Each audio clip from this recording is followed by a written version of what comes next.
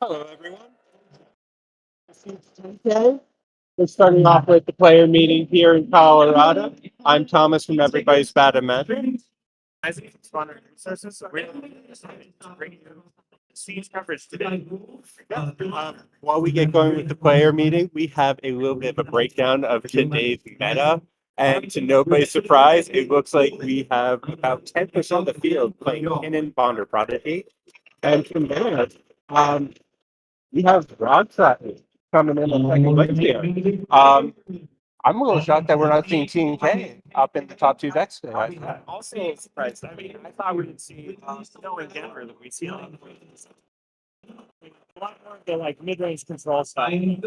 But we see that a decent number of the field is definitely attempting to push under. We have a lot of like the early creature combos you'll see in fourth place as well. We have, I'm assuming that's Rogers as well. Down there. Okay. So let's see if we can. Oh no, I was incorrect. So Rockside is actually the fourth deck with 13 pilots and 4% of the field. We were looking at.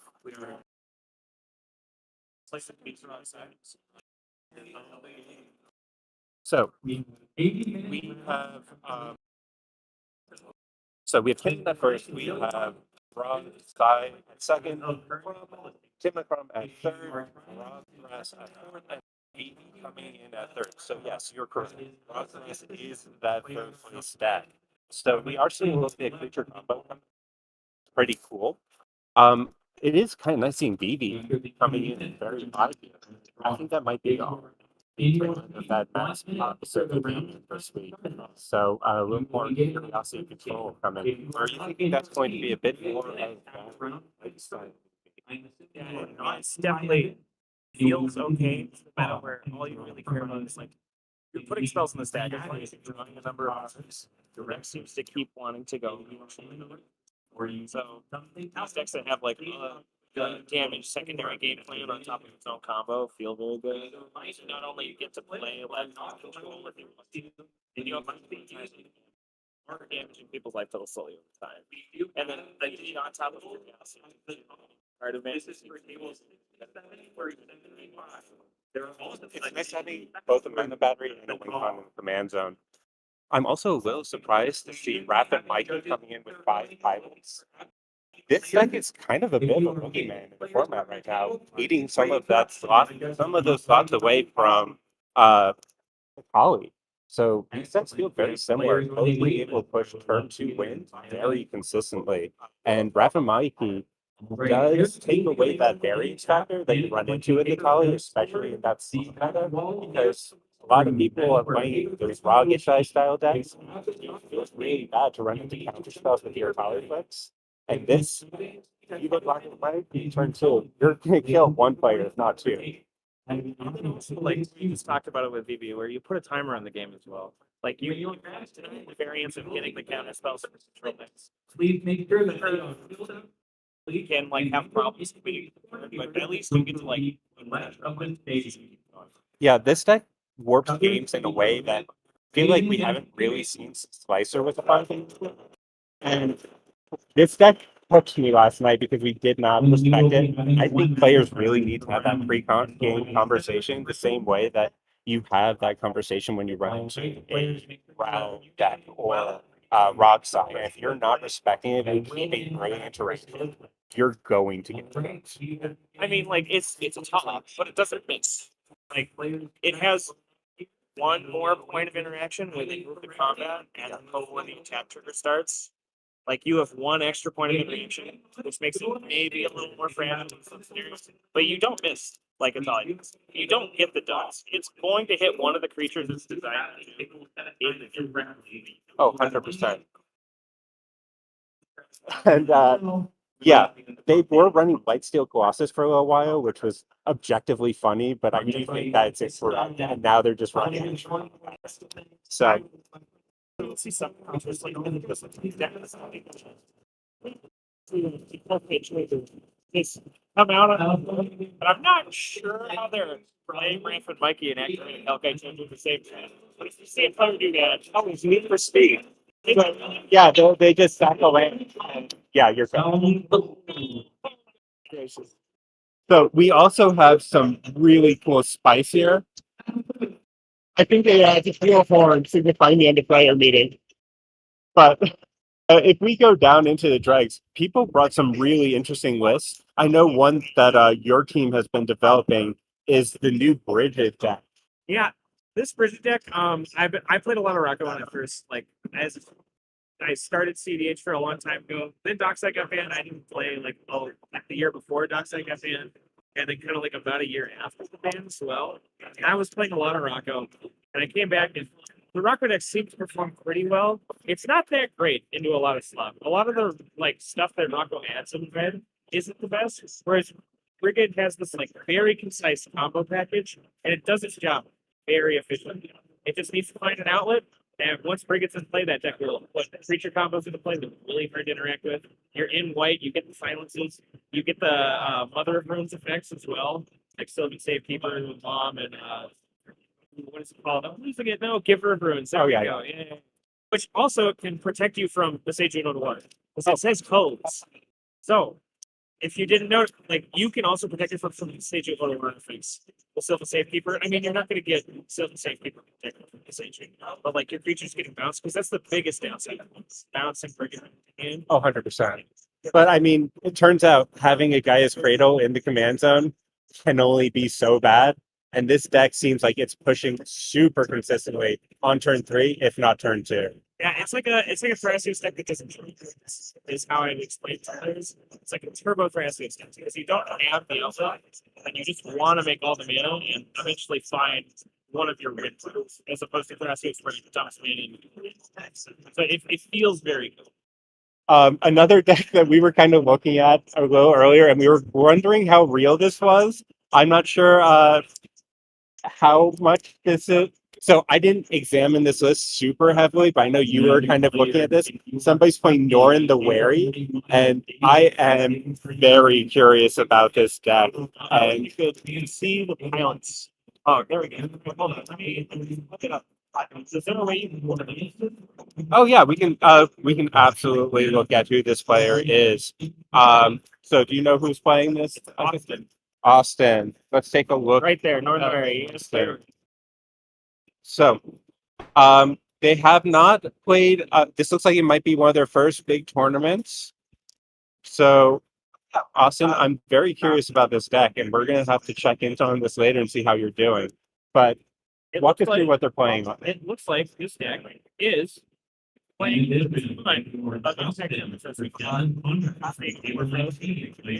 deck looks like it's resolving a Norin and then taking advantage of all of the ETBs. I see Rose's Treasure. This card is incredible. The kind of damage doublers. So this deck is Impact Tremors not that. It is resolving a Norin and then putting really, really cool effects that damage you every time creature enters play. We're all the way on Warstorm Search. We started 6 mana. We have every Impact Tremors effect in the deck in the format. We have every ETB doubler we can possibly play, every cost reducer, every way to put creatures into play. This deck looks incredible. And a ton of free spells. This deck is sweet. I am super excited to see this deck play. It just puts a timer on the game. And like Norin, we saw it when we did the All Partner. Yeah. Norin and Candlekeep Sage, the All Partner event, where the deck just drew cards over the turn cycle 6 to 8, depending on who played what. And this deck looks to be doing more or less that same game plan, but it's just doing damage. You have a timer. You're taking depending on the damage, depending on the damage outlet and the damage doubler, maybe somewhere between 2 to potentially 12 damage just every time anyone plays anything. Yeah. So you have potentially 4 spells before you die, and one of them has to answer. And it can't be Norin because Norin disappears when the card gets cast. And shout out Jason and Jay. They absolutely cooked that event. I played one game against Jay where he dumped his hand, cracked an LED, turn 1, and by the time it got back around to him, he had to discard the hand size. Absolutely disgusting. I had that happen that was my winning it. I played against Jason in my winning it. I played against Jay in round 2 and we tied that game because I played against Pushing playing Ralph. Which has the search for glyphs on the backside, and like Ral that just refills his hand. We forced a draw that game because there was no way we were winning through Ral. Awesome. So it looks like for our first feature match today, we have Mia from the Nitpicking Nerds playing TNK. So that's pretty exciting to have them show up for our tournament. Brad will just flash that on the screen for us. I thought that they were a what's the Mardu demon deck? I forgot their name. Talia? Talia the Bath. Yeah, I thought that was the deck that they were playing, but I guess they're on Blue Farm these days, so contributing to those numbers. I mean, you'll see players do that, or sometimes if they want to branch out a little bit in the tournament events, they'll. Blue Farm isn't a bad space. Talia is already doing like kind of that attacking game plan, so very similar to kind of like Kirby, they just draw cards instead of creatures. They play along kind of a similar axis, I guess. The game plans are different, but the strategy as to accrue value is common. So why would you not play a control deck that just accrues value through combat as well? Like you're used to playing a deck that accrues value through combat. Why not play the control deck that's better? 100%. And as somebody who plays a lot of fringe decks, I do strongly believe that everybody should put in their 20 to 50 games on each of the meta decks, because at the very least, you should know how to beat the best decks in the format. Even though it's maybe a little more fun to play your dogs. I would agree. If I haven't been steering clear of farm, I think I don't think I've played that deck since before before we had breaching. That's fair. That deck was much different back then. It was just weird creatures that eventually. But yeah, it's really cool to see. I think a notable thing as well, we have a lot of Sisay. So 11 pilots and Sisay with the captain. This is probably just 4 different decks. Like let's not lie to ourselves about what these decks are. We're gonna see a lot of different stuff, I think. Yeah, it's just like Rockfast. So there's multiple builds, there's Clam Chowder, there's just good stuff. Tutor Chain, whatever the heck Josh is gonna be playing. I assume some Jeskai Ascendancy nonsense. Yeah, I think it's like a stack. I don't know. I'm looking online at a lot of decks every time because I re-look at Sisay for like every 3 months. So I have a really fancy one. Like, it's a 5-color deck. I'm going to try it out. I get bored of Monster eventually. So I'm like, let's go to a 5-color one. And then I look at Sisay and I'm like, okay, what am I supposed to be doing? Half of like, chunk of these decks are playing all the planeswalkers. Some of them are still on nickel below. You know what I mean? I've seen a lot more Sisay kind of shift away to where it's like Teferi valued planeswalkers as well. So they're a little less of a planeswalker chain. And we shifted to 9 loops. Which is objectively probably correct. But you want to win on top of the stack, right? Yeah. Planeswalkers don't activate speed. They sure don't. I built a version of Sisay that was actually just Aang, Appa, and Dakarla. It was absolute garbage. But it was a lot of fun to play. And Sisay's just so versatile. You can kind of do whatever you want. When it didn't think it did think. It sure did. Super hard to interact with. 3 creatures, different. Yeah. Yeah, and that's another thing. We'll highlight we talked about Rograk Chronosaurus being so high as well. This deck is also here in Denver. I think there are 3 or 4 builds of this deck. Scaling from you are playing bare minimum interaction suites and as low to the ground as possible, as many of the free rocks, and you're trying to push on turn 3 if you can, and then relying on Thrasios as your metagame, mid-game, late-game battery to get you there. We're all the way on the other spectrum of Austin is playing basically raw gift shy with Thrasios in the command zone. It's Heartwood Storyteller deck, let's be honest. I hope at some point today we get a Heartwood Storyteller on screen just to watch the chaos of these. Yeah, that's going to be a welcome to Denver moment for sure. Yes. But yeah, Broadcast is such a versatile deck. I'm hoping that we see somebody playing a polymorph version of this deck at some point. The original version. I feel like Prismari is such a powerful card that it deserves to be seen in our format, but it can't really be a commander. So you got to find ways to get it out there. Scion of the Ur Dragon's been running it, and it is just gross. That's another good incentive. I don't see that many pilots. I'm hoping to see maybe one of those as we get into the later rounds. I played against one last night, and they had a really rough game.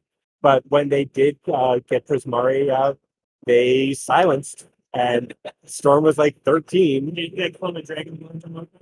Oh no, they just played silence after they binned the Prismari, Yeah. and we were able to force a draw off of that. So, turns out Cope Farm's a good deck when it's drawing 40 something cards. I agree. I think that's another thing we're seeing too with Tim McCrom is and I know Matt Hayes is here. Yeah. One recently with Necropotentless Blue Farm. Yeah, congrats to Matt Hayes, by the way, for taking down D-Grid. Yeah. That I know he visited Denver, I think like it was a month and a half or so back as well. I got to play in that top 4 game with him. And that game was just like I think we fought somewhere on turn 3 and I think that it carried until the shopkeeper told the rest we did at some point after that. So yeah, we're sitting there with a giant stack. And congrats to Matt. He got in first seat and he navigated very well to the point. Yeah. But yeah, this version of farm that just doesn't push, it just sits behind engines is really, really cool. Yeah. And it's really just showing how versatile the model is right now because even Farm has various viable builds at the moment. I'm sure we're going to see various turbo farm lists out here, as well as, like you said, co-farm or a control farm. So it's good to see that it's not just the same 99 cards that kind of was the meta this time last year. That's like a thing that people were worried about as well. Like as CDH goes on, this time last year we were worried that we were getting to like the end, like decks were being solved, and we weren't sure if new cards would be introduced into the meta. And then of course we got Final Fantasy, which flooded just incredible amounts. Like we got BB, we got Scroll, we got Terra, several more decks that I can't think of off the top of my head. Oh, absolutely. And then like they just like Wizards has done a good job as well. Printing cards that like they aren't strictly better than new cards, but they offer you another 100%. And I do think that in the past calendar year, or not calendar year, but 365, Green got such a big shot in the arm through Talkir, through Avatar, and just having Green become not just the worst color in Magic has really diversified the meta. Getting things like Nature's Rhythm, Badger Molka has really helped out making decks like Rog Thrash much stronger. Yeah, I agree. Cabin's machine as well. Like Cabin, that mana battery that just helps in fights as well. That card really just now you have to like do them. It's not as good as I'm not gonna lie. No, but it's usually one of my first targets for a tutor. It's a green creature tutorable live thing. Yeah. That gives you mana in the fights. So you're like the green decks are now allowed to play on the stack even better. You haven't big hitting if you want to play on the stack if you want to. I mean, if you were an enterprising individual, you could Nature's Rhythm for a cabbage merchant and then harmonize it for your hardwood storyteller. That's true. That's a green draw engine creature for 3 mana and a green mana engine for 3 mana. Like that, and Nature's Rhythm itself just oh my goodness, having a 2-card tutor on a single card that is spell seekerable. Like it's not that big of a mana cost.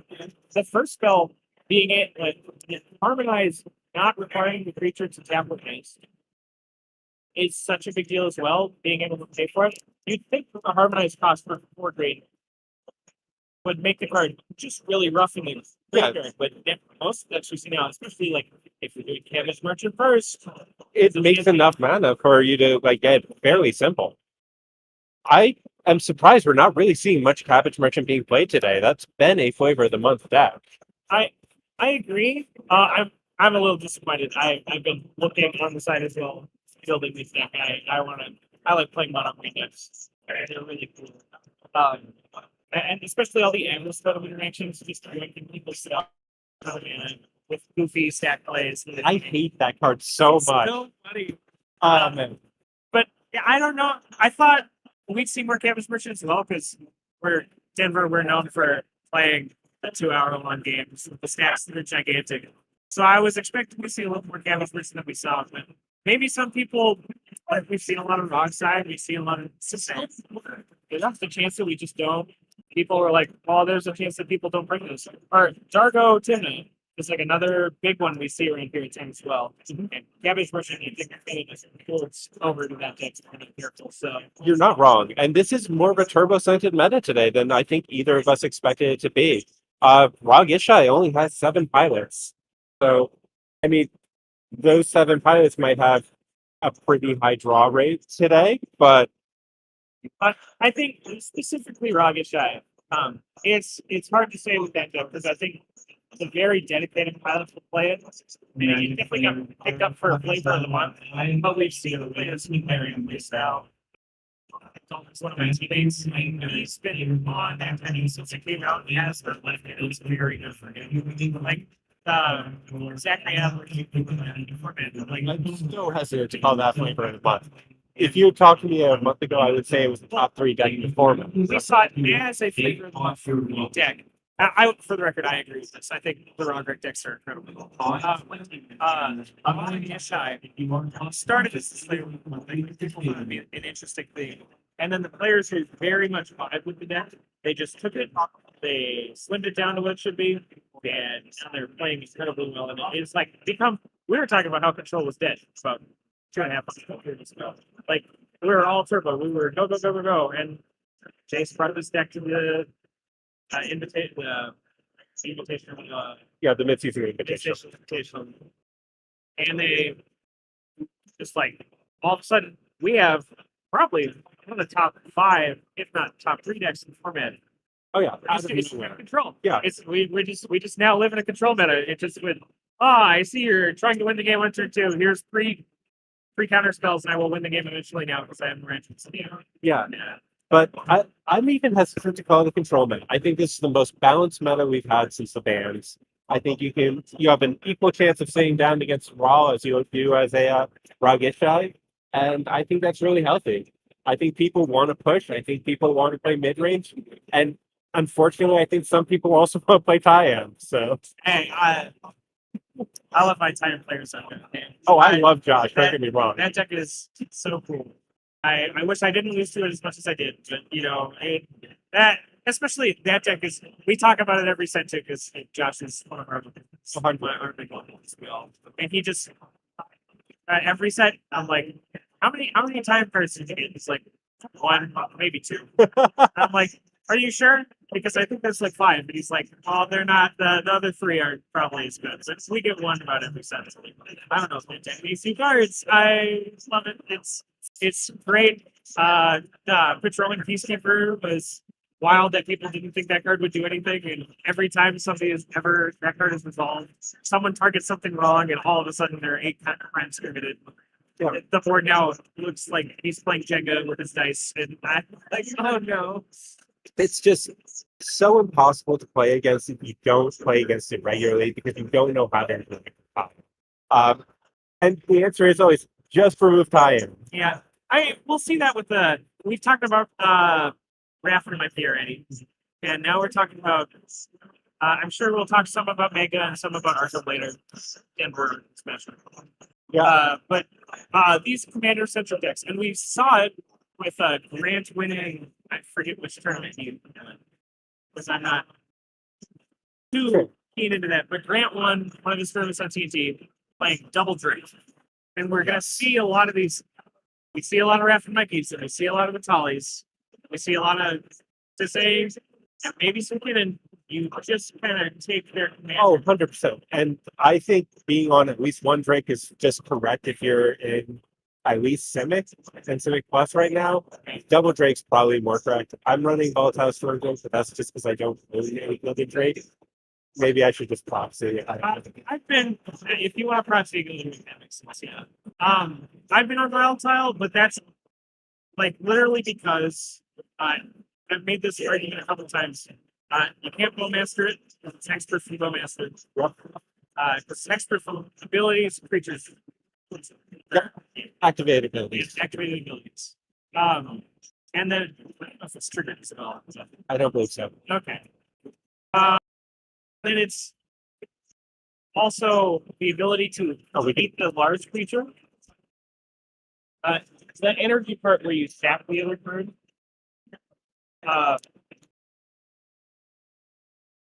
Is very important in some of the decks that play it. Being able to, and this is my argument every time somebody asks why I'm on volatile and not killed it. I play a lot of rock gas. For those of you who aren't aware, I'm just talking about decks that play a ton, not prefacing them at all.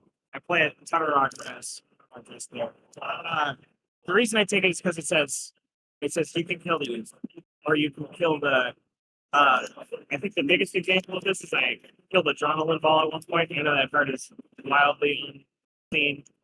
That card just says, "Please stop doing your things." It's like the ability to kill the hover components, leave the hover to be kill the seed using, leave the seed using delay. It turns out it's relevant. It is a spell. And my deck, I've been playing another Gracias deck, but with Kadama, it's just so ice cold to get in, and having that short break just feels so good against a bad matchup. I agree. The other thing I've been liking about Storm Drake is it just feel like Gilded Drake does the same thing for the record, but the only thing people's bad one type of ratings is probably the funniest thing. Oh my goodness, that's hilarious. Yeah, it does that thing. If you don't have a Cradle Tutor and you're playing against another Cradle deck, sometimes tutoring for a Drake is just enough. Next time that card is a creature. All right, it looks like we might be starting round one here shortly. So. Let's see. Let's see if I can find this game. So, you know who our players are?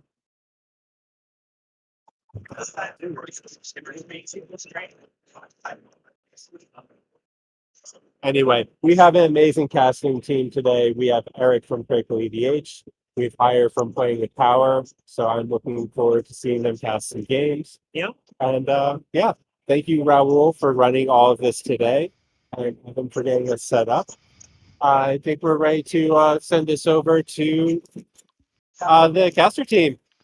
Come on, Take care, come guys. on in. Yeah, get over here! Get over here! So excited. Oh my gosh. We are here. It is time for us to be in the siege. You excited? Oh my God! There's 10K. There's at least that many people. The vibes are super duper high. The energy is so palpable. We were just listening to Thomas and Isaac over at our analyst table talk about it. But I love to see some of the format staples like Kinnan and Rock Thrash show up. We're going to see them in some of the pod coming up. But also to see some decks like Ralph and Mikey or a Norin the Wary. If I saw a list like that in the pod, I'd be wary because it's not something you see every day. No. And like we were looking at like the one ofs in this deck. Listen, there's obviously your Zerdas, right? There's a Najila, there's a Derevi, but there's also like, Jacob Hauken. Oh, yeah. There's Rasputin. We got a Joyra. We got an Ashland. We got Plagon. Yeah. But really, I want to just say that Silverquill. Yeah. Come Come on. There's a Ratadrabic. There's a Ratadrabic. Cool. I also love the way that play styles often have to like morph and adapt around the commander. Because if you're playing something like Silver Quill, you better have a Silver Tongue if you're going to go against pods like the one that we're going to be bringing for you today. This pod is going to have Mia from the Nitpicking Nerds. I don't know about you, but I personally have to thank them for at least $60 that they have made me off of their TikTok saying, if this is in your bulk, go take it to your game store. Boom. Shout out to them for that. Yeah. And the fact that Displacerkin has like quadruple in price since I got it. But also in this pod, we've got the Tried and True. We've got some Blue Farm. We've got some potentially semi-blue with 2 Rock Thrash. Just kidding. They're both relatively stock lists. Yeah. But then the spiciest thing we have is in seat 1, we have a Master of Keys. And something that I love about this list is that in CNH of yesteryear, we talked about how Esper was the color wedge that ruled our format. Tivit used to be one of the biggest flying baddies around. But I feel like in the modern meta, we start to see is it kind of like eating at it? And even Grixis, which was also considered one of the strongest, is now having to find ways of keeping up with Rog Ishai or these faster like Gruul dedicated lists like Itali or Ralph and Mikey. So I love the idea of this kind of like, old, king versus the kind of like young buck versus I just love Yeah. I have seen the fall off. I think historically it was really close because you got all these tools. There was a mainline. Tools are half the battle, right? A lot of these core wipes and the ability to control things. Huge thing. Now we're in the mid-range. Played mine, but it was so risky. Yeah, I got one land. I'm risky. Oh no, man. I just don't go anywhere, I've seen better. bring up Toxic Dave as well. Back in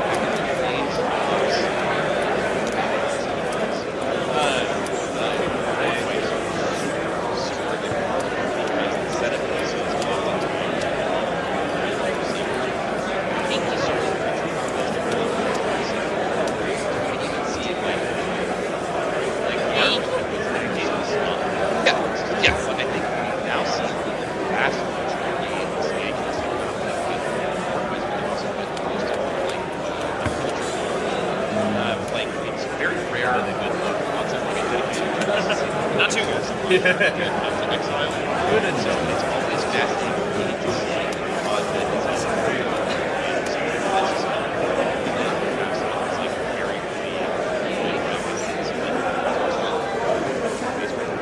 how the mod is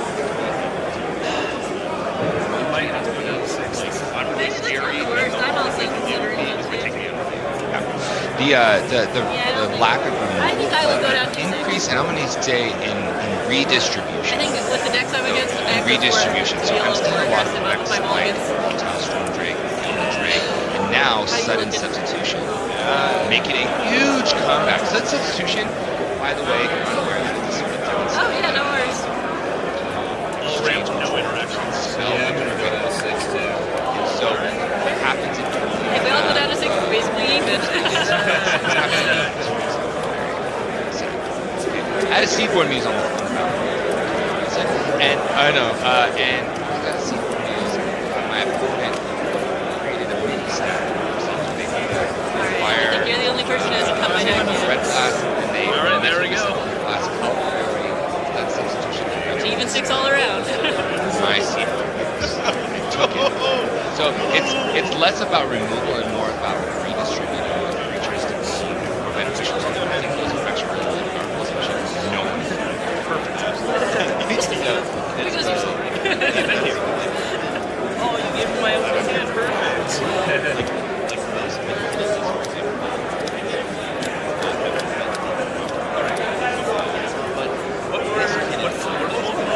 So you'd still draw 7, and then you just put 1 to the bottom. This is a Realm Reborn. Let me go ahead and pull that up for you guys. Focus, for those who don't know, it literally gives all permanents you control add 1 mana of any color. And so when I see cards like this, it lets me know that I want to be looking for some big mana stuff. We were talking about Displacer Kitten. They're on that as well. That is just not normal. No.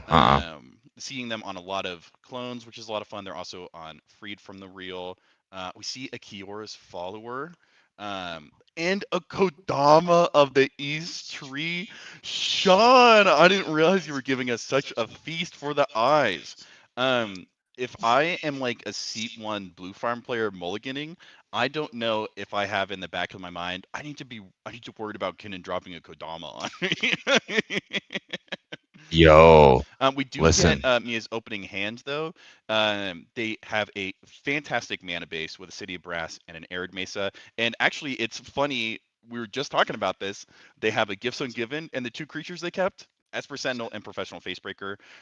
This is something you love to see out of blue farm players. they are going to be able to go the distance with this hand accruing value. But also, if they get lucky with a few rituals, we might be able to see a Gifts Ungiven line come out as early as end of turn 2 or early turn 3. You guys may also have noticed that we have a Krakashima list down in the bottom third. For those who have not seen this list in action, Hire, talk to us a little bit about what this Is It Baddie is bringing to the table. Right. So Krakashima is, we want to cast spells and flip coins. That's all we want to do. Kark being the main guy that says whenever you cast a spell, you can create a copy of that spell. In addition to that, it is a 50-50 chance that it actually works because you have to flip a coin, and if you win, you create a copy, and if you lose, you bounce the card back to your hand. And that can be a big challenge because a lot of the time you don't want your Kark to be a stacks piece, and that's where Sakashima comes in, because when you copy your clone, you get that trigger twice, and then the deck runs a lot of spells that say you can try again. So Kark's Thumb's another one, right? So and you keep doing that. You keep doing more and more ways to copy your spells, and then you run a bunch of spells that you just can cast for free forever.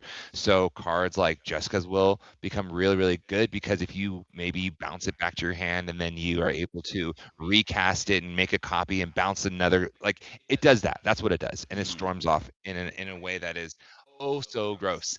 But overall, it's a really cool deck. You have to be mindful of your time. Oh yeah. That is one of those decks that, because there's so many triggers, it's easy for the deck to find itself in a space where it doesn't have enough time to finish its line before time and round ends.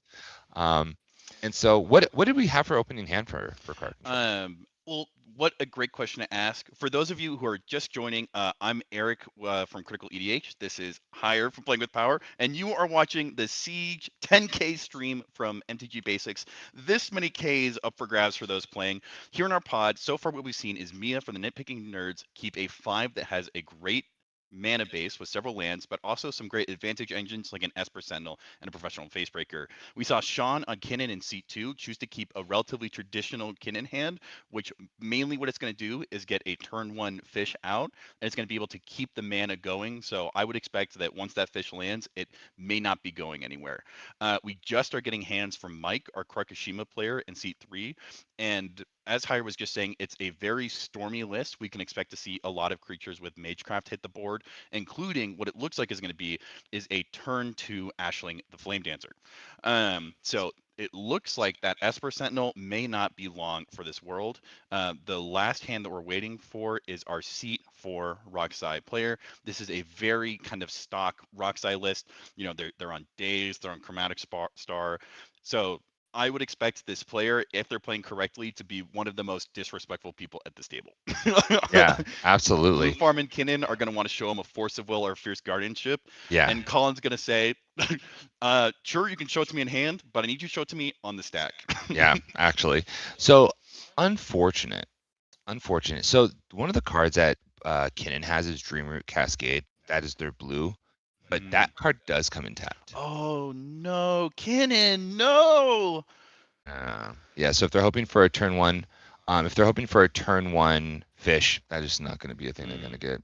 Unfortunately. I mean, I guess they do have enough lands that they'll be able to tap land into second land, Beseiju, Arcane Signet, Fish. But that does mean they're going to miss out on at least what I would expect to be a Mana Vault coming down from the Krakashima player. And then there are few lists that I would expect to come storming out the gate with a bunch of non-creature spells than Rogrek and Silas Wren. Yeah. The fact that Ashling is in the opening hand, the Ashling is a terrifying deck in a pod with Kinnan, because Ashling keeps board wiping. Oh yeah. Does not stop board wiping. This card is so good at this, and because it has Magecraft, it keeps triggering. All you do is you go the way I probably would run this is I'm gonna run out the Ashling before I run out Krark. Oh yeah. And it's so good. It's so good. It's very difficult to deal with, and something that me and Hire were talking about before the stream started, but I want to loop you guys in on as well. Is Hire was talking to me about the importance of, oftentimes we talk about CDH as like a 1v3, kind of like rotating, like and I think we talk about that to try and infer and clue people into the political nature of playing, and you're trying to like make all these social deals to be the get the last, and you know, you're not the one saying et tu blue farm. But you were making the argument, and I would love to hear you talk a little bit more about this, especially in regards to the Ashling, is the idea that it's very important to not just view it as 1v3, but 100 cards versus 300 Just cards. 300 cards. Yeah.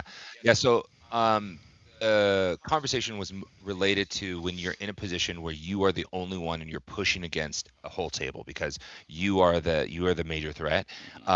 Being able to take away your opponent's resources and utilize the idea that they have 300 cards against your 100 and their 300 cards are going to beat your 100 cards. So you need to start focusing on what players have access to make their 100 cards that they have individually worse. So making sure the person doesn't have a wrist stick, making sure the person doesn't have the mana to be able to use their set of cards that they have access to.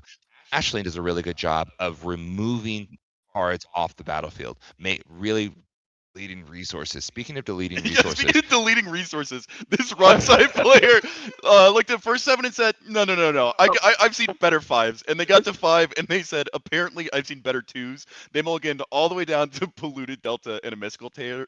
They're wishing each other luck. I'd be reserving my luck for 4 Listen, I know you misspoke when you said mystical tutor. You said mystical tater, but I'm Oh. going to utilize that forever now. Mystical Tater. Mystical tater. Mystical Tater. Can I see a mystical tater on the stack? I'm going to cast the blue instant birth from Idaho herself.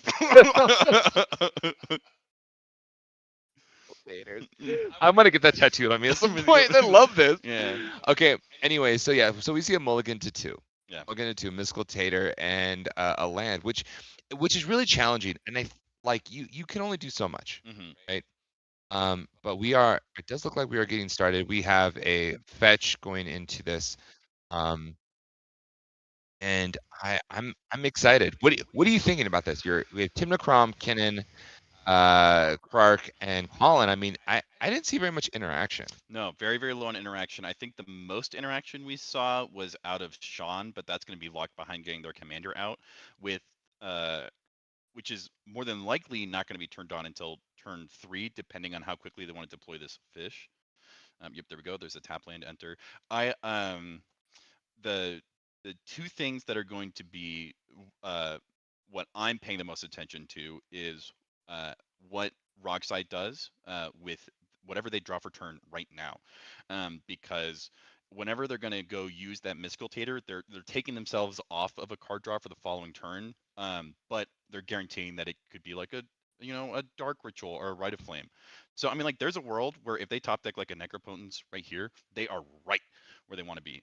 But also there's a world where if they hit like a LED, they're probably going to have to wait and develop a little bit later than they would prefer, and that's going to give Mia time to kind of slowly but surely start applying a chokehold to the pod, because with the Esper Sentinel now, they're going to have more cards than everyone else, and once they can get the professional Facebreaker out, they're going to have more mana too. Yeah. Yeah, Esper Sentinel, I think in this situation is the best thing that could ever happen. I feel like it's just this permanent draw engine. You're on the play. You're trying to really just get a better 7, because that first 7 that Blue Forms has wasn't the greatest.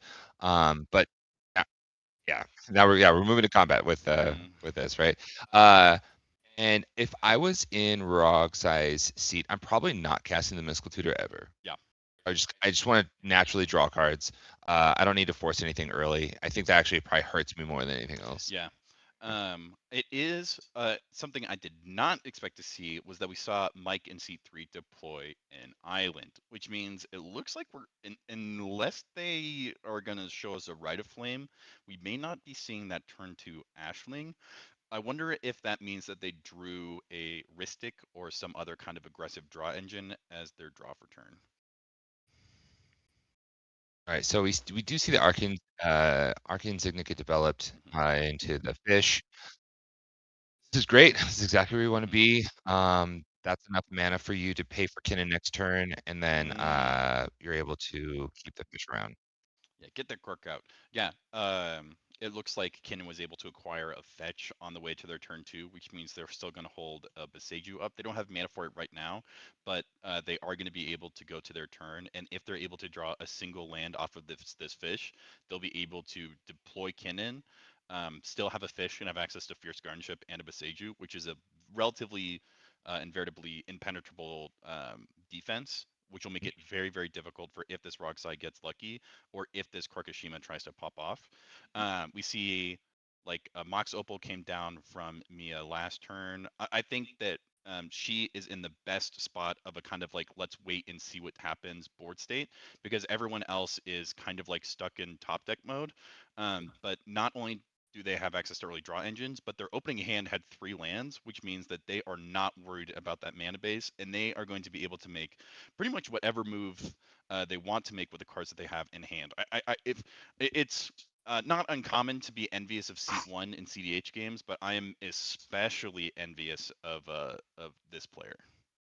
Yeah, I think C1 is in a great spot. I don't know. I think right now I'm probably, depending on what they've drawn, I'm probably just casting Timna, Yeah. going to combat, trying to get in, hitting. This is extra card draws for free, and you're not feeding the fish at all. I might be tempted to do Facebreaker first, just so that my Mopal's online, but also I don't know what interaction they're working with right now in this moment. I do think Timna would also be great, because then you have access to like Deflecting Swat and Fierce, which is so good. I guess you have to think about what you value more, card draw or mana resources. Yeah. Yeah, and you're right on it. Talk to me about, let's say, you're a Kinnan pilot and you've played a lot of CDH. If you're in seat 2 higher, what is it that's going through your brain right now? What kind of like thoughts are you having? What assessments are going to be at the top of your mind of like, I'm going to make sure I'm paying attention to these details? Yeah, I guess right now, based on what Kinnan has in hand, Kinnan needs to come on the battlefield. Like that is the 100% what has to happen. And then my resources need to increase. I need to get. Did they draw? I don't know if they drew for turn. Paid for fish.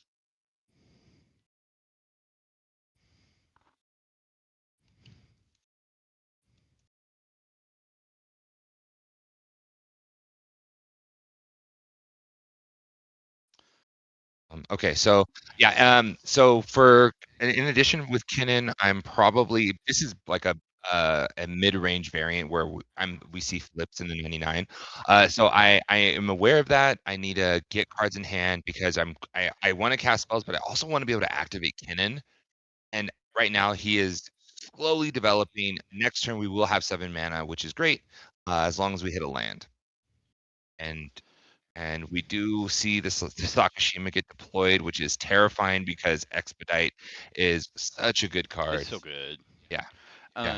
And just like you said, Sakashima is critical to this list because it prevents one of your commanders from being your own personal stacks piece. It also is a good way of kind of like testing the waters to see what the pod has access to. Because while there are draw engines on board, like blue farm is off mana right now, and there's only going to be so many resources that this Kinnan is able to deploy against you. And so more than likely, if they had the ability to like hit your Krark in response to the cast of Shakashima, this is where we would have seen it. And so now they're kind of in that kind of gambly mode that we would expect to see from a Karkashima of we're going to see a lot of triggers hit the stack. And if I'm Mike, I want to see a lot of cards in hand and a lot of mana on board. So they're going to be looking for a Harmonic Prodigy or a Tavern Scoundrel, or you talked about Crux them earlier. There are these kind of like traditionally off meta cards, but their synergy with both of your commanders are so potent that if they can land any of those, trigger doublers or payoffs for when you win coin flips, they have it made in the shade. Yeah. And also, unfortunately for this pod, cards that are like Crux Thumb is like, that is the number one, like, oh, we're gonna have more things. But when you are doing all of this into a fish, you are taking the biggest gamble when you can't automatically defend it. We saw no interaction in Krark's hand initially.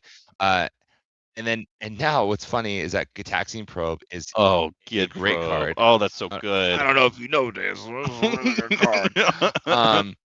But if he does not find a way to either get rid of the Mystic Remora or get rid of Kinnan, he's gonna really struggle to continue doing this because Sean's just gonna have more and more interaction. Mhm. And we do have a Gitaxian Probe that is on the stack, and it's gonna get bounced to hand. What's funny is that I'm gonna recast it for free. Yeah. Um, and so if it bounces to hand, copies, great. So now we're just worried about him keep recasting him drawing cards for Sean. Yeah, it is one of the consequences that comes with the value engine like Krark, like Sakashima, into more traditional value engines that we see deployed from a blue farm or cannon, which, once again, for those just joining, represents 10% of the meta share of this tournament, which is a 10K tournament in Colorado. Super excited to see a lot of locals show up, but we also get some people from out of town. Mia, for instance, from the Nitpicking Nerds, love their stuff. But being an off-kilter value engine, like casting Git Probe 10 times in one turn, while it is very nice that you can essentially do the world's weirdest ad nod and is it, just like you said, you are propelling yourself forward in a way where you also have a bungee cord connected to the Simic player right before you. And so while you may be drawing a card off of this Git Probe, that fish is definitely drawing a card off this Git Probe. So yeah, you got to be careful. Tread lightly, is it, players? Tread lightly. But we've been talking a lot about what our thoughts are. Let's kind of get an ear on what's going on at the table. Sounds good to me.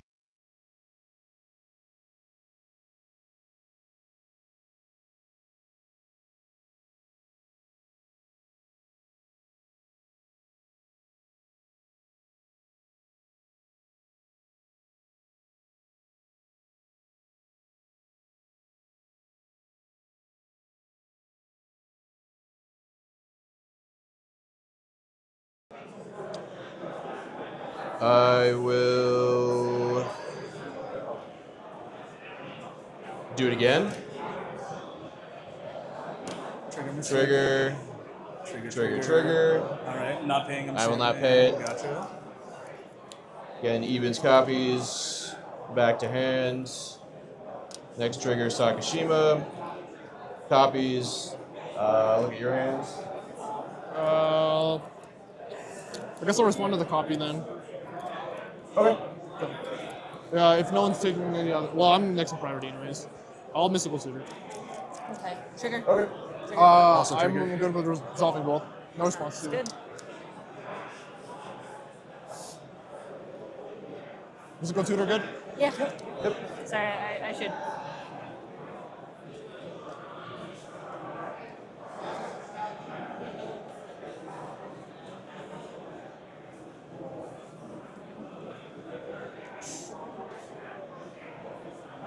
So yeah, apologies for No. doing a lot of things. It's what your deck does. It's We're not Spark worried. Sakashima.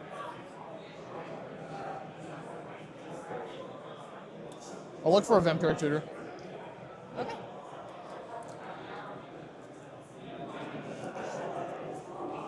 And then I'm good to resolve the Git Probe. Okay, So, sorry, go ahead. okay. Yeah, go ahead. All right. Okay. Yeah, about what I expected from a CEDH game with everyone's hands.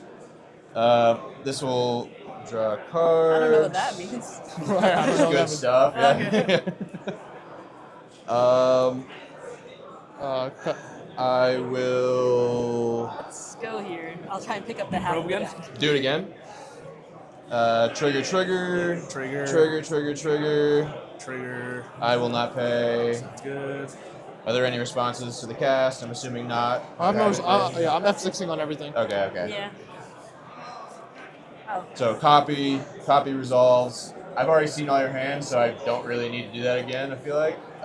So I'll say I looked at your hand, but I've already looked at it, so I'll draw.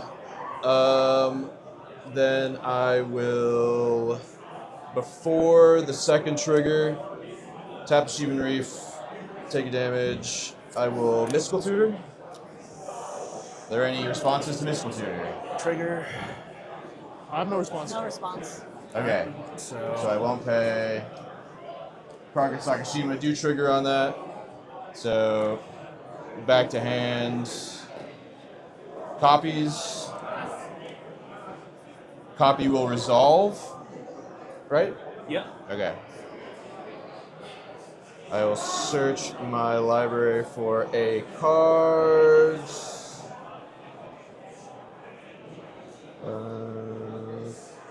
Let's see.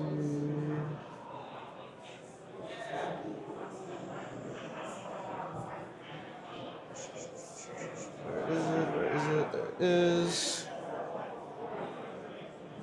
And I will shuffle. How are you looking after fish draws? I'd say okay. Nothing too crazy, but That's fair, that's fair.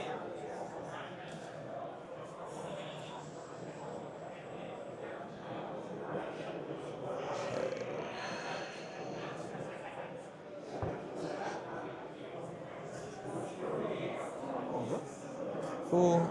This will go on top. And then I still have this went back to my hand, I believe, right? Is that accurate? Okay, so I have the Sakashima resolution. Gotcha. Okay. Okay, so I still had to yeah, okay. Yeah, okay. Oh man, I need. We're gonna do it again. let's see. Trigger. Gotcha. Fish. Draw. Copies. I'll look at. Well, I guess your hand has been growing.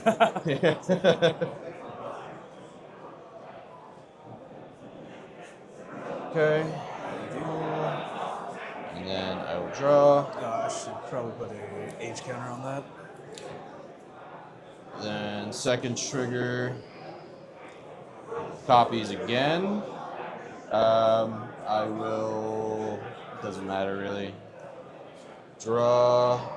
Then this will go to the bin actually. So no more. No more of that.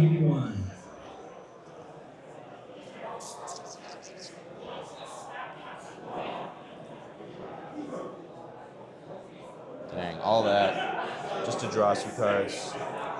Play Mox Diamond. Trigger the fish. Will not pay. A lot of value out of that one, Mr. Yeah. Gamora. Glad I kept it. The little fish I could.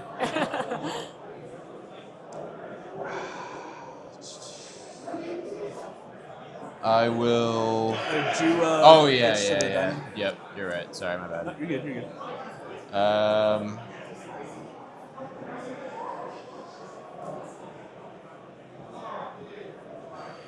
I'm going to tap 2 for a blue and a red. I'll cast Brain Freeze. Are there any responses to Brain Freeze? Trigger the fish. What's your storm count? 7. Storm count is 7. So you're gonna do 24 cards. Trigger the fish. I will not pay. No responses. I need let him look first. Well, what are you declaring the target with Brain Freeze? The first one. The original. Yeah, the original spell for the first 3 cards, I will target.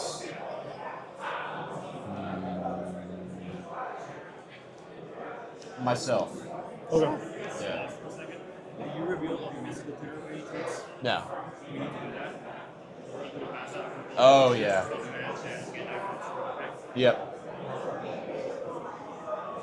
What's going on? I'm sorry. He did Yeah. reveal all Sorry. the Yeah. mystical tutor. Just as well. Just as Oh, well. okay. Gotcha. Sorry. My bad. No worries. No, I mean we all didn't catch it either. Yeah, It's that's good. fine. It's good. It's good. It's good. Wait, sorry. Yeah. How are you looking? Because You're the only one responding here. Yeah. How do we feel about Brain Freeze?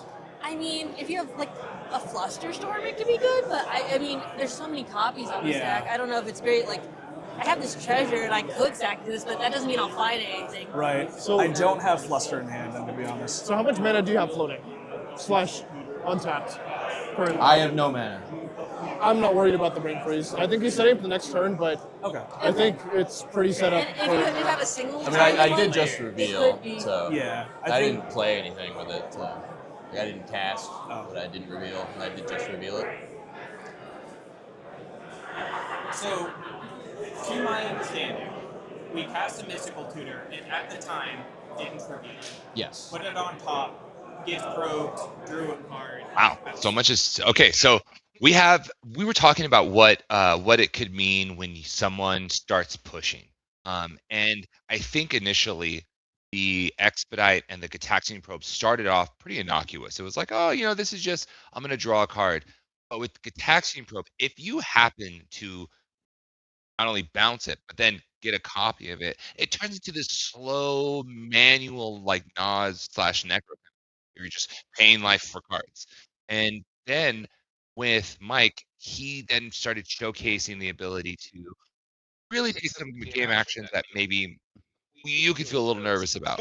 Like a brain freeze. Right? Brain freeze could do that, especially after he stormed a little bit. But the big thing about this move is that Mike has now drawn Sean a lot of cards. So many cards. He is assembling Exodia. And I worry when I'm in a pod, like, okay, we've given Sean so many cards. Mia and Colin are not really threat assessing Sean to be someone who is in a winning position. Mhm. And they really should be. Yeah, there's no second place in CEDH. And so when a player like Mike is manually storming off, they are on a razor's edge. If they don't bounce the Git Pro back to hand in any one of these previous casts that we saw, the line basically stops right there. But also, they're a player who very clearly, based off their play pattern, is like, I'm at this table. There's 4 players, but I'm walking away with 5 points. And so if you're in like seat 1 or 2, I think it's very, very important to remember that, like, yes, it's important to stop this player, but it's important to stop the next player and the next player and make sure that no one has anything to stop me. And so if I'm in seat 1, while I am somewhat bolstered by the idea that there's a Simic player right to my left who is going to be able to help me stop this Izzet player, at the end of the day, how many silences is it going to take to stop them from landing Basalt on their turn? And so whether I am the Mike who is Git probes them like 4 or 5 times, or if I'm the rock side player who needs to make sure that whatever I get off the vamp tutor that I'm going to be drawing for turn resolves, I think this is a great example of we're seeing one player use like a lot of cards, and some other players maybe need to use some words a little bit. But it's great that there was a judge call. Sylvan jumped in. They're a fantastic local judge. Something I've seen playing in tournaments, something that I've seen watching tournaments, is the importance of judge staff in regulating and making sure that the board state is kept like crystal clear, very like hygienic board state. Because I believe you actually have judged at tournaments before. Because last fishbowl, I believe you were wearing you were Wearing my judge hat. Yeah, Yeah. yeah. Judges are the line of defense, right? And I mentioned this earlier. Krark's Lakshima is a deck that is notorious for its triggers, right? Yep. Being able to keep track of them and moving at a reasonable speed of gameplay is really critical for this deck. Mhm. It's really easy to get a time violation. Oh, with yeah. this, right? Oh, slow yeah. play. Oh, no, I'm just trying to manage my triggers. Remember, I'm Mhm. trigger. And so when we are looking at these kind of pods, it's easy to lose stuff and it's easy for them to misplay, Mhm. right? Like, oh, move a little too fast. You have a Gataxian probe. You're just drawing cards. What happens if you draw one too many? Yep. Right? Oh, game rules violation. Yeah. Dang it. Yeah. Did it again. Yeah. I only rolled 1 dice and used it to resolve both triggers instead of rolling separately, or I didn't declare which order they were going on the stack, or all sorts of things that, like, especially as opponents, as we are continuing as players to experience kind of like the growing pains as we play more and more tournaments and we're in more and more like higher stakes games. As an opponent, if I see as a player, if I see my opponent make a mistake, I want to make sure that a judge gets there right then. Because if it doesn't get resolved till later or doesn't get brought up, now we'll have to rewind board states. We'll have to stop everything. My train of thought is going to be kind of like fractured. And with so many triggers going on the stack, I want to make sure that I'm able to be as focused as possible. And I'm not going to win this game because, Karkashima misplays. I'm going to win because I played my ass off. And so that means that, like, if I see like a trigger, or that someone's like taking a little bit slow, I just want to make sure that the judge is there, not only to make sure that they're playing their best, but that I'm able to play my best, and that's what decides the game. Yeah. And while they're trying to figure out the judge call, I do want to shout out our sponsors. Oh yeah. Yeah. We have F6. Oh man. By the way, best thing. So good, so good. uh, People talk about, Worldly Tutor and Mystical Tutor, but if you want to talk about game changers, you want to be talking about F6. They, the energy that they bring to tournaments, as well as like the phone chargers and the ibuprofen and the playmats. And I've seen so many people run up and grab a raw Ishai list because they wanted to play like Firestorm and they're like a Tali list or something like that. And so not only are they helping support the stream, but they also help support the community. We've also got Eldrazi.dev. We've got a lot of lists on screen right here that demands that you goldfish them before bringing them to a tournament. And the tools offered by Eldrazi.dev when it comes to like mulliganing and things like fetches or adnons or necropotents or coin flips are so easy, and it lets you get to the heart of where you need to improve as a player before anything else. And they've also helped put together a lot of this stream tool, along with some help from Evan as well. So huge shout out to them. Before we go to the next, we do have a resolved brain freeze. Whoa. Okay, so really good. This is 24 cards. This is the setup for the next turn. If Arc Sakshima gets a next turn, this is the game plan. Yeah. Now they might have a way to go for it now. I don't see it. Be very surprised. Yeah, that'd be it. Yeah. But shout out to F6 and Eldrazi Dev. We do have Mage's Sanctum. Love seeing them. Yeah.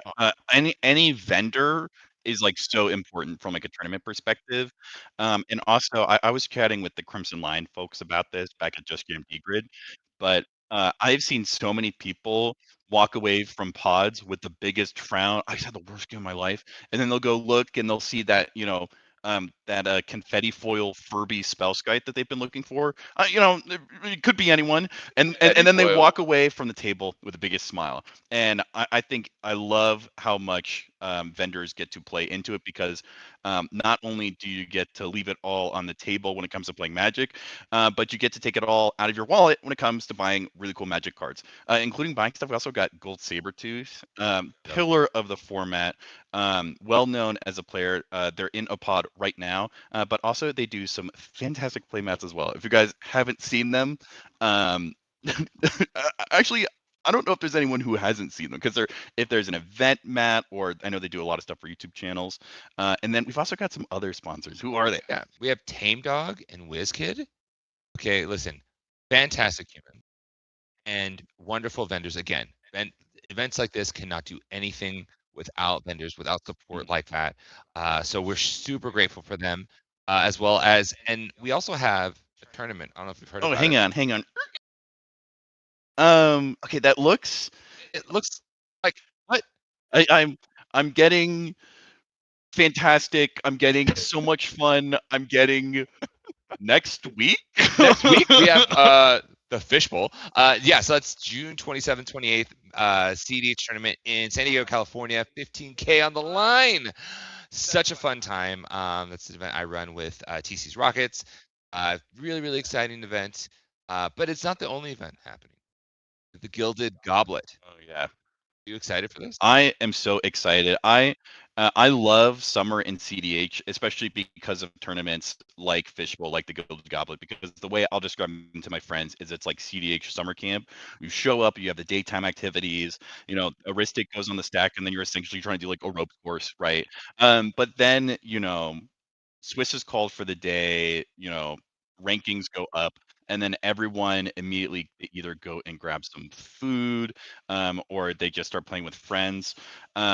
And so yeah, both tournaments Correction. like this, but also Gilded Goblet, they do proxies, right? Gilded Goblet does proxies. Yeah. Proxies, Yeah. gotcha. Yeah, because I believe that is I've heard of them the most from Bite-Sized Magic, and I believe their big thing is that instead of your proxies showing up 3 months from now, what if they showed up 3 days from now?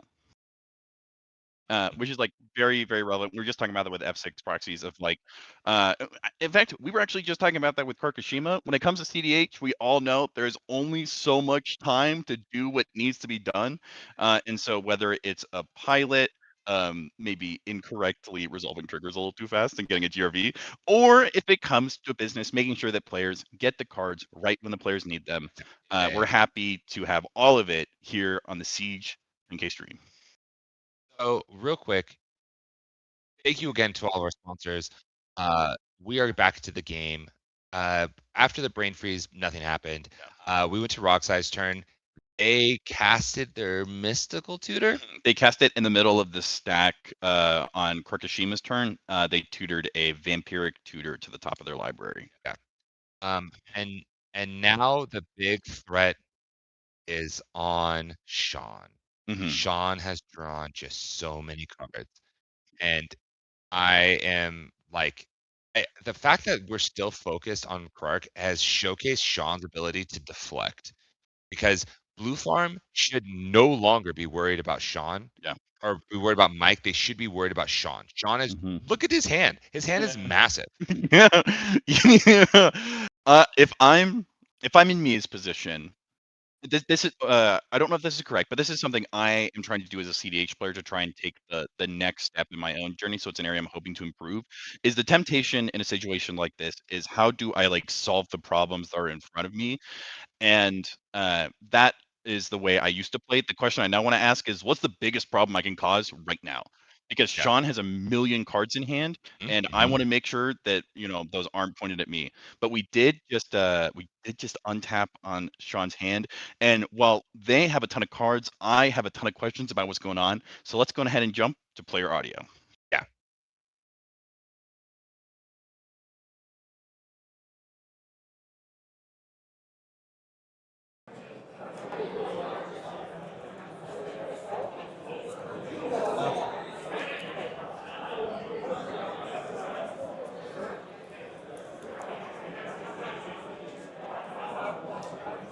Yeah. Thank you. All right, let's go. 1, 2, and 3. Let's run out of Trophy Mage. That's kind of dangerous. That's Basalt Monolith. That's Basalt Monolith. Who's to say? Yeah, do you have a response? I don't have a response. Password already. Let's see. You put it into your hand? Yep. Oh, gosh. Well, now the chances that he has backup for Trophy Mage, let alone Basalt potentially, is very high. With that many cards in hand, it's really rough to determine. The only way, I think we get out of this, potentially if he doesn't win, then, silence. I think it's necessary now, because then it forces him to try to use something on that. I'll respond. Sure. I'm going to Rollick Kinnan. Okay. Rollick. I don't have my fish. No, I can't. Let's see. I'm going to crack my pedal for 2 green. I'm going to attempt to Veil Summer. Okay, now that's a very big issue. Because then whatever he does now, we just are bricked. Response? Yeah. Well, I will respond to Veil Well, I Summer. think you guys should work together and figure out what interaction you guys have.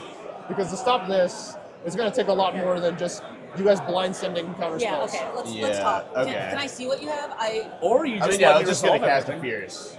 I think you should save that because... But I'm worried about you, but also, I think mine might be a little more situational, and you can maybe help me out. Okay. If I cast this, can you save that for, Well, if something the else... thing is, we don't know that you just filled your graveyard with Brain Freeze. The chances of you having Breach in hand is high. Like, I'm not saying that you do. You may or may not have it.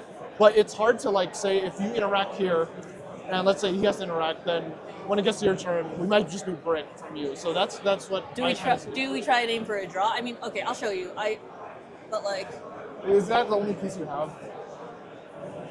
Oh. Yeah. I mean, I could try and look for some, and obviously, if they do something, I can start drawing. But Well, I can. you can also draw me with your Vamp Tutor. But Yeah, I can also feed you. I think we are. I would like to see what you have in hand first, because I'm not interacting with you, but I'm not going to outright out your hand. Yeah. That's fine. I mean, I would like to see what you have in hand. I'll trade hands. I mean, 'cause he's gonna get Basalt, right? So it's like. Yes, I can almost guarantee it's Basalt. What? No. That's Come on. crazy. And like, does he just have another counter in his hand where he's just Exactly. We might have to work together. Yeah, But that's then why that's I'm also- saying if you trade hands with me, because I'm not interacting with you at all. Like, you see my hand, Yeah. and you know that I have a tutor hand. Yeah. So that's what I'm saying. I want to see your hand, and I I want to see what we mean, can work out honestly, for there's this. not much other interaction that I can do other than just countering right now. So like, I can't remove Kinnan. I can't. So like, really, the only interaction I'd be able to do right now is just countering the Veil of Summer. So And I don't want everything to fall y'all's on. consensus is that that's not worth it. I think. I mean, Well, I can feed you a card. I think it's worth if you do that, and then he saves this for backup. But with that many cards in hand, it's kind of unlikely to win a battle, especially if they sandbag like MBT or Flusterstorm, then it's just over. So I said it's worth a shot, but that is true. Maybe it's kind of a lose-lose situation anyways. you That's guys can all. feed me though, so like maybe we can work something out. I don't know. Like I'm open to trying because it's either I literally lose or like Yeah, no, you know? I understand. It's just right now I think this is a lose-lose situation. So I mean, if you think- want to try it and just see. okay. I At least wanna play it out. Make a deal with me that if there is backup, you will back me up. Yeah. Okay. Yeah. I will respond to Veil of Summer Gotcha. by paying 2 and misstepping Veil of Summer. Misstepping. Ugh. You guys are making me work. Yeah, we are. Infinite mana is kind of scary. Sorry, I am not. Yeah. Yeah, I was gonna say not feeding the fish, but I'm gonna present you an offer. Yeah.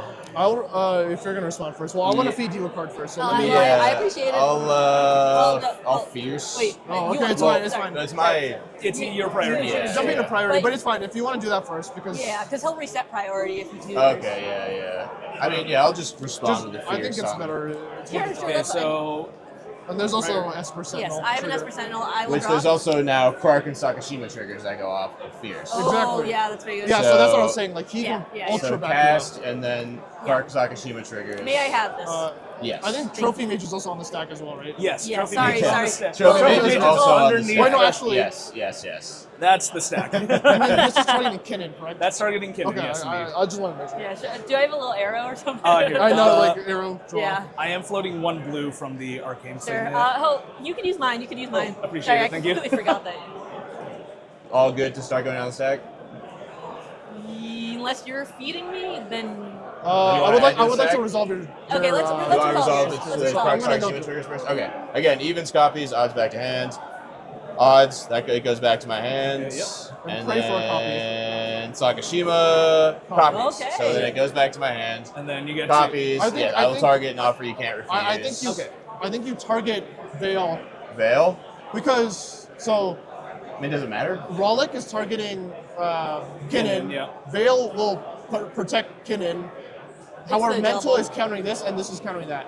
So Okay, yeah, then, I'll target she Veil. will benefit, and then you will also benefit. Well, I guess you always benefit because it just went back to him. Yeah. So you Yeah, always let's have just- it. So sure, I'll target Veil.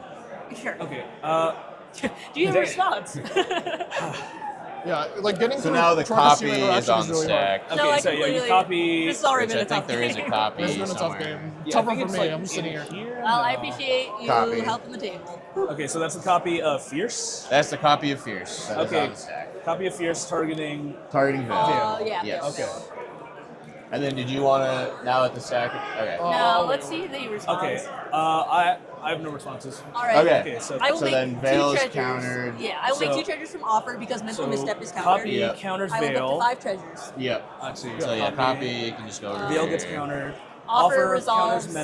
misstep. So this will go to my You graveyard. get your treasures. Kinnan Rollick. gets Hold exiled. on. In Sorry. response to the Rollick, Okay. I'm going to attempt to March a Swirling Mist. Oh, phase them out. I mean, Well, okay. Well, then we're not. Well, this one targets, right? It's a Phases? target. Yeah. Yeah. target. So I do have to. I'm going to go ahead and Displacer? pitch a displacer to it. okay. So I get 2 targets if this resolves. So I think it's fine because Because he won't be able to he make more won't. mana. Yeah. He won't be able to do it this turn. But I mean, I could always just fierce it we again. can but don't we You want can also fierce the basalt as well. True. Yeah. True. So I'm saying there's more interaction points than here. I think we just let it resolve and phase out Kinnan. It's fine if we just let it phase out. Okay. Okay. All right. I mean, I'll run with that. It's all the same at this point, I think, because Trophy Mage isn't really being interacted with. Yeah. So let's save that. It's also Okay. a little more. So yeah. Resolves. Okay, March is Swirling. I'm going to go ahead and phase out Kinnan and Esper Sentinel. Rollick fizzles.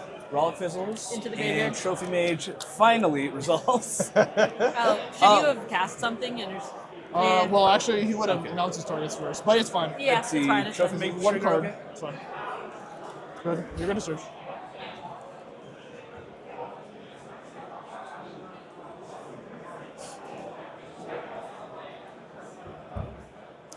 Somewhere in here. Players, if you want number 9, please make a raffle ticket. You didn't get one. You know how I said we it's all get a raffle up on ticket the top? if we draw? We're What? Wow. What a Wow. game! Yeah. I don't know about you, but I need to adjust my posture because I am on the edge of my seat. Listen, I mean, we've been talking about this while we were listening to the players, and some things that stood out to me were the timing of Kinnan's push, the Mhm. choice to pay for fish, and the way that we saw the other 3 players responding to what Kinnan put on the stack. I mean, as like a Kinnan player, as someone with a bird's eye view of this game, how would you consider those and say, like, was it right to not pay for fish? What is now when you would have pushed? Like, talk to me a little bit about your thoughts. Yeah, I think it was definitely a choice, right? The and like not in a negative way, like you might feel like the doors are closing Yeah. on your windows, right? Yeah. Like and if you feel a little bit cagey, you might want to just push because you don't think you're going to get another turn. But in order for Krark to win, they have to sling spells. They have Absolutely. a lot of non-creature spells. They don't run any silence effects. You're going to get a chance to interact, and you want the table to also feel inclined to interact with Krark. Mhm. Granted, you'll get to a point where the table will recognize that, oh, you are also equal as a threat, and people will start using the D word, which is draw. And so, Draw. Hang on. What if instead of all of us winning, all of us low-key kind of lost, actually? Low-key lose a little bit. And so, oh wow, freezing his ogre on the stack. Jeez. Oh man. And so for Sean, I think he felt the need to try and get a trophy mage to try to get Basalt to try and push Yeah. when he had a fish. I think that the decision to do that isn't wrong, but Yeah. I think it is probably not going to perform as well when everyone's already on edge for Yeah. the upcoming reach turn. I would probably have kept the Mystic Remora, develop any rocks that I got, and Mhm. then just pass. Yeah. Yeah, I have a lot of mana. I'm probably going to draw into an instant speed enabler and just keep a lot of interaction. Yeah. Hold. It like if you're in a pod that's on a razor's edge and everyone's guns are on a hair trigger, don't be the one painting a bullseye on yourself. For instance, we see a treasonous ogre coming down, big, bad, super duper scary card. There's 100% a world where if Sean didn't do anything on their turn, this is when they go, we know they have a fierce guardianship in hand. I'm going to cast this Veil of Summer because there's no way it ever resolves. I just want them to get spells out of their hand while they're stuck at sorcery speed and they don't have access to mana yet. Also, like, let's recall what happened in the last turn. There was a March of Swirling Mitts and a Deadly Rollick that were both cast. If between this ogre, interesting tree. Gibson given on the stack. Whoa! Yeah, get out there. Yeah. Get out there, get some given. The idea that in response to Troger, there could have been a Rollick and then in response to the Rollick, maybe there was a Fierce in response to the Fierce. We March Shifts really missed his commanders. Like that is a gameplay action that happens when you wait. Yeah. And you still have a ton of mana. You just it's a patience game. It's a patience game. Mhm. And I think when you're so used to either early pushes or mid-range like slop, the transition from that early push to the mid-range can feel a little clunky. Yep. Because technically they're only on turn 4. Mhm. Right? Like, and then we just saw an early like somewhat not push, but a really strong setup from Krark and C3, and it felt like they were getting too far ahead. So maybe we want to push here, but instead you could have just hold it back, hold the line. Yeah. Come on, you'd be I mean, okay. you just made it through a turn rotation where your fish set you up in a position where you were almost ready to win the game. I think it's a relatively safe bet, especially when you have a commander like Kinnan that's going to give you access to insane amounts of mana. An opponent that specifically is going to give you a lot of cards as well. I mean, if they just cast Git Probe 10 times, the odds are that they're going to be casting at least 10 other non-creature spells. What would be very, very high, but I do also know that this Kinnan list specifically is not as skewed towards what we started kind of colloquially referring to as a no-bet cards list. So they may not be as comfortable playing at instant speed as other pilots or other lists might be, as well as, I mean, we can see it in the top of the screen, and I guarantee you these players can feel it in their DNA. The clock is ticking down, and there's only so much time to play. And we already saw a judge call based over triggers that had been resolved incorrectly based off of this Krakoshima's like a navigation of the stack. And so even if you have every single silver bullet you need, at some point there's only so much time you have for triggers to actually physically resolve in the game. And so while I would have liked to see this player hold off a little bit, I also have made the mistake many, many a time of letting that pressure getting to me and just feeling like I have to go now, the window's closing. A difficult thing to navigate in a tournament this big. There is 10K on the line. Yeah. Also, there is a reality that I think not a lot of people understand when it comes to seeding after game 1.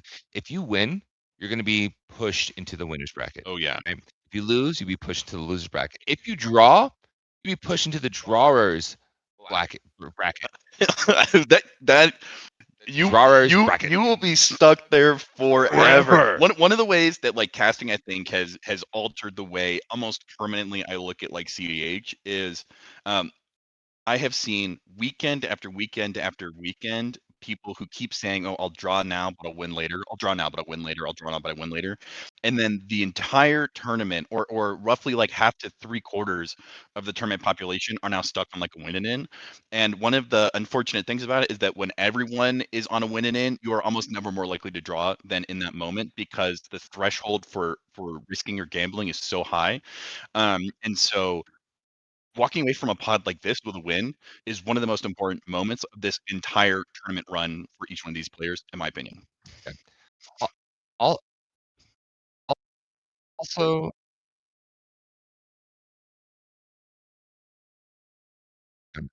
Also, I think that the players are catching on that countering the fierce before the triggers resolve is a good idea. Yeah. Yeah. You know? Yeah, the temptation is like, well, hang on, let's wait until, the second one like goes on the stack because then we can counter both at once. Is I think like people's idea. No. But like No. No, you just kind of have to take the L on that, right? Like Yeah. that's just like think of it. This is just for everyone watching at home. Yeah, we're talking to you. If there's a Krark and a Sakashima and the Krark Sakashima puts a counterspell on the stack, it is just an uncounterable counterspell. Yeah. Like, that's all it is. Yeah. That's all it is. Yeah. Counter the original. Let the other ones do what they're gonna do. Like just accept that you lost it, but at the very minimum, you don't have to deal with it again because their one counterspell turns into two counterspells very easily. Yeah, especially with a free one like Fierce Guardianship. Like if it's Force of Will or Force of Negation, where they're either having to, like get rid of cards from their own hand, so that, or these types of things, I may be a little bit more willing to let the trigger resolve. But things like Git Probe, things like Fierce Guardianship, I'm not allowing the first one to resolve. or at the very least, I am not letting it move throughout the stack without making sure that my opponents know what's going on. Yeah. Yeah. By the way, Kitten is now showing his hand to Colin, which is interesting because I feel like Colin is offering nothing Yeah. in return. Yeah. Like I would never show Colin my hand. Yeah. Because like Colin, what are you doing? You have one land. Now he's got both hands. Listen, this is Jedi mind tricks over Oh here. What is man. happening? Oh man. Shout out to Colin. Yeah. I'm sorry, Blue Farm and Kinnan, but your savior is in a different seat. Like Yeah, if it's I understand, right? Because the logic is Rogsai right now doesn't have the ability to make a win attempt, so they're not dangerous. But like just what we were talking about earlier, you don't have three sometimes teammates, you have three always opponents. You have 100 cards that you sat down at the table with, and there's 300 cards that you have to fight through to get access to those 5 points. And so while I definitely want access to Colin's perspective and information that they have, and I'm comfortable using them essentially as a go-between between like me and Sean or me and Mike. I am still making sure that they only have as much information as I want them to have. Is that a board opponent? Born resolves? Question mark? Whoa. Question mark? Okay, just kidding. What? Mr. Cremora? Oh, that's so good. Okay. Oh. Wait. What? If I'm Mike, I just watch my odds of winning like go out the window. Unless I missed something, I also didn't hear these players agree to a draw, which makes it insane that they would allow the Born to resolve. With fish on the stack. Yeah. I Yeah. need some. I'm scared. I'm afraid. I need someone to give me the confidence of saying I will not win this turn. You Yeah. are getting an upkeep. You know. And here comes the Jessica's Will, which is terrifying given how many cards are in Sean's hand. Yeah. Yikes. Okay. Yeah, you have to respond to J-Will. You have to counter it here. Dude, imagine if Blue Farm de-swats it to target Rock Sign. Oh yeah, yeah. No, I think it's actually gonna Amp Tutor. Amp Tutor is great. Oh man, Jessica's Will is crazy. It's okay. So if you are again viewing from home, which you are if you're watching the stream, so Jessica's Will and Karaktakshima is a really good card because it gives you a lot of mana. Right now, it gives him access to at least like 5 or 6 red. If he copies it once, bounces it to hand, he's going to be netting at least 12 mana, which is crazy. Yeah. And then gets 6 cards on top of it. Insane. There's no like Mayhem Devil. There's no OBM to really punish their life total right now. Yes, theoretically, there's a world where we see Professional Facebreaker and like Tinda come their way, but like there's 15 minutes on the clock. I would be very surprised if it gets there. And so counter spells are really the only thing between Mike and 5 points right now. And so something like Jessica's Will, which is going to give you access to mana and cards in a storm list. Sheesh! The thunder is a rumbling on that side of the table. And I'm feeling like this is getting cut up. Yeah. Probably using some razor blades. But Perform has a Born. It's active. They can LED breach at a moment's notice here. Okay, so oh wow, it resolves. Oh, so this is exactly the fear. This is the fear. Yeah. Oh man, it's resolving. It's resolving. No one has any interaction for this. Yo, get it. Oh, Flusterstorm, Jesus. Oh no! Danger. Oh no! Alarm! Danger. Alarm! Alarm! Alarm! Alarm! Alarms. Alarms have been alarming. That Rite of Flame is massive, dude. Yeah. He's not choked on mana. He has a treasonous ogre. Yeah. What? Listen. The one thing that this man has in spades Yeah. is mana. Can I Yeah. have some more? No. Yeah. So you pay. So in this situation, you pay 3. You go Rite of Flame, Yeah. copy, and then you just keep Rite of Flaming forever. Yeah. Oh my God, you're so. Yeah. You're Oh, so. they resolved one and it bounced back to hand. Yeah. This is the dream. It is oftentimes difficult for Krakashima to do well in tournaments. One, because of the notoriety that it has, but two, because of the difficulty it takes in piloting it. I think it is very similar to, um, I think Anala, in that it's Did it often again. a list that people pull up when they get into it, specifically because like you can just keep you can J will through your entire library, Yeah. and so you're making mana, you're getting cards. Like we've already seen them hit rituals, we've already seen them. Overmaster. Oh yeah. Was just revealed. Okay, so so right now he has 14 red mana floating. If I was him, I'm just casting just because we're paying for fish, Yeah. and I'm just gonna start presenting this Mm. Yeah. because it's so much mana. Although I haven't seen him how he's representing the 7 red. You should have 4 red floating. Yeah, 4 red, we'll 14, we'll 11. I reach think. out to the production team and then just check that they at the table have a way of keeping track of mana, especially since we've already seen one trigger handled incorrectly. Literally, as we said it. There we go. Yeah. There we go. 11 mana. Look it. I know I knew Let's it, see it, let's guys. see it. I play CDH. I can It count happens. this high. I can count. So good at counting to 11. I've I've played passed Dota. this many J Wells. Yeah. Overmaster is Yeah. terrifying.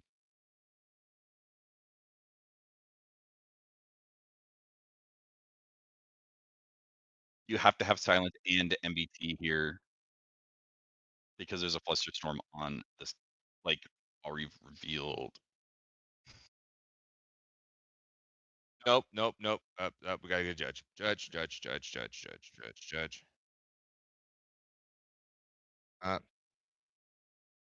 Okay. I'm saying words. Yeah. Stop the game. You can't respond to someone not paying for a trigger. With the Vamp Tutor. Yeah. Yeah, that is a common mistake that people make with Esper Sentinel all the time.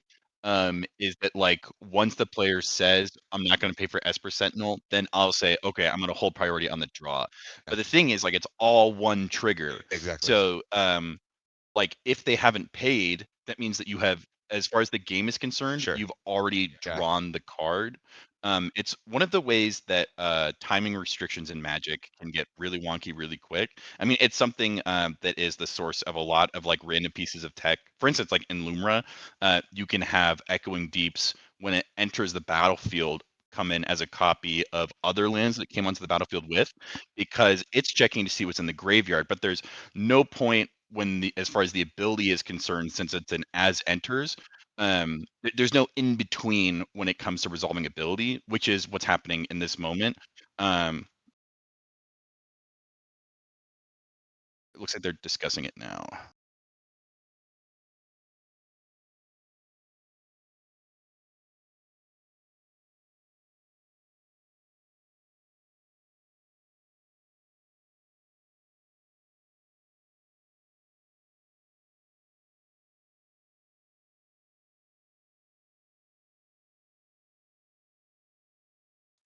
It's one of the ways where CDH players seem to use more aspects of the game than many other formats, especially when it comes to the stack. One that we don't use as much of is the combat step. So unless you're like Nagila or Yuriko, that's an area where, I at least have underdeveloped fundamentals when it comes to the game of Magic, but knowing how to navigate a stack like this with trigger after trigger after trigger after trigger is, I would place it like extremely high on the Mount Rushmore of like skills that you need if you're going to take down a tournament. Yeah. So I think you already explained this. But just to go back, when you have a Ristic or Mystic Remora, when you put the trigger on the stack to, hey, do you pay 1? you're resolving the trigger. If I say no, the trigger is now fully resolved, and I now draw a card. I cannot hold priority in that moment. I don't get opportunity to take any actions between you not paying and me being able to search for a card. And this is actually like an older issue. Back in the day, that was a big thing. Oh, Ristic, do you pay the one? No. Okay, in response, I'm gonna do a thing. Yeah. And the players were doing that for such a long time. Oh, This is yeah. 2016 Magic. Oh, that was 10 years ago. Yeah. So like this is one of those things where you're still gonna be able to vamp. You're probably gonna be able to draw the card that you vamped for anyways. That's gonna happen. Yeah. But in this situation, you needed it now because the Overmaster is so good. Absolutely. Overmaster is really, really scary. He's already cloning spells. We don't need him cloning any more spells, and now they're uncounterable. Gosh, why? Yeah. Why? Please. Why me? Why now? Why me? Why no? Why us? Oh, it's because Kenan didn't pay for fish. But yeah, because something we were talking about is wanting to see the Kenan player specifically develop resources and wait later. I think you talking about specifically the ways that Ristic, Fish, and Esper triggers resolves is a good indication of sometimes players just a little bit too long. Yeah, and it can be really difficult, and that's what separates the good from the greats. Is when someone knows exactly the precise time that they're supposed to get that Vampire Tutor on the stack, because you only have so much mana if you blue farm. Sure, you have like a Born, but you need to be able to find a way to get like a LED and like a booster resolve underneath a Treasonous Ogre just as well in an Overmaster. Yeah. Yeah, this is tough. Tough. 7 minutes on the clock. Really are trying to I think for Clark, they have to push so hard on time. Mhm. They have to really be confident in their, hey judge, I need a game action. Judge, I'm gonna request that, that players know what they have in hand. They've known what they've had in hands, and if they're going to make a game action, I request that they make it with with expedience. Mhm. And it's super tough. It's super tough. Yeah, I am glad we have our work from our production team. They do have a 7-minute time extension, and they're every single one of those minutes if they're going to be able to make it to the other side of this pod. But I am reminded in moments like this, the privilege that we have of being a part of the stream team, and it is not uncommon at all when we have pods on stream to notice like a missed trigger, or there's a lot of communication between us and the judge team. And so we have 8 to 9 people watching this pod, and all of us are trying to make sure that it's kept as hygienic as possible when it comes to board game triggers. And most, if not all pods, except one at this tournament, aren't on stream, and that means call judges, right? When in doubt, judge it out. Like, just make sure that all the rules are being followed, the game actions are being taken, because especially in CDH, it's easy for it to devolve into like a conversation that may be about an incorrect ruling that the table just assumed is correct. And so I can very confidently say in every single tournament game of CDH I've ever played, calling a judge has improved the pod, not detracted from it. I've never had a judge be like, oh, "You guys are all stupid idiots," and I'm going to talk with the rest of the judge staff about how embarrassing. You've never had me judge you. Y'all poo-poo heads. Y'all poo-poo heads. I'm DQing all of you. Y'all stank. Y'all stank. Yes, diabolical. Yeah. It wafts of idiot and pod. This. Dang, he went there. No, judges I feel like always are like, what's going on? If there's a player that's irate, they're always like, I hear you, but I want to make sure that this player tells me what's going on, or stuff like that. Super duper thankful for judges. Thank you, all judges. Love you. Oh my That's for gosh, you. we are in the copy zone, man. So okay, we have a copy of Overmaster has resolved. Next instant or sorcery that he casts will be copied. Is that right? Let's double check Overmaster. I think Overmaster makes it uncounterable. You may be thinking of, is it bonus round that makes the next one? You'll have to forgive us for Yeah. neither one of us are raw Can't players. be countered. Yeah. Draw a card. So it's kind of like a similar effect to like Savage. but for instance and sorceries. What's the instant sorcery that he's gonna cast that makes it that is worth Overmaster. Yeah. Outside Jessica's Will. Jessica's Will. Oh, Yeah. just okay. Great. Can't be countered, but it can be Mindbreak Trap, Yeah, which yeah. is I guarantee the card that was searched for. Absolutely. What's fun about being in this view is that sometimes we get glimpses of cards in hand. I did see a Force of Negation in Blue Farm's hand, and am I out of my mind? But was Fierce Guardianship ever cast from Cannon? I believe we saw the Fierce on the Deadly Relic, or No, it was they veiled. They veiled, then cast Offer. Yeah. There was no Fierce. I think Fierce is still in his hand. He's holding on to that Fierce that is deep in his bag. Yeah. Pocket Fierce. Oh my gosh. But also it's not online because they don't control their commander. Yeah. Oh, that's true. I imagine they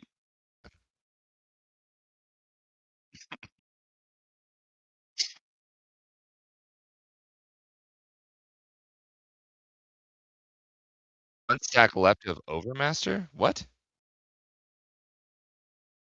It does not stack. No, oh, okay. That's actually really good to know. If you ever are in a place where you have a card that says your next blah blah blah is going to blah blah blah, and you have multiple instances of that, they'll all trigger on the same spell. Yes. Yeah. Because they're all those. You can have 1,000 copies of Overmaster, but all those 1,000 copies care about is the next one spell that's cast. And so it is 1,000 times uncounterable, but you don't get to cast 1,000 spells with impunity. Exactly. Yeah. That would be cool. That would be cool. I think if it was that way, we might see it in more lists. Fair enough. I do like. I mean, it's one of my favorite things about Is It Stormlist is we tend to see a lot of the same cards in Karkashima that we would see in RAL as well, and they are just pulling from the card pool in this color wedge in a way that we don't often see. Bet cards or high quality soup lists, and so in the same way that they are pushing these opponents to their absolute limits, they also are pulling from everything that Is It has to offer to get that boy without any thumbs in the mirror image of himself 5 points. Oh, I'm so excited to see where this ends. What do you think it's going to be? Go back to hand. Jeez. Oh, these flips are crazy. I actually want to I want to hear the players play for this because I think we're getting closer to that critical moment where okay, it's time to push for a win. Okay. And I think we're almost there. Okay, let's jump to player audio. We can do it, yeah. Because then he wouldn't benefit if it went back to his hand. Yeah. Second time. It makes sense. I mean, he still has a bunch of mana. You have 7 minutes of time extension before your round. Okay. All right. Thank you. So Sounds good. Send it. I'm gonna pay 3 mana again and just do it again. May I have a card? You can. Thank you. Okay, we are. Trigger. Goodness, I should have Okay. done my fish. Storm. I would like to wait for you to roll before I maybe do something. Okay. Copy. Copy is on the I will wait stack. for the other one. Copy is on the stack. So now the copy Can I? triggers. You would respond to the copy. Yeah, Okay, now sorry. the copy goes off. Okay, I am going to show you Force of Negation, and I will pitch Fairy Mastermind. okay, so countering the copy? Copying Or the original. Yeah, the Counting the original. Because then it wouldn't It go back goes to hand. exiled. So I will pay a blue. And do you have mana? I have a treasure. One. You have a treasure. Your Flusterstorm's a bajillion. Yeah, I I'm mean it's assuming. 8. Yeah, my storm well, not count's actually 8. a bajillion, but I'm a lot. gonna cast Flusterstorm in response to your Force of Negation. Now's All the time. copies targeting negation. All. Yeah, so then storm count 8. So there's 8 copies behind it, unless you pay 1. That is fair. I mean, I feel like I think you would do it now. I will sack this for white, and I will show you Silence. Yeah, I mean that's fair. He's gone forever. Sorry, Can't buddy. You cast did well. spells. Yeah. Can't cast spells. Yeah. Just in general. Fair enough. So that, but then the triggers would still. Oh, sorry. I should have drawn. You from still get Jessica Will. Yeah, still get Jessica Will. Yeah, going sorry. on. I should have drawn Potentially. from your Flusterstorm. We could just say it's missed. Yeah, I We mean, just say miss, just Sure. for Yeah, continuity. Sure. Yeah, just for Just time's sake. trigger. Just for Just time's Just sake. Just do that. Yeah. it is Okay. countered Decline in the theory. fish. No, yeah, it is countered in theory, but then Silence is resolved. Real questions, what we'd like to draw. Honestly, Because like I don't see you winning. I'm not winning, and I'm gonna draw this fish on my turn Yeah. and just sandbag every interaction on my turn. Yeah. I mean, we can play it out, but I'm happy to draw. I'm happy with the draw. I'm gonna draw. So You're getting silent. draw? Yeah, I'm fine with that. Hell yeah. All right. Okay, GG's cool. Yeah. everyone. We'll draw it. Yeah, That because there was was- nothing else I could have Oh, done anyway. That was a long game. Yeah. Yeah, sorry about the misplays, You guys guys. want to mark it on your slip? Uh, All right. Well, that is round 1. We ended in a draw. and now these players go into the draw bracket. Yeah. Oh, the draw Yeah. bracket. That's okay. Here we are. We did One off. the next one. Draw now, win later. Draw now, win later. Really interesting game. I truly think that these players did the best that they could. Yeah. I saw that one player was stuck Yep. in the I only have 1 blue mana place. Mm-hmm. That's a dark place to be. Yeah, it's rough. It's rough. Place to You be. can't treasonous ogre a swan song out. Can't Trinus Ogre Swan Song. Do you have to accept a draw there? Yeah. Well, no, you don't. I don't think you do. I think you actually decline the draw in that moment because we're almost out of time, and I sincerely doubt Rog can actually piece together a win. No way. Yeah. Yeah. So. Yeah, I think it is most surprising to me that we saw Blue Farm offer the draw, but also it's something that's been a running discussion between the two of us, and between us and you guys over the course of this match. Is it's really difficult to know when you're in a pod. It's tournament day, adrenaline's pumping, judge calls going left and right. How hard can I push and win, or how am I just going to throw the game away if I turn down a draw here? Am I just going to lose the whole thing instantly? Is Rockside just going to untap and then are they going to have an overmaster? Yeah, yeah. So I can definitely see Rockside agreeing to a draw, and I can see why in this specific situation the Kinnan player agreed to it as well. But I do think there are different game actions that these players could have taken that would have maybe not resulted in a win, but allowed them to at least take more game actions or make it one spell further down the road before they had to accept a draw. And so I know that's a lesson I'm trying to walk away with as I try to improve as a CDH player, is not just how do I avoid losing, but how can I avoid drawing? Because what I want, and I think what a lot of CDH players want, is to win. Oh, it feels so good. But something that we are also looking forward to is we have so many more things than just this game waiting for you guys. We're going to cut to the analyst deck with Thomas and Isaac. They are going to be bringing us some games and some interviews. But before we give you over to them, we want to give a huge shout out to all of our sponsors. You saw them on the sidebar earlier. You're going to be seeing us talk about them later on. Yep. You're going to actually see them right now. Yeah. Oh, yeah. Oh, there they are. But we will be back. And we hope that you guys are enjoying round 1, and we'll see you for round 2. All right. Bye.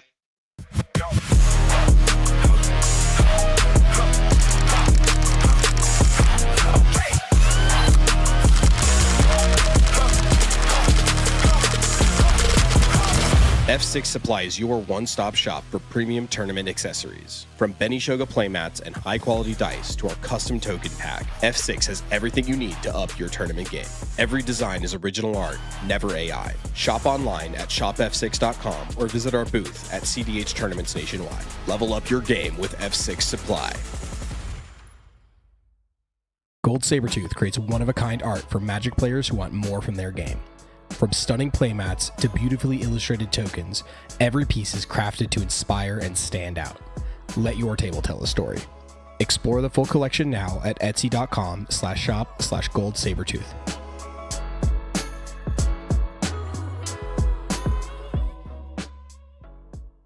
Are you tired of having limited options and questionable quality when sleeving up your best decks? Worry not. Tame Dog sleeves are designed right here in Colorado, USA. Made by players, for players. They shuffle smoother and fit better than anything else on the market. A portion of each sale goes towards helping animals in need. And for this weekend only, use the limited time code provided by MTG Basics, Siege15, to save 15% on your entire order. Check them out at tamedog.store. Code expires at midnight, June 14th.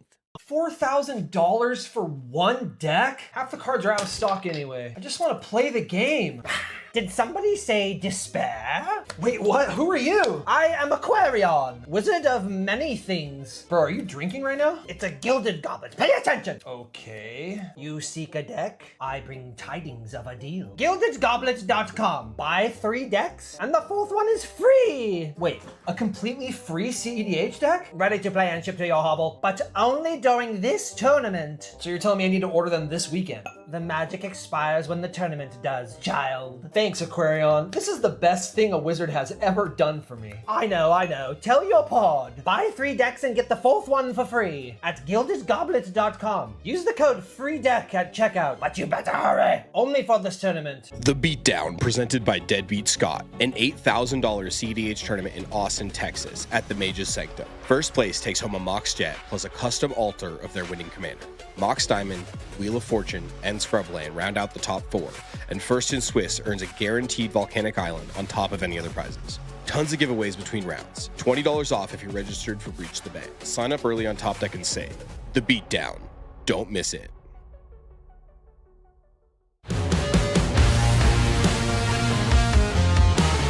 All right, guys, Craig Mack, I'm back. This week we are streaming the Critical EDH May League. All right, guys, Craig Mack, I'm back. Today I'm going to be discussing a deck that I've been working on. Good morning, everyone. Welcome to the inaugural pregame podcast. WizKid Games brings you competitive EDH every weekday on all platforms. Run by former MTG pro Craig Mack and featuring off-meta deck techs by 2D, live games on Fridays, and the pregame podcast every Monday. Check out WizKid Games today.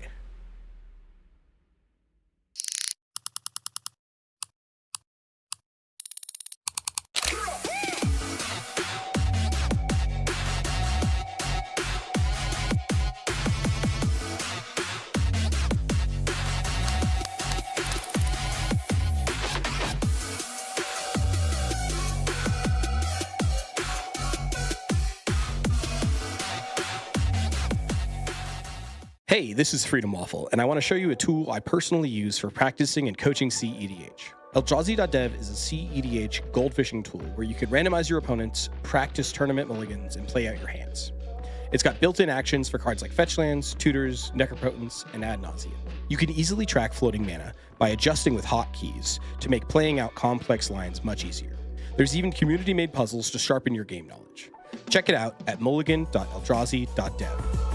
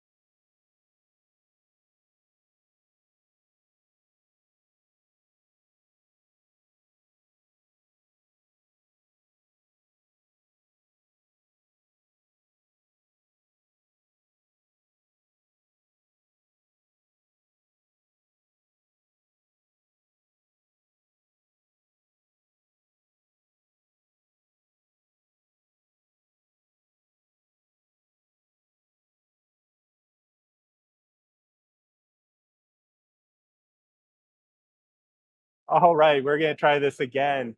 Welcome back to coverage of the Siege 10K in Denver, Colorado. I'm Thomas from Everyone's Bad at Magic. And I'm Isaac with Squandering Resources. And we just finished up our first feature match. And it was a lot of actions happened. Yeah, we're going to flip a lot of coins with Kark Sakashima. They resolve both Kark and Sakashima, and that means your spells are 3 times as many, or yeah, I none? mean, it basically reads your spells are uncounterable at that point, other than by your own game actions. Yep. Kark is the best spell doubler and stacks piece at the same time. To yourself. So that game did unfortunately resolve in a draw when a silence was resolved on the Kark Sakashima stacks turn. But it is what it is. It does look like, however, we have had quite a few wins here today. So, you want to talk about some of the decks that have pulled through today, Isaac? Yeah, I want to talk about table 2 here. It'll be Torrance Daniel. Torrance Daniel. Let's take a look at what they have played. They're playing Timna Dargo. Oh, heck yeah. That deck is sweet.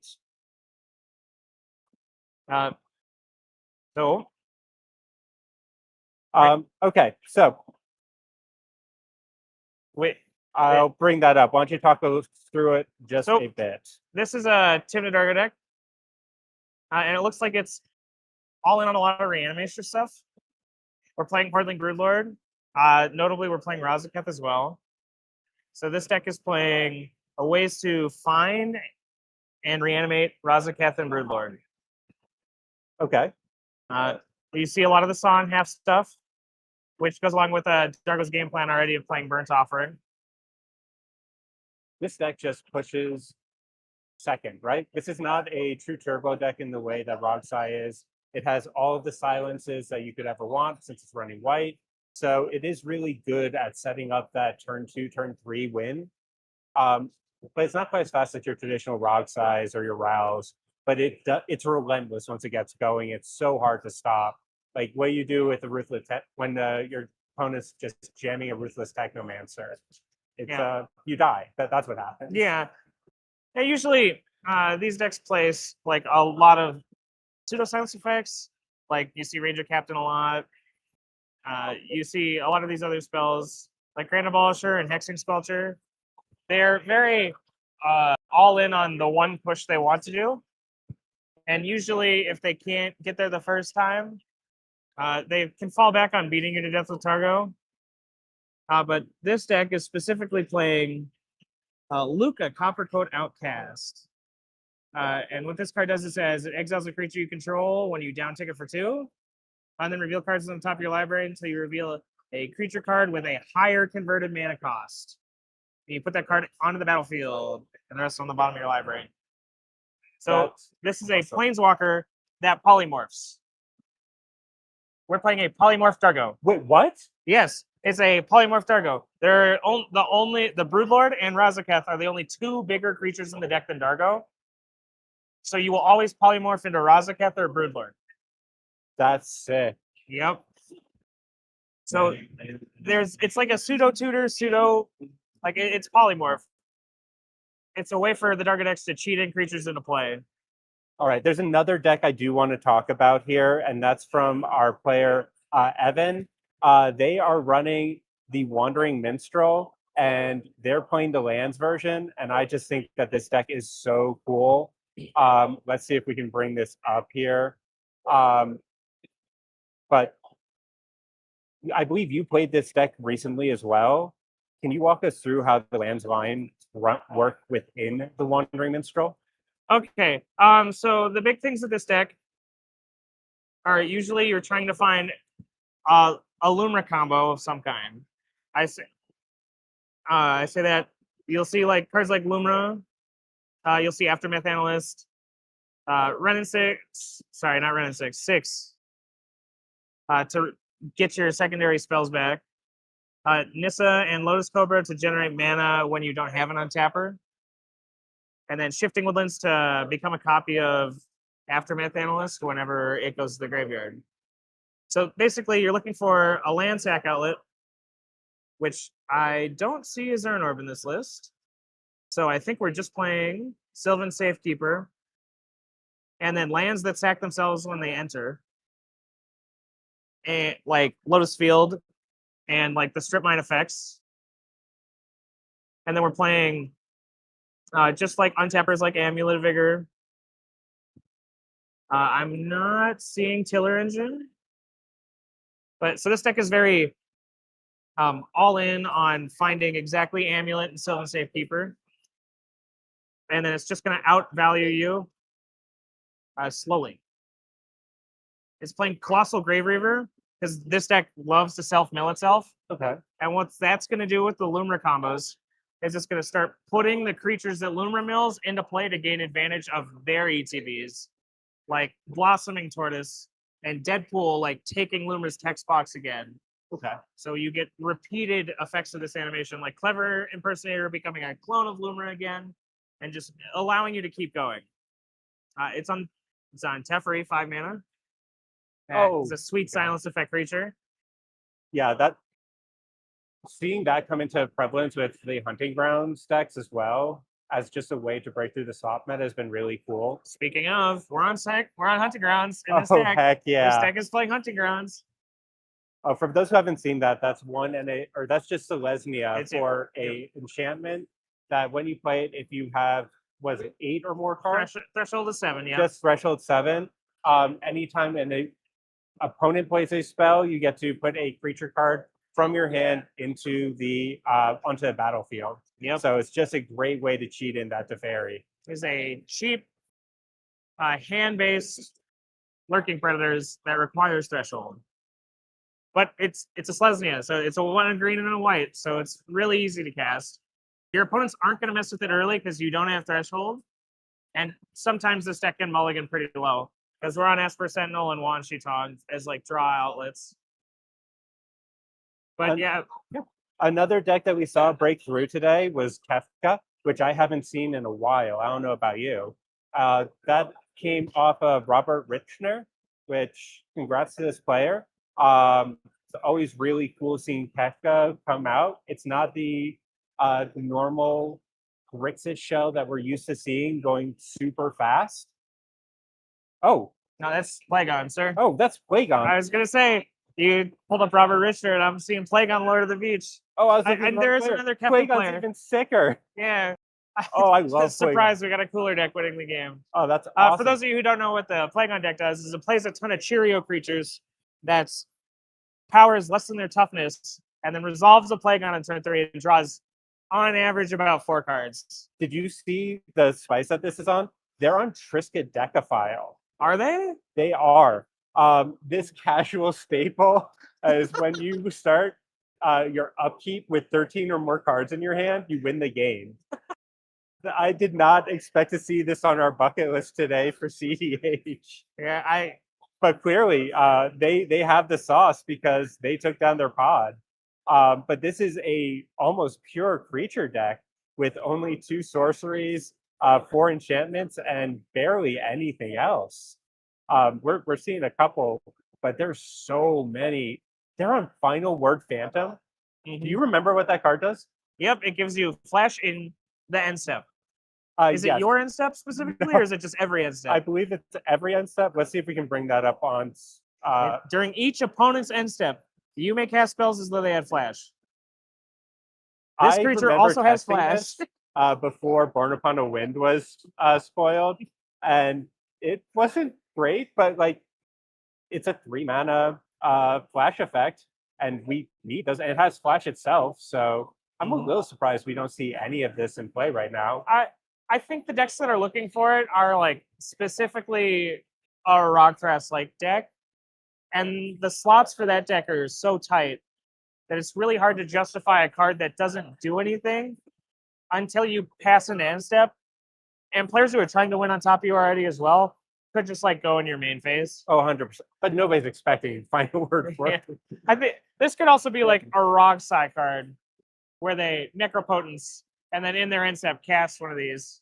Well, I mean, it just has a big butt, and that's what Plagon really cares about. I mean, and you talked about it. We're on a ton of creatures.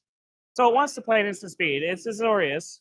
Oh, yeah. So it's really good to resolve your creatures in end steps of your opponents and have them going into your turn as well. 100%. So let's see. Do you have any other cool deck lists pulled up right now, Isaac? Not at the moment. I just got reset for some reason, so I can't quite see the standings. Give me a sec. I believe Ryan was the Kefka player who I was talking about earlier. Oh, they've posted round 2. That's why I cannot see this one. Oh, fantastic. So if they've posted round 2, we'll probably be cutting over to our casters here shortly. But nope, it looks like we are going to be going for a bit longer here. Okay, I've got one to pull up for you guys. We have Zach Adler's list. Oh, heck yeah. Let's take a look at what Zach's This man is playing Scion of the Ur Dragon. This is one of the spicier decks we've seen. And it's 5-color turbo with dragon payoffs. And you talked about Prismari already.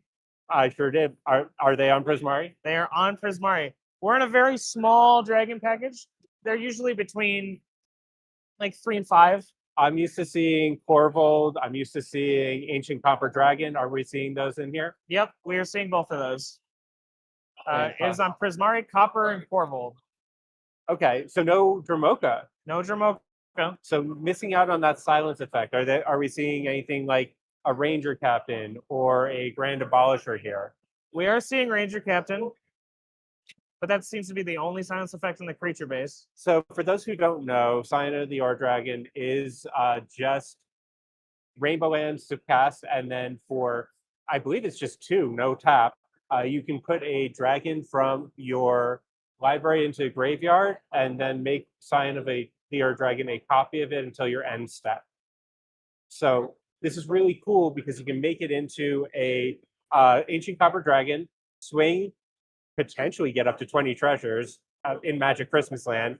Second main phase, turn it into a Corvold, sack all those treasures, draw 20 cards, then turn it into or 15 cards, whatever, turn it into a Prismari and cast all those with Storm. Yeah. Which is just it's incredible. Insane. Hey, like that's so fun. I've heard players describe it as a build your own ad nauseum. Yeah, I mean, it's called Dragons in the name of our format. Yeah. Like it feels cool that there is a dragon deck just on top. And it one of looks the classic ones, right? Like this one's been around for a long time. Yeah. It's like original Commander cycle kind of card.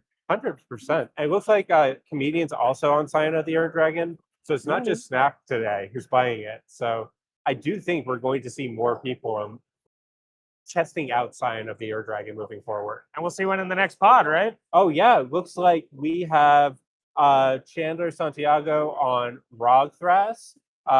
We have a Tassiger, and our homie Josh Zuckerman for shame did not register his deck, but we know what he's playing today.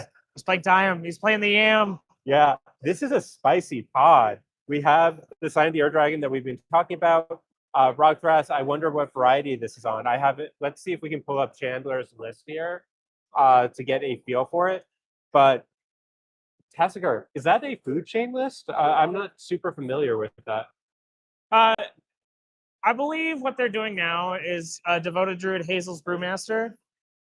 Okay. And then you make infinite mana and dump it into Tassiger. Yeah, that makes sense. I would have to look at the list specifically.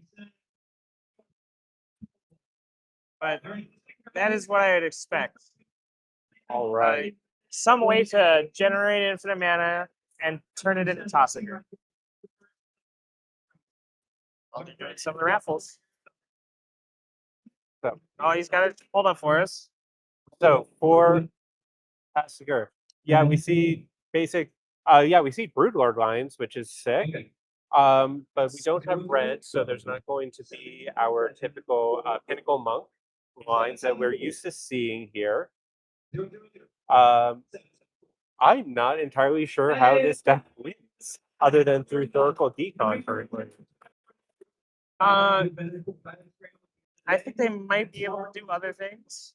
I'm not sure, as we aren't seeing quite the whole deck list yet. But we've got this really cool overlay. We're seeing it with you at the same time. Yeah, but it's heavy control. There's we're seeing Surgical Extraction, stopping players from interacting with their graveyard. Noxious Revival is really cool. Yeah, there's a shallow grave as well. Oh,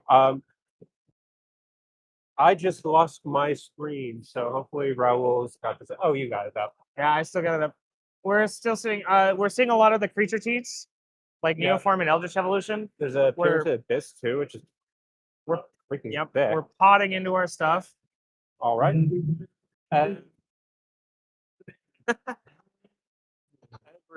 Some of these yeah are interesting. We're seeing Fairy Macabre. We're like all the way down on every piece of card that interacts with the graveyard. All right. It looks like we're getting a repair right now, so there is a bit of a delay for our second round as well.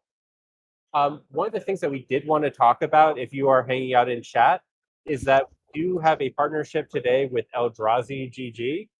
We have a puzzle available for every. No. Okay. Yeah. We're gonna wait to post that puzzle. No, Raul is signaling no for now. So let's see if we can bring up the deck list for our ROG thread. Okay, so we are actually going to transfer over to Hire and Eric now, and they're going to take us into our game. Transferring. You have arrived with the customer's table. It is me. I'm Eric with Critical EDH. I'm joined by Hire with Playing with Power.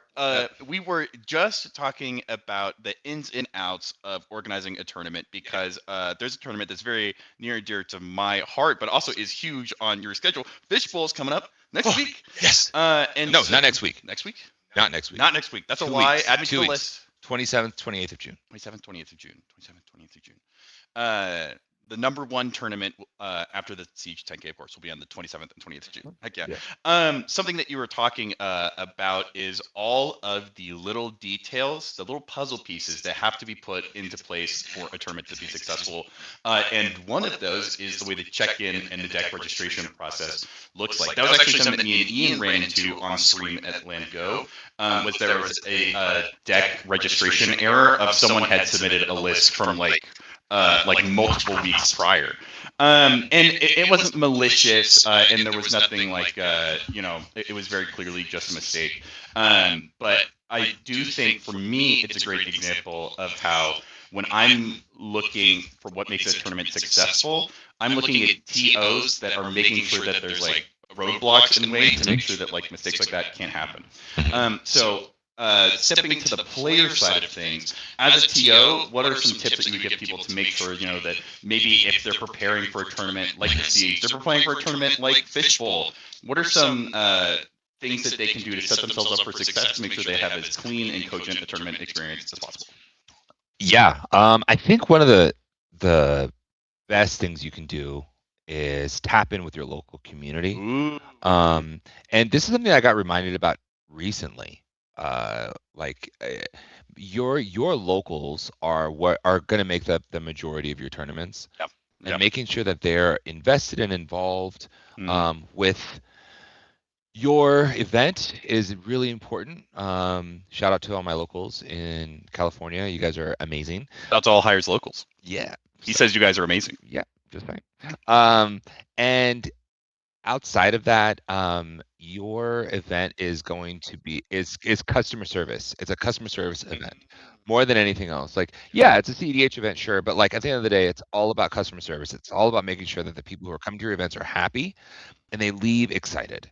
Absolutely. Right. Oh, I had such a good weekend. I went to the Siege. Oh, I had such a good weekend. I went to the Fishbowl. I had such a good weekend. I went to these events that are happening. And the worst thing that can happen is someone goes, "Oh, I went to this event. Man, it kind of sucked. Yeah. Well, kind of a bummer." But other than that, like to me at least, it becomes really important to have good, fun events, good weekends, and great memories. Yeah, because it's interesting because I think for a lot of CDH players, sometimes there's this negative relationship with our like older brothers and sisters in like bracket 4, bracket 3, bracket 2. Because a lot of us cut our teeth in Casual Commander and then came to CDH. And so when people play a list for the fun of it, or they go to a tournament just because they're not doing anything that weekend, and what they want to do more than anything else is hang out with their friends and play some good old-fashioned kitchen table Magic. Doritos 7-Up, let's go. Yeah, and that going on like a lossless streak, you're 5-0-0, and you take them the whole tournament and you bring home the big cash prize, is just as much integral and innate to the experience of playing Magic as like 0-3, 0-4 drop, and then you're just playing Magic, and it's the spirit of like CDH, it's the spirit of Commander that I think is really, really important for players to keep in mind, because especially in the game that we just saw, they had a 7-minute time extension. There were a ton of triggers on the stack. If you guys are just now joining us, it was an incredible stack battle between Kurokashima versus everybody else. But games like that take endurance, right? do. It really, They do. really pushes Yeah. players to their mental limits, their physical limits. And I think one of the best ways players can avoid running on fumes is if they're having fun. Yeah. Having fun, having a good time. I think that's critical. Yeah. Critical. EDH. The speaking of critical things, the pod composition that we're gonna see is awesome because no one's gonna see Ian coming. Nobody's ready. Just telling you now. Okay, we do have Curtis in seat 1 on Magda, which is already awesome. Turn 1, seat 1, right? So good. That's where you want to be. Corwin is on a Shy. Listen, Rog Shy, menace. I did not think it was real, and then it won like 4 tournaments in a row. It's really good. For the people who like this kind of Magic, this is it. You're doing the thing. Then we have Krark again, right? Oh, this is the same player. Listen, he's welcome back, Mike Walsh, running it back. He knows what it means to push a win. Oh, absolutely. And then we have comedian Ian the Goat Flannery. What a pleasure. I've gotten the chance to play with them on stream. I've gotten the chance to stream with them. I've gotten the chance to just play for fun games with them. And I think something I really appreciate about Ian is that people say, never meet your heroes, but I definitely will say if you get the chance and you're at a tournament, set aside some time and just say hi to him. He is a great player. Also, and this is something that Max P has talked about as well. Ian has taken, if it's a commander, Ian has taken it to a tournament and taken it down, and a huge part of that is because he never loses sight of what the win cons are. Never. Is that a monolith player? Oh, Corwin's a monolith player. Heck yeah. There can be only 17. Sorry,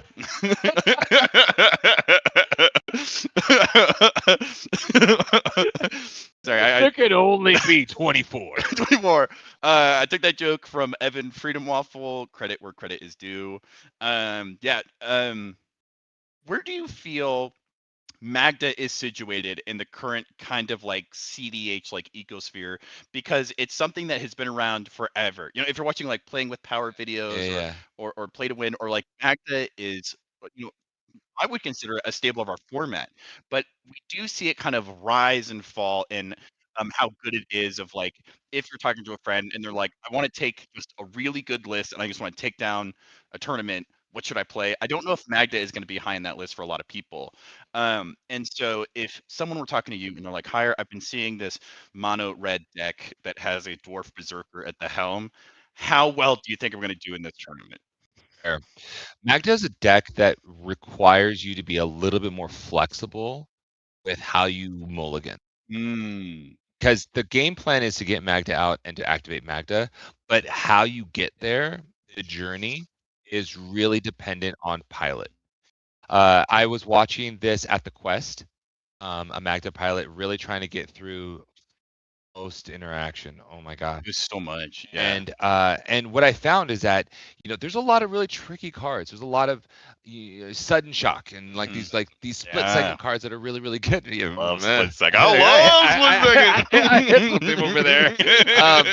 And so it's you have to be flexible in thinking, and it requires you to be pretty dedicated to the deck. I don't think anyone could just pick it up. In comparison to Krark or like Rog Ishai, where you are just playing good spells and trying to copy those good spells over and over and over. And for Rog Ishai, trying to copy heuristics.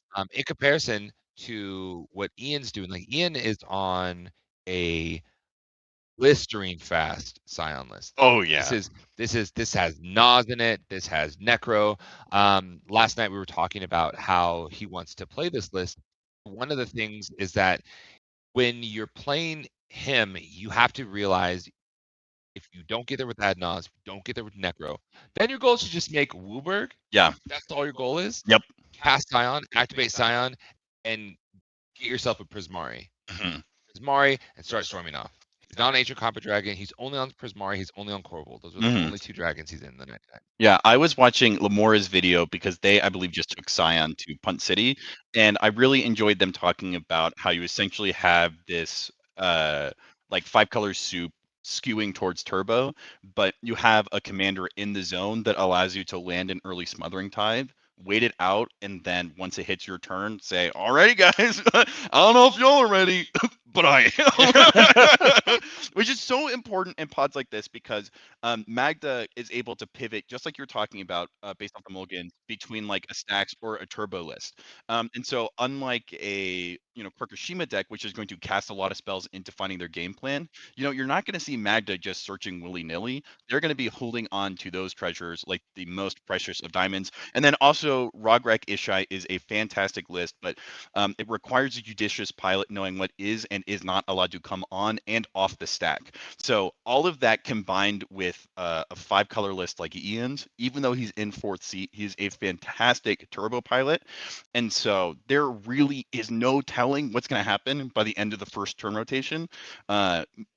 Players who are going to be able to keep high card counts in their mulligans are going to be heavily, heavily favored here. Yeah, just looking at this Magda list, I'm seeing that this Magda player has played against 1 or 2 Drannith Magistrates. We do have a Command Beacon in the 99, and we do have a lot of cards that say no, you cannot storm. No, you cannot do that. No, no, you may not. A couple of cards. One card I was looking for is Portal to Phyrexia. There is a relevant interaction here that I think could happen if Ian isn't careful. If Ian activates his commander to get a Prismari, and then that resolves, and he puts his first Storm spell in the stack. In response, Magda activates to get Portal to Phyrexia. You're in a super scary spot because now he can activate, or on his upkeep, he can get a Prismari to hand, or worse, a Corvold to the battlefield. Mhm. Is super scary to me. Yeah, if I were the Magda player, I either want to see my opponents getting their commanders out, or I want to see people deploying draw engines so that I can then go get like a dampening sphere, or like any of these other like big stacks pieces that really, really punish players for trying to cast a lot of spells. And Mac CDH were all about kind of cheating mana cost down, like Force of Will instead of paying 5, we play 0. Force Negation instead of paying 3, we play 0. But Magda likes these stacks effects like God Pharaoh statue that's like instead of paying 2, get ready to pay way more than that. Way more. Okay, we're gonna go down memory lane because I didn't know that Masswood Nexus was so good in Magda for a long time. I didn't realize that was like a main card in Magda. 'Cause Magda can create for dragons. Just name dragons, and then all of a sudden all your creatures are dragons. It's crazy. It's crazy. No one told me. I felt so out of the loop. Anyways, Matt Walsh we see a hand. This is C3. We have an island, a Scalding Tarn, Shivan Reef, Misty Rainforest, Soul Ring, Relic of Legends, and an offer you can't refuse. This is okay. This is okay. We're doing something. We do have a piece of interaction. But we don't have any card draw. We have a lot of mana, and in a storm list, mana is really, really important, but they have like 4 lands, Soul Ring of Relic of Legends, and so they'll be able to get a turn 2 relic out and hold up offer, but we don't see anything that is going to take them from like 0 to hero. They'll be able to take game actions for sure, but I'm worried that like if Corwin is able to land like Esper Fish, or if Ian just comes right out the gate with like a Dark Rit Necro, the game may already be over for Mike. But also, when it comes to specialist decks like Magda and Krakashima, I think this is where players' instinct, intuition, and their ability to connect with all the previous play experiences that they've had on that list are really going to come to bear, and their ability to take action on it because, you know, Magda players, there's a Magda player in our local meta who is so good at this. They'll keep no land hands, knowing just exactly to a T how far they can push the list. And so they know that if they're going to make it out of a pod that has 2 lists that are composed completely of like generically good cards, they need to have exactly the right combination of spells to get them that win. So I'd be curious to hear from Mike what it is about this hand that for him is worth the gamble.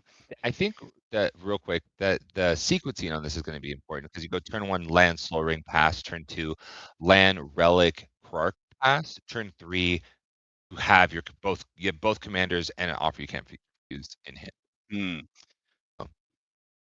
Oh. Pretty good. We do see Magda's hand. It's unusual. Usually Magdas will keep hands based off of a turn 1 Magda, but they're keeping this hand based off of the ability to cast a red elemental blast at any point of their choosing. But they also have a Cavern of Souls and a Hammerheim, which are going to both protect their Magda, give them ways of generating treasures without going to combat. But they also have a Knuckles, so they've got stuff to do early and they've got stuff to do late. Nothing in their hand is too scary or ringing alarm bells, but that makes sense, especially if you're in seat 1 with the Rog Ishai right behind you.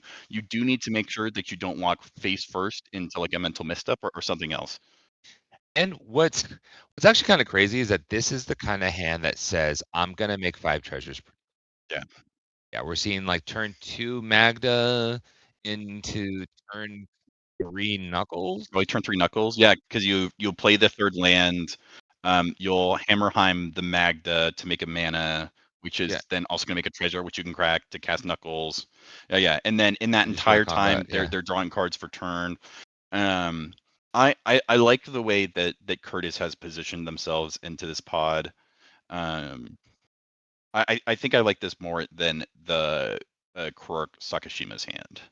Yeah, I mean, this is just faster. I mean, this is a benefit of having a really like focused commander on what you want to do. It's funny. So, as a person who plays a lot of Kinnan, I'm so used to just keeping hands with mana in it. Yeah, I love that. Oh, yep.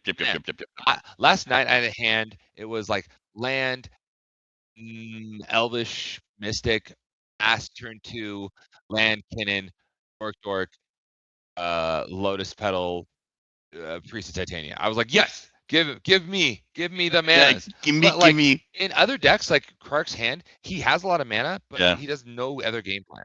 Yeah. All right, we are seeing seat 2. Yeah, this is going to be from the Rog Ishai. It looks like they're keeping it based off of a Relic of Legends and an Idyllic Tutor. So they also kept a hand with a lot of mana. There's an Ancient Tomb, there's an LED, but even just one overcosted tutor gives it much more of a game plan. What we are seeing though is right? The main interaction at the pod, the only interaction at the pod that we've seen so far from the casting booth is a red elemental blast, and that's only going to hit so many of the potentially super duper powerful spells that could come out of seat 4 on a 5-color turbo list. Yeah. Okay. All right. Comedian, powerful cards, Esper Sentinel, and Intuition, land. This is something that we talked about last night. You keep a turn 1 Esper Sentinel, and Ian said yes because you will find the card that draws you your Necro. So yeah. I don't know, and based on what we saw so far, it looks like everyone's doing a lot of their game actions is going to happen turn 2. So we'll see. Ian recommending that people check out F6, one of our sponsors. F6, they're the greatest. No, I think that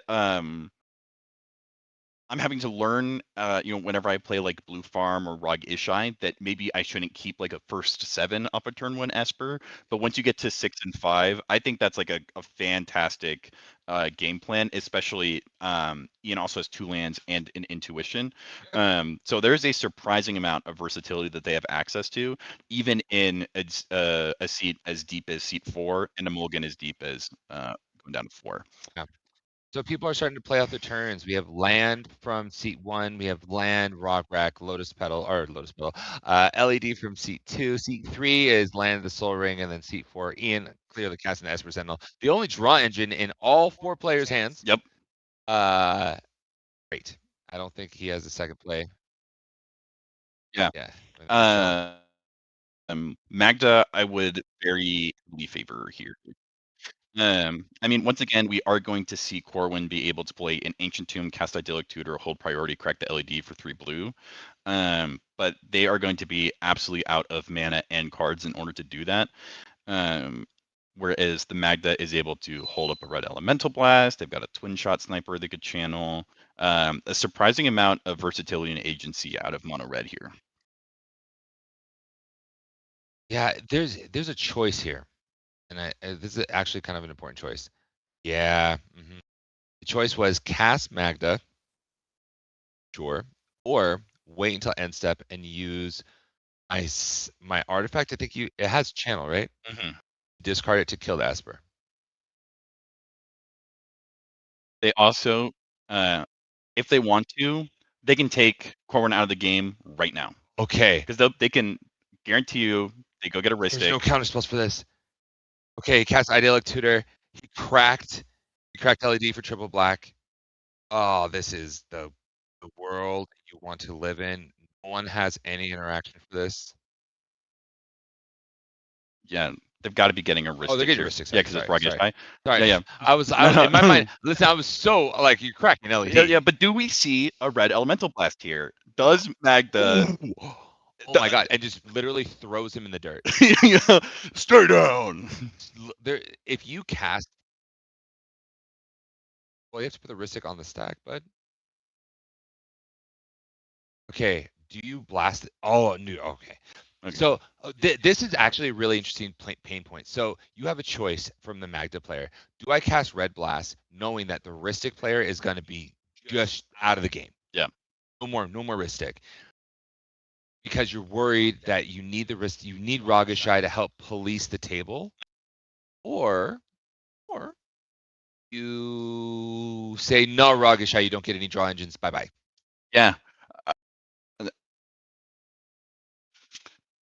Magda saw Quark Sakashima keep a high card count mulligan, and they saw them deploy a Soul Ring plus a Volcanic Island.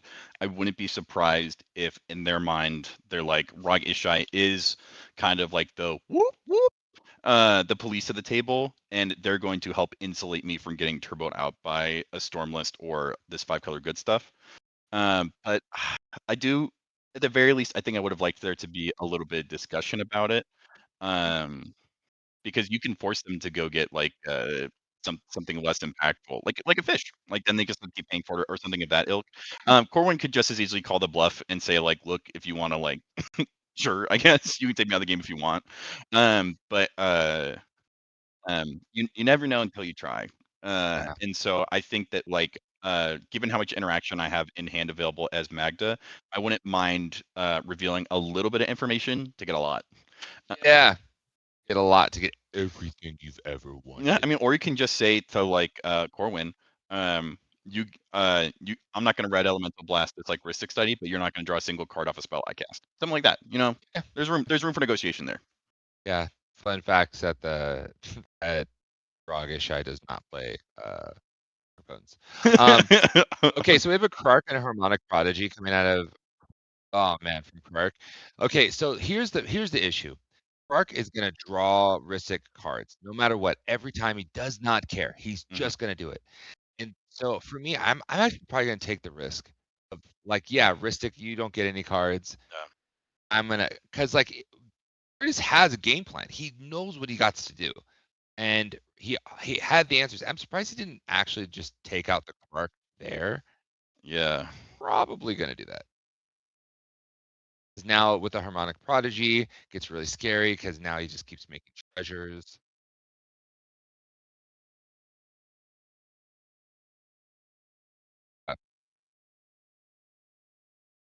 Raga Shy has drawn 2 lands. Very, very judicious Shout out to Rogue. plays from the Magda player here. As we've talked about, I think there's definitely been a couple opportunities for them to deploy some of those pieces of interaction that they have, and we haven't seen them like take action on that. But I wouldn't be surprised if a huge part of it, for instance, is we just saw the Ancient Tomb come down, and they're passing the turn again. Okay. Suspicious, don't be I'm playing a commander-centric deck, and I have passed every turn without casting my commander. Don't worry, gang. Don't worry, gang. Golly. I just don't see the benefit. And I don't play Magda.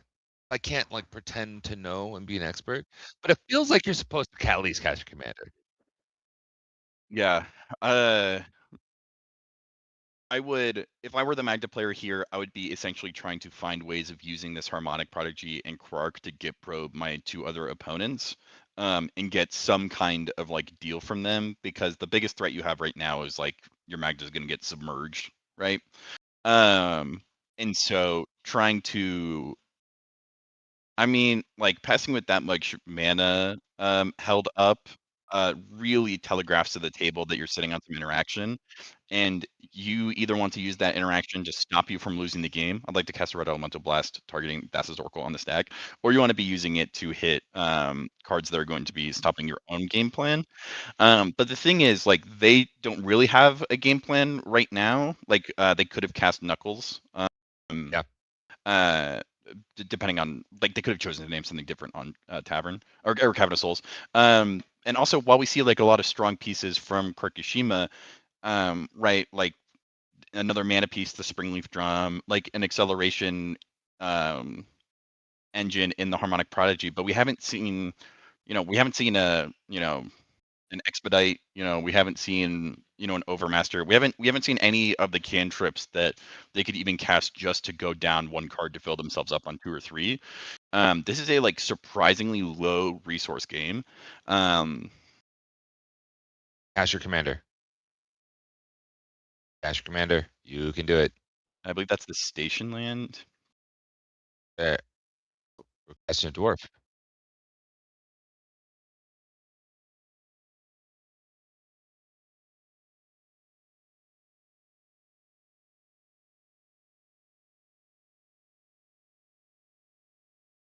Apt point from Ian acknowledging that like this Ristic is going to draw them a ton of cards, but like don't fall into like the false dichotomy of like, since they're going to have a ton of cards, might as well let them have it now. Yeah. Getting confirmation, it is a station land. Why would you play a land that enters tapped, when you're playing a monocolored deck? Because it is an exceptionally difficult vehicle in Magic to deal with. Just wonder. All right, we have an Enlightened Tutor. This is the scariest thing that he could play. This has got to be a Smothering Tithe, right? This is about to be a tithe. This is, yeah. Do you have an offer you can't refuse? Just chilling in the wings? And yeah, if I'm specifically just the nature of that counter spell, I think I'd be, and the amount of mana that Rog Ishai has up, I think that Mike can afford to wait. Yeah, Ian pointing out it's got to be a Smothering Tithe.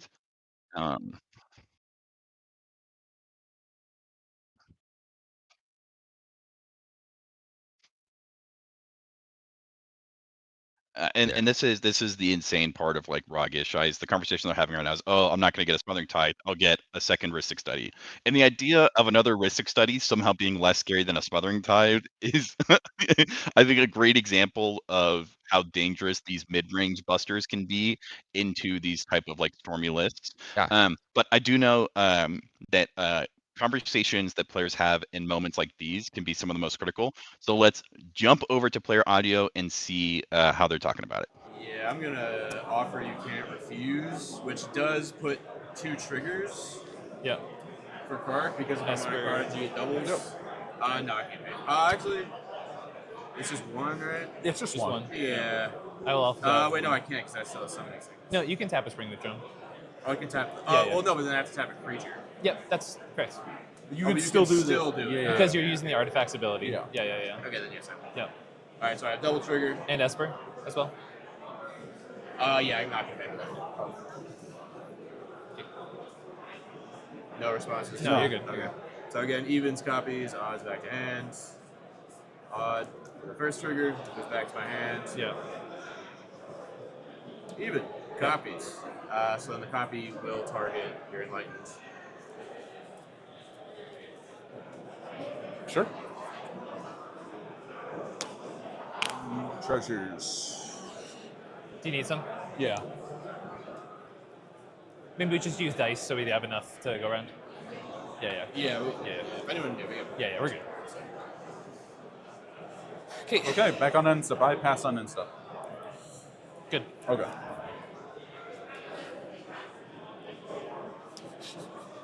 Oh, hey, you hit us with no. It's just a second Ristic study. I don't want Smothering Tithe. I want another Ristic study. I mean, I'll be real with you. Fair. I'm being real with you. Get out of here. Get out of here. It's a bold move. Yeah. Second Ristic study. No one ever expects it. How crazy is this? Probably crazy, but cast a Mopal. Esper? Sure. Okay.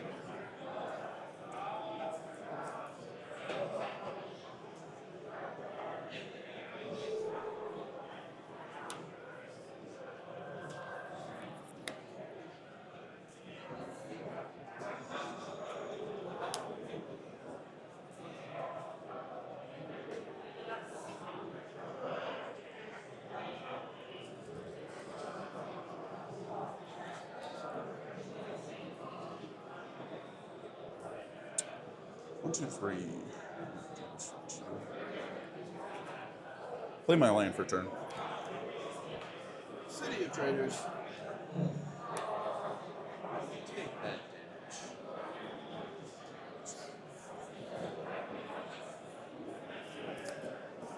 Split second Molten for 4.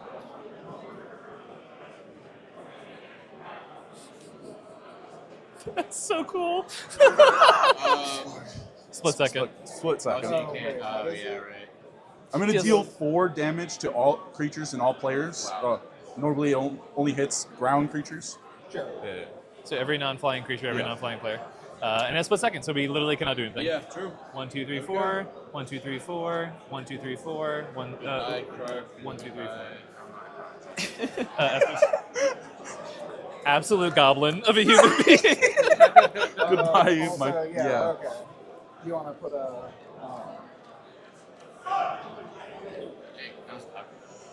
Yeah.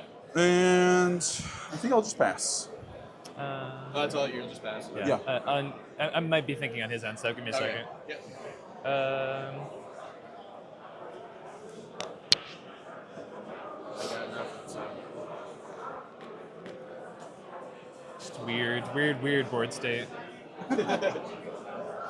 It feels like regular Commander right Yeah, now. yes. It's a little less complicated at this point, for sure. Look, most casual card we've seen today. Literally, I'm like, wow, okay. It's so I love I'm seeing gonna put split an second intuition cards. on I the mean, stack. you saw my face earlier when we were talking about Siege Smash, Sudden Shock, Extirpate, Sudden Substitution. What they offer is the guarantee that a spell resolves, no questions asked. And especially from a control list into 2 creature combo lists, and 1 5-color list where its only value engine is an Esper Sentinel, being able to, at a moment's notice, say, bye-bye. Bye-bye. Yeah. I do think that it does rewards the Magda's trepidation a little bit, because they are significantly less blown out than they would have been. And so there is a very good opportunity right that for them now to Knuckles right into Magda if they drew like another dwarf, or this puts them in a really good spot. We see the intuition coming out of Ian. If they have LED in hand, they could just go straight for Savine's Brain Freeze. Sure, that's definitely an option. I was talking to Ian about like different piles we could do in situations like this, and one of the piles that I talked about was Savine's Necroaristic. Yeah, I love that. Yeah. So if he has another land in hand, if he has a black source in hand, he has it's going to be Savine's Ristic Necro. Oh yeah, and plus being able to like hold up a Wooburg Pip into like a Necro is so nice. Savine's Ristic Smothering Tithe. Yeah. Okay.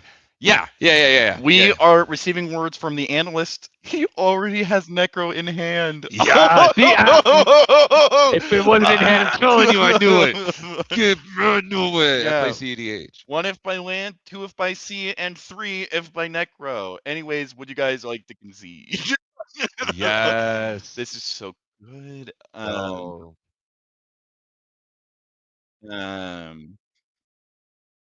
Yeah. Okay. So, if I'm in this position, I have a choice between giving him Savine's Ristic or Tithe. I'm probably gonna like the problem is that if I give him Tithe, he'll eventually have enough mana to cast the Savine's and then get the Ristic. But yeah, Ristic is not to study the Savine's. Yeah, that is a good choice. I'm gonna put 3 mana spell on the stack regardless. That one's a little bit easier to counter. Yeah, for sure. That's what a fun way of wording that. Necro's 3. So that removal spell, the Molten Disaster, Mhm. while very good, this Magda player has been so patient. Oh yeah. On putting Magda onto the battlefield. Absolutely. And I feel like that patience is paying off. Mhm. We were like, oh, what do you mean? You should be playing the Magda. You could have won by now. It's like, you know what? Rogish plays Firestorm. Yeah. Like, I'm not trying to get blown out, bro. Yeah. And I respect it. I respect it. You when you watch the VOD, yes, this is the moment that we learned that you were the GOAT. Yeah. Sorry, didn't know. You got us, Curtis. No, Curtis. Didn't know you had it. Didn't know you had it like that. Yeah. And now they're in like a fantastic spot. Especially like we see Mike redeploying Clark. I think we're definitely going to see Ian. I think they're going to be able to get a few spells out of like Rog Ishai depending on how they play it. Okay. So here we go. Now, are we playing the Savines? Oh, he's like, so confirmed. Again, Yeah, Savine's Ristic. It's confirmed that Necro is in Ian's hand. Mm-hmm. Not drawing the black source is just back-breaking. Well, no, they could have done Bayou Scrubland Command Tower, right? And then hold up the tropical island as a blue. Just hope you hit Simeon. Whoa! Sage the Ristic. Yes. Only I can have a Ristic. There can only be one. Yeah, you do. No Yeah, D-Swat online. Yeah, this is the benefit. Well, and that's so I love that too because like Beseju is one of, if not the best silver bullets in our format, right up there with Otawara, where it is so difficult to deal with, and you can wait until the absolute last minute to hose someone's breach line. And so, depending on what Magda does, he may get punished for this, but I do like the willingness to commit pieces early on to ensure that next turn it's going to be that much easier for him to deploy a Necro and just sprint towards the finish line. Yeah. All right, Magda, show us what you got. I feel like Magda is one of the better. Magda's in a great spot right now. Yeah. The Magda still has a red blast. Still have a red blast. Still have that sharpshooter. Shooter's got to shoot. They've also got the Knuckles. Yeah, the patience Knuckles has to come down right now, right? Like maybe. Because there's like no way it gets force of willed into like well, there's a world where Ian goes after Magda pretty aggressively here potentially. There's a we see we, we see this Magda player thing a lot of times. There's the Hammerheim. This is I think this is a pretty critical moment of the game for them. Yeah. Oh, yeah. I think they have to be real careful because Ian is really close to Ulberg. They have a professional face breaker. It's not. They have a professional face breaker plus a knuckles. What's like the oh. Oh, that's pretty good.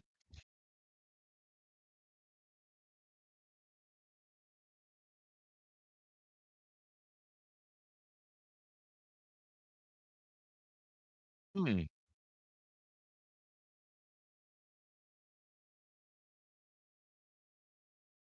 Yeah. This stuff happens all the time in CDH. Yeah. I think this is another great moment of like Ian is a very clean player. You know, the if there is someone that we consider a professional at CDH, it would be Sure. Ian. And I think this is a great example of how like even something as simple as like, am I good to resolve this risk strike trigger can cause a lot of confusion at pods. Once again, huge shout out to judges.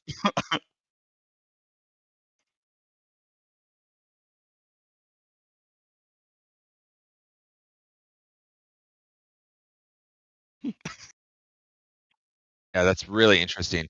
If there is a one thing I would say is that players typically like to say yes. Right? Oh, I have a trigger. Is that okay? Oh yeah. Wait. I'm sorry. You said yeah. And like in situations like this, Corn might have been like, yeah, I actually did want to respond.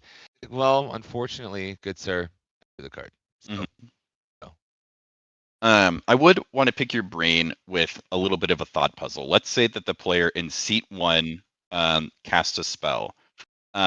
Players in seat 3 and 4 automatically pass priority, and then seat 2 goes whoa, whoa, whoa, whoa. Once they have confirmed that seat 4 called seats 3 bluff and they didn't cast anything, and say I didn't pass priority yet.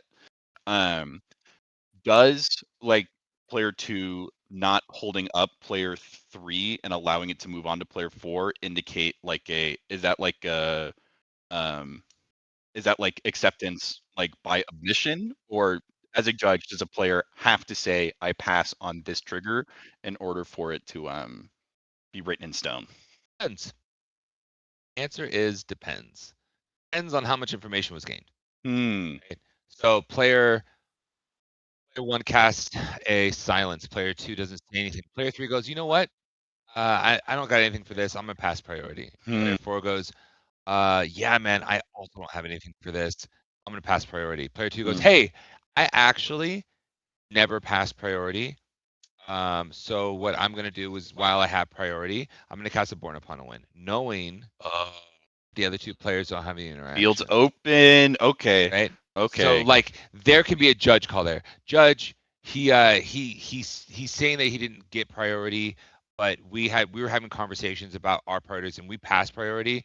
And then when he learned that we didn't have any cards in hand, then he decided to bring up the issue of him not having priority. But he could have stopped us anytime before that. And he gained a lot of information. Yeah, player 2 let a 3-minute conversation go on before they, like I think it's fair to assume that based off of their allowing priority to continue, that they had passed, and the only reason they're rewinding is they have acquired more information. Okay, Yeah. that makes Yeah. sense. Yeah, it's a tricky thing. It's like context. I mean, we'd like to say that the C in CDH stands for competition, but I think it more likely stands for can this resolve? Can this resolve? Yeah. Can this resolve? And so I by the way, oh my God, there's a flash photography in Flash photography in yard. I also stand with the idea that people get into a rhythm in games. Mm-hmm. So sometimes priority becomes a rhythm game where it's like, all right, we're playing at a certain speed. Okay, I cast a spell. Everyone goes, they mumble, but no one explicitly says they pass priority. And then as soon as it becomes an issue, someone goes, actually, I didn't pass priority. It's like, well, we have established how priority is being passed in this game. And you are you are now shifting away from that because you want to like maybe game the system, maybe angle shoot, and then you call a judge, have them investigate. Right on. Yeah. Speaking of investigations, while I'm not able to crack 2 mana to draw a card, I am interested in jumping to some player audio and hearing what they have to say about what's going on. Everyone, go to the bottom of this.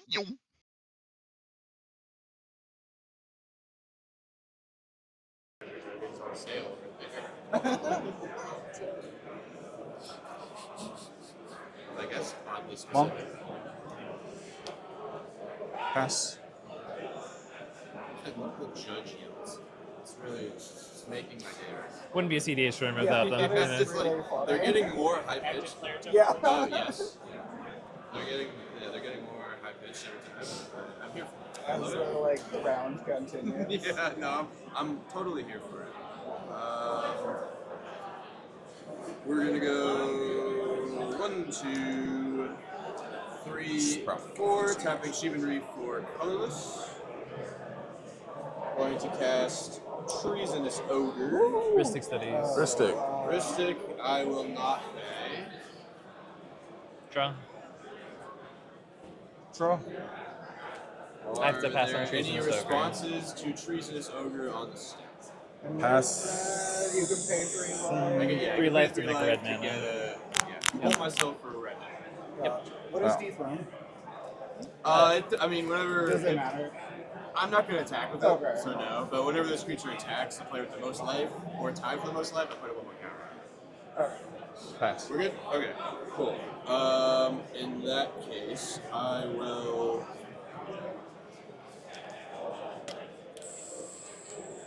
Life as a resource. 2, 3. One of many cards that do that, for sure. My character. 4 and 5. Okay. And just to clarify, so Yes. I haven't played this card in a long time. You can play either side of a dual flip card. MBFC? Okay, Yeah. Just wanted to be sure. Of that. Oh, Broogie Horn? Is that what's Yeah. happening? Yeah. Okay. I'm Yeah. like, I'm not getting what I need, so we're getting the big horn. Ristic Studies. Ristic. I will not pay. There, I'll draw first. You'll draw second. Good. No, I got Tataru and Fairy here. You may. Okay. Are there any responses to the horn? I still have to I pass. can discard a I'm card, passing exile on. top 2 cards in my library, and I may play those cards. Yep. Okay. In that case, I am going to pass. Any effects before my turn? No? 2. Draft turn.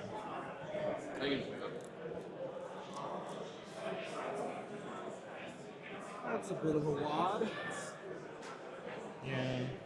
Yeah, how many cards do you have in hand right now? I got a bunch, but I'm not pushing through a Ragashai, realistically. Like, it's just a deck that is just answers on answers on answers. Yeah, so. You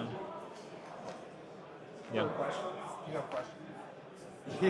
No, that's kind of the whole annoying part about the deck. There's a lot of answers, no questions. Play Watery Grave.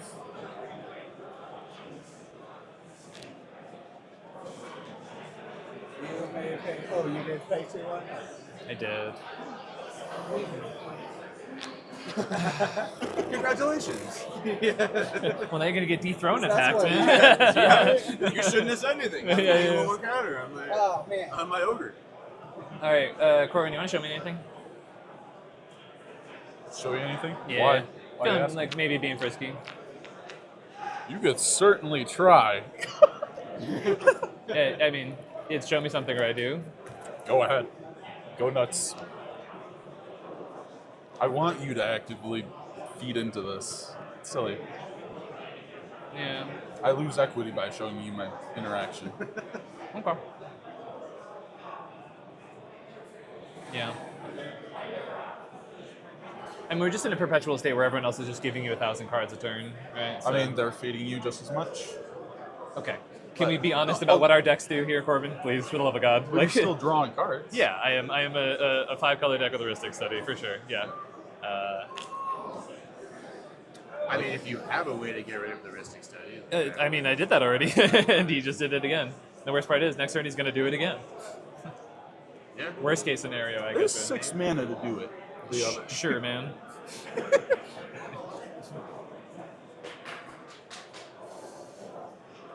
Oh, man.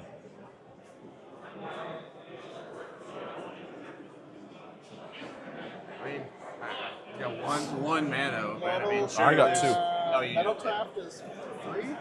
Yes, I have Metalcraft. Yeah. 3 treasures and a mobile. Yeah.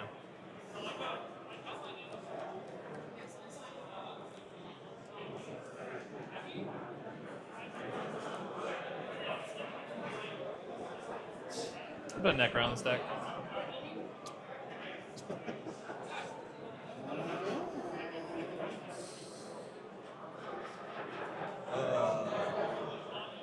Triggeristic? Yep.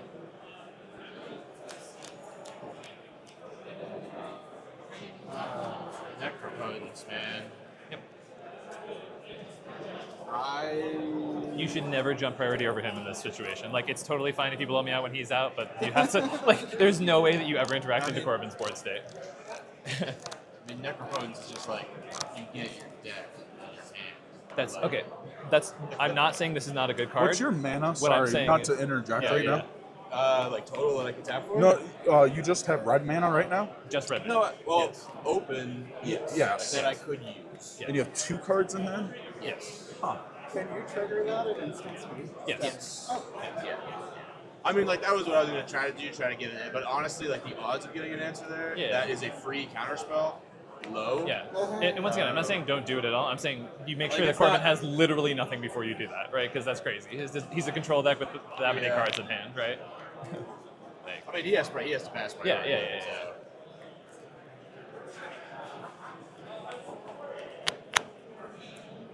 Commandeer. Pitch, chain, and flood bomb. Yeah. Ristic Study. You can draw.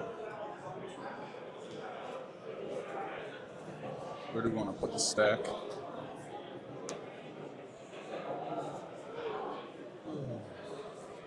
Trigger pact. Trigger. Yep.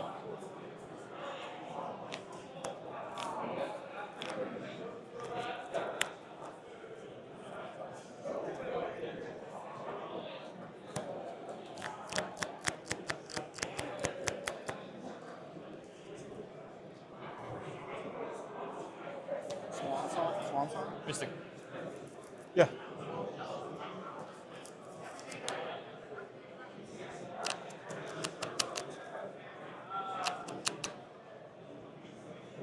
And you just drew your second? Third card? Draw Oh, turn. right. Yep.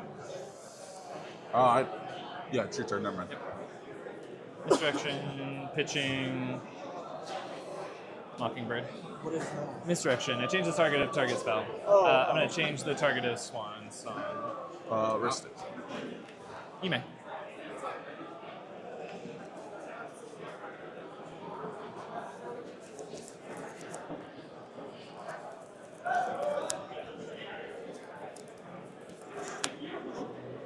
Swan.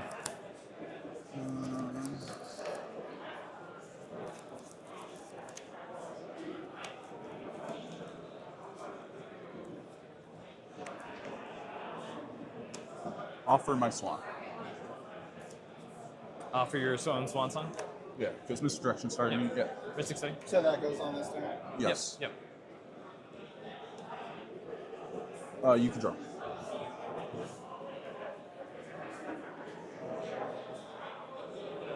You don't get treasure tokens until that resolves. He's countering his own spell. So he can Yeah, fight so more. he can get treasures. Yeah, yeah. Oh. Yeah, yeah. He's essentially upping his own mana right now. Got Yep. I will pass on your own offer. Yep, that's fine. I'm good to. Yep, that opens. Misdirection top of stack. Yeah, that was targeting my swan song, correct? Correct. Okay. So it does it. Yeah. Correct. Yep. Pax targeting commandeer.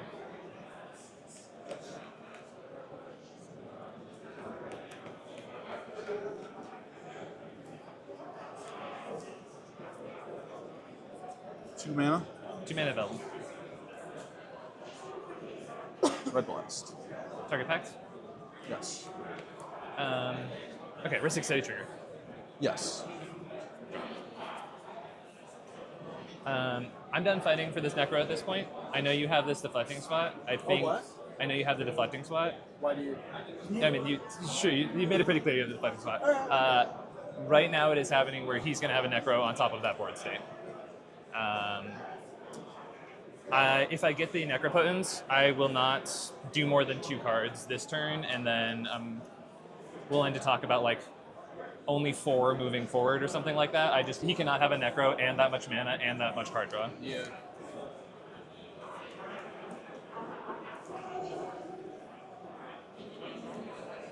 Yeah, I mean, I just don't have blue mana. Yeah. I mean, I could horn and see. Yeah.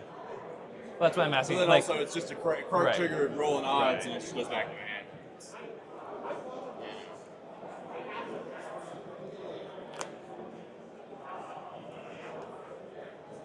If you want to protect your own thing, I totally get it. I'll do the red elemental blast then. Target the commandeer. Yeah, that works. Just to clarify, you're making like that deal with Ian, right? Does that seem fair to you? I'll do 2 cards this turn, and then 4 moving forward will be the maximum I'll ever do on it. Deal? Yeah. Great. Okay. Super deal. Ristic trigger. Yeah, Ristic trigger. Yep. Yeah. I'll draw first. Yep. Yeah, I'm good. I'm done fighting too. Cool. Super fine with that. So your red blast resolves, countering commandeer. Here's your commandeer. Your red blast resolves, targeting my Pax. Necro is back on top of the stack. Good. Okay. That was eventful. So who has counters?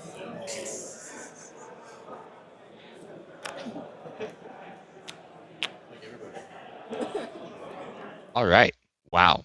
Oh, indeed. That was a whole thing. Yeah. The stack went up, then went down. Voices were raised. There were whispers in the dark. Dark deals were made. Higher for those just joining us for the Siege 10K here in round 2 with 30 minutes left on the clock. What has happened in the game thus far, and what did we just see on camera? So thus far in this game, we have had a bunch of creatures enter the battlefield. A bunch of creatures get removed from the battlefield. Bye-bye. And then a bunch of creatures came back onto the battlefield, and they came with some friends like Ristic and Necropotence. We just saw a pretty cool stack battle between Comedian and Corwin while Comedian was trying to resolve a Necro. One of the things that was important about this Necro is when you are trying to resolve spells, something that can happen is your spells might get taken over. Yep. Like Commandeer. Yeah. Which that's my Necro now. Yeah, which I called from the top row. Yeah. And so Necropotence is really powerful for a lot of players, but the problem that these players were facing is, do we give the Ragashai a Necro on top of their draw engines, on top of their Taru? And then they also have a way to... Oh, no. Is that a City of Traders? I just realized that there is still a flash photography. Oh, there is still a flash photography. There's still a flash photography in the graveyard of Ragashai. Yeah. That can definitely copy a Necro. Yikes! Yikes, boys! Yikes! Yeah. That's not good. Wait a minute. Magda finally got cash. We did it! We did it! What's up? If I'm this Magda player, I'm like, Kurokashima, protect this. I am getting a dampening spear. Like, let's see. Like he has to figure out, how do I get enough treasures to activate right now. I have one treasure. Mm-hmm. That oh no, he's one colorless. Yeah. See, he has the station, so that will create a treasure. If he attacks, that'll create a treasure, and then he needs to be able to put out. Yeah. Okay, so they can Hammerheim Magda to make a red, create a treasure. Then, yep, there we go. Tap the Agent Tomb. I would expect this where his Betsy and Knuckles come down.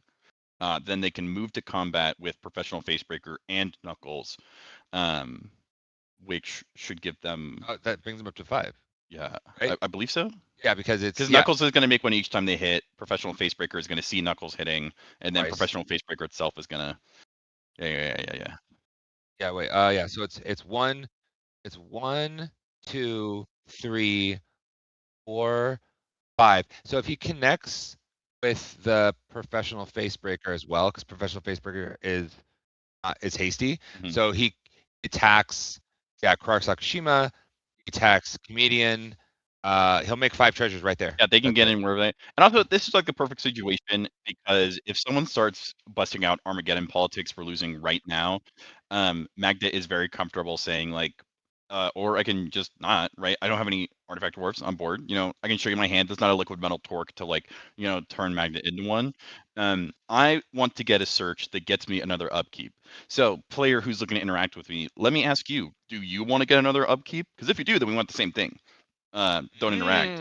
If you do, we want. I like that we talk that happens with games when people really want those things. You know what? We really need to think about this game state. We want to think: do we really want Rog Ishai to have a Necropotence? What is this we business? That's a you thing. Here's a you problem. You put the spell on the stack. Yeah. And suddenly now I left someone else holding the bag. Yeah. This is a we thing. Like that is a brazen.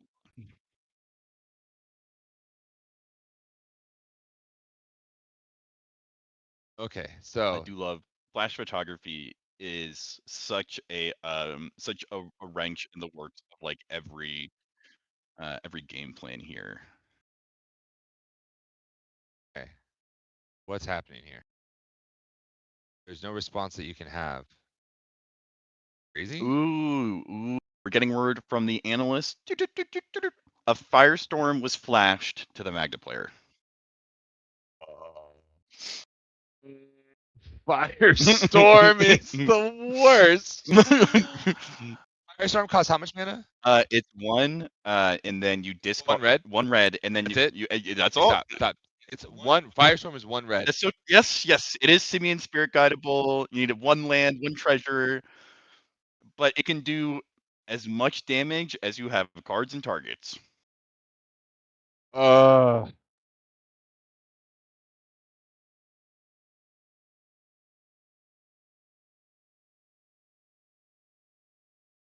Corwin. Oh my god. Corwin using all 6 inches to put all 3 opponents 6 feet under. Holy cow! Way to go, dude. What just happened, bro? Everything was looking so good. That was so good. I was so hopeful. I was so hopeful. Red on red violence, bro. Come on. This At is least why use the people don't like Cyclip. Rog Ishai. Yeah. No, you can't activate that. You can only station at sorcery speed. Yeah. Unfortunate. Our adventurers. He's like, this is why I don't want to play Magda. I've been waiting. I spent 4 turns doing nothing for this. For this? You do this too. You think you could do this to me? To me? I read he blasted a commandeer. Yeah. There's a monologue that Will Smith has when he's in Lucifer. Yeah. Oh, He's talking to another demon. The demon says, I need you to do this now. He's like, now. Now, you have no idea what now is. Like, that's how I feel like you want to cast Magda now. Now. No idea what now is. You merely adopted now. Mr. Wayne. Like, that's exactly what it is. I was shaped by it. Firestormed it. Firestorm. First, I will break your neck roll. Then I will break your back. Flash photography targeting Necro.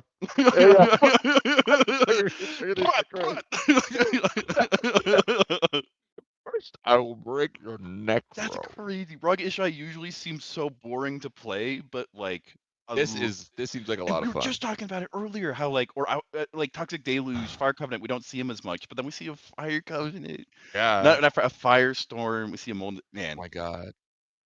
I'll never forget. I need a card now that is like it's just a firestorm that has Bane. It's like I will break your necro.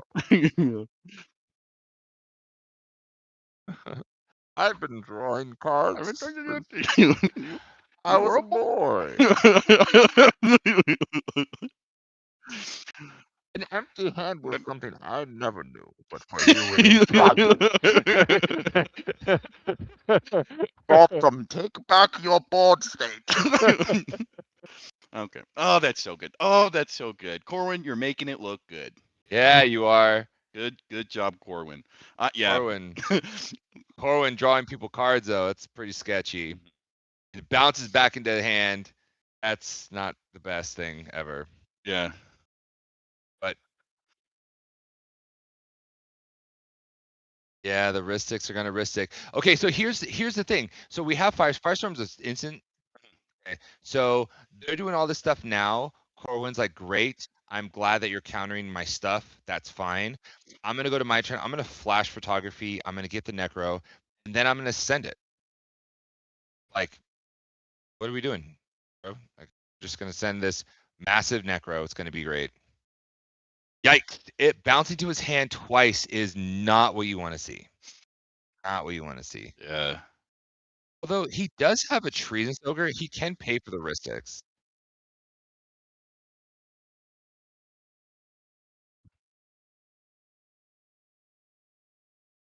Yikes. Also, like if it gets back to Ian's turn, the odds of them saying I now need to necro more than 4 to stop this other player, very high. Very high. Very, very high. And depending on his that is brutal. Depending on his hand, if he has like mana rocks that are free, he could possibly just go Scion. Yeah. Oh. Yeah, Prismari's gone, but there's still that that Corvold in there. Or he just casts Prismari. They discarded Prismari to the Necro, so unfortunately it is exiled. No. Unless what's that white card? It's Tear from the Void, Rip from the Void. It's not in this deck. It's not. No. Without a shadow of a doubt, he ain't running that nonsense. No. He's gonna cast Karn in his turbo list. It only gets back artifacts.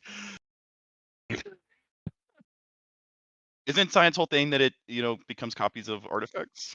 Hey, Egg on my face. Okay, now he's on 14, trying to get this fierce. This is the most relentless run Krark has ever had. Yeah.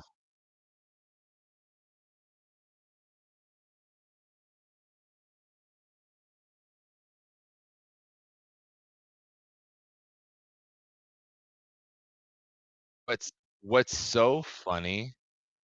Okay, if this is insane. Okay, we're gonna take a look at Magda's list because this entire thing is predicated on Magda being able to go to combat, right? Mhm. And if we are looking at Magda's list, there are some cards in here that just nuke the board. One card that probably nukes the board here. Champion Sphere seems okay, but Disruptor Flute. Yeah, Disruptor Flute is good. So yeah, I'm gonna flash photography targeting the Necro. Sure. In response, I'm gonna activate Magda. Okay, great. It's Disruptor Flute, name's Necro. Mm-hmm. Call it a day. Yeah.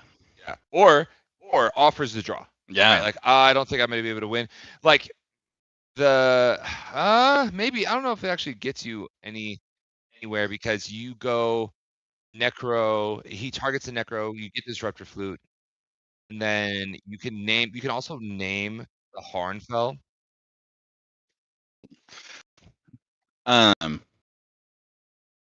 This would be a great time to be on God Pharaoh statue. Nah, God Pharaoh statue I think gives the game too much to whoever doesn't have to tap out. Hmm. I think you really wanna stay away from those type of effects, especially if that effect gets cloned. You clone it, and then your opponents have to pay 4 on top of it, all their spells. Digger's Cage seems really good here. I do think that odds are whatever it is, we're not going to see it until later. If I'm the Magda player, we've already seen them show pretty disciplined use of their spells, choosing to Absolutely, they've been you very know, a penny saved is a penny earned. And so I would be pretty surprised if they activate the search on their turn, although they do still have an untapped Cavern of Souls. So I mean,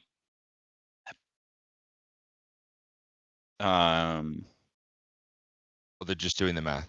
Yeah, treasure math, not too dissimilar to Nyx Bloom math, where even if you know how it works, you do have to triple check it because those are not normal numbers.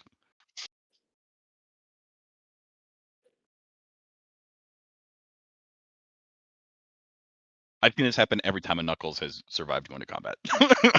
Yeah, every time. That's what it do. Every That's time. what it do. There's like 8 different numbers about how many treasures it's gonna make. 8 being one of them. Yeah. Okay, and then just pass, bud. Don't do anything else. Please, Curtis, hear me through the screen. Pass. Plus priority.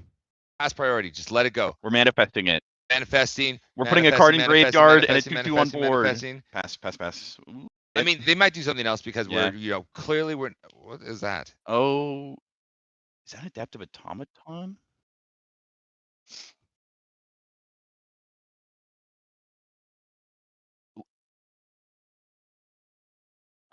It sounds like Magda is looking to keep their foot on the gas pedal.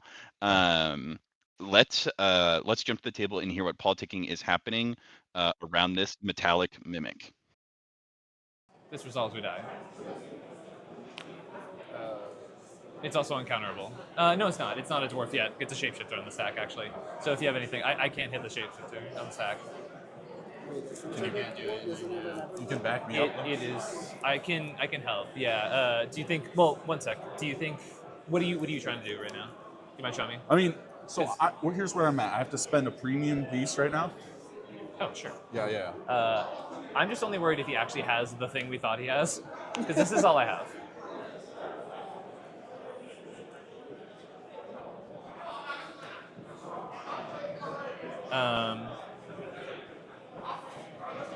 I can maybe dig for something else, maybe, but do you want to? If he fights you, I'm happy to back you up. That's all I can give you.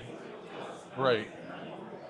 I mean, you could lead on the O chant, and then that makes it a little trickier for him. He's just going to swat it to you. That's what that doesn't matter. If he has to put Swan in stack, I cast my thing.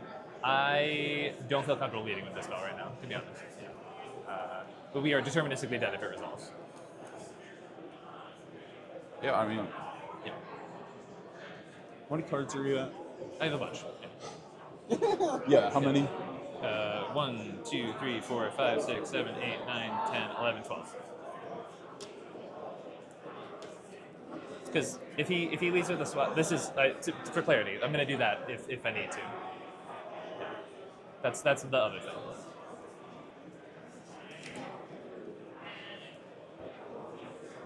Are you just going to O-chant me on my turn, though? Sorry, my last question. I mean, you're going to double Rhystic Study. I'm kind of, incentivized to do so, right? That's pretty good. If you don't flash photo, then I have 0 reason to do so. If I don't flash photo? Yeah. On your turn, I have no reason to hit you with that. Absolutely. Yeah, that's fine. Yeah? Super deal. Absolutely. Yeah. Super happy with that.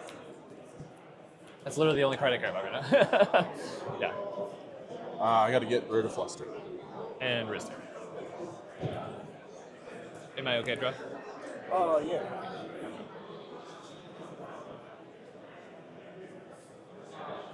Okay.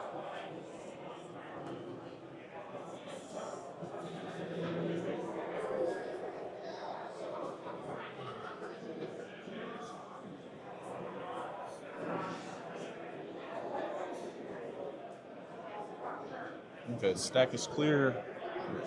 Priorities on you, my friend.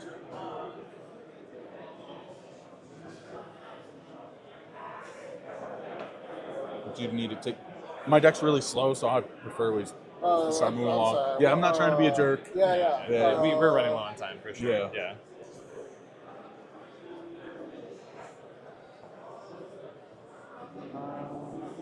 I will pass. Okay. Sounds like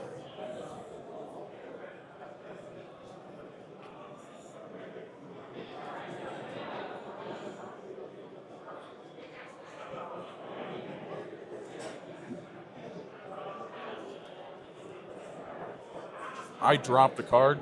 I'm pretty sure. Can you Or no, I didn't. Okay, I'm not crazy. Okay, never mind. I only have 2. All right, I'll go to draw. Okay.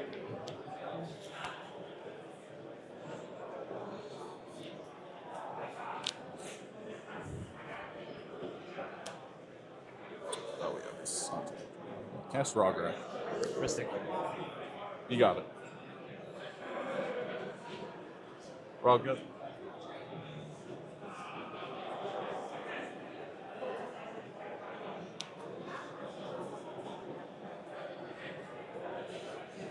Jessica's will target you. I only have 2 cards in my hand. I'm just trying to see How action. do you only have 2 cards in your hand? He's pitched them all the way to I Firestorm. pitched a bunch of Yeah. nonsense on my turn. Dang, okay. Ristic. I can't do anything about the Jessica. Can you guys do anything about the Jessica? Just looking for action. That's all. I mean, sure, but Yeah. it's like one of the best cards. I mean, I'm really. I think I just have to do the thing that I have, right? Like, yeah. You said you wouldn't do it if I didn't flash photo. On your upkeep, that was the whole conversation, right? On your I never said I'm never using the spell at all on you. There was never There's that also part of the nothing conversation. binding in purple. Well, that's fine. I'm a man of my word, but I believe the understanding there was that I'm not hitting you on your upkeep with this spell if you're not flash photography. I didn't hear the upkeep part.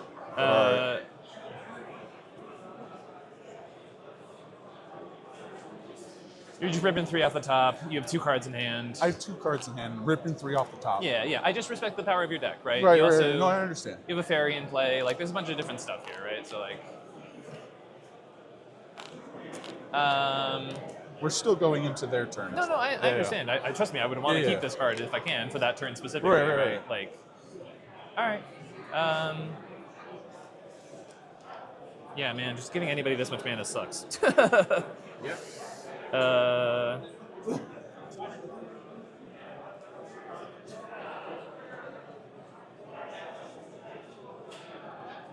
All right, dude. Yeah, you're good. How much am I getting? 1, 2, 3, 4, 5, 6, 7, 8, 9, 10, 11, 12, 13, 14, 15, 16. 16. Oh. Do you want it? Yeah.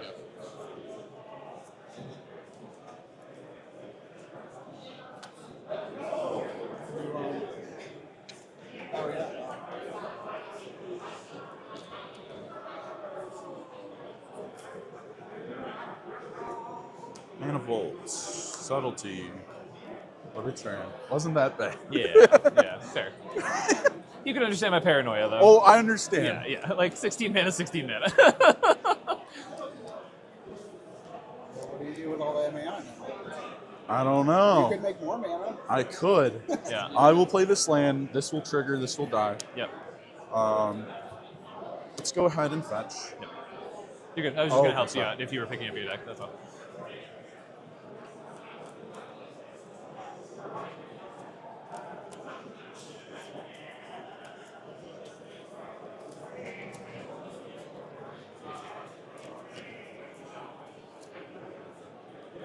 Do you want to cut?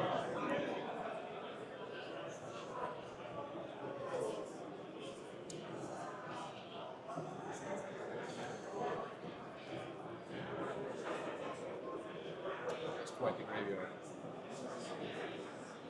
It do be quite the graveyard.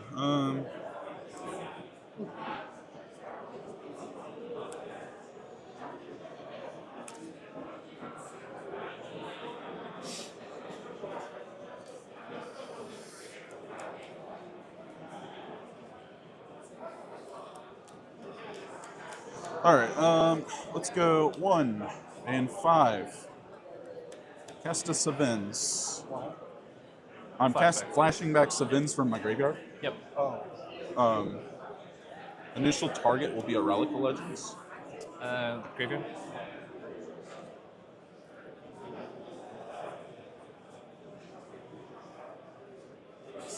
It's just a second Mystic Study again. Come on, man. Yeah, that's fine. Oh. Yep.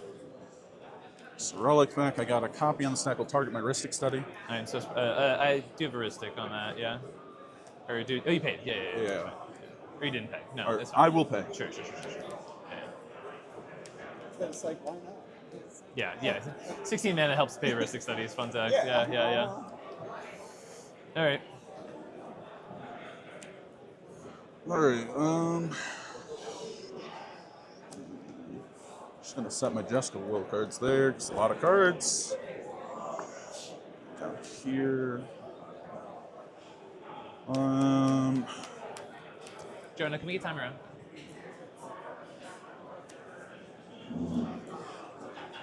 I guess it's 15 minutes. Maybe 12. Maybe. You have 8 minutes. Oh, wow. Plus our extensions or no? Looks like I can't tell time. Okay. All right, then I'm going to need you to take a game action, my friend. Oh, we have a 2-minute extension? Yep.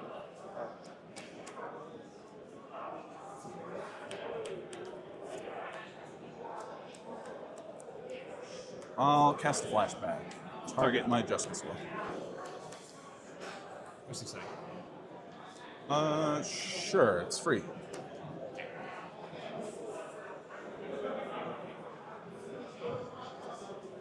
That's on it.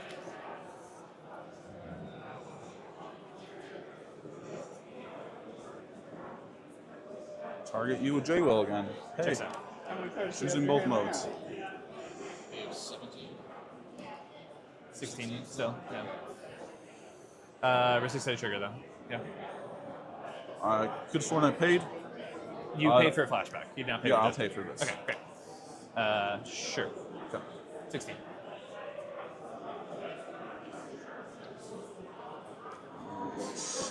This goes up to 6 and then 2 more. And top 3. Yep. 1, 2, and a 3. Crazy. Infernal Plunge. Sacks a creature and make 3 red. Oh, okay. Yep. Sure. Well. Yep. Ristic Pay. Study. Sounds good. And then for here, it casts this and paid. Sounds good. And this will all dissipate, I think. Okay. Oil. Hold on. Actually, that would be silly. Sorry. I miss mana burn. Yeah, true.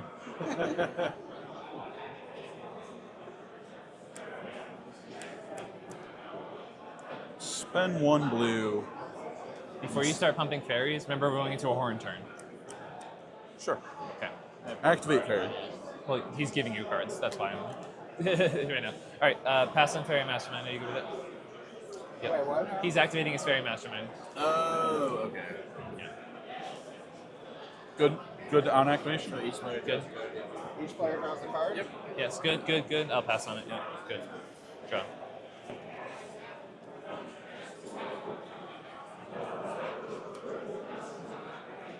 One.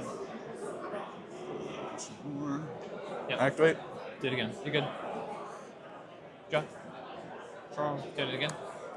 He's doing it again. Yeah. That's just the second time? Yes. Yeah, fairy triggers from you guys. Yep. Good to draw from fairy. Yes. Draw.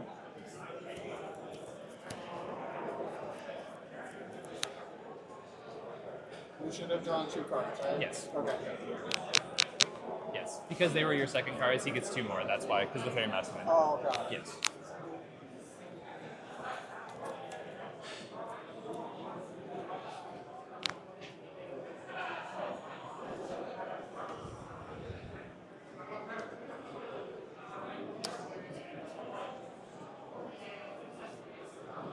Activate. Yep. Shotgun.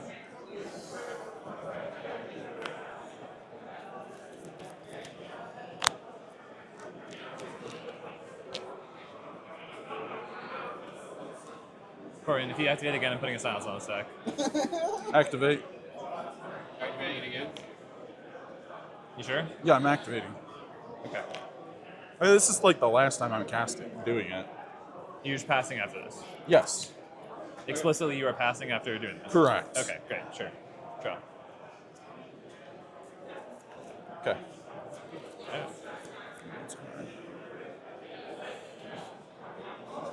Move through steps and phases. Yep. Judge, time remaining in round? I'm going to go through to your turn if that's the case. Yep. 4 minutes left in round? Okay. I would like to see a turn. With the +2? Or? Yeah, I think with our extensions. With the extensions? So I have effects in upkeep. Yeah. Alright. Oh, upkeep. In upkeep. Before you draw. Before you draw. I have use effects in your Oh, upkeep. okay. Yes. That's what I'm saying. Sorry. It's okay. It's okay. Start with. Fortunately, I have to do it in a very awkward way that gives you a bunch of cards, but I want to get a turn, so start with the Dark Red. Yep, trigger. You may. Draw. Cool. Okay. Dark Red, make 3 black.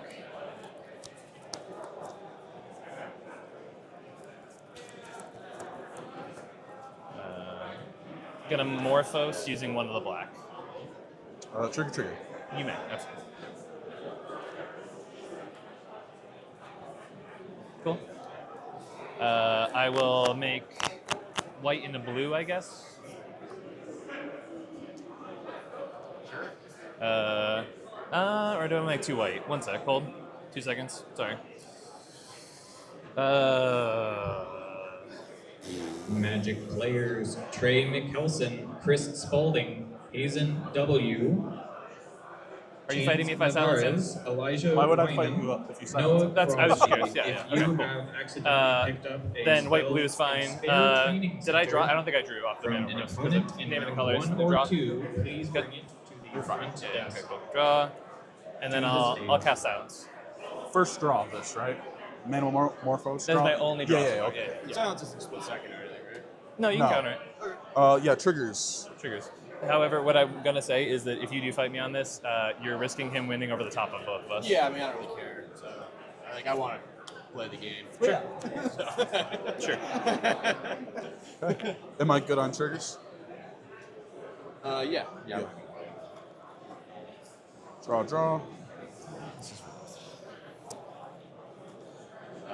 I will offer you can't refuse, and we get a card trigger on top. For 6. Triggers. My triggers first. Yeah. Before it. Draw. I want to draw. Ian draws. I draw another card. Yep. Card trigger. Yep. Good for it? Yep. Alright. And I have Tataru. That's not going to matter. Back to hands. Yep. Do it again. Do you realistically think you have a chance of winning this game? We have at least 2. That's all I. Yeah. But I think I could. I'm not going to, concede winning just so someone else. No, I got you. You continue your game. Well, I I'm understand. allowed to talk to him. Yeah. Give me a second. No, you're right. Yeah. Because right now you are just it's not even a matter of if you are giving yourself a chance to win. Whatever opinion you want about it. Okay, so you're just putting this down. That's fine. Ristic triggers then. Yeah. What are we casting right now? The offer is coming back. He back to hand. Oh, casting back to again. hand. Yeah. Okay, triggers. Yep. Draw. Draw. Okay. All right. Times 2. Copy. Yeah. On stack. Targeting silence.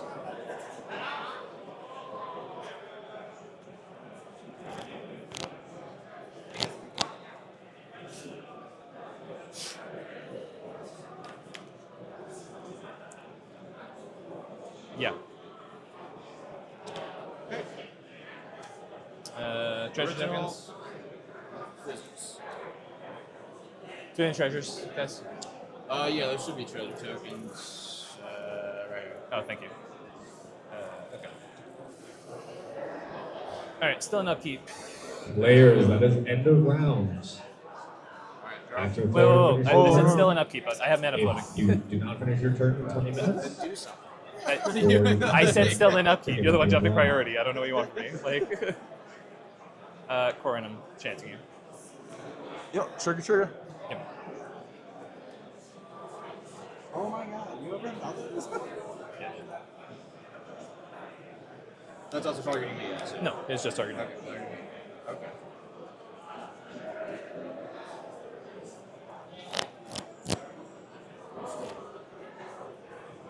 D-swap.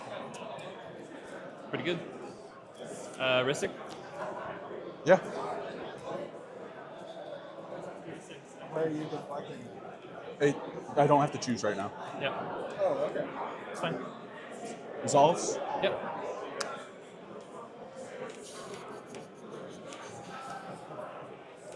Cards in hand? 3, I believe. 4, sorry. Done. Target you. You sure? You think you can take him solo? I'm willing to take him solo over you. Sure. Where is that his timing? And plus it's time in a round. Okay. What does that have to do with anything? Then we go to overtime. Oh, yeah. Right. So now we have 20 minutes of overtime. Yeah, correct. And after that, then it's turn 2.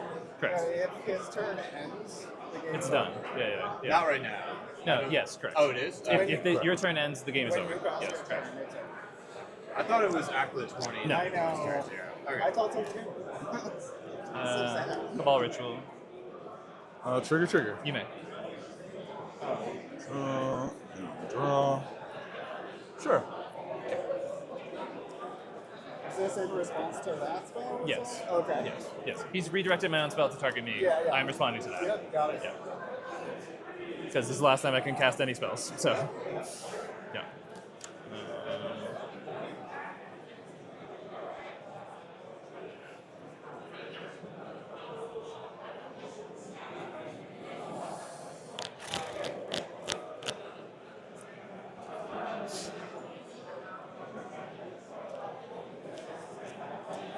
10 impacts. Trigger. You have a blue mana floating, correct? Blue, and 3 black, and a treasure. And Yeah. a treasure, okay. Yeah. Okay. Okay.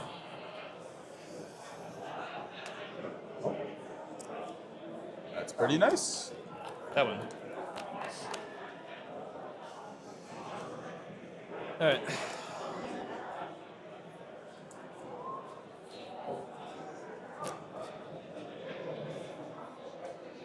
Am I good to move to draw? No. I think he's still. Yeah. Mystical Tutor. Trigger.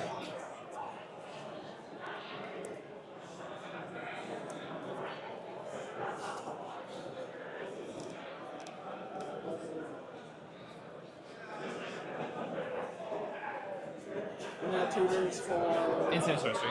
Instant.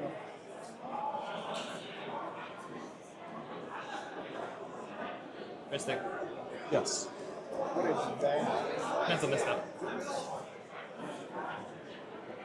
What is that? Mental misstep. Target spell. Oh, got it. Yeah. Okay. This one's awesome.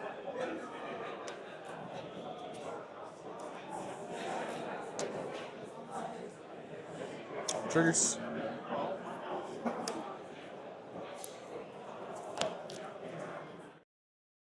All righty. Thanks you guys for sticking around. For those who have joined over the course of the last stack battle, I'm Eric with Critical EDH, joined by Hire of Playing with Power in the Casting Boost. And we are watching round 2 at the Siege 10K, and this is quite the stack battle that's going on right now. We saw a couple big pivot moments go throughout the game so far. We saw Ristic Studies come and go, a Treasonous Ogre hit the battlefield. We've seen 2 separate board wipes, as well as some politicking around a Necropotence. But we are now currently in upkeep of player 3's turn. And then we've already seen Ian start committing spells to the stack. and some revealed information that we have as casters is that Rug Ishai in seat 2 does have a Hullbreaker Horror in hand, but they need to make sure they pick their window right, as well as the Magda player was able to go to combat and make a lot of treasures, but they went for a Metallic Mimic line, which ended up setting them a little bit behind. So right now, it seems as if Corwin and Ian are fighting over for dominance of the game right now, but they're both trying to do so in such a way that they don't accidentally give the game to Mike, because it is their turn. They have Clark out, and they have a Treasonous Ogre, along with a Horn of Hardfelt. So while seats 2 and 4 are favored, it's not impossible at all. That all seat 3 needs is a little bit of luck, and they're right back in it. Yeah. They also just need like a draw step. The draw step would be dope. Yeah, draw step would be really cool. Yeah, despite the fact that it's a storm list, Krakashima actually spends a lot of time playing at sorcery speed. A lot of their more powerful effects, like Overmaster or other spells like that, are at sorcery speed. Dang, dang.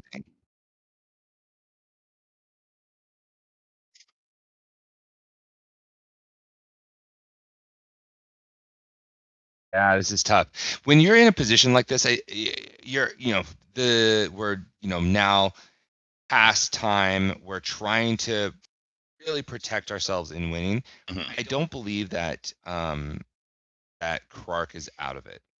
Krark is in their last turn as well. Cluster targeting chant. Sure. No, I completely agree with you. Like, there is nothing Krark wants to put its faith in more than a high roll. And there is still enough time, depending on how this stack resolves, that they can just land that Shakashima, land, like a Tavern Scoundrel or another like doubler like Veyron, and then just cast Strike it Rich as many times as they want. Or any other ways that Stormlists are able to kill the table. Like with the amount that Storm is going high right now, I mean, they may just draw out like a Grape Shot for hand and just be able to kill a player outright. You know what's really funny? If we get to I'm trying to think. If we get to Magda hasn't been able to do anything. Like they have 5 treasures. They have 5 treasures.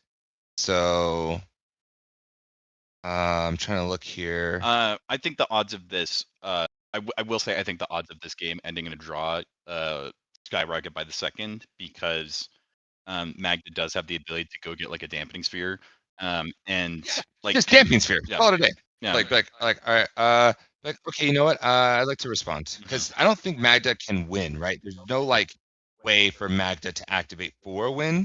Especially not with what they currently have on the stack or on board, because the main vehicle, the main way they have of tapping dwarves is that station land, which, while it's very difficult to interact with, like, you're essentially going to have to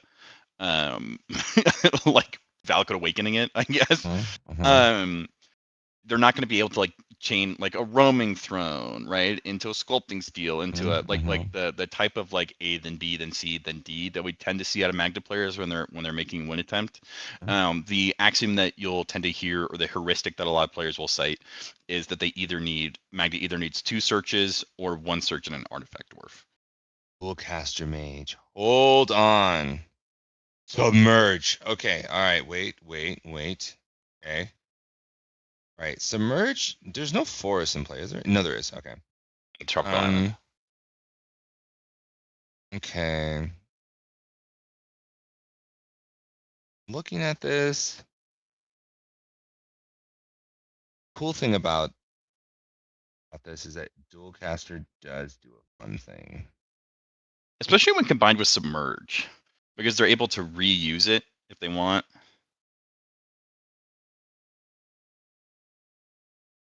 they're running out of time for game actions though, and there's still like we haven't seen the Hullbreaker Horror deployed. Does he have 7 mana? They've got a Soul Ring, a Mana Vault, Mana Confluence, Oh, and and then the 3 treasures. treasures. Yeah. Plus the Magda Search, and so like Hullbreaker Horror and a Magda Search are both things that the time it takes to resolve them is going to vary, but the time it takes to talk about them is forever. Forever. So yeah, I mean that's my prediction is that Trap. There we go.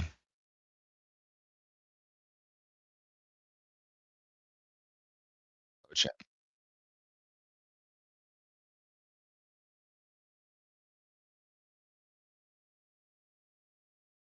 Isn't the orange chant still targeting Corwin? I thought the deflecting SWAT was countered, or was that resolved? SWAT resolved. Oh, okay, yeah, because that's why the Flusterstorm. Okay. I've caught up, guys. Welcome to the Siege where Yeah. we're casting. Okay, so this is tough. This is tough for Ian because he's back against the wall. Yeah. Got the drop on us. Yep. Oh.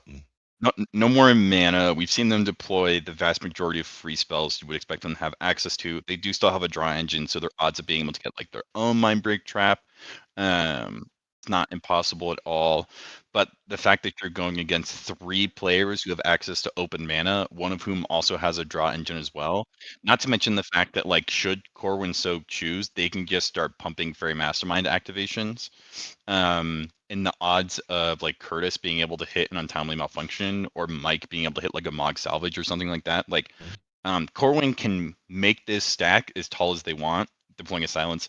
I think the real artistry here is going to come to their ability to win literally at like the last minute. We saw this happen with Zach Adler in Portland of like Rog Ishai pilots oftentimes will have as little as like 1 to 2 minutes to sequence and implement their lines.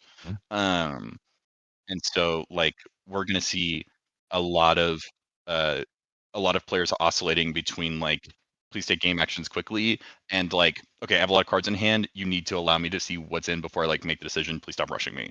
And it's very common to see CDH players like bounce back and forth between those two depending on who has priority. Yeah. That one. So Curtis is really taking his time. He understands he has 1 game action he can take. Yep. And in the world of action economy, Mm-hmm. supply and demand is high. Yep. And your demand is super high. Your supply is very low. Mm-hmm. So we have to be careful on when we do this. And I believe that we're getting really close to the time for him to activate his Magda. Yeah, especially with a silence on the stack. I wouldn't. I think there's a world if Curtis is able to get more information out of Corwin, where they let it resolve to ensure that other players are shut off, and then they like go get a dampening spear. But I do think that I would be willing to bet that it's while I'm unsure if it will end in a draw or if it won't be able to cross the finish line, I do think that whatever move Magda makes is going to be one of, if not the definitive answer that answers that question.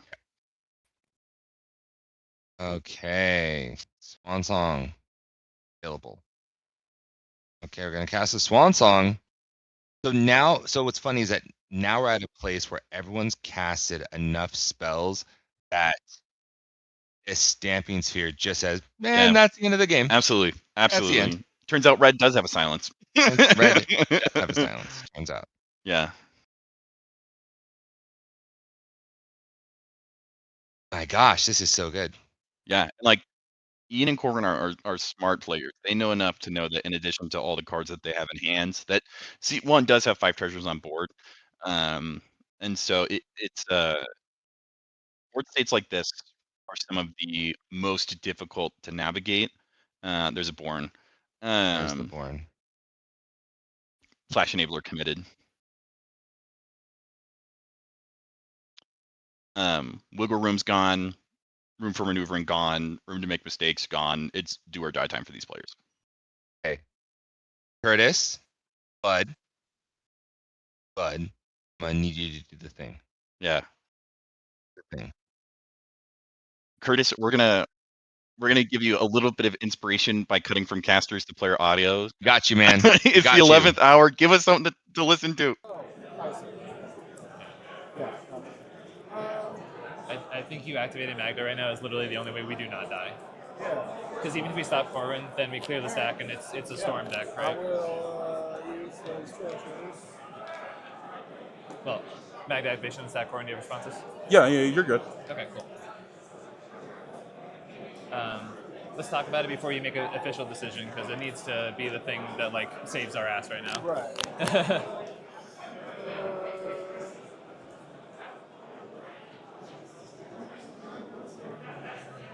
I think Damping Sphere is the only thing that actually locks him out. Yeah. That would be crazy expensive. What do you mean? No, for everybody to try and play. Yeah, exactly.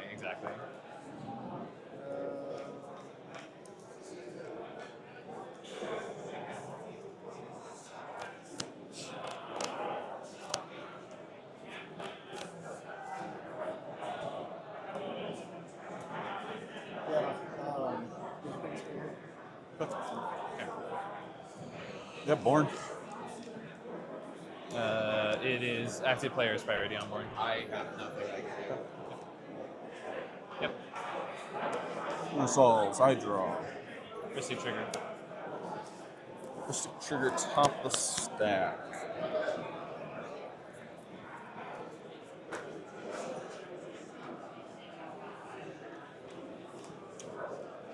I'll bury it. How many spells have been played? 21. Yeah, 21 total, but Damping Sphere checks per player. That's true. Yeah. 1 and 2. Out of water. What? Out of water. Oh, okay. So that's on the stack, or? Yeah, it would go on the stack. Okay. Target that. Yep. Priority on you for out of water. Nothing. I literally killed myself. I was worried that was exactly what's happening here. Yeah. Resolves. Yep. This is back in your hand. Unless you have something, you're good. Wait, do you use the SWAT? Because you haven't have cut. any mana. Wait, your commander. What? Do you have deflecting SWAT or no? 'Cause I thought you were saying you had it for a while. I do Yeah. have a redirect. You have not. Redirect, so not deflecting SWAT. But it costs 2. Oh, okay, yeah. Well, then yeah. Okay. Okay, back at the ranch. Yeah, I'm. It's getting buried. Mox Diamond. Risky study trigger. You can draw. Okay, good. Discard a land. Yep.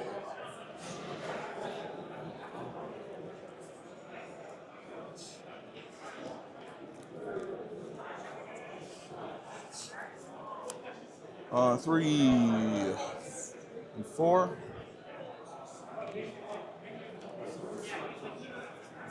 Stormkiln. Risky study. You got it. Draw a card. Good on Stormkill. Pitch Spirit Guide. Yeah. Cast Right Flame. Scott Trigger. My Scott Trigger happens first. Good. Hold priority, please. So we're gonna do this. Yep. Trigger. Right. I think you need to submerge the Stormkill artist with that trigger on the stack. Yeah.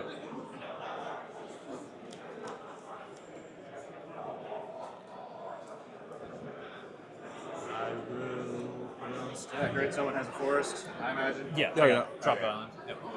Yeah. So yeah, grab that. On the stack, yeah. There are 4 triggers. Yep. Ristic, Kark. Yep. My triggers top the stack. Good to Yep. draw. I'll draw 2. Another card trigger. I'll respond to everything. I'll cast a Fierce. Target. The Submerge. Ristic study trigger. Ristic's fine. Magic Again, I got players Scott. Well, I that got is Scott time first. in overtime. Oh, yeah. All active matches are draws. If you have a time extension, this does not count. Respond to your trigger. Respond to metric. Yep. Keep playing, you have an extension. Yep. Okay. I don't think I'm allowed to tell you. Just keep Alright, yeah. Alright. Yeah, true. I'm gonna cast Brain Freeze on top. Brain freeze on top. Storm, oh my god. Storm count is 27. Ristic That study made it trigger. 28. I have a Storm trigger on this deck, Ska trigger buried. Yeah. Below that is Storm trigger good to resolve in You my. have to target, but yeah. I'm gonna target you. Sure. With Storm Kiln. Or the Storm from Brain Freeze. Yeah. Yeah. Okay. Okay. Good to mill. Yeah. And make Well, yeah. and make a bunch of treasures. Well, if the spell's resolving, I'm gonna draw my card, right? What's up? If the spell's about to, so you can make your treasures because that's how triggers work, right? Yep. So you make your treasures. Okay. So I got 27. Yeah. Okay. Oh my god. Yeah.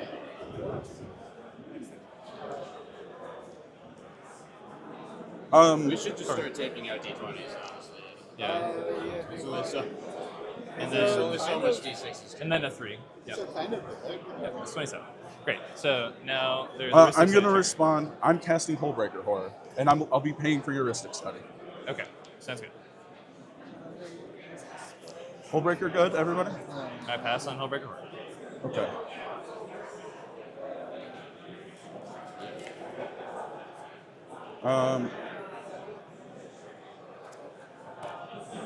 Cast this. Mystic Study. Heuristic study. I'll pay. Okay. I have a trigger that will bounce Mopal. Okay. Mopal back to my hand. Yep. Cast Mopal. Heuristic Study. This first. Target your heuristic study. I'll pay. Target the Ristic with the Hullbreaker trigger? Yes. Yes. Okay, sure. It's bounced. Cast this. What is that? It's Paradise Magic's. Target this, hold priority, float a blue. Yep. Represent a loop. Yeah. Good. Infinite blue mana is demonstrated. Infinite mana of all colors. Sure. Okay. This is back in hand.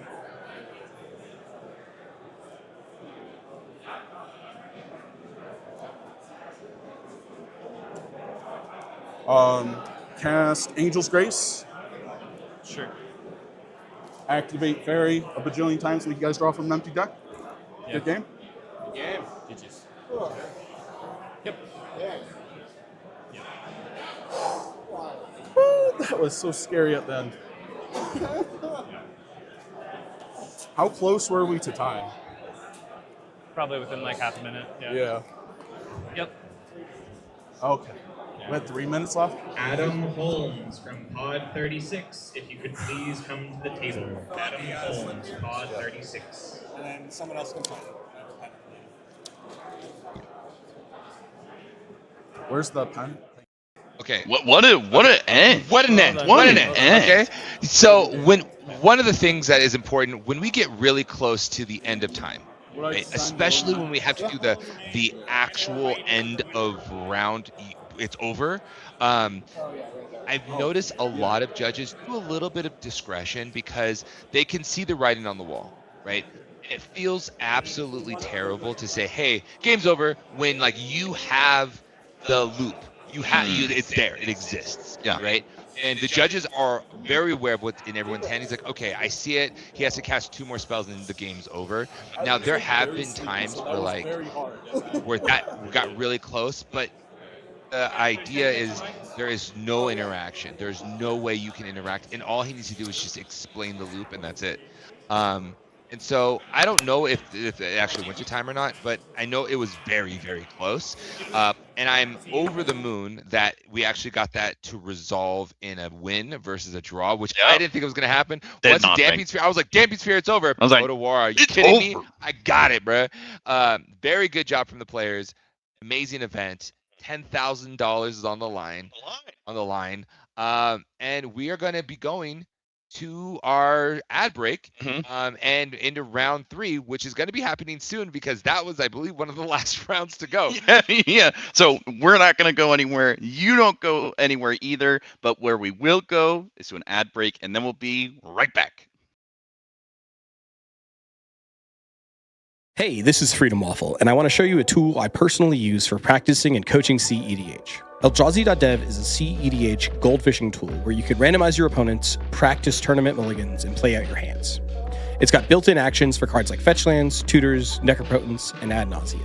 You can easily track floating mana by adjusting with hotkeys to make playing out complex lines much easier. There's even community-made puzzles to sharpen your game knowledge. Check it out at mulligan.eldrazi.dev.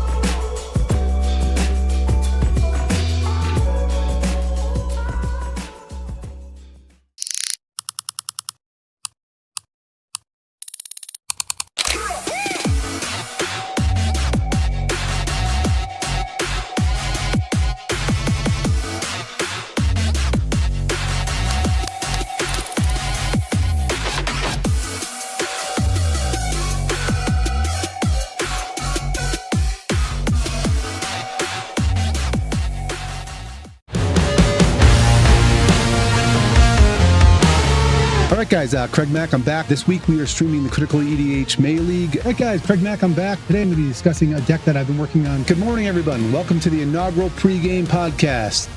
WizKid Games brings you competitive EDH every weekday on all platforms. Run by former MTG pro Craig Mack and featuring off-meta deck techs by 2D, live games on Fridays, and the pregame podcast every Monday. Check out WizKid Games today.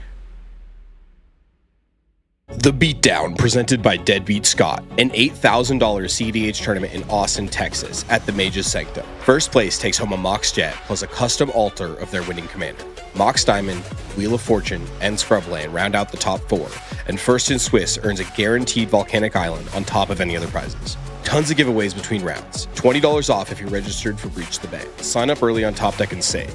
The Beatdown. Don't miss it. $4,000 for one deck? Half the cards are out of stock anyway. I just want to play the game. Did somebody say despair? Wait, what? Who are you? I am Aquarion, wizard of many things. Bro, are you drinking right now? It's a gilded goblet. Pay attention! Okay. You seek a deck? I bring tidings of a deal. GildedGoblet.com. Buy 3 decks, and the 4th one is free! Wait, a completely free CEDH deck? Ready to play and ship to your hovel, but only during this tournament. So you're telling me I need to order them this weekend? The magic expires when the tournament does, child. Thanks, Aquarion. This is the best thing a wizard has ever done for me. I know. Tell your pod. Buy 3 decks and get the 4th one for free at GildedGoblet.com. Use the code FREEDECK at checkout, but you better hurry. Only for this tournament. Are you tired of having limited options and questionable quality when sleeving up your best decks? Worry not. Tame Dog sleeves are designed right here in Colorado, USA. Made by players, for players. They shuffle smoother and fit better than anything else on the market. A portion of each sale goes towards helping animals in need, and for this weekend only, use the limited time code provided by MTG Basics, Siege15, to save 15% on your entire order. Check them out at tamedog.store. Code expires at midnight, June 14th. Gold Sabertooth creates one-of-a-kind art for Magic players who want more from their game. From stunning playmats to beautifully illustrated tokens, every piece is crafted to inspire and stand out. Let your table tell a story. Explore the full collection now at etsy.com/shop/goldsabertooth.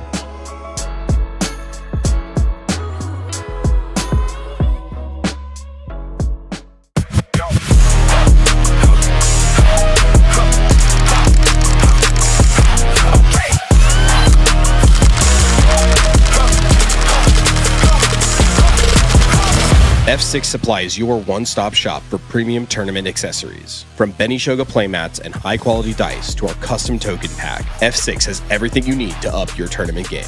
Every design is original art, never AI. Shop online at shopf6.com or visit our booth at CDH tournaments nationwide. Level up your game with F6 Supply.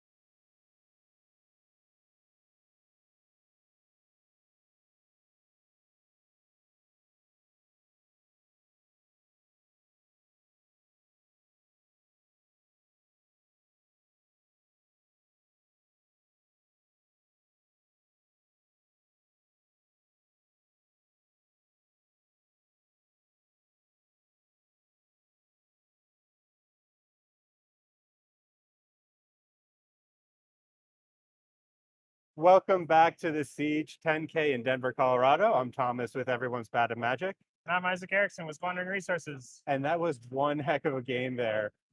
They exploded in overtime.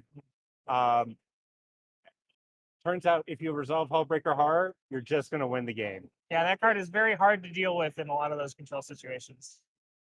Yeah, I'm a little surprised to see Angel's Grace in the year 2026, but kind of indisputable that when you resolve that in a Fairy Mastermind, you're going to win the game. That's true. You cannot lose the game even if you drop from an empty library.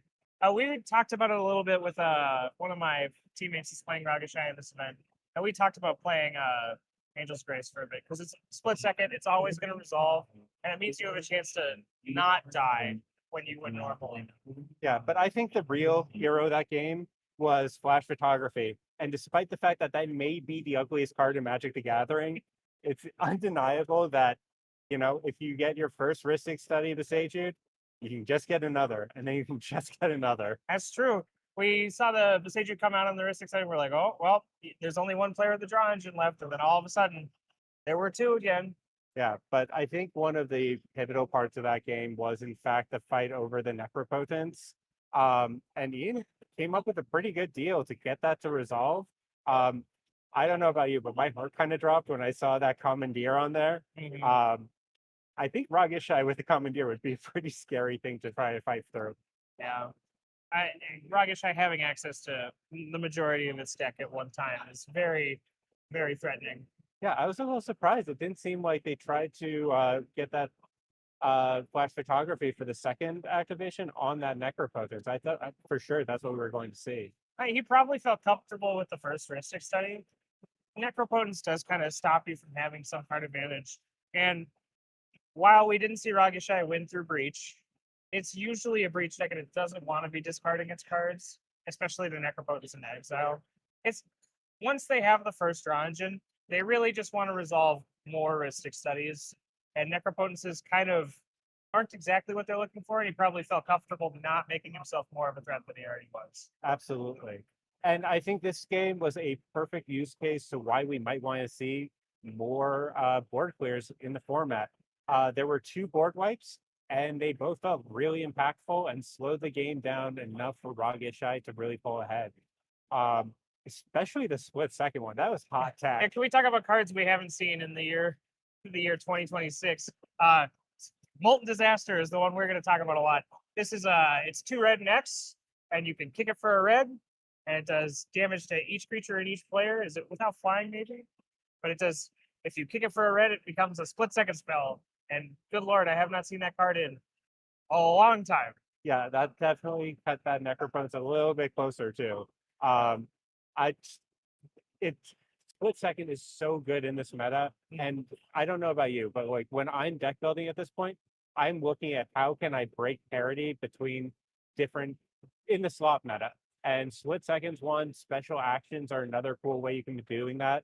I've seen some people have been playing things like Abhorrent Oculus so that they can avoid the stack, or dumb cards like Kadama where you're using triggers instead of actual spells. Yeah, so special actions or split second spells or ways to cheat in without your opponents knowing are usually pretty good. One of the reasons Kittens is so good is you don't know what's coming off the flip.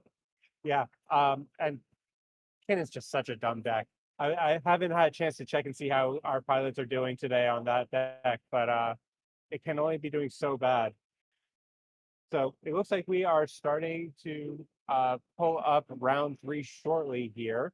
And our featured match is featuring BZ from the Nitpicking Nerds, who I believe is on Timna Halana, a deck that we were talking a little bit before the match or before the day started. That deck is so cool. For those who don't know, it's typically a pod deck, or sorry, typically Hulk. Hulk deck. Thank you. Would you mind walking the people at home through what we might expect to see for that deck? Yeah. So Timna Halana is a value-based creature combo deck that uses the power of Halana's ability to give creatures an ETB to fight any creature if you pay 2 mana. So basically, the deck is a Timna shell with creature combos in the Orzhov slots. It plays the silence creatures like Voice of Victory and Grand Abolisher, Ranger Captain of Eos. And then it is looking to find a way to ramp into a spell that either cheats Protein Hulk into play, cheats Pattern of Rebirth in play, or cheats a large amount of creatures into play. Okay. And then it is trying to win the game through. I'm not quite sure what BZ's deck is doing exactly, but we're either on Cauldron Familiar, Samwise Gamgee, Sack Outlet, which will gain you infinite life, make infinite foods. It's at instant speed. It's all activated abilities, so it's really hard for your opponents to interact with. Or Forsaken Miner, Blood Artist, Sack Outlet, which is the same thing. Forsaken Miner says when you commit a crime, you may cast the card from the graveyard. I believe it's specifically Warren Soul Trader with that one because you need to recast Forsaken Miner. Correct me if I'm wrong, but the Cauldron Familiar line, that also gives you enough room within your Hulk pile to put in a Grand Abolisher with that sack. So. Yeah, because it's if you grab Viserys here, I believe, or Carrion Feeder, depending on which version they're playing. Carrion Feeder, sometimes they'll play more because you can Gravecrawler loop with it. That's a niche case. Most are on one or the other, either Viserys or Carrion Feeder. Okay. And then they play the cat, so that's 2. And then Sam is 2. So that's 4, and then they have 2 more for their Hulk Kyle. All right. Well, it sounds like we're ready to get started to jump into the game. So we're going to send it over to our homies Hire and Eric. Good luck, everyone. Good luck. Good luck, guys. What up? We are back. We are back. We are back. Oh, I just caught it. They threw it over to us. There it is. There it is. Caught it. Got him. Got him. Got him. Yeah. Tell us about this pod. So for those who are just doing the stream, we are entering round 3 of the Siege. It's a 10K. We've had some fantastic games. We saw one that ended in a draw, one that ended in a win. And I totally thought both games were going to have different outcomes. So going into this game, I have no idea what to expect. What are some of the context clues that we already have about the pilots and what they're playing? They can let us know maybe what we're going to see. Have a pod for y'all. This is pretty much guaranteed to go to the late game. Yeah. That's just how it goes. Okay, we have a Rog Thrasios list. This is a typical list that we're seeing all over the place. Denver's kind of known for this like mid-range area. Oh yeah. Midwest, not quite. Mid-range, absolutely. Yeah, and so that's what we're seeing all day. We have Kinnan in seat 2 with Bravery. Now, I took a gander. Little look-see. It looks like no bad cards. Absolutely. The only exception is I did see a Cryptolith, right? Okay. Which, I mean, it doesn't seem like the worst card. No, it's the typically I feel like I would put Cryptolith Light in the bad card list if they are trying to. I think that we're close to like Pillapala, Horseshoe Crab stuff being really good, especially with some of the haste enablers that we have coming out. But yeah, for the most part, if you were to sit down across from this Kennen player and you'd say, look, Rock Thrass, I've played against Rock Thrass before. I know you're doing big mana, God's Curse stuff. You want to spin into Thrasios. Tell me what Kinnan does. And if they gave you a textbook description of Kinnan, they'd be giving you a textbook description of what this list does. That would be accurate to a T. They're looking to get some early rocks out, some mana engines, maybe something like Cryptolith Light to turn Kinnan themselves into a dork, and then they're going to try and do something infinite mana concede. Yeah. In this list, it does look like a really good value. Now, I'm going to get into the third deck, but I'm going to go to the fourth one first. Okay, the fourth one is Timna Halana, and this is a Hulk deck that's trying to do Hulk things. No big stacks pieces that I can see here. Just trying to get Hulk on the battlefield, sack the Hulk, call it a day. Absolutely. Now, seat 4, Joey Two Angles is playing Malcolm Vile. And so cool. In the 99 of this deck, there's Italian. There's a Shadow. We know everyone loves split-second spells. I love split-second spells. Lock Treasure Hunter? Final Fantasy, the gift that keeps on giving. Yeah, Lock Treasure Hunter says whenever Lock attacks, each player mills a card. If a land card was milled this way, create a treasure token. Until the end of turn, you may cast a spell from among those cards. What? Okay. You heard it here first. It's milling cards and it's making treasures. Theoretically, it's these types of value engines that I think lead people to play Malcolm Vile over some more like Rogsai or Kefka style lists, because you get to pull from some pretty interesting creature packages. Plus, and this is a blot on my record. I'm deeply ashamed of this, but Chad, I trust you not to tell anyone this. I was so wrong about Grixis Pirates when it showed up on the scene. When I first started hearing the rumbling about it, I was like, wow, people really will do anything other than play Rogsai. But getting the chance to see some phenomenal pilots like Lily Drake on it, I have been shocked by how quickly that Malcolm and that Glinthorn Buccaneer can hit the field, and all the players walk away, head in hands because they thought that they had an extra turn, and in fact, they did not. So it definitely seems we're getting some opening hands. The Rock Thrash has, Expedition Map, Clot of Fairies, tutors in hand. So I would highly expect these Kinnan and this Rock Thrash player to not make a win attempt until probably turn 3 at the earliest from what we've seen so far. But also, I'm not seeing a lot of interaction in people's hands either. And just like you said, this Timna Halana list, oftentimes when we think of Abzan, we think of stacks. But like Timna Halana wants to get a win on the stack as quickly as possible, using the commander's ability to hit their own creatures, like an Academy Rector or a Hulk or like a Pattern of Rebirth or something like that. And so there is a world. I don't know if it's the world we're living in. I don't know if it's the game that we're watching, but there is a world where this game is over before it's even begun. Yeah, and we're looking at seat 1. We have a land expedition map, Cloud of Fairies, Force of Will, Court of Calling, Emergent Zone, and a Candelabra. Yeah. Seat 1 is stoked. Oh, they're so excited. That is. I was like, geez, you got everything. You got an interaction. You got a game plan. We love that. Seat 2 has a Stealthwood Coliseum, City of Brass, Wan Chi Tong, an offer you can't refuse, Mockingbird, and a Swan Song. So all interaction. Oh, clones. Yeah. Yeah, we're chilling. Seat 4 is Undergrowth Stadium, Bloodstained Mire. Ooh. Yeah. It looks like what I would Orange expect Soul them to Trader? do is land Carpet of Flowers Soul Ring into a turn 2 OBM, potentially OBM plus Timna. This is like a huge tempo play from into like multiple creature combo lists. We are seeing, I believe the player who had to mulligan down the lowest is the player with only 2 ankles. And the main game plan that they have is going to be gambling. I would not be surprised at all if this just tries to go and get a fish, especially since they also have like a Swan Song and a Dragon's Rage channeler.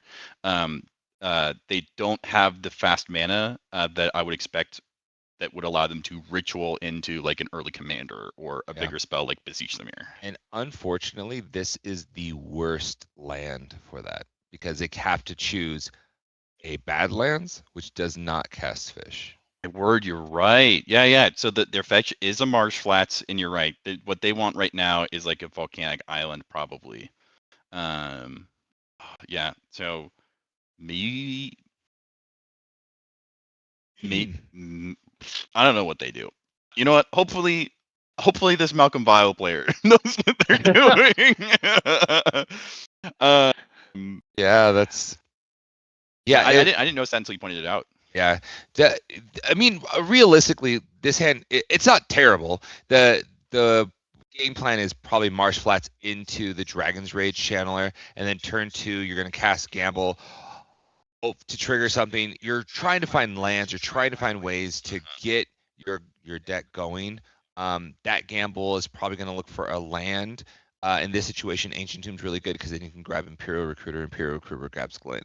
So it's not out of the realm of possibility to see an early push here if we just draw the right cards. The Gamble does have to land, and you have to discard the Swan Song. You can't discard the Imperial Recruiter. Yeah, we see them opting to go for the Underground Sea, which means the only active card in their hand right now is Swan Song.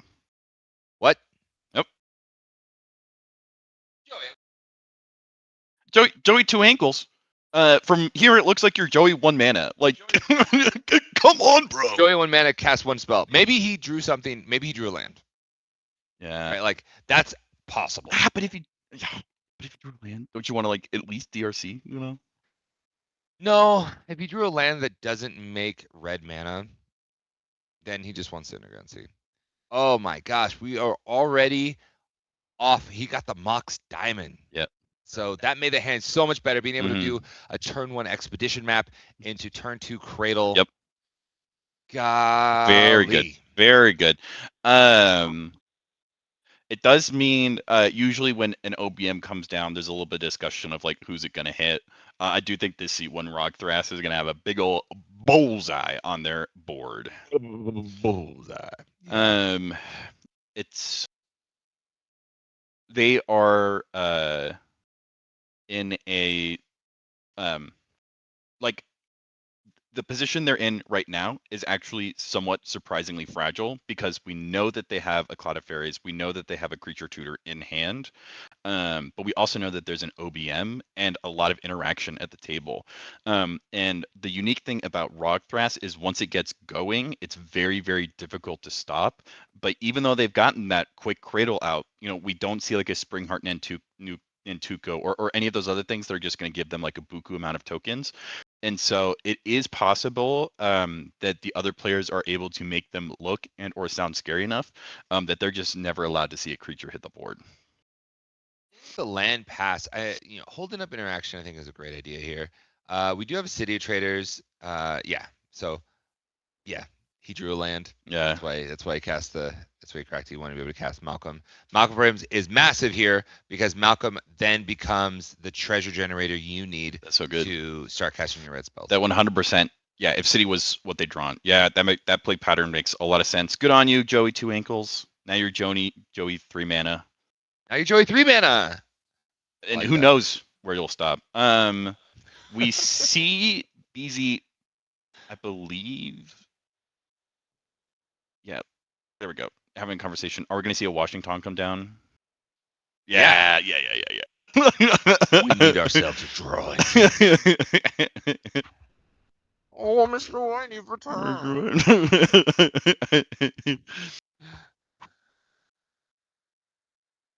Oh, that's what it is. He merely adopted the draw. I was born and molded by it. Yeah, that's true. No by Cards Canon is shaped and molded by draws. Yeah.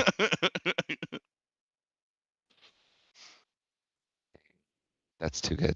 Okay, so now we have a Carpet of Flowers. Kind of goes to that second main.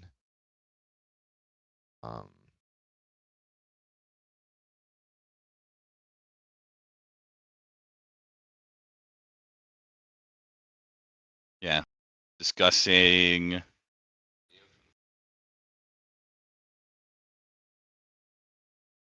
the OBM coming down.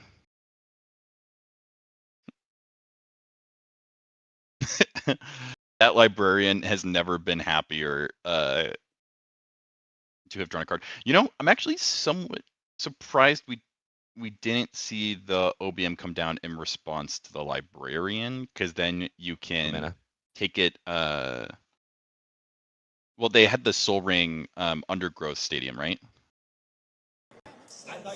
Oh wait. Oh yeah. Yeah, I'm a little. You're right. Yeah. So it enters. Get out of here, librarian. No one's reading today. And then when the delayed trigger resolves, then you hit the Rock Rack. But then I guess that like maybe that like over punishes two players and leaves Malcolm wide open. But they Morgan's really low. Resolve 1, shoot tongue trigger, counter, draw a card. Cool. Yeah. Main one. I will cast Warren Soul Trader with this floater. Yeah. That's a card. With Bowmasters? Ooh, we're so close. Yeah. That was just juicy. All right, this resolves. I'm going to pass. Yeah. All right. He's completely right. If you have a Bowmaster, this card gets really crazy. I'll crack it. Yeah, as well as like with the Warren Soul Trader as well. Like if you're going to wait, like why not deploy the Warren first so that when you get 2 pings, you can turn it into 2 treasures like that. That's it. But also like Abzan. One of the strengths of being in Abzan is that not even its pilots fully understand. And so I also know that like no one is going to like they're a strong player. We saw based off their mulligans that they know what to look for, and so I definitely have my eye on them and what are they seeing in this board state that I'm not. But also, potentially what are they hearing that we're not. We're going to go ahead and jump to player audio and see what kind of discussions they're having as we start to see more engines develop. Patios, we like that. We'll take this. Untap. Okay, draw.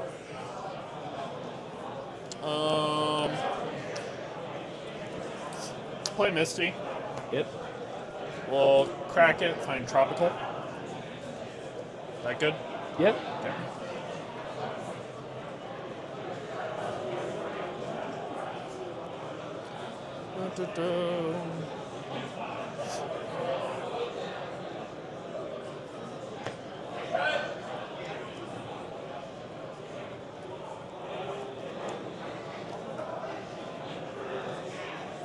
Of course, playing the last card.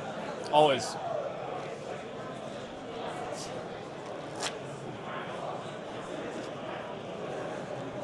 Alright.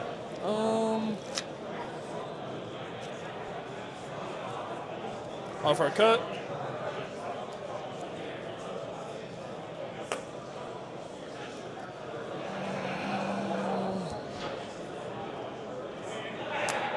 We'll just tap 2, take 2, play Kennen. Yep. I'll pass it good. Yeah, I'll pass on Kennen it. good? Okay.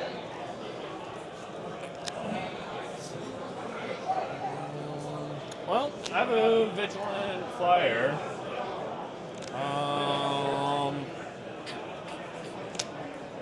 I think you both care about. I don't care about my life. Yeah, but he has a thing that costs life on board. Yeah. You can hit me. I won't block. I got no tricks.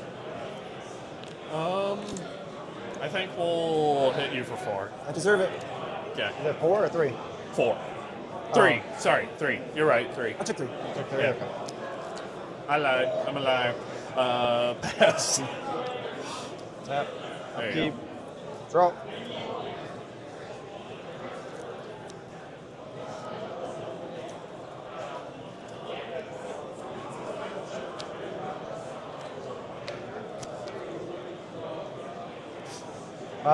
Move to combat. Yep. 2 in the air. Right, you have no flyer. Yep. Yep. All right, take 2. Make a treasure. Bang, bang.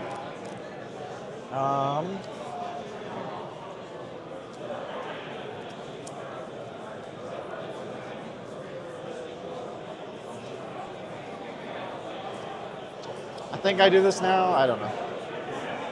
I will tap for 2 colorless. Play a Wooded Foothills. Sure. Okay. Monster Tongue's eating good. Yeah. Yeah. I'll take it.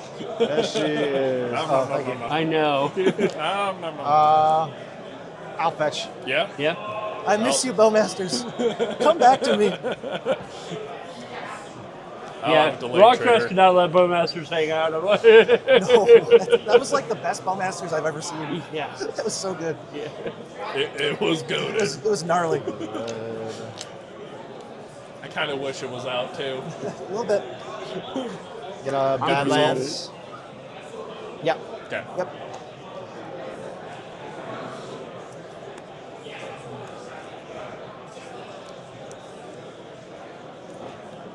See, Rockcrest, I saved your life.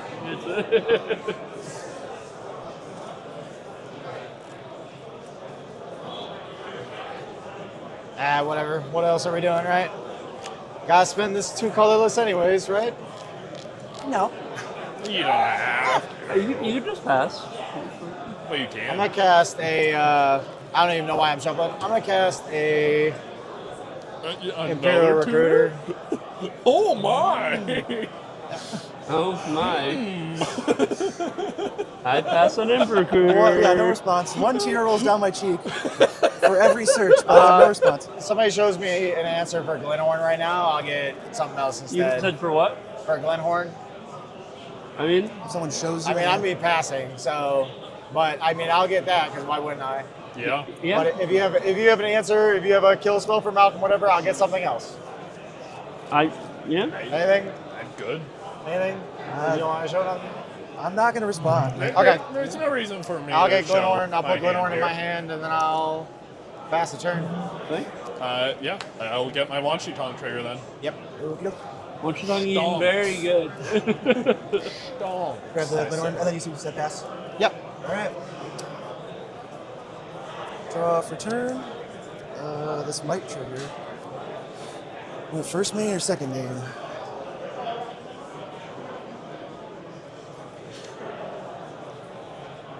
Yeah, we'll do it now. I'll target you for 2 black. Yeah.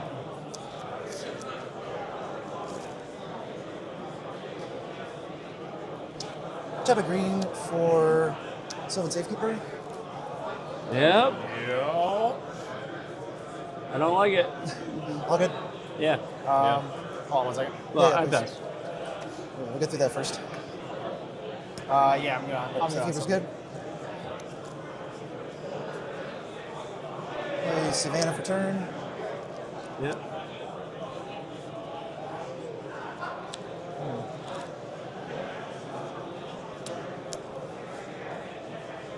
This would be 1 floating. Yeah, we'll do that. We'll cast him now. Yeah. Pass on turn though. That's good. Cast more spells. We'll cast Eviscerus here. Okay. In response, he'll sack everything he owns, and we lose the game. Yeah. I mean, I got nothing for Viscera here. Yeah, I'll pass on. That's Viscera. Okay, move to combat. This goes away. We've got a 3/3 that could potentially rumble. Imperial Recruiter's over there. Send 3 your way. I'm gonna tap 2, 3. I'm gonna flash out Endurance. Nice. I thought you were about to just like flash out a huge Man. Wanchiton. Oh no, he's I'll only hit got you one with blue. Endurance. So as these well. go on the bottom in a random order. Is that right? Yes.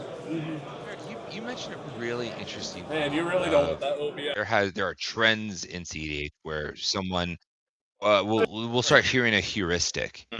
Yeah. Oh, I have a tutor. Well, what are you gonna grab with that? What are you most scared of? Hang on, before you counter it, what are you afraid of? Yeah.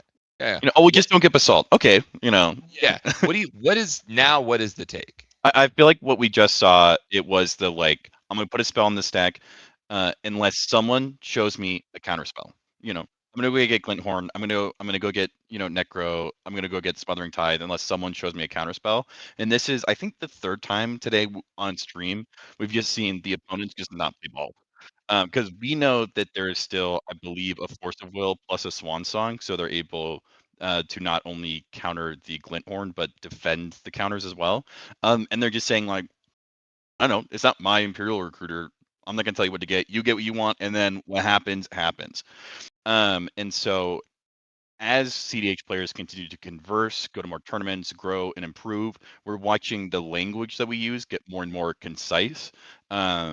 It's one of the most fascinating things about language is that even though vocabulary will increase as we pick up new words, grammatically languages tend to get less complex because you are trying to get as much information across using as little words as possible.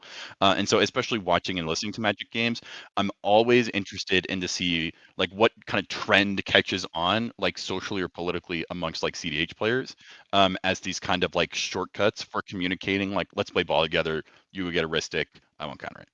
Yeah. Oh my gosh, it's so interesting now that we're in this space. The players have a lot of mana.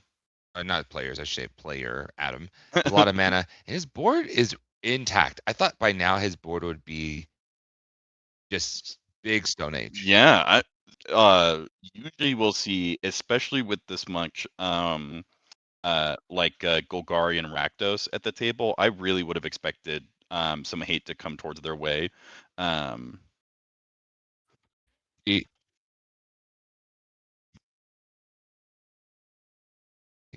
The the really crazy part about this chord is it immediately snap gets countered. Yeah. Snap countered. Yeah. We're not allowing you to chord. There was no conversation of No conversation what there. can I get with the chord? Yeah. No. What are you afraid of? Just countered. Just immediately snap countered. I'm afraid that you didn't hear what I just said. Force targeting chord. Yeah. I don't know if you heard what I said. Force targeting chord. Offer targeting chord. Okay. Yeah, that's all you can really do. Now so one offer has been extended. And there is now a Wanchitong. Second librarian has hit the tower. I don't believe we've seen Adam deploy the Clot of Fairies that we saw in their starting hand earlier. No, we haven't. Which is usually what they would have gotten with the Court of Calling. I'm actually really surprised they didn't go for Clot of Fairies. Yeah, I almost would have started with the Cloud and then go to Chord for like an Eternal Witness. But also there is like a larger amount of like single target removal than you would usually see in a pod. Yeah.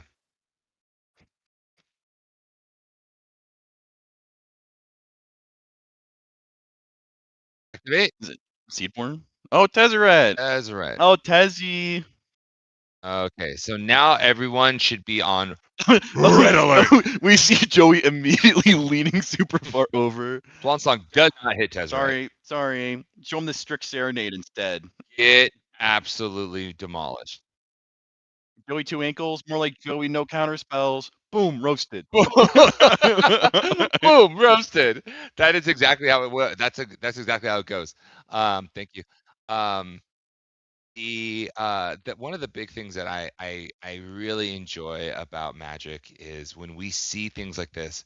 Oh man, counter the chord. Okay, that's actually a test.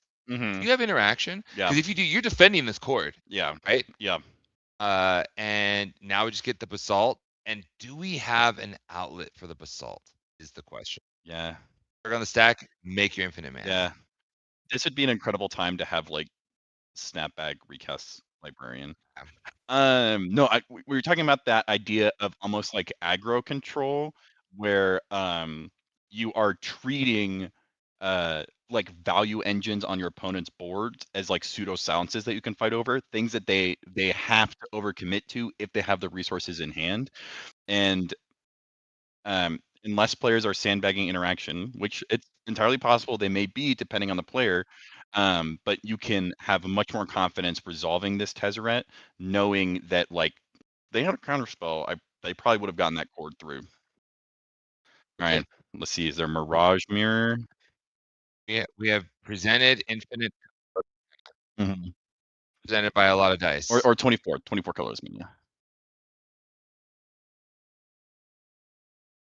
Mockingbird for Thrasios. Yeah. Yeah. Fun fact, Strict Serenade could also hit this spell. Fun fact. Strict Serenade, better than Swan Song? Either way, your counter spells better have a bird on them.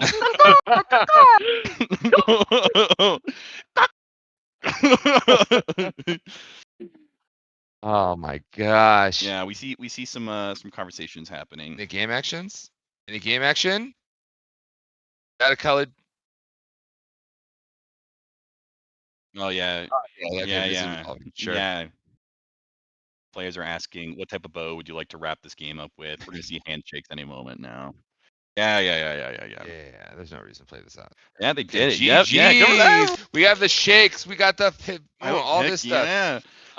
Wow. That opposite of what I thought was gonna happen. I thought that was gonna go A million years. Yeah, For a million years. I thought that like the next Land Before Time was going to be about us. Because watching our skeletons I thought frozen like, in time. like a meteor was going to hit us before that game resolved, or if someone did like sprint out to the finish line, I definitely would have expected it to be like the Grixis Pirates with that imp recruiter for a Glenhorn. But no, we see like Tezzeret, a tested card, a tried and true card in Kinnan that has been around forever, showing why it still deserves a spot on a lot of lists. Can't be Swansong. And so it cannot be Swansonged. Can't be Flusterstormed. Can't be D-swatted. None of these things can happen to it. Yeah, and so it's such a fun reminder for me of like, boy, Kinnan Basalt is such a drug. And if all you have to do to count to infinity is count to 5, not that hard. Not bad. Not bad. Mhm. Anyways, shout out to our sponsors. Thank you everyone for joining us on the stream. We are so excited to be here. We're going to go on an ad break and go back to our analysts. They have some cool stuff for you guys. Stick around. We have more. We have 3 more rounds of Swiss today, and looking forward to what's happening next. Yeah, I can't wait to see what happens next, but I also can't wait to hear a little bit from our sponsors and then from Thomas and Isaac. So see you guys over there.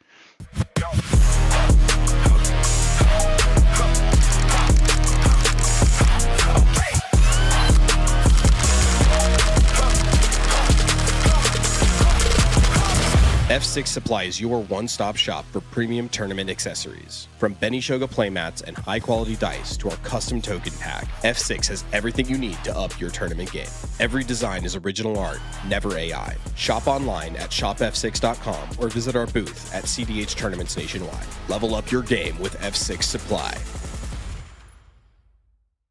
Gold Sabertooth creates one-of-a-kind art for Magic players who want more from their game. From stunning playmats to beautifully illustrated tokens, every piece is crafted to inspire and stand out. Let your table tell a story. Explore the full collection now at etsy.com/shop/goldsabertooth.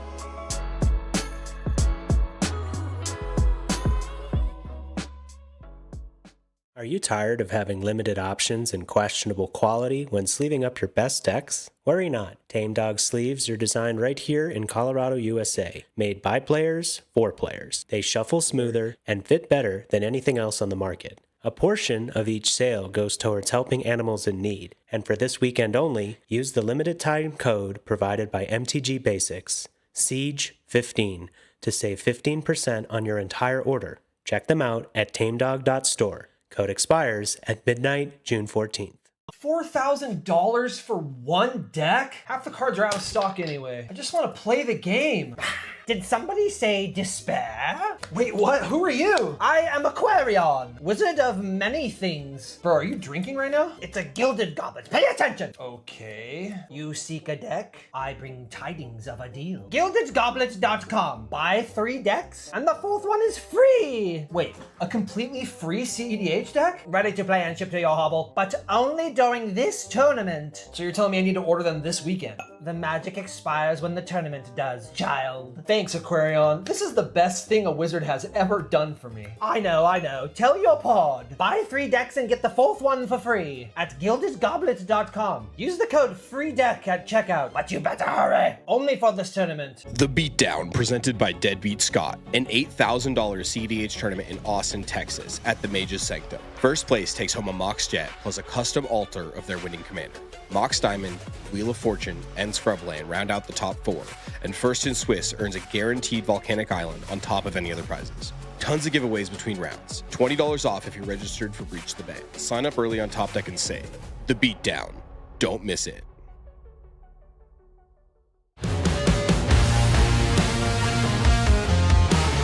All right, guys, Craig Mack, I'm back. This week we are streaming the Critical EDH May League. All right, guys, Craig Mack, I'm back. Today I'm going to be discussing a deck that I've been working on. Good morning, everyone. Welcome to the inaugural pregame podcast.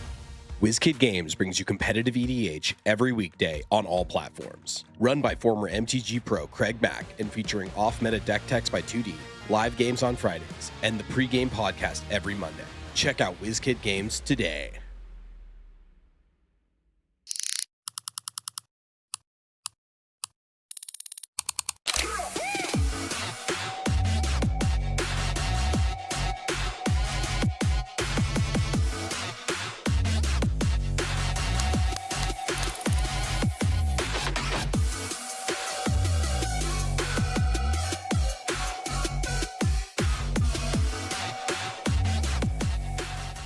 Hey, this is Freedom Waffle, and I want to show you a tool I personally use for practicing and coaching CEDH. Eldrazi.dev is a CEDH gold fishing tool where you can randomize your opponents, practice tournament mulligans, and play out your hands. It's got built-in actions for cards like fetch lands, tutors, necropotents, and ad nauseam. You can easily track floating mana by adjusting with hotkeys to make playing out complex lines much easier. There's even community-made puzzles to sharpen your game knowledge. Check it out at mulligan.eldrazi.dev.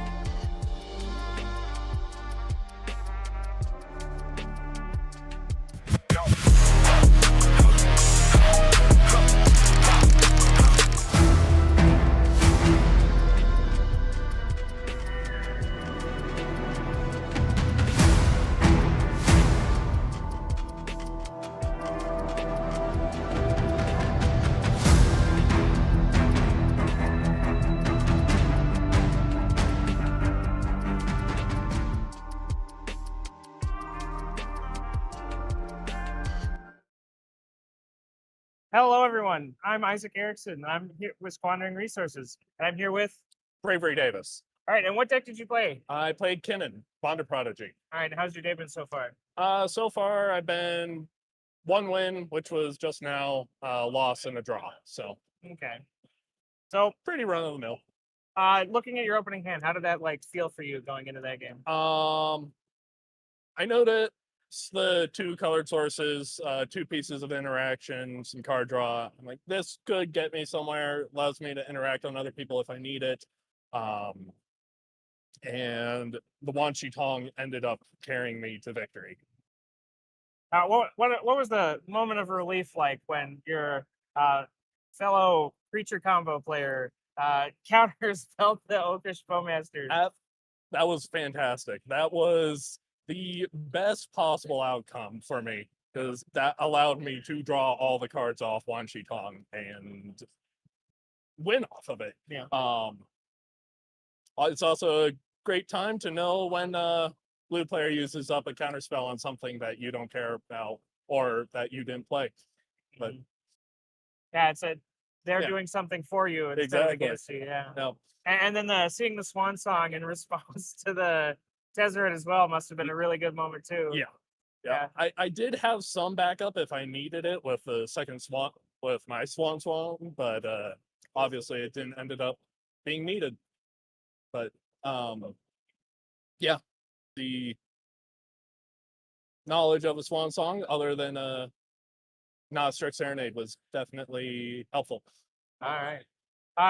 Have you seen anything really cool running around that you want to talk about? Or like the coolest thing that you've done today so far? Let's see. I think the very first game actually was a very good game. We had a no-show, so it was just 3 people. I was in 2nd seat, another Kinnan was in 3rd seat, and Natali was in 4th seat, which a 3-player pod for Natali is typically terrible.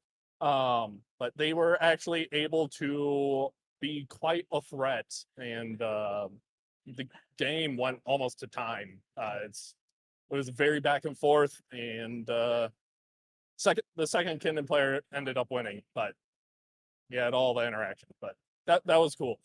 The fact that we were still able to play a actual full game and not just feel like one player wasn't out and there was just 2 of you in that game. Yeah. I guess the obvious question is why'd you play Kitten today as well?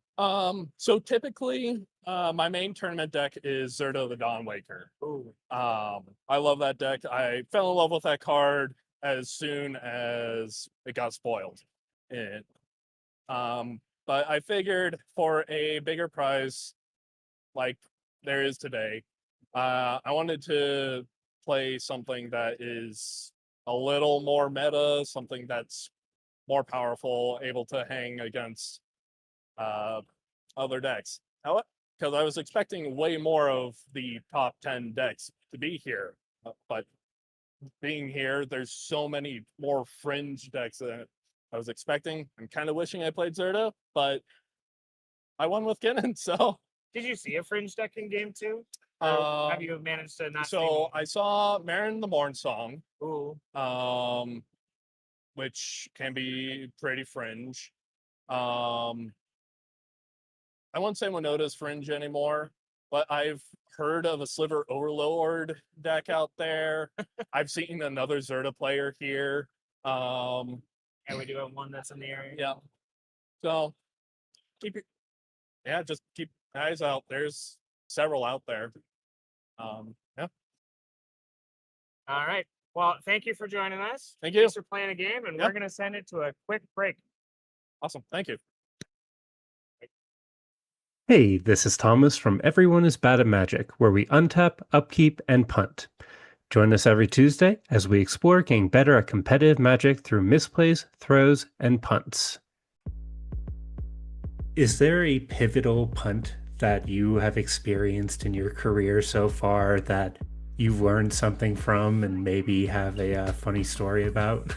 Oh, 100%. I loved it. This is a question I still think about. I wasn't part of Critical yet. This was like right before Logan asked if I was interested, probably the week before. And I was in a pod with Jax, Eric, and Justin, I think. And Eric was still playing Lumra, and I was playing wrong side. Jax was also playing wrong side. And Eric cast a Summoner's Pact. And I'm like, what does that card do? And he's like, oh, it tutors a creature to hand. I'm like, that seems sick. I'm gonna commandeer that in Grixis. And the unfortunate thing about Summoner's Pact is it says, find a green creature and in your upkeep, pay 2 green and 2 generic mana, or you die. So that happened. And thankfully, for some reason, I had 2 treasures. So I was able to successfully pay the upkeep trigger of 2 green. And so I went down Commandeer and 2 other pieces to commandeer a Summoner's Pact to narrowly avoid dying to my upkeep trigger. That is by far the worst thing I've ever done in Magic. So all that's to say is if you think you've made a bad mistake in Magic, I promise you it's not that bad.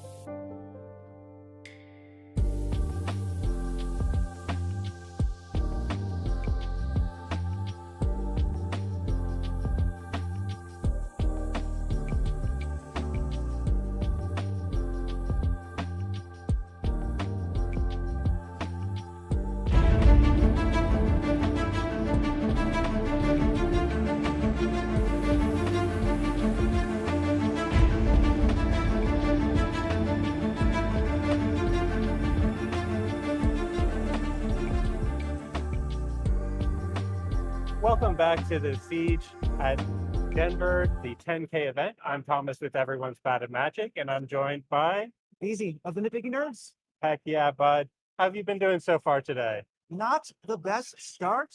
0-2-1 so far, but all of my matches have ended pretty quickly, which is like kind of a bonus. So I've got an extra 2 hours of my life lived versus everybody else here who had to play the whole time.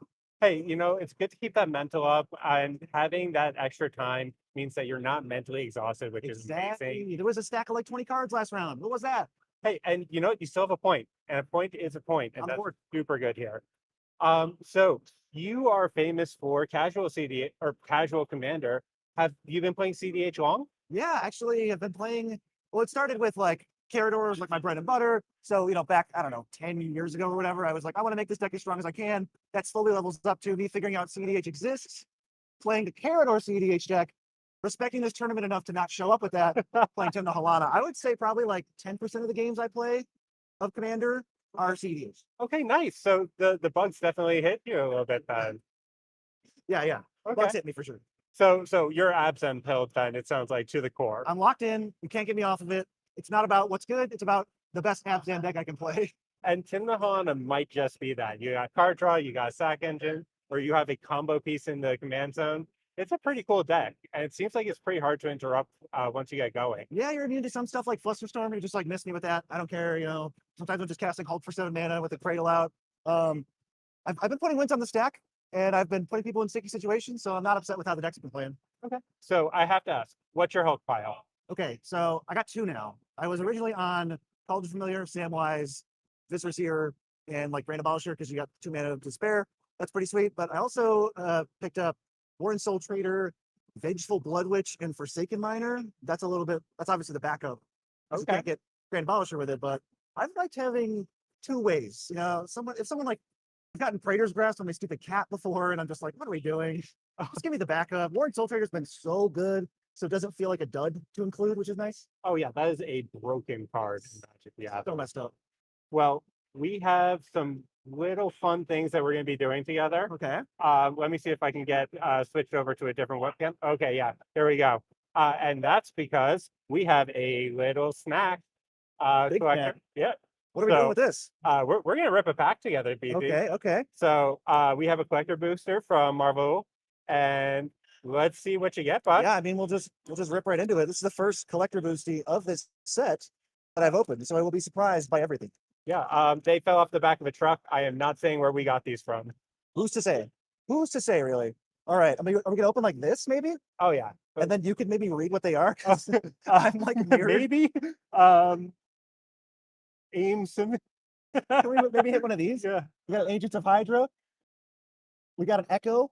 As I get back into frame, we got Avengers Tower, Minion Missile, Paramorphic Expanse. Love it.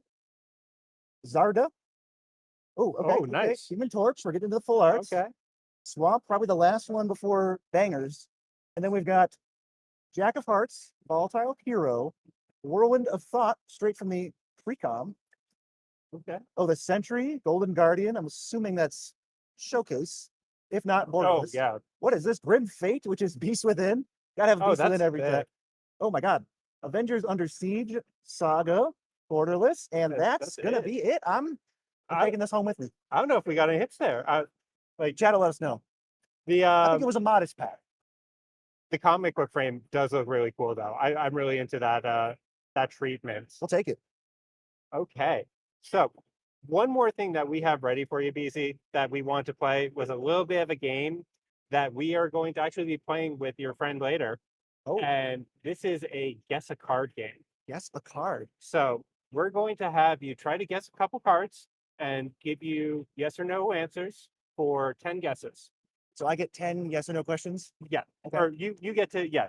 You have 10 yes or no questions to guess the CDH staple. Ooh. Every one of these cards are cards you will run into today. So, take your first guess, BC. Okay, so is it blue? It is not blue. Is it black? It is not black. Is it colorless? It is not colorless. Okay, that's rough. So that's rough. 3 guesses down. Yeah, we've narrowed down some of the colors. Okay. So my next guess is red. Nope, not red. Green. Yeah, we are green here. We are green. Okay, I'm only halfway done. I got green. Does it produce mana? It does produce mana. Okay. So we're in the 1 to 2 mana range, I would guess. How about, is it a creature? It is not a creature. Is it 1 mana? It is not 1 mana. Okay, so how many questions is that? That's 7 questions. 3 left. I'm zeroing in. Yeah. So we have a not 1 mana green, not creature that makes mana somehow. Is it 2 mana? It is not 2 mana. Oh no. So I think we're going to develop a little bit of a meta here eventually as we go through a couple of these cards. Yes, yes. But so let's see. We have a more than 2, and it's green, and it's CDH playable. I mean, that does help. It's not like, cultivate or something. We gotta take shots. We can't just sit here. Let's do. Is it 3 or 4 mana? No. It's not either of those. Okay, this helps, right? 5+ generates mana. Am I my last question? You are on your so last this question has to be, is it blank? No, we'll give you a guess on the card at the end. Okay. It's 5 or more and it makes mana. Jeez. And I'm gonna see it. It's not a creature. Is it an enchantment? It is not an enchantment. Okay. All right, we're guessing the card here. We just have to shot in the dark, rip it first try. Some people are probably screaming at it. They're probably screaming at the screen because there's nothing else it could be. It is one of the most prevalent cards in our format right now. Yeah, I'm sorry. I think you're going in the wrong direction here. I think I probably got steered in the wrong way somehow. It could also be like multicolored too, is the problem. All right, we're gonna ask you if Time it me gets out. on the stack. Time me out. What is right. it? We're looking at Gaia's Cradle here. Gaia's. Oh, okay. Yeah. I see. Okay, we got another one for you. Okay. So let's start fresh here. Where are we starting with? Is it an instant or sorcery? It is not, and I am going to count those as 2 questions. It's getting cheeky. All right, so it's not an instant or sorcery. But I will give you this for free. You could have just asked this if it's a permanent. Fair. Yeah. Is it less than 3 mana? It is. It is less than 3 mana. It is not an instant or sorcery. Is it a creature? It is. Okay. Is it 1 mana? That's kind of tricky, actually. So I'm not going to count that as one of your questions. So it's variable. We don't know. Does it have an X? It does. Okay. Is it blue? It is blue. Are we talking Mockingbird? We are talking Mockingbird in 5 guesses. Making up for the cradle mistake. Good job, my friend. Perfect. All right. Let's go for our third one here. I have to. Is it a permanent? Is it a permanent? Not a permanent. Not a permanent. Huge props early. Is it less than 3 mana? It is more than 3 mana. Ooh, is it a piece of interaction? It is not a piece of interaction. More than 3 mana. Not a permanent. Let's try to get card type. Is it an instant? No. Is it a sorcery? It is a sorcery. Sorcery that costs more than 3. Mm-hmm. Is it a tutor? It is not a tutor. Oh. Or it could be 3 or more. It's not more than 3. It's 3 or more. That is a fair distinction here. Sorcery that's not a tutor. Is it 4 mana? Judge? Oh no. Yes. I'm getting a technically yes here. It is 4 mana. I'm glad we have like a judge in the back. 4 mana. Yeah. 4 mana. I don't have color yet. I don't know if we were gonna get color. Recap me. Okay. So we have a sorcery that is 4 or more mana, technically. And those are our corrects. And then we know it is not an instant. We know that it is. It's not permanent. Yeah, not permanent. Is it removal? It is not removal.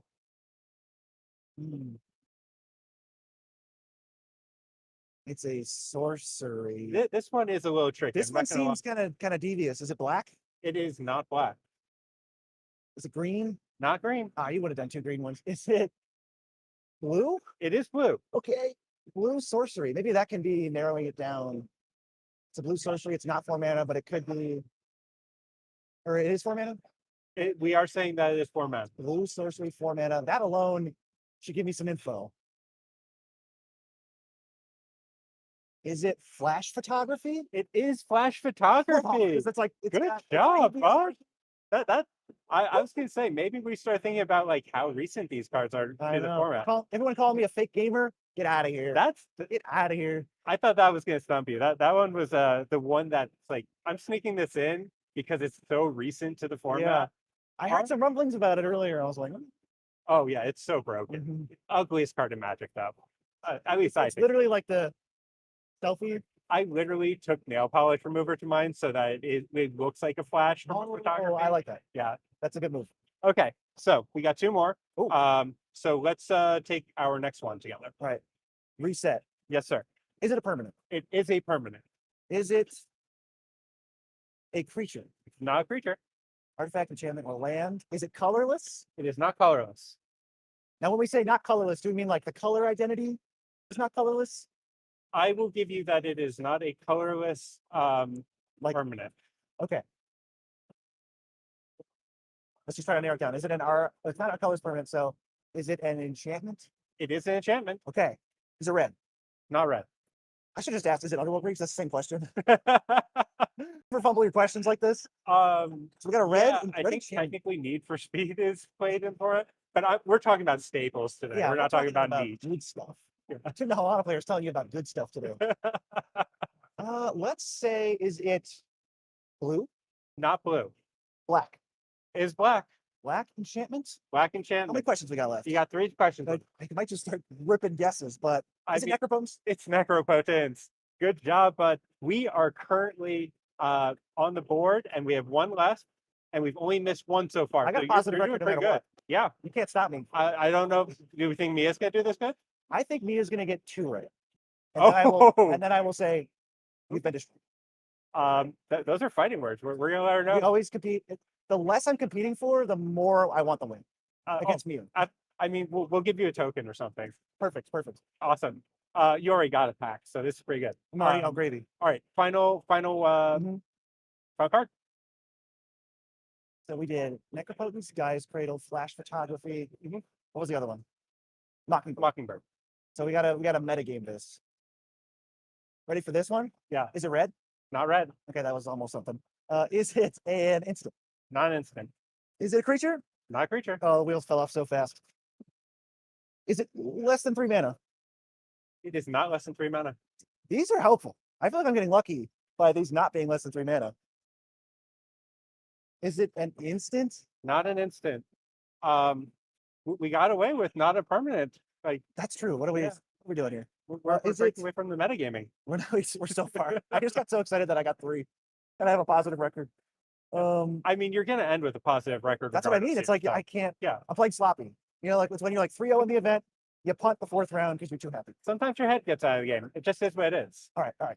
What do we have so far? So we have a we have that's a permanent that costs more than 3 mana, basically. Permanent that costs more than 3. And we have 5 guesses left. All right. Is it an artifact?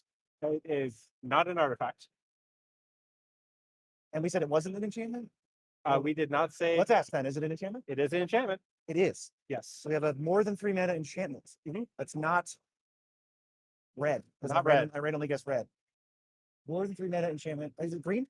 Not green. That makes me think it's got to be white. Is that a question? It's white. Is that a question? Is it white? It is white. Okay. Do I have more than 2 questions left? You have 1 question left. Is it? I have 1 question left. You have 1 question left. Is it 4 mana? It is 4 mana. Oh, that was a terrible question. That was the worst question of all time. I mean, it was already two between white 4 mana. I think you would pick metagaming. I think you would pick Smothering Tide.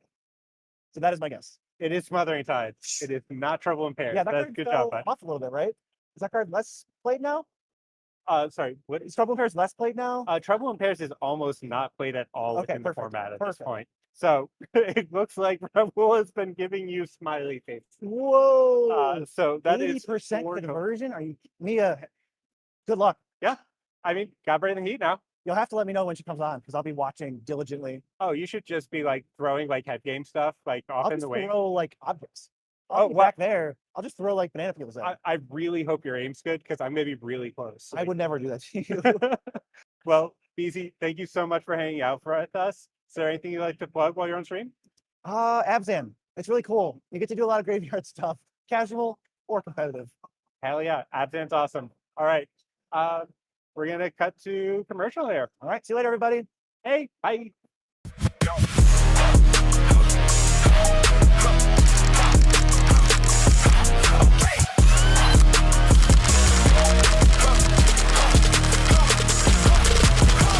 F6 Supply is your one-stop shop for premium tournament accessories. From Benishoga Playmats and high-quality dice to our custom token pack, F6 has everything you need to up your tournament game. Every design is original art, never AI. Shop online at shopf6.com or visit our booth at CDH tournaments nationwide. Level up your game with F6 Supply. Gold Sabertooth creates one-of-a-kind art for Magic players who want more from their game. From stunning playmats to beautifully illustrated tokens, every piece is crafted to inspire and stand out. Let your table tell a story. Explore the full collection now at etsy.com/shop/goldsabertooth.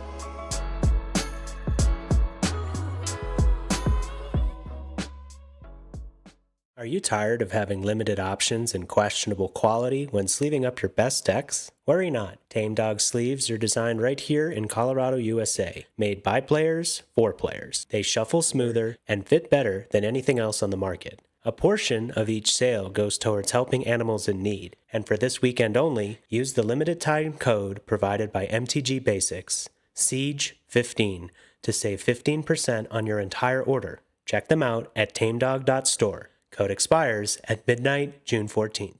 $4,000 for one deck? Half the cards are out of stock anyway. I just want to play the game. Did somebody say despair? Wait, what? Who are you? I am Aquarion, wizard of many things. Bro, are you drinking right now? It's a gilded goblet. Pay attention. Okay. You seek a deck? I bring tidings of a deal. GildedGoblet.com. Buy 3 decks, and the 4th one is free. Wait, a completely free CEDH deck? Ready to play and ship to your hovel, but only during this tournament. So you're telling me I need to order them this weekend? The magic expires when the tournament does, child. Thanks, Aquarion. This is the best thing a wizard has ever done for me. I know. Tell your pod. Buy 3 decks and get the 4th one for free at GildedGoblet.com. Use the code FREEDECK at checkout, but you better hurry. Only for this tournament. The Beatdown, presented by Deadbeat Scott, an $8,000 CDH tournament in Austin, Texas, at the Mage's Sanctum. First place takes home a Mox Jet plus a custom altar of their winning commander. Mox Diamond, Wheel of Fortune, and Scrubland round out the top 4, and First in Swiss earns a guaranteed volcanic island on top of any other prizes. Tons of giveaways between rounds. $20 off if you're registered for Breach the Bay. Sign up early on Top Deck and save. The Beatdown. Don't miss it.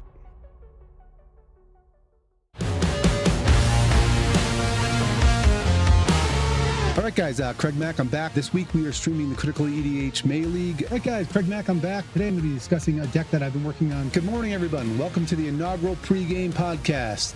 WizKid Games brings you competitive EDH every weekday on all platforms. Run by former MTG pro Craig Mack and featuring off-meta deck techs by 2D, live games on Fridays, and the pregame podcast every Monday. Check out WizKid Games today.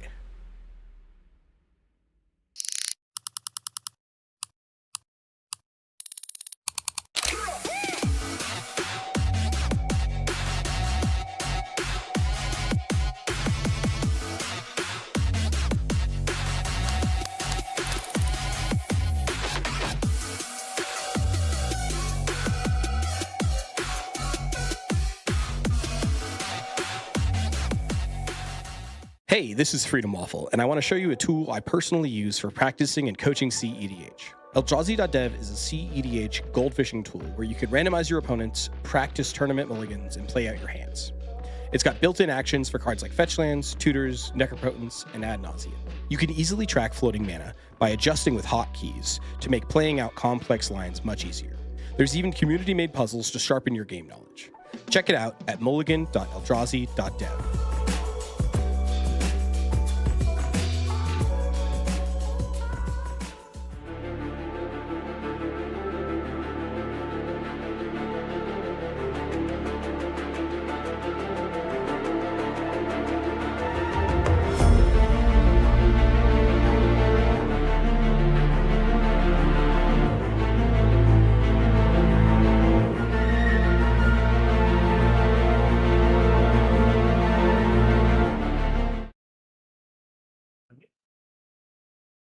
Welcome back to Siege 10K in Denver, Colorado. My name's Thomas from Everyone's Bad at Magic. I'm Isaac Erickson from Squandering Resources. And we have a fun little game for you guys at home. Our homies over at eldrazi.gg and Jason Doan, the GOAT, have put together a little puzzle for you. And this is a board state puzzle. So the way that this is going to work is whoever solves this and tags us in chat once it's been solved is going to get a little bish flag from level 7. Thank you, John. So you can actually email your responses, not in chat, I apologize, but to everyoneisbadAtMagic@gmail.com. And the first person to solve this correctly will be getting the reward. If you guys can't figure this out by the end of the day tomorrow, we will be dropping hints on how to actually get to the end. But the puzzle is your opponent controls a Platinum Angel. It's your main phase, and you have not played a land this turn. Present a deterministic win. And this will be the board state that you have to get there. So, like we said, Platinum Angel, you have a Rogsai, or a Rograk, a City of Traders, and a Blood Crypt, and a pretty full bin. And in your hand is a Imp Seal, Thoracle, Breach, Scalding Tarn, Arcane Signet, Springleaf Drum, and a Grim Monolith. I looked at how Jason had to solve this, and it's complicated. Yeah. Yeah. I don't see it right off the bat. It would probably take me, I don't know, a decent amount of time sitting with this puzzle to probably figure it out. But I don't know. Have you ever played any of these styles of puzzles before, Isaac? Huh? Have you ever played these styles of puzzles before? I really enjoy them. No, I have, as much as I love the playtest stuff, I haven't ventured into Eldrazi GG yet. Fair. It sounds like one of the best things to do with your time if you want to be practicing mulligans. And I've been meaning to get around to the puzzles because, man, do I really love the puzzles. But Yeah, it's not just the puzzles on here, which are excellent. And I have been using this as a mulligan tool because it simulates a Ristic, it simulates a fish. It has every activated ability on a creature just built in a way that like Moxfield does not. But a couple of the discords that I'm part of, people just build puzzles of like, hey, this is something that my deck can do. This is my hand. This is the board state. How do I get to a win from here? And it's really cool to kind of think your way through, like, how does Rocco win with this board state? So that if you ever run into that type of board state in real life, you know how to answer it. So I strongly recommend doing that, just even with decks that you don't play, because it just makes you stronger as a competitor in general. Yeah. But yeah, should be sick. If anybody figures this out quickly, I'll be impressed. no. And hopefully one of you guys does, so that you can win the prize for our Eldrazi GG puzzle. Because these things are super cool. I know it's decently hard, so hopefully someone figures it out. If not, like you said earlier, we've got hints for day 2. So yeah, I think it's a playmat. I guess. Yeah, it's one of the Siege playmats. So do you know which playmat it is? Oh,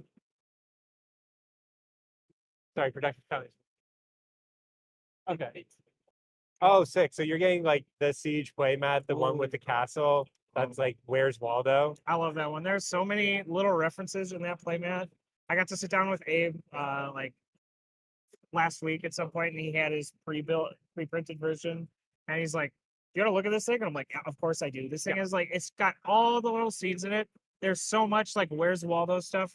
If your commander isn't in it, I'm sorry, but there are so many. There are so many references to so many Magic cards all over that mat. Yeah, Abe's been absolutely crushing it, and I'm pretty sure that their commissions are open for alters right now. So if you're looking for like a way to bring out your deck, like hit them up.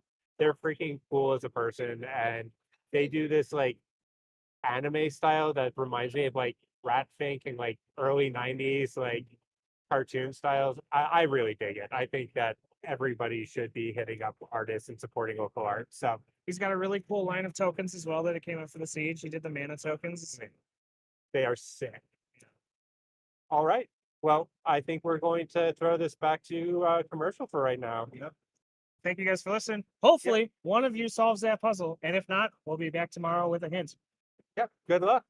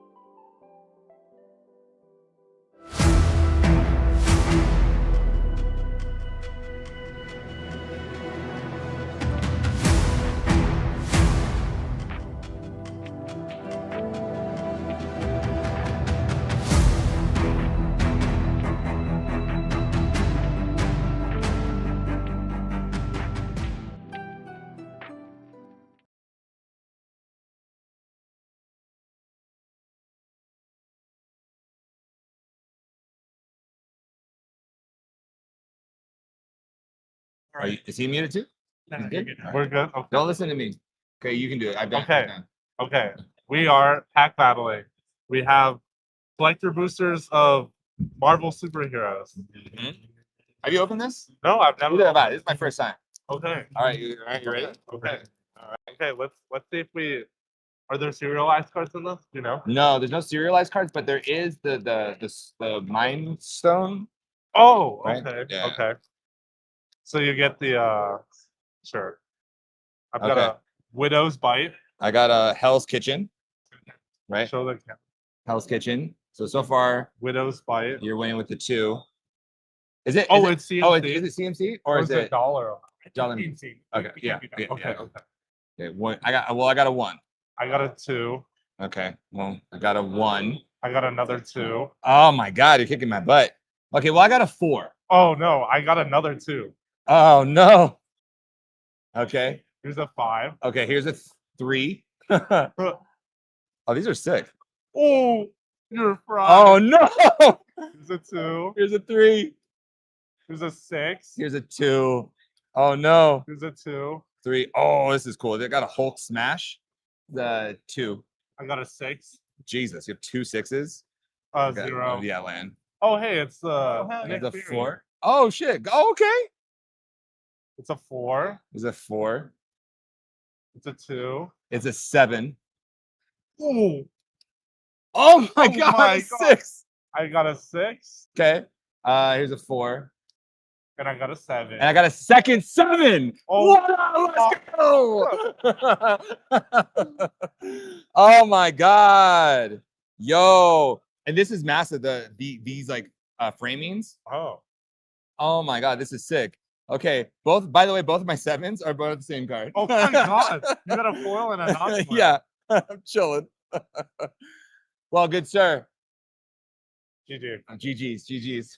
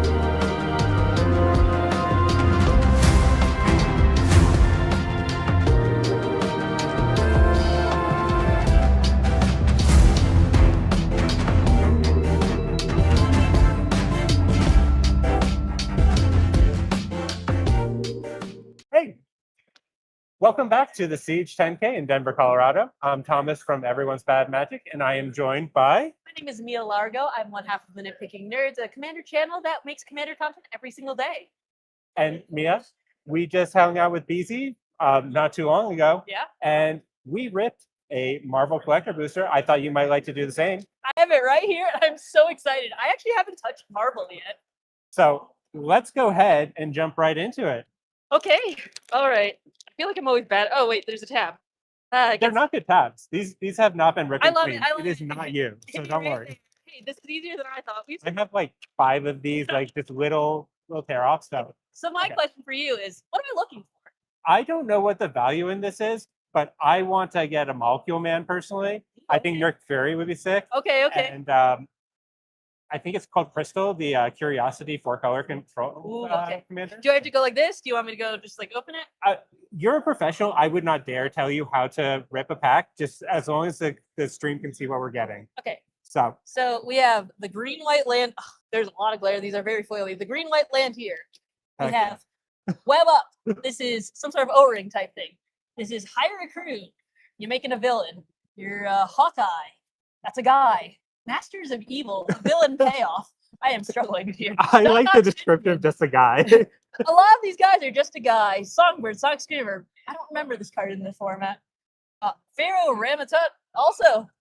Yeah, none of these are resonating yet. Abomination, Terrifying Titan. This is a cool art, at least. That's awesome. That's sick. Ooh, okay. We have a plane, so we have All right, full art. we're getting to the good stuff here. Okay, we have Super Scroll. Oh. I don't know that much about Marvel, to be perfectly honest. I told BZ today that I saw both of the Guardians of the Galaxies movie, and he immediately responded with, "There's 3." So This was spoiled a long time ago, and we thought it was going to be the spiritual successor of Penrith until Nick Fury came out. So that could be a very cool sick, commander. though. I like him. We have T'Challa. This is the pre-con commander. I just did a video on this, and it'll be out on Monday or Tuesday. Heck yeah. Let's see. We have Aurelia, the war leader in Monica. So this is super cool. That's such cool art treatment. Deadly Dispute. I play this one a lot, so I'm happy to pull something that I'm actually playing in the deck. Heck yeah. And Slot it we right have in. Moon Girl and Devil Dinosaur. This is pretty cool. I actually like the foiling on this. I feel like sometimes the foiling is really uneven on cards, but this is nice. And we have a soldier token. Awesome. That's sick. Congratulations on your rips. Thank you. I'm glad you got a playable one like for today if you want to slide into your deck. I'm excited. Thank you so much. Okay, so we played a very similar game with BZ. Yes. And we're going to be playing the same game right now. Okay. We're not going to be able to show you our screen, so we're going to be running a little bit in the dark. We are going to be guessing some CEDH staples. Yes. And I will tell you, BZ did very well on this. So you have some big shoes to fill. Can you tell me how well you did, or no? The surprise. Yeah, absolutely. He got an 80% success rate. Okay, I thought you'd be like, oh, well, he got all of them immediately. Yeah, no. We're going to keep some ambiguity here. Okay. So you're going to have 10 guesses to guess the card. And these are all staples, all cards you will see here today. All 5 different cards. So let's go ahead and just jump right into it. What is your first guess for what a card may be? You have yes or no questions that you can ask. And these are all about the same card? Or like, So one card at a time. Okay, So sure. our first card is essentially, is this a X? Okay. Yes. Does this draw cards? It does not draw cards. Okay. Is it counter magic? It is not counter magic. Going with effects. I think that might be a solid strategy to begin with. Yeah. Does it make mana? It does make mana. Is it an artifact? Not an artifact. So it's a land. Does it make colors? It does make colors. Is it yes or no, or can I just ask? You cannot look. How many This colors? is does pretty it- loose. yeah. How many colors does it make? Oh, that is a freebie. I will give back to you because that is variable. Okay. Okay, it makes a variable amount of colors. Does it care about what your commander's colors are? That is, I mean, every land cares about what your commander's colors are, so that's kind of Okay, hard sorry. to answer. Does this land depend on what your commander's colors are? No, Does it care about your opponents and what they can make? it does not. We're at 7 questions. We're at 7, so 3 left. This is a variable amount of colors. This can be This does not care about, so it's not exotic orchard. It makes some amount of colors. Yeah, Does it hurt you when it taps? it does not. I Okay. feel like we may have stumbled a little bit down the wrong path here, but It can make colors. Here's out your opponents, but we are on lands. Variable. you're already closer than BZ. I'll tell you that. Yeah, it's a variable amount. Was this the one you got stumped on? It's not a variable number of colors, but it is a variable amount. So can I just start guessing? Yeah, you can Is guess. it command? It's not. Variable amount of colors. It doesn't care about your opponent, so it's not exotic orchard. No. Sorry, that wasn't a question. That was more just No. musing out loud. You're all good. Is it gemstone caverns? It is not, and that was our 10th. Okay. So it was Gaia's Cradle. Oh, okay. Yeah, so variable amount of mana. I could see how we were getting our fingers a little crossed. Easy did not get that one either. So no worries. All right. You ready for our second card? Yes. Okay, let's go for it. Let me just make sure that I am remembering correctly. All right. What's our first scan?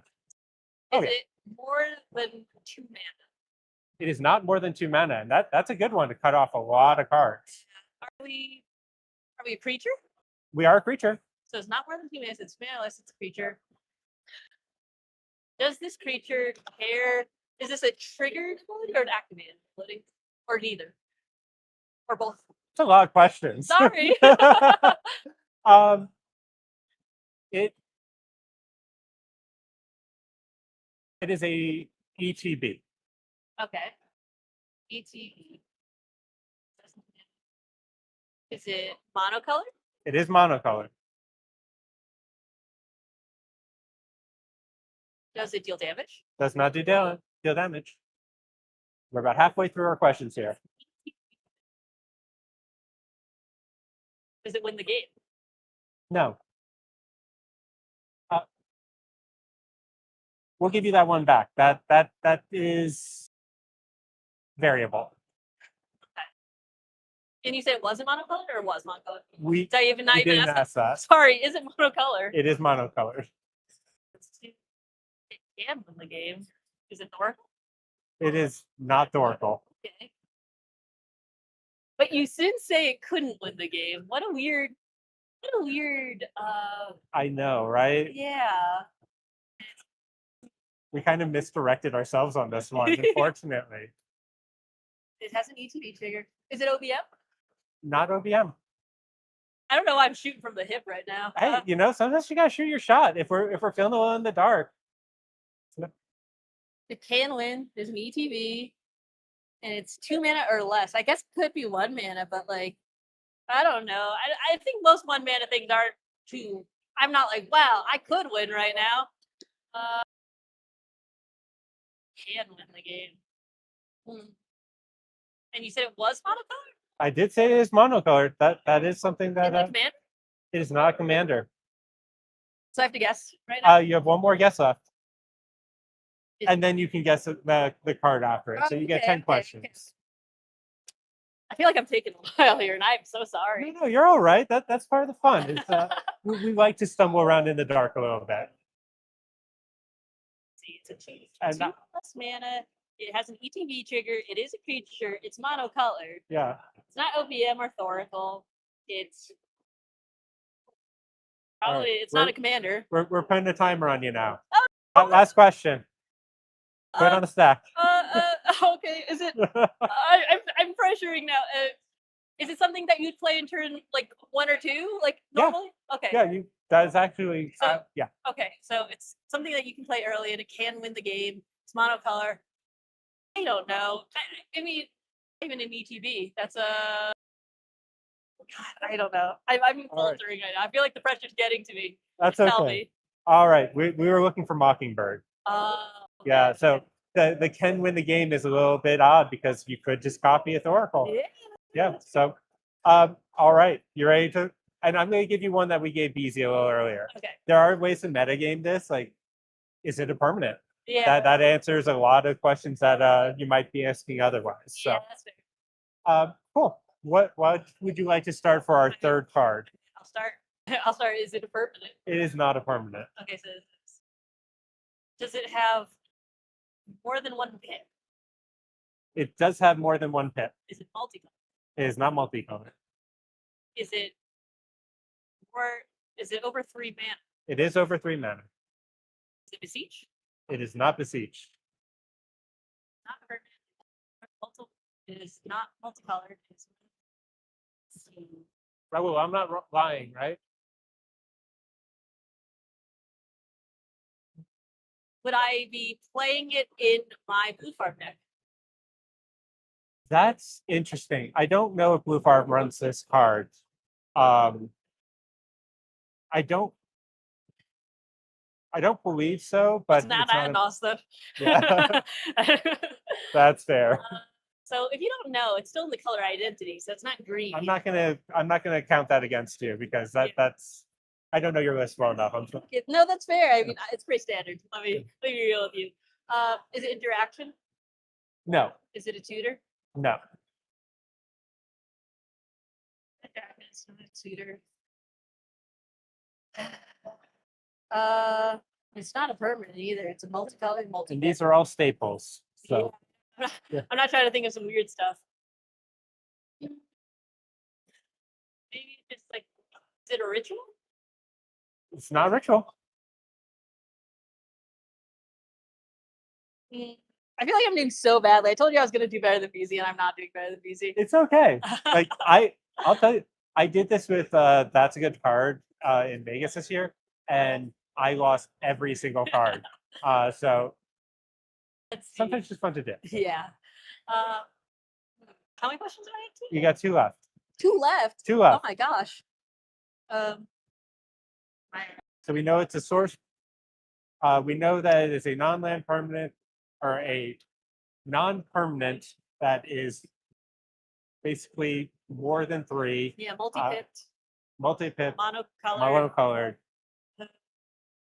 Not Beseech the Mirror. Not Beseech the Mirror. And I could run it, I guess, but not 100%. Yeah. So it's no force of will or anything. All the good Not staples. interaction. Not tutor. What else is there in CDH? That's basically all everyone runs. Well, there's one thing that we all want.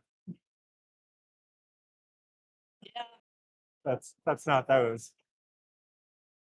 All right. I'm gonna move us along here a little bit. So I'm gonna give you a hint. Yeah. We all love Ristic Study. Do love Ristic Study. That's not permanent, so but if we're talking about permanents, things that trigger Ristic Study, we're casting it multiple times. Oh gosh. I am so sorry. I don't think I know. Okay, no problem. It's flash photography. Is that a staple? That is a staple. What? I don't think I've ever seen that played. Oh, it is the ugliest card in Magic, first and I know foremost. it's a Spider-Man card because BZ made a short about It's it a saying it was Final going. Fantasy card. Oh, okay. No, I'm thinking about Peter Parker's camera. He made a short about it. He said it went up in price a lot. Oh, yeah. I don't really remember what. That's crazy. Yeah, Ragisha plays it.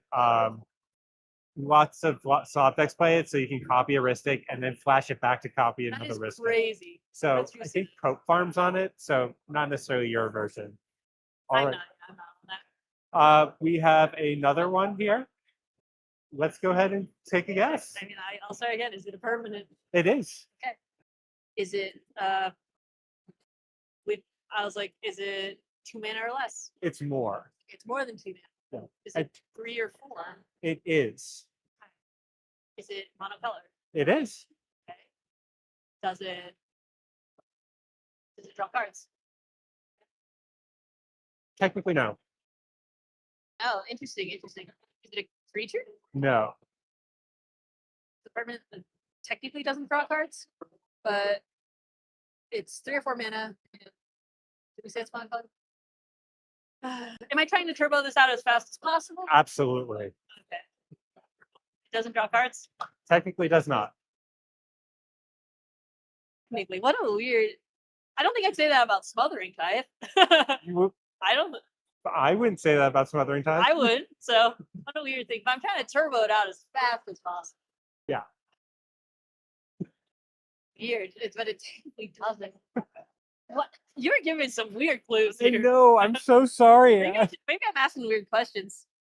You're not, and it's just if this was a different card, I would be giving you a different answer. No, that's fair. That's fair. Yeah. And if I'm trying to turbo it out as fast as possible, I'm very sad when it gets countered. Is it commander? Not commander.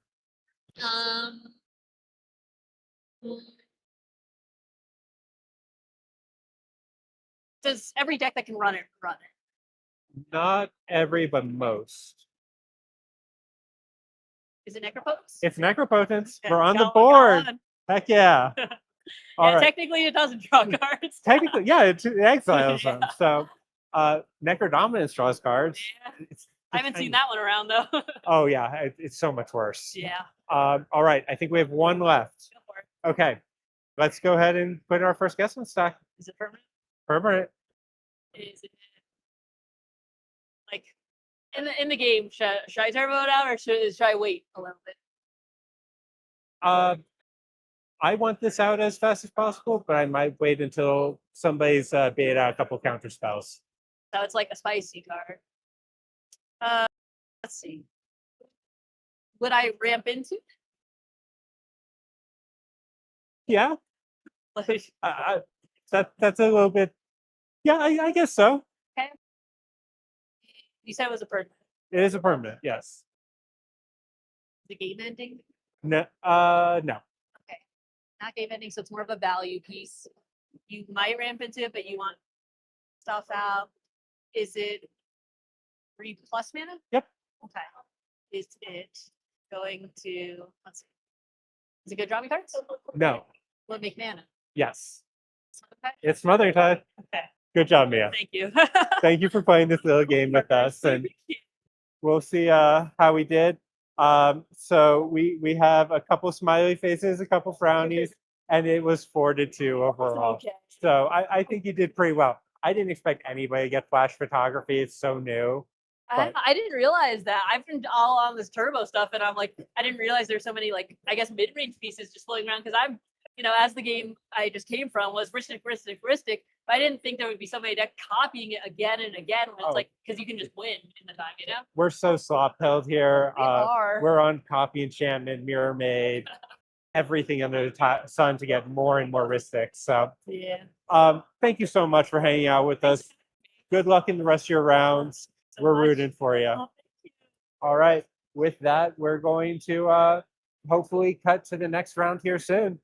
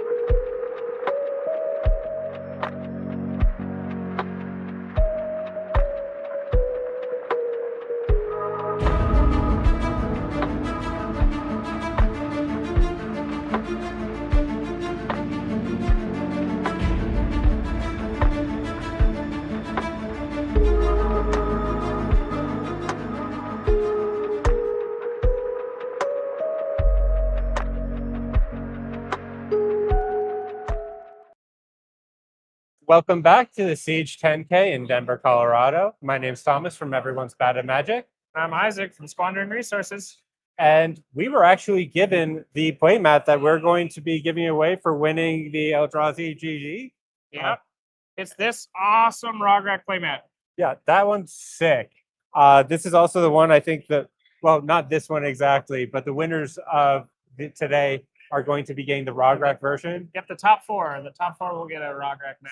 Oh, it's so sick. Those things look really cool. I don't know if it's top four, if it's winner gets, if first place gets Rograk, and then top three get another one. Winner gets a Rograk, I believe top four get Timna. Okay. So just shout out to the runners of this event. The art for the mats just across the board have been so cool. Like, what event has a 4-part play mat? Has this been done before? I don't think so. I don't know. It's really cool. It's a little sad that like you can't get unless you win the event, you're not getting like all the coolest ones that you can possibly find. But oh man, it is Gold Sabertooth's idea is just like incredible. And the playmat, like the way he's put them individually on the playmats as well, just looks so good. Yeah, I don't know about you. I want that Ishai one. I think we're getting an Ishai one. Hopefully us. I've been knock on wood on that. Knock on wood, yeah. That looks sick. Anyway, we had some really cool decks come and put wins up on the table last round, including an Arkham Daxum, which, let's be honest, doesn't always get wins in this meta. It gets hated out in Denver. Denver is a no Arkham activation state, okay? We do not like letting Arkham activate. It is a play a lot with never. this deck. Yeah, we have a local. Tyler Lindblad's our local playing Arkham today. I don't know if it's the same one. I don't believe Tyler got the right win on Arkham last round, but oh well. I can see him over there shaking his head at me. Sorry, Tyler. But that deck is sick. If those who don't know, it is just a incredibly difficult deck to interact with in general. If you have an artifact creature and an Arkham on the table without summoning sickness, you can essentially either win the game or you can make it very unpleasant for other people to play into you. It's a Magda without treasures. Yeah, as Tyler would say, it is bad Magda, but I don't know how much I believe in that. Because both can get Godfire statue and both can get Portal of Phyrexia, and both make me very sad. Yeah, that's true. As a Rockgrass player, I feel the same way. Both get Portal of Phyrexia and I cry about whatever comes down. Yeah, I don't want you to have my Enduring Vitality. I want, not the terrible example. I want you to have my Badgermal Cub. Yeah. But if you do run into an Arkham on your table, just remember, make sure you're mulliganing low to get that removal, or you will explode. Now, looking at our top 6, just is what I've got to look at. I see there's one Ral in top 5 and one Ral just outside of top 5. We have Pigeon playing Ral, and he's at 4th. Okay. And then Daniel SQR is at 6th playing Ral as well. Congrats to your team. Yeah. And then Jordan Callister, I believe, is playing. I believe it's what is the weird version of Sisay where it's not Sisay? Oh, Clam Chowder. Yep, it's Clam Chowder. So it does seem like running turbo decks is being rewarded in this meta. That's true.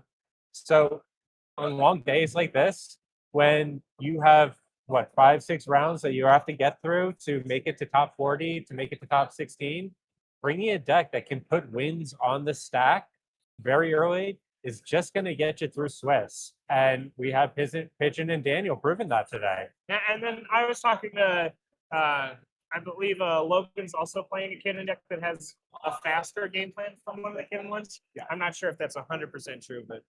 I mean, it's Kinnan. Despite the fact that Kinnan can control the game, it does always have that ability to put a turn 1, turn 2 win on the stack. It's why that deck is so crazy scary. Yes, it makes crazy amounts of mana. Yes, it can run insane amounts of interaction. But if you see that everybody mulls down to 3 or 4, there's nobody that's going to be able to stop you if you have the Salt Monolith, an Outlet, and a Force of Will. So it is, in and of itself, a force check deck. Yeah. Do we have any other cool decks in our top 10, Isaac, that you've noticed? I I'm not quite sure what these decks are playing. I see that Jason is also playing Kinnan as well, sitting in 11th right now. I'm not sure what else. I believe Nameless is on Rockdrass. So we see a couple of that sitting in here. I believe Anthony's on Xyrus. Bryant, we got Bryant at 18th. He's playing Rowan Sign of War. Oh, heck yeah. So Bryant is one of our locals, and he is a self-admitted Rowan one trick. And Rowan's another one of those just kill on-site commanders. If you let somebody untap and you're not having that pre-game conversation, you're gonna explode. All right. Well, speaking of pre-game conversations, we're gonna kick it over to the casters here. So hopefully we're gonna get our game started. Good luck, have fun, everyone. Don't crash out. Man, what a good kick. Thank you, Thomas and Isaac. I love getting the chance to hear a little bit about what's going up at the top in the top pods. Whether it be turbo players, control players, stacks players. It seems like every tournament has a little bit of everything. But what we have today is a pod I am so excited to bring you. I'm Eric from Critical EDH, joined by Hire from Playing with Power. And speaking of Playing with Power, I believe we have a member of your crew in this pod, right? We do. We do. We got Shauna holding it down. Malcolm Kettis, that is my girl. Malcolm, your Hire's girl, Shauna. That's yeah. Respectfully. Respectfully. Just put that out there. But Sean is playing Malcolm Kettis. This is a deck that is what we would look at when we're thinking about Niv Mizzet post Dockside. This is a polymorph. Let's get out Niv. Let's, turn our Kettis into a Niv as fast as possible. Very, very cool. And it's very, very easy to do because you cast turn 1 is like land, I don't know, Lotus Petal, turn 2, Ancient Tomb into Malcolm. Maybe you have another way to get Kettis on the battlefield. Turn 3, you attack. You're able to make your 6 mana, and you can hard cast, or you can cast Polymorph. Get your Niv Mizzet on the battlefield and just run. Go, go, go. Such a cool strategy. I got the chance to chat with Shauna at last year's Land Go Open, and I have routinely been so impressed by them as a player, especially because when we talk about these off-meta decks, oftentimes we'll use the language of like Brewer's Advantage, but Shauna's prominence in our community means that, like, for the most part, I would expect anyone at the table with them to know what's going on, which is such a juxtaposition because they're in seat 4 on their Malcolm Kettis list, but we have a VV in seat 1, so they're all looking to make a ton of mana and they're looking to cast a ton of spells, but they're going to be pulling from very different sides of the Izzet color wedge, and it'll be really interesting to see how they wrestle and vie for control of the stack and which list ends up coming out on top. How they wrestle for dominance. But going my Proteus staff resolve. But going first, we have Mason Fox. They're playing VV. VV is very, very good. This is another curiosity deck, ironically, which is very interesting because there's going to be maybe an opportunity to deflect and swap the curiosity onto something else. That's so true. Yeah. We got Maddie over there playing Thrasios. Listen, Maddie is a good guy. And just put that out there. Maddie playing Thrasios Timna with Abhorrent Oculus in the 99. Yeah, they are on some spice. Their list is actually not too dissimilar from a Timna Halana list that we saw earlier today. So if you missed the days of Flash Hulk, we're going to be bringing at least one of those cards to you in this pod. Hopefully, it's very turbo slanted with a lot of creature combos. This list is dying to get a Hunting Grounds or a Lurking Predators in play and get the biggest stack battle started, and you start throwing stuff out on the battlefield. There's a Lurking Predators in the 99. It's so cool.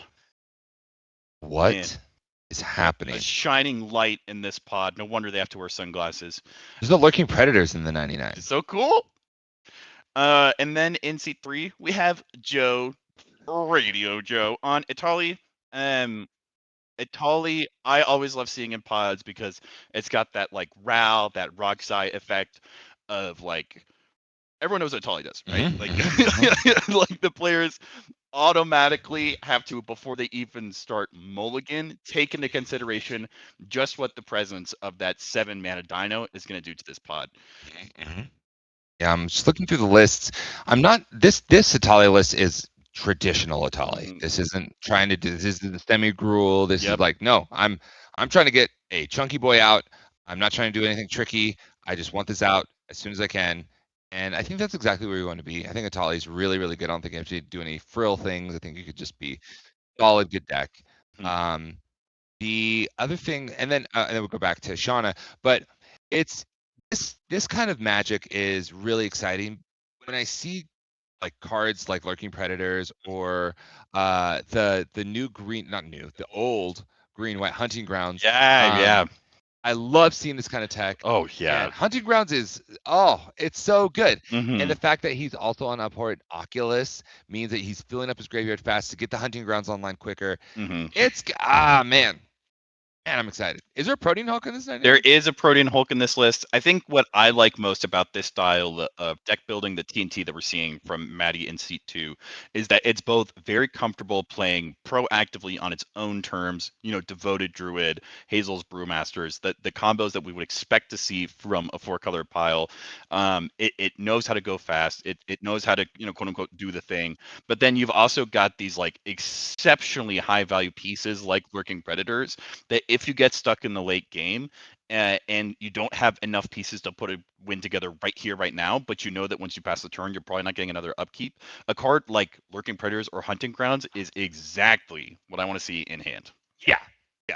I just want to see Lurking Predators. That's my favorite card. Lurking Predators is so much fun. It's so fun. Oh man, it's so fun. It's so much fun. If you've never had a Lurking Predators on the battlefield while you are the one with control of it, let me tell you some of the things that can happen. One thing that can happen, very spooky thing that can happen, is that you can copy it with a clever impersonator and have 2. Oh my word. That's so spooky. Is it Halloween? I'm scared. My favorite thing in Kinnan is if I have a Lurking Predators, if I happen to get an Astral Dragon will come in and make 2 more Lurking Predators. Oh, higher. Stop. We're on camera. I know. But what's cool is that now you have a creature version of Lurking Predators on the battlefield, and now you can copy your Astral Dragon and make more and more. I've had like 9 or 10 before. Oh, cool. Cast your spells. That's Let so my will good. be done. Oh, yeah. Look, come on, guys. Let's all do something. You're going to cast a Flusterstorm that won't resolve, and I'm going to put a Hullbreaker Horde into play. Yeah. Here's we are not the same. We're not the same. Fun. So anyways, am I good to resolve my Paragodrake ETP trigger? Cool. So glad you cast the Flusterstorm right now when you needed that. Oh, that's so cool. Yeah, that's the word that comes to mind when I look at this pod is volatile. And so it is I feel like Shauna is the player that my eyes are on because they are a exceptional control player and they are extremely good at making sure that like their game plan is the one that's happening at the board, but it's going to be very difficult to navigate in waters like this. Yeah. This is, I think, one of the pods I'm really excited about, only because there's Lurking Predators in the pod, obviously. My number 1. My number 1, guys. But also because I get to see some really awesome people, get to play some awesome Magic. Speaking of awesome things that we're going to do, hey guys, we're giving away stuff. Kaboom, kaboom. Ka-chow. Kaboom, ka-chow. Ka-chiga, If you want to win one of these t-shirts, we're going to be doing a giveaway right now. Okay. What I need you all to do is if you'd like to enter the giveaway, I need you to type in 1 in chat. 1 in chat. Type in 1 in chat. I'm gonna type 1 in chat. I'm gonna try and steal this t-shirt from one of you guys. That's right. 1. And I'm gonna spell it out. 1. Boom. Now I'm gonna find entries. now I'm gonna find an emoji that has the number 1 in it. I'm just typing the word emoji. Incorrect. See where you started. Oh, there we go. Admit 1. There we go. I got 1 and Juan. I believe this is a clock that has its time set to 1. Guys, I'm trying as hard as I can to get in this giveaway. I know you guys need to keep up. Yeah. Oh man. All right, you guys have it until they start the game. I'm typing the number 1. What? This is my entry. Parentheses. 1. Close parentheses. You guys are gonna have a hard time wrestling this T-shirt away from me. Apparently, Eric is really into Come on, guys. It's not even a triple XL. I just want it for the clout. Just want it for the clout. Yeah, it is though. It's the and so you can see this while they're mulliganing. It's got the Siege logo on it. This was drawn by one of our locals, a fantastic artist. They've actually drawn some proxies for me. They've done a lot for the community. One of my favorite things about CEDH and the proxy friendly nature of our format is that whenever you travel to tournaments, there are altruists or there's people who have gotten cards off of like Etsy or just the celebration of like identity that people have found in Commander and the camaraderie either with the art itself or the commander or particular cards. It just, you love to see it. We actually have a local tattoo artist who also does altars here, Inkzilla. And I just, yeah. So whenever I see the Siege logo, that's what I think about. You know what's interesting? Tell me what's interesting. A year ago, there was no Rogashai. That is so true. Now a deck is so popular. It's everywhere. Oh my. Yeah. It So I've had elements of Rog Ishai on my desk for almost 2 months now, but I still haven't found a list that I feel like I'd be able to competently pilot because I know a huge part of it comes down to how strong of a control player you are. And I am a pretty weak sauce control player. I am not good at it. Yeah. Well, it's good to acknowledge your strengths and weaknesses, you know? Yeah. And so I think that like Rog is so powerful in the command zone. And I've seen a list that are looking to go a little bit faster. But speaking of going fast, we're getting a hand from Aritali. I'm gonna read these cards out to you guys, and you guys are gonna tell me how early they're able to cast Atali. Okay. The first one, City Traders. Second one, Elvish Spirit Guide. Third, Seething Song. Then Burn Willow Grove, and then Yavamaya, Cradle of Growth. Based off those cards, when can I expect to see an Atali?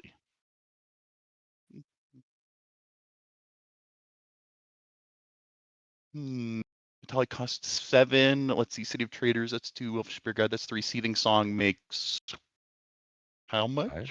5. Which would make this a turn 5 Atali? Turn 2. Turn 2? Oh, that's so much better than what I said. Yeah, you go turn 1, land pass, turn 2, City of Traders. You can pitch a Spirit Guide, and then you can use the land. Hold on, that makes 6, 7. No, makes 5. Seething Song plus land. No, it is a turn 3 Atali, my bad. He needs 1 more mana.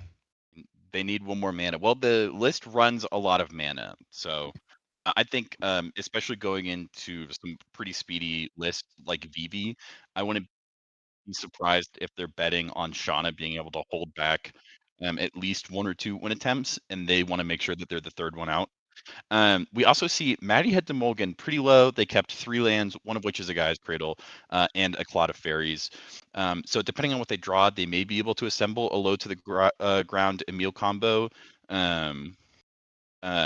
We do see Vivi also had to mulligan super low, 2 lands and a Chromatic Star.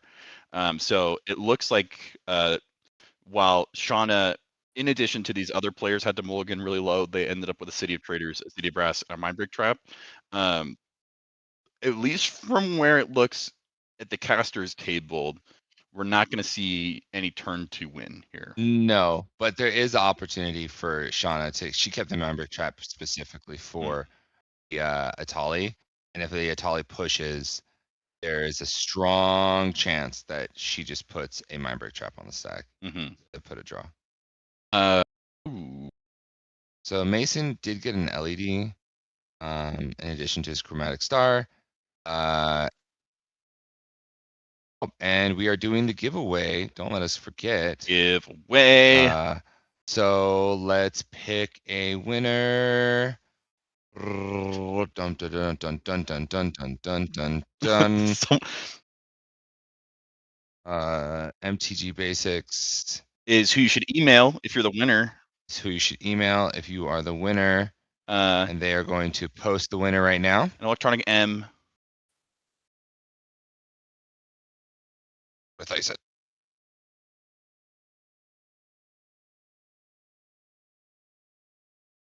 ADs? These what? What? Why is Raul talking about Imagine Dragons? DATSNIKKA?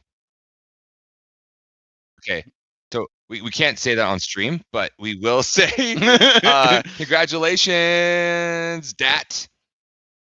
Congratulations. Email MTG Basics. MTG Basics is going to put their email in chat. So that you can, but you won this Siege t-shirt. Congratulations for that win. And Azriel, you won this t-shirt. Dun, dun, dun, dun, This dun, is dun, yours. dun. This is yours. Congratulations. Right now it's in Hire's hands, but soon it'll be on your body. After you email MTG Basics. Okay, and then email mtgbasics@gmail. Okay. Let's go back to this. Okay.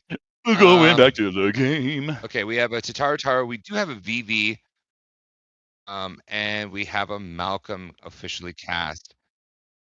Okay, so notably, the Italia player did not play a City Traders turn 2, which I think is vital for this game plan. Super correct. Ultra correct. Like maybe if you draw like a Lotus Petal, like you go for like the early City of Traders, but especially with like every other list at the table being in blue, I think you need to make sure that you have the ability to not just cast one Itali, but you need to be able to try and cast a second one. If you're not able to politic that first one through. It's funny, the scary part for this.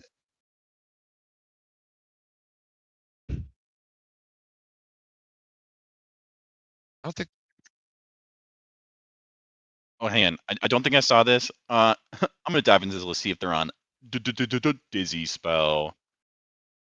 They are. This could get a curiosity effect. Oh, sure. Yeah. Okay.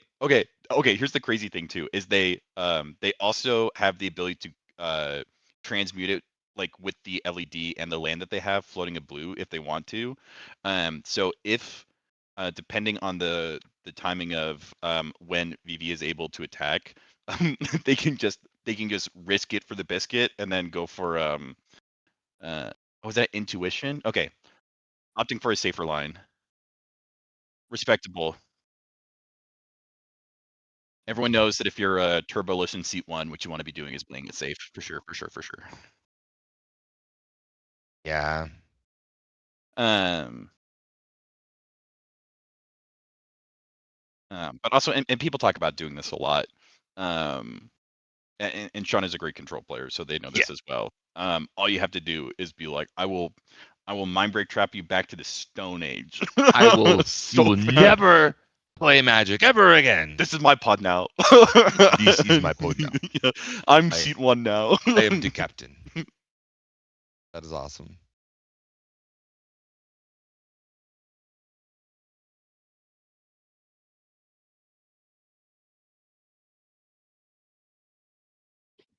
Listen, Shauna's out here spitting facts, making sure people understand. I'm not saying that we have to do anything about it, but I don't know if you guys noticed. It just came crossed to my attention. They only have one blue pit left, and that's via their commander. We do have a Cloud of Fairies. Cloud of Fairies untaps. Sure. Mix some manas.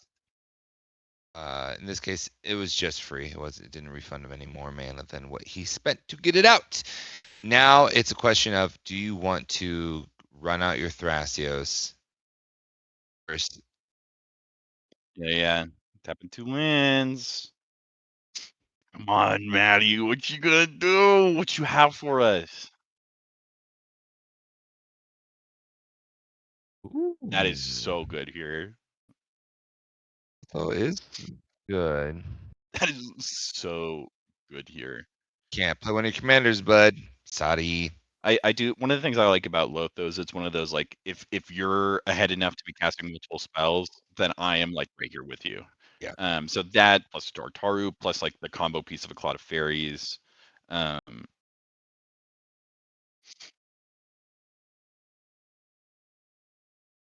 There's a seething song. Seething song.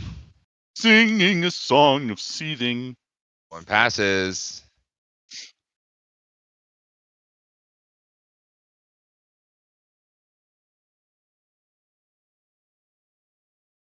Shauna getting a free Git probe. Yeah, let's go player audio. Yeah.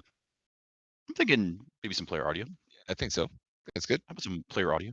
I want to hear what they're doing, man. 5 red mana. Yep. Go up to 6. Exile an Elvish Spirit Guide. Yeah, I think I figured it out. So what do we have here? Like, We don't have anything. The No, we card, don't have anything. I cannot believe that happened. That should've is thought incredible. about That is that. incredible. so with Elvish on the Yeah, sure. So Before you exile it. before you exile it. That is incredible, by the way.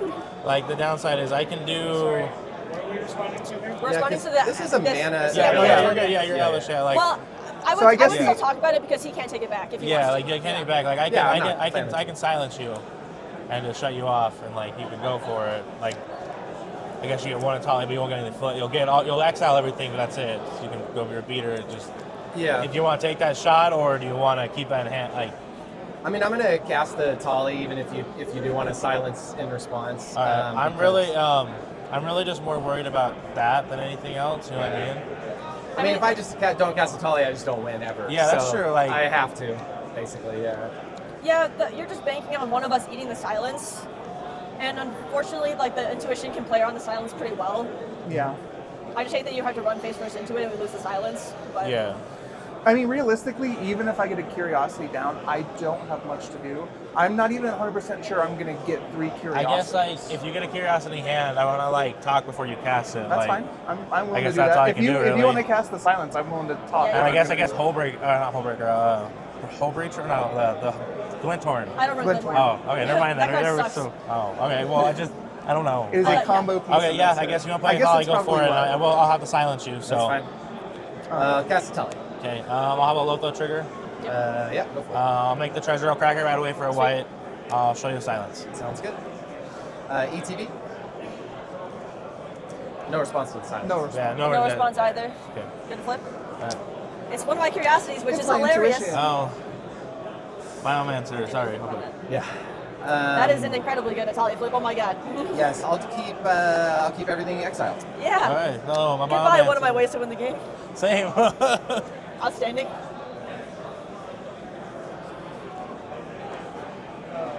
I'll move through steps and phases. Go to my end step. Untap, upkeep, draw. Yeah, we can't really give them an intuition. That just sounds. Plaza of Heroes. I'm gonna be honest, I didn't even think about the fact that it was on top. Yeah. I thought it was an amp for some reason. Well, that's what I thought you guys were talking about. I was like, yeah, we can't give them an intuition. Like. I'm an idiot. I forgot about that completely.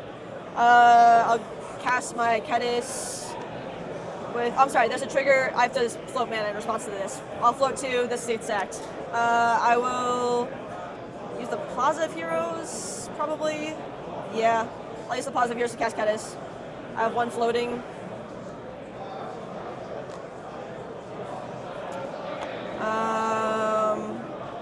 I don't think I'm going to use the floating.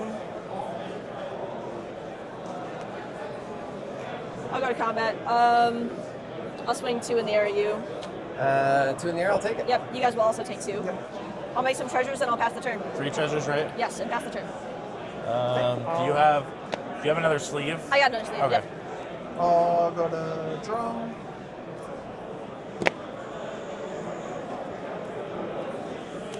Yeah, and I'm just pass.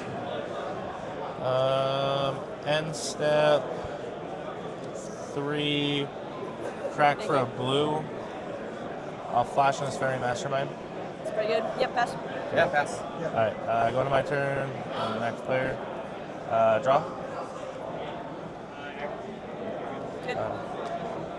Marsh flats.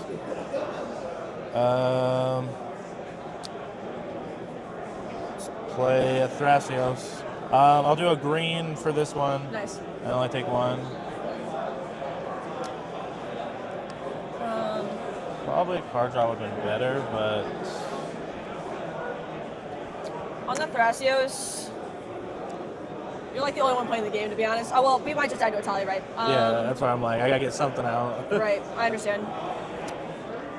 Or you think I should do? I can go for beats, but like No, I'm just making sure I can't counter your Thrasios because with the Cradle, it's kind of crazy. And Cloud of Fairy's on the board. I don't have any. I have no hand if that makes you feel any better. It does a little bit, How much yeah. mana do you have total? I have 5 mana when I crack this, so no treasures or anything.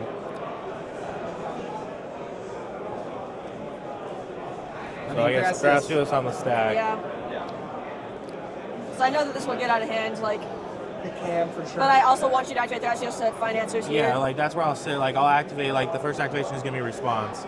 If I like if we get to here and he hasn't done anything, then I'll Yeah. activate because I. Yeah, all I can ask is that even if you activate Thrasios and you see a Breeze Color, I'm asking you to bottom it for Yeah, responses. no, that's fair. Thank you so I'll much. bottom yeah. a Breeze. I'll bottom I a Breeze. appreciate it. Yeah. That's easy.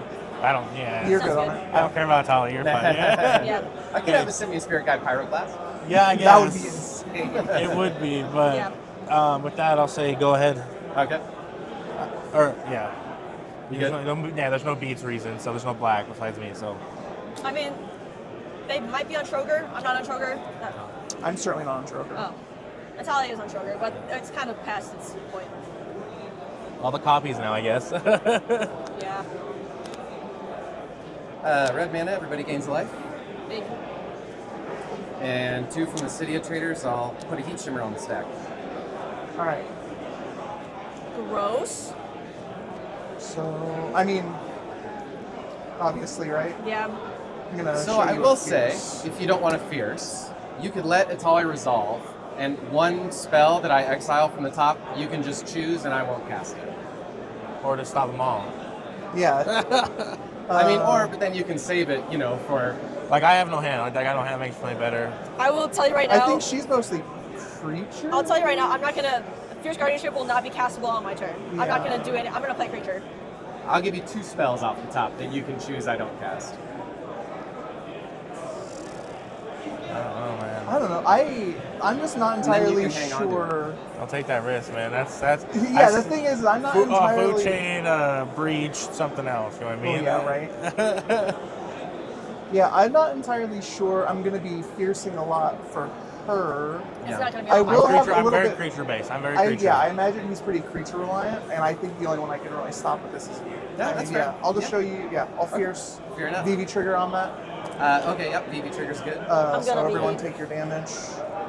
Are you at 39 on your mark? Okay. Yes, I think so. Yeah. All right, Heat Shimmer is countered. Yep. I think I know where Atali's going though. I mean, to be fair, like Atali shouldn't go that way. It should go that way. I know. Yeah. Are you on? I'm not on ad You're not on Nas or anything? Yeah, I don't run any of those. I would say. What do you got? I would say just pressure his board so he eventually has to block with Cloud of Fairies. Yeah, I mean it's not a terrible idea. Cloud of Fairies on the How board about is pretty this? scary. I'll block Cloud of Fairies on the next go around if you don't attack me this time.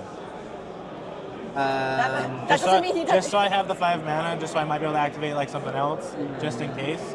But then next turn, if you don't flip it, We just I'll, gotta I'll like. throw it. We gotta keep his board down. Yeah. I think I do have to go your way. Okay, I'll take 7. Is there a way to do commander damage, or we just I think just I'll write it down.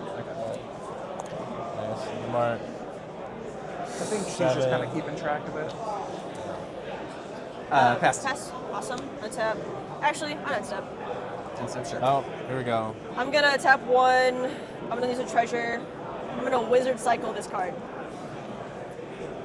So it's not countable by Pierce Guardianship. That's what I was talking about. Yeah. Are you gonna just Thassa's us? I don't play Thassa's. Thassa's leveler. You got this. So hilarious thing that Shauna said. She said, I'm going to be not casting anything you can fierce. I'm gonna cast a creature. Absolutely. Shauna runs 1 creature. Just the one.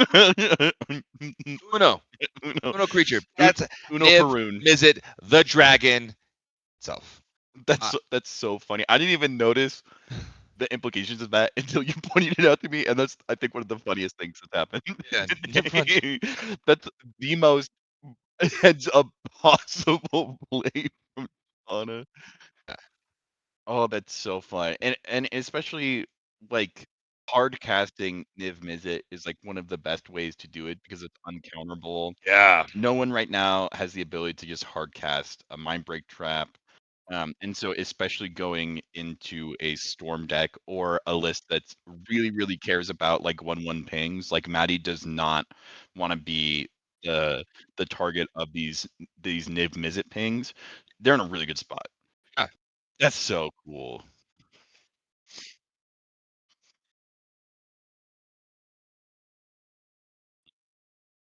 Yeah, I mean the best case scenario for Maddie is that they have like a Rollick to hit the Niv immediately, but then like we still have seen like counter spells in Shauna's hand. I want to see what happens. I want to hear what happens. Let's go to player audio.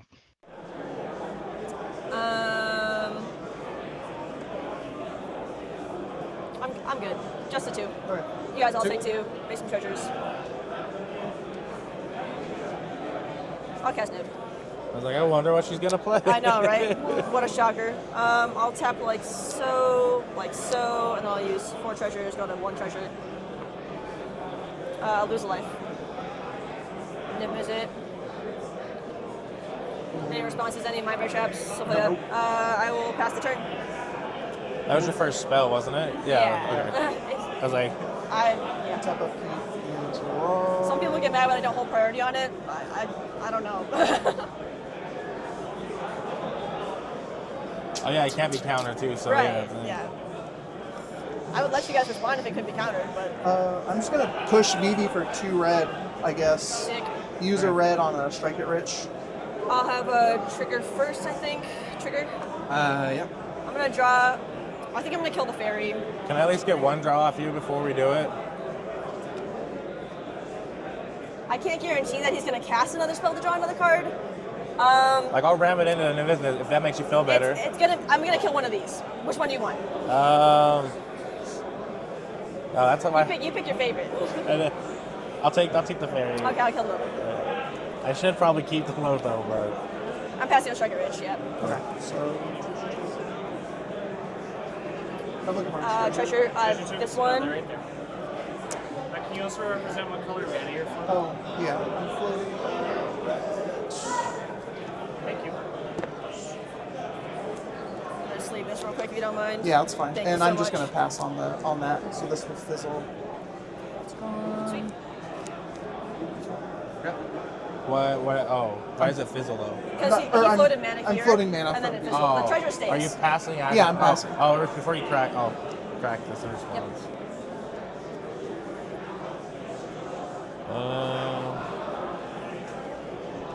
Good Tundra. And then I will activate Gracios. Sounds good.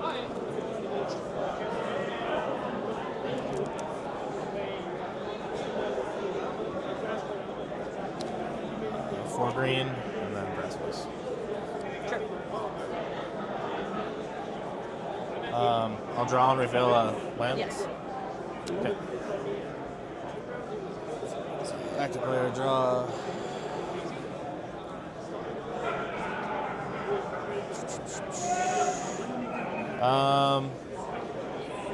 We'll do green and a white hunting ground. Can I read it? Yeah, no, absolutely. We can read it together. Yeah, I'll read it. That's a new one to me. Whenever opponent plays a spell, you may put a creature. Oh, I know it's this that one. Okay, yeah. Whenever opponent plays a spell, I've if you only have got- thresholds, Which only got 3. you got 3 cards. Okay.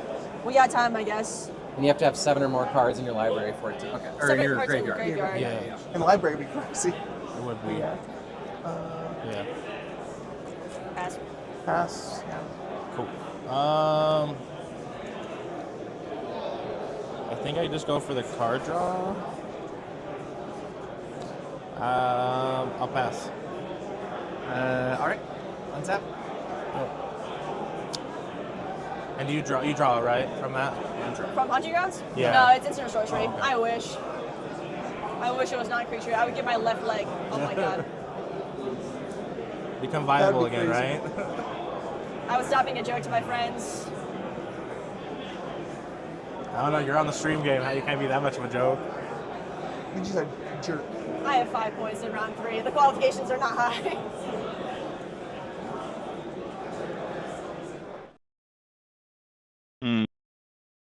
This is not how I expected this game to go. We were looking at the lists. We saw 3 turbo lists and 1 control player in Siege 4, but somehow Shauna has managed to make it to, I believe this is the 5th turn rotation, I believe.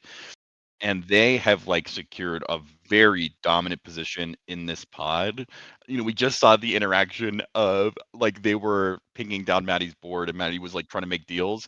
And Shauna was like, here's the deal I'll make. You get to pick Fairy Mastermind, Lotho. Yeah. Or Cloud of Fairies, Lotho. And so like Submerge. that's so good. Submerge. It does not go to your hand, but good sir. Stay down.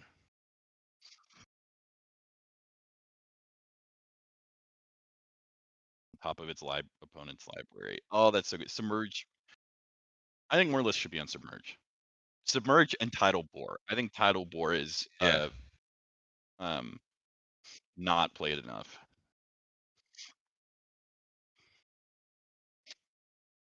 That's so good. You get to take care of a So Tolly. good. You get to start chipping away at Maddie's board. Anything Vivi's going to want to do is going to be through a lot of instants and sorceries.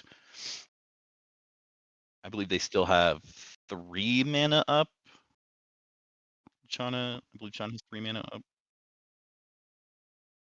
up. Okay, so Shauna actually has to be pretty careful here. The idea of getting rid of, his board, that's fine. That's fine. Keep getting rid of his board. So he had 3 cards in graveyard. He now has 5. Mm-hmm. It's 2 more for threshold. That is a really good point. It doesn't have access to much graveyard hate, does it? I'm trying to think of like most of its graveyard hate comes from like itself, and you'll see like a Mizzix Mastery or something of that ilk, where you're exiling your own cards to cast stuff. There's not really like a Bajuka Bog effect. I don't think they're on Hornmod's Crypt.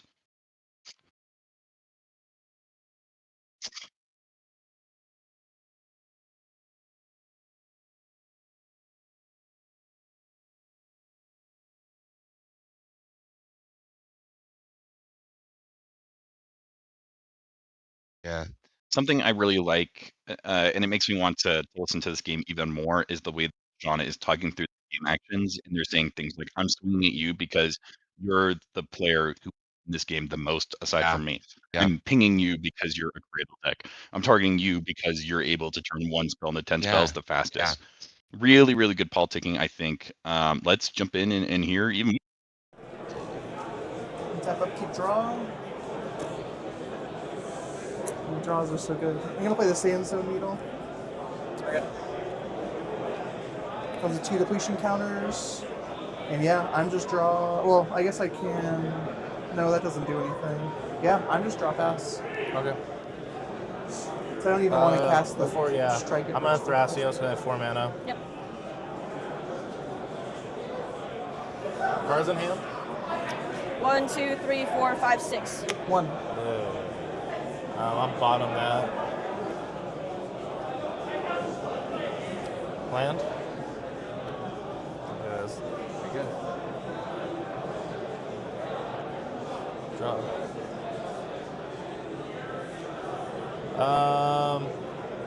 We'll tap Mana Confluence for green Soul Ring. Pass. Pass. Yep, pass. That's good. I don't think there's. Oh. Oh, I feel Tap it Maya. for green for the other Yeah. It's a forest. Thank you. I guess I pass. There's nothing else to do. Pass. Okay. Yeah. Pass your. Oh, yeah. Heck. Thank you for keeping track of that.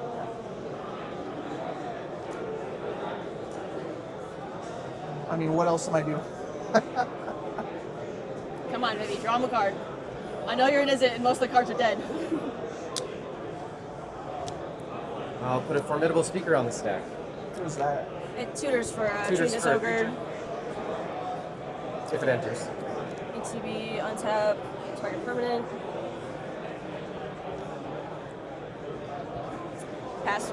I'm passing. Alright. ETB? Yep. Yep. I'll go ahead and discard a card.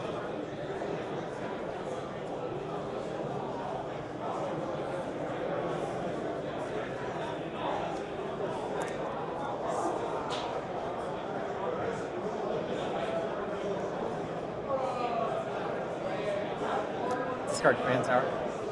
And search my library for a creature. Yep. I wonder what it'll be. Don't worry, guys.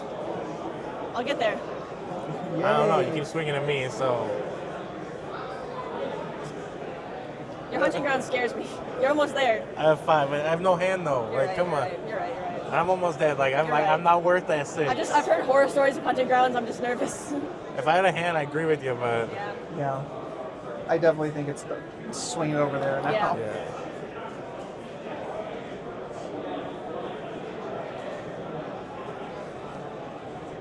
Are you local? Yeah. Nice, okay. How about you guys? Utah. So like almost. Yeah. So my I'm card's surprised there's upside not down. like 3 Judge, realistic are studies. you able to tell me what our time is? I know that's not accurate for us. We are good to go. So, okay, one thing that Eric mentioned is you would be surprised to know that there is no stacks pieces on the battlefield. With how fast these turns are going, it's land pass, land pass, land pass. We do see Treasonous Ogre put it into Atali's hand. Atali says, "Hey, I want to be played." Treasonous Ogre does cost 4, notably, and Atali, if you're doing this for 9, you're paying a lot of life. You're paying 27 life, going down to 4. That's terrifying when there's a Niv Mizzet in play. Niv Mizzet's already pinged down pretty hard right now. Like it keeps doing its things. If you go attack into this next turn, it brings Maddie down to 9. And the more people start playing instants and sorceries, the quicker they're going to go down. And again, 4 life isn't a lot of life. No, it can go by really, really quick, especially when there's a VV and a Niv Mizzet on board. Plus a Ketas. I think it makes sense. They are somewhat in kind of like a do or die situation. It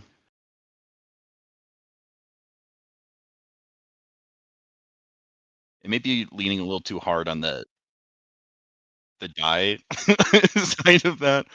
But I mean, we saw them talking about it like earlier in the game. It probably only has so many options, and like you have to keep finding ways to press the gas pedal. Yeah.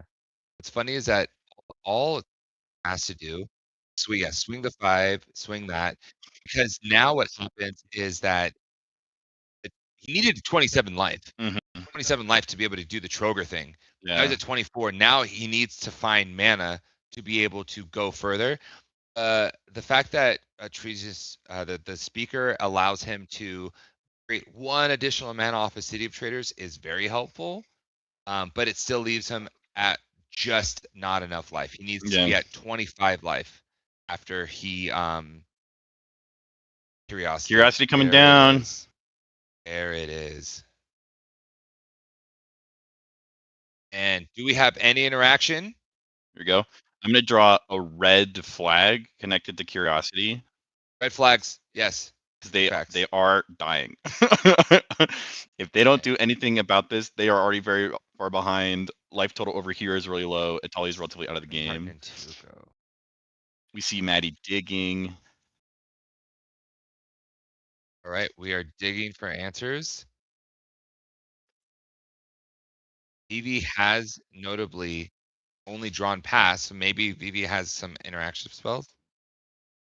Curiosity is not an instant sorcery. It is an enchantment. As well as the rough thing about Vivi's position is they are they're strapped for resources in a sense that most spells they're going to cast are going to have. Oh, there we And go. Curiosity comes down. It resolves. GG! Go ahead, Shauna. That's what I'm talking about. Oh, big boss. Play with power. What's up? What's up? We do this. That's right. Crazy. I love it's so face up. She literally said, "I'm gonna cast a creature on my turn." I'm gonna cast a creature. You have one creature. Hold on, guys. Incoming. We need to prepare right now. Golly. Cast a few counter spells and then is like Curiosity. What? Yeah. Beep, bop, boop. Before we go, I do want to shout out the Siege. What a wonderful event. What a great day so far. Oh yeah. We have some incredible people. I was able to talk to some of the vendors. Got to see our boy Gold Sabertooth. Oh yeah. Right. It's so exciting, and we're so grateful for the opportunity to be here. MTG Basics is the streaming team that you're seeing here today. Yeah. We are just trying to do everything we can to showcase the best streaming platform ever. Absolutely. We are just a very small part of the team that is bringing all of this together. There are people who were here like even yesterday morning, making sure that all the tables and chairs are in the right spot. A lot of level 7 staff have, been pulling out all the stops to help, be like scorekeepers and different aspects of like the judge team. Like everyone is doing their best to create a tournament where people can play their best and great matches like was in front of us. I think that if anyone was like, oh, I'm pretty interested in like polymorph lists, I've heard that like Shauna runs this cool Malcolm Kedis list. I think this would be a great game to show them and say like, if that's the type of gameplay you want to have, play like this player. Absolutely, yeah. So thank you again. Also shout out to our producer Raul. He is crushing it. Raul's the man. Raul's the man. But we're gonna go to an ad break, and we'll see you guys in round 5. Round 5. Awesome. Bye-bye. Hey, this is Freedom Waffle, and I want to show you a tool I personally use for practicing and coaching CEDH. Eldrazi.dev is a CEDH gold fishing tool where you can randomize your opponents, practice tournament mulligans, and play out your hands. It's got built-in actions for cards like Fetchlands, Tutors, Necropotence, and Ad Nauseam. You can easily track floating mana by adjusting with hotkeys to make playing out complex lines much easier. There's even community-made puzzles to sharpen your game knowledge. Check it out at mulligan.eldrazi.dev.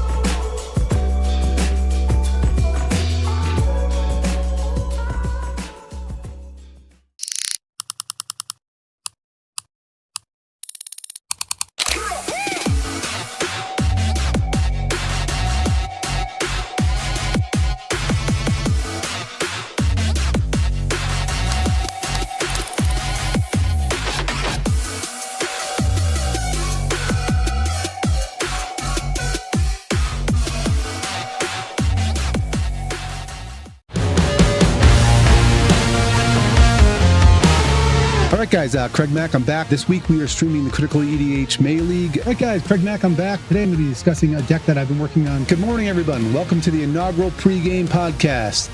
WizKid Games brings you competitive EDH every weekday on all platforms. Run by former MTG pro Craig Mack and featuring off-meta deck techs by 2D, live games on Fridays, and the pregame podcast every Monday. Check out WizKid Games today.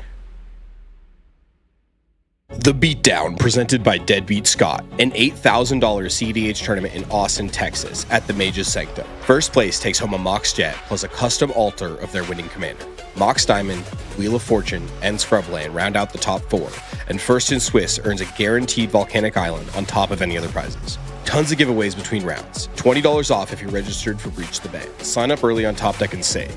The Beatdown. Don't miss it. $4,000 for one deck? Half the cards are out of stock anyway. I just want to play the game.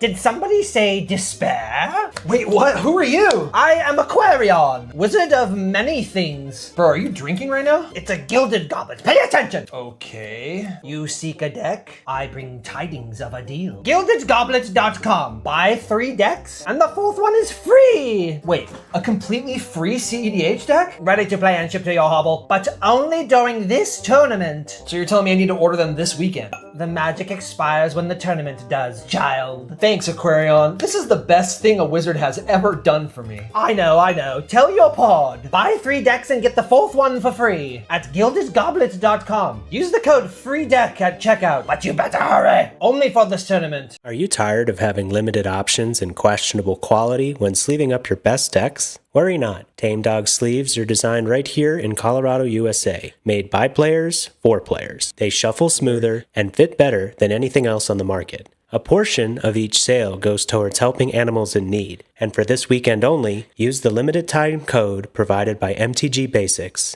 Siege15, to save 15% on your entire order. Check them out at tamedog.store. Code expires at midnight, June 14th.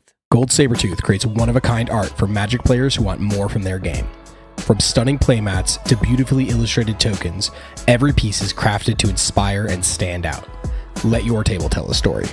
Explore the full collection now at etsy.com/shop/goldsabertooth.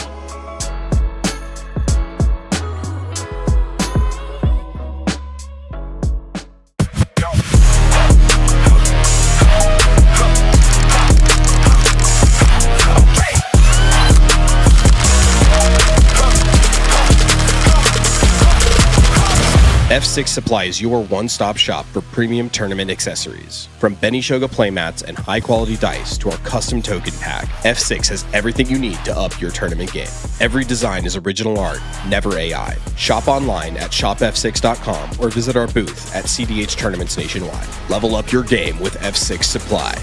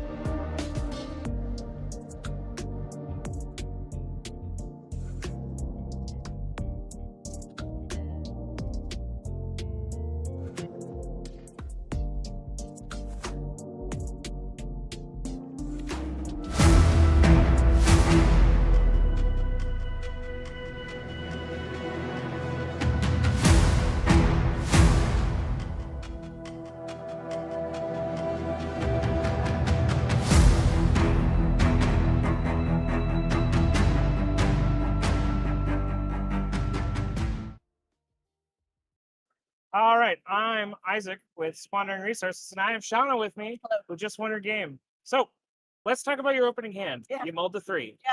It was. Can you remind me what the It opening? was City Trader, City of Brass, and my Trap. Okay. And how did you feel about that going in? I mean, it wasn't feeling great. It's turn 2 Malcolm, which is the first time I had seen turn 2 Malcolm and all those mulligans, right? So it's something. The bad part was pitching long-term plans. Long-term plans is an awful card that puts a card third from the top. It was my only way of finding Niv. That's like my whole game plan. But I can't keep lands long-term plans because, again, I'll see Atali, and then Atali will exile the Niv that I put 3 down. So I can't do that. So I have to keep my Trap there and just hope that I draw some way to get Niv, because if I don't play the game. So that game would have looked really nasty if I didn't draw that step through. That's true. Yeah. Did you feel like seeing the other players' mulligans? Did that make you feel a lot better 100%. about it? Yeah, 100%. I really didn't want to have to like force a draw with that Mind Trap. I was hoping that Atali was who was the 5. He was the highest in that table at 5. I was hoping he was on the Mind Trap on, right? Yeah. I wasn't looking to like force a draw or anything. This like tournament is cut to top 40. I'm at 5 points. I need to win the game. I'm just like hoping that, I just couldn't keep the long-term plans. Basically, yeah, we like winning. We like winning, and then 100%. but okay, so talk to me about like when you felt comfortable in the game, like you felt like you turned the corner, we'd made it through the rough part of the game. Talk to me about that. So my hardest turn is always the turn I cast Niv. Anybody who plays Niv, the hardest turn, your most vulnerable turn is the turn you cast Niv. I had 1 treasure open because Niv casts a fuck ton. So 1 treasure open. I knew Vivi wasn't doing anything. I was a little bit nervous about TNT, but I was nervous that like Atali would get there in a sequence that I couldn't stop. I think I was trying to politic him about to not attack me or something like that. I think I had the submerge at the time. So I wasn't too worried. But yeah, as soon as I untapped in that turn, you can ask any Niv player. If they untap with Niv, the game's over. Like I think my win percentage is like 78 or something like that. Something crazy. Let's talk about the politics a little bit. Yeah. I'm only going to cast a creature on my turn. How did that feel, getting that player to pull a Fierce out of there? I think I said specifically that I wouldn't be turning on Fierce on my turn, right? Okay. I felt awful like having them like lose their intuition, because we talked about the seething song and we're like, this gets him up. I think I counted 5. I must have counted wrong because he got to 6, right? He had 1 land on tap after the Seething Song. I thought Seething had 4 or something like that, and put it to 5. He had 3 lands, so it was the Grove of the Burn Willows, the Yavimaya, and then City of Traders. So yeah, I felt awful. I genuinely thought there was gonna be another spell. I was like, I can't think of anything else that makes more. I thought he needed 2+ mana. If I You're expecting like a Rite of Flame or something. If I acknowledged that he was making 6, maybe I would have thought about Spirit Guide, but I don't really know. So that felt terrible. He also I don't even remember if I passed parity on that. I talked to him about it after the game. I'm like, dude, like you're giving me so much free information that I don't need, especially with a Niv on the table. Like he's not doing anything. I think he showed me that Fierce pretty early on, and he was like, the casters made a comment about just getting to get taxi and throw the player for free. 100%. You can tell he was a newer player, and newer players need a lot of help. You can tell because he was holding priority on that Seething Song, right? And he was like, I don't know if I cast this here. I'm like, if you want help, feel free to show it to me. And then he showed it to me immediately, right? I don't know if that's like, is it player camaraderie, or if he just like genuinely didn't know. I gave him honest advice and it was completely wrong, so I felt really bad. Yeah. Oh, I mean, you don't always know. Spirit Guide's really hard because it's a mana ability coming out of the hand. There's no spell cast. You can't respond to it. Yeah. I think I just like don't know. Like all the rituals blur in my head. Like I know the black rituals. I don't know the red rituals very well because they haven't been relevant until recently, until Ral and Atali, right? So I think I thought Seething made 4 and then he was getting to 5. So I was like, I can't. Unless I didn't. You thought it was +1 instead exactly. of +2. I didn't think it was double. Like I didn't even consider double Spirit Guide because what are the odds of that? You know, I was like I can't think of anything, and then Spirit Guide. And mulled to 5 too, so you're not expecting the exactly card that doesn't do anything until you're pushing, right? Yeah, no kidding. Oof. How about the silence? How do you feel about like seeing that after the Atali came out? Can't remember at anything at the time. The silence in response to the first Atali, right? Yep. After the this is before the intuition got exiled, right? Great. It felt amazing, honestly. I was hoping to keep it in his hands to hold for the Vivi in case the Vivi rips whatever, because Vivi still had intuition on top of the time. I'm so dumb. I thought intuition, like in my mind and in my notes, intuition was just in hand, right? And I had to deal with that next turn. I didn't even think of the fact that it was on top. And if this Italian lands, he gets exiled. I didn't even think of that. Like, That's crazy. And he didn't even resolve it, did he? Test silence. Done. Yep. Yeah, that felt great. I didn't think I had anything. I only had the mind break trap, so I wasn't really concerned. I was like, if any of these spells are scary, I just trapped the whole stack. Yep. So yeah, I was happy to have the silence out of hand, but silence is never threatening to me, especially with my Ophidian in exile, which I did not know at the time. But yeah, silence is never a big concern.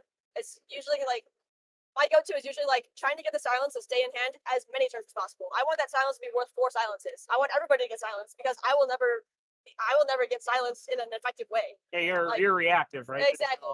Exactly. So if totally. How is your tournament day been so far? Like, let's talk about like round 1. What did that look like for you? Can I just tell you? You Yes. saw how my deck works, right? Yeah. I need 4 players in the game.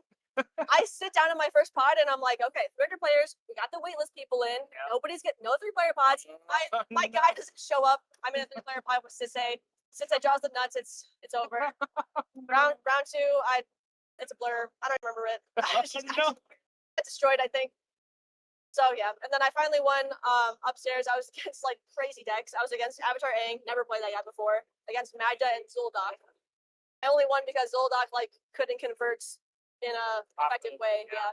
Didn't find one of the cards you needed off of the Zul'Doc spin. Exactly. And again, I just drew curiosity. This never happens. As soon as that Ophidian hits the exile, I should be going to time. That's why I asked you what time it was in round. You said 40 minutes, and I'm like, I'm gonna draw this game because I'm never gonna find curiosity. Like attacking with Nith, and I'm like, I would love to have a Timna attacker because I don't know why that guy didn't cast Timna. I'm like, I would love to have a Timna blocker, but I need to like kill these people because I'm not finding curiosity. What? Can we talk about your hot dog name visit? Oh yeah, 100%. Yeah. Well, why hot dog name visit? So my friend Lauren, I used to live in California when I was working with Command Zone. I made a friend named Lauren who just wears hot dog suits to events. That's his thing. His his tag name is MTG Hot Dog. When I moved away from California, that was the altar he made for me when I moved away. So it's incredible. And I found a Tivit just last week. It was incredible. Best day of my life. I found a Tivit that says Tivit seller of hot dogs, and it's like a little hot dog stand with Tivit in it. He's got a lot of dogs. Instead of the little rune in front of him, there's a hot dog. It was a match made in heaven. Oh my god. Okay. So, what were you expecting coming into this meta? Did you have any idea before sitting down at all? You can spin your wheels on what decks you'll see. Every like region of the country is different. The only thing that you'll really know what to expect meta-wise is when you go west. West is like rog type of stacks. It's disgusting.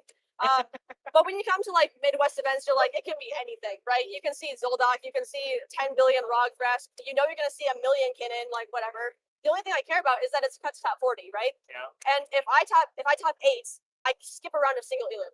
So as soon as I know that, which this is my mentality normally, I'm like, I'm drawing no games. I cannot draw. I have 0 draws today. I can't draw games. In my game 2, there was a draw in the stack at one point. One of the players got a little miffed at me because a player had a mind break trap that could force a draw, but he wasn't thinking of forcing a draw. I'm sorry.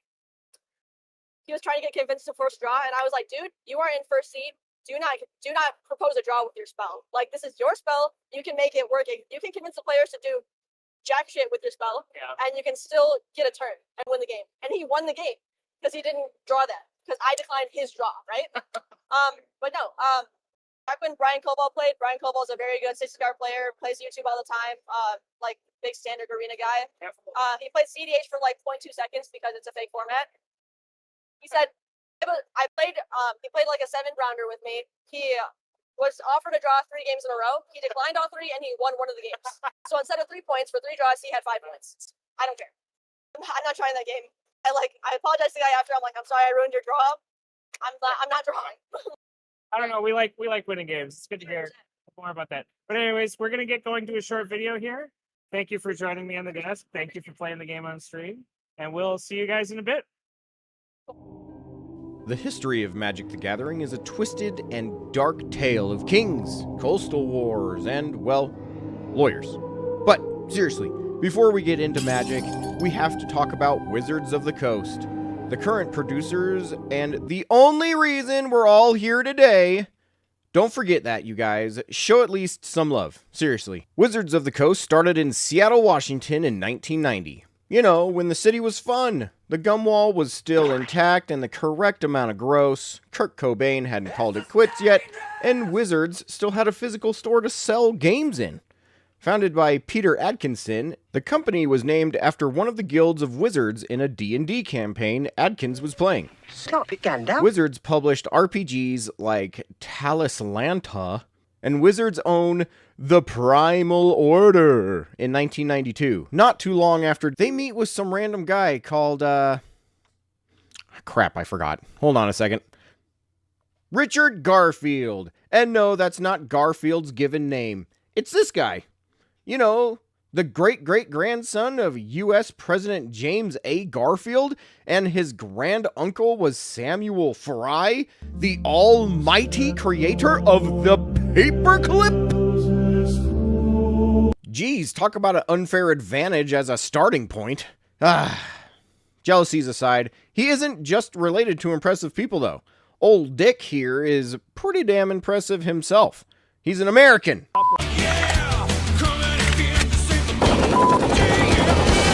He's also a mathematician, inventor, and game designer, which he really proved at last one by creating the game Magic the Gathering.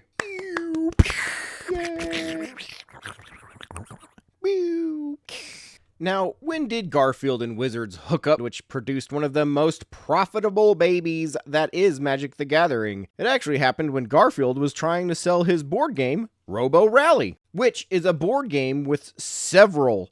There's a lot of pieces. It was way too many things for a still very small Wizards of the Coast to produce, making Robo Rally too much of a risk. Wizards was looking for something more fast-paced and less game piece heavy, leading Garfield to tell them about another game idea, Magic the Gathering. Gathering. Wizards hated it, and this video has never actually come out. This is all in your head. Oh, sorry. Actually, got a little bit off script there. That's my game, The Backrooms Baccarat, which, you know what? I bet 007 would love it, so suck it, Wizards. Obviously, though, Wizards fell in love with the idea of Magic the Gathering. It was brand new. The idea of collecting cards, like we have all been doing for decades with sports cards, but then playing a complex yet fun game with said cards? What? In case that didn't melt your brain, for everyone not completely familiar with Magic the Gathering, I'll say it again, and much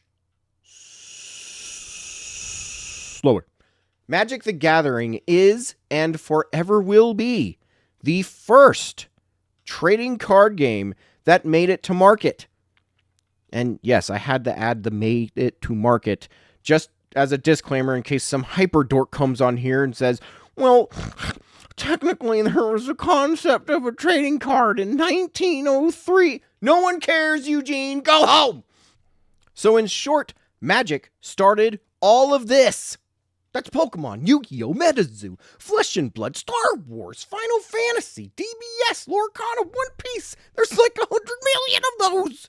So now the world is set. The cards just need printed, and they need people to play this amazeballs game to get this whole new hobby birthed into the world. With a lot less placenta, a lot more wood chips. But where the hell do you do that? There weren't weekly card conventions like there are now. Thanks again, Magic. But where do they sling Magic into the brains of everyone that had already been into fantasy and games? Well, in the dead heat of July of Texas at the Origins Game Fair in Dallas, of course. The Origins Game Fair, to that point, was a con where people came to present new board games, new role-playing games, and the local wargaming club. I mean, all right, sounds sweet. And upon debuting Magic the Gathering, people were freaking hooked, brother. Just a month later, they could actually be purchased. And of course, Magic was the star of the show yet again, with its first official debut at the Gen Con in Wisconsin, selling out its entire supply of cards, which at that point was 2.5 million cards. At one convention, that's crazy talk. And is as natural. Like that last sentence, when the game started, there were way less rules than there are now. And I would explain, how the rules work, you probably know a lot more than I do. And if you don't happen to know more than I do, you can read all about it right now. Cool, you all caught up, let's move on. But this was just the beginning.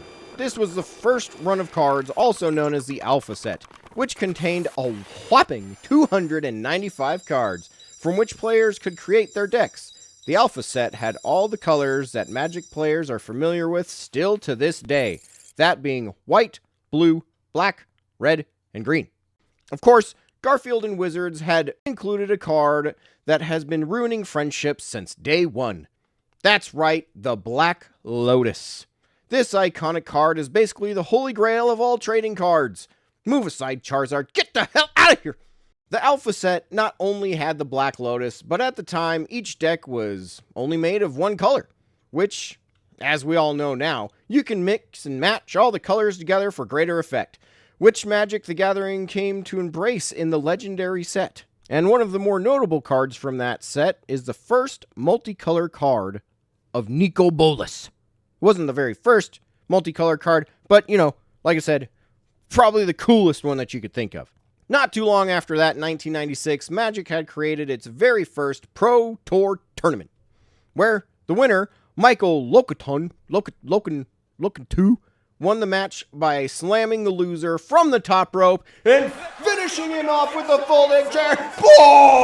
Or he forced the guy to quit with a brutal whooping. Either way, basically the same kind of win. This, of course, is just a fraction of the storied history that is Magic the Gathering, and I wish I could talk about all of it, but this is already really long. So to finish it all off, as Magic has continued and has constantly changed, evolving every couple of years to include new mechanics, strategies, and less dwarves. Come on, Magic! Give me more dwarves! And on that note,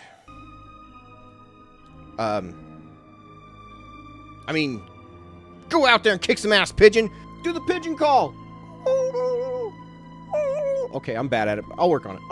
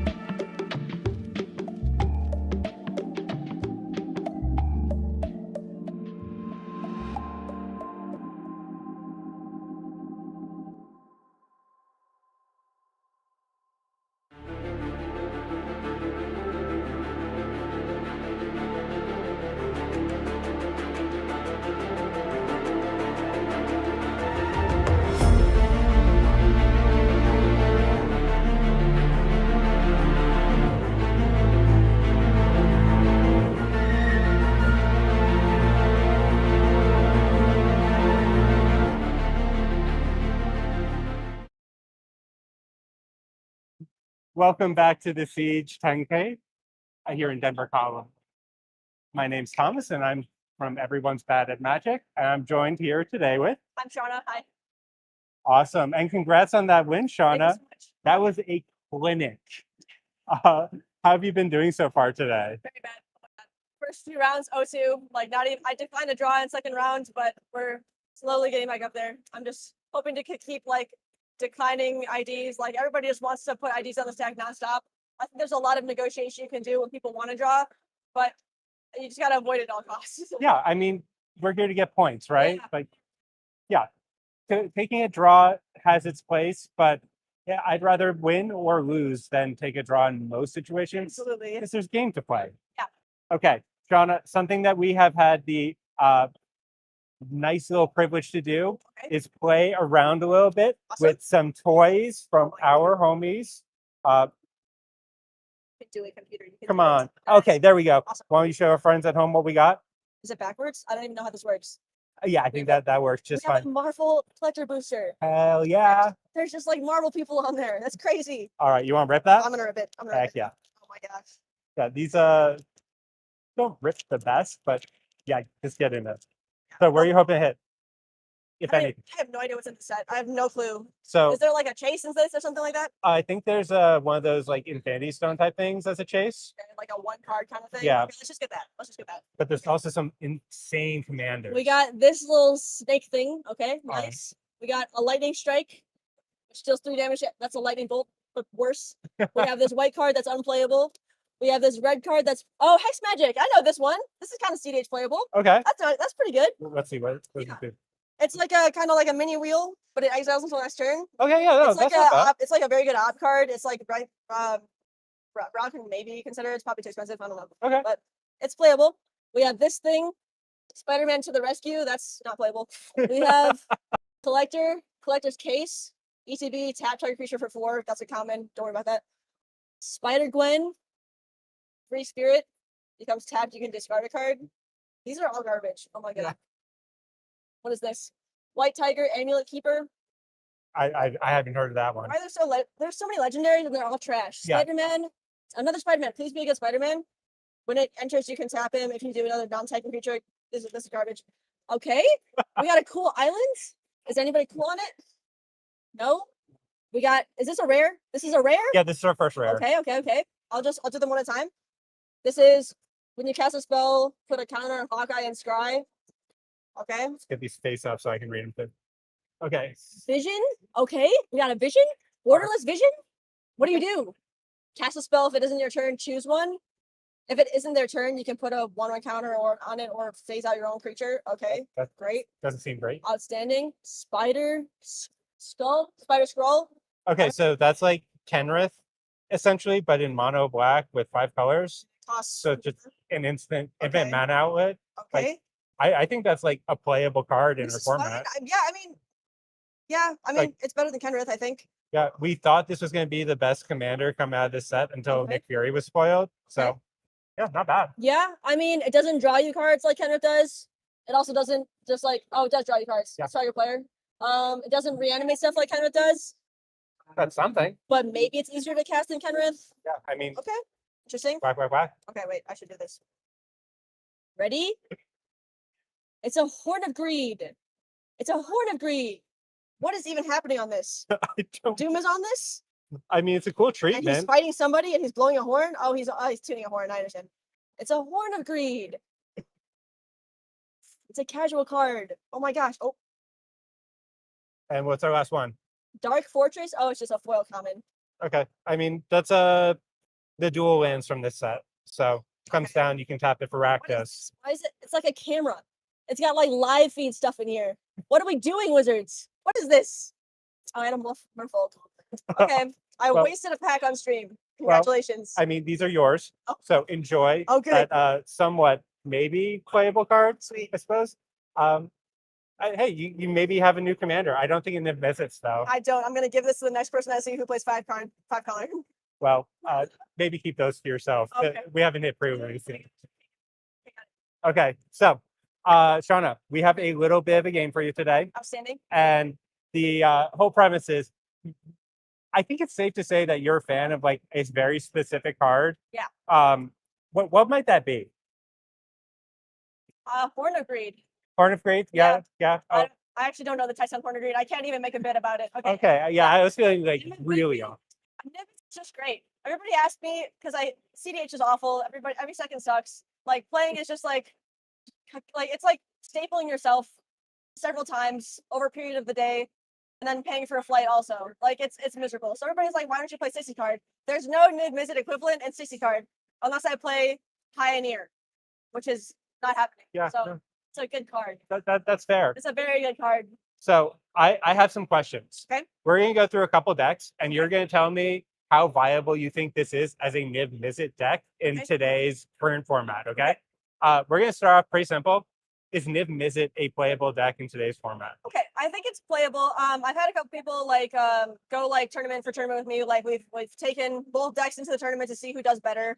I think I've got outperformed like maybe twice.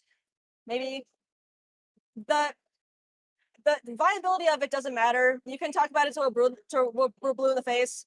My biggest upside is that my Fierce and my Swabber on earlier, which is huge because our most vulnerable turns are before Niv, right?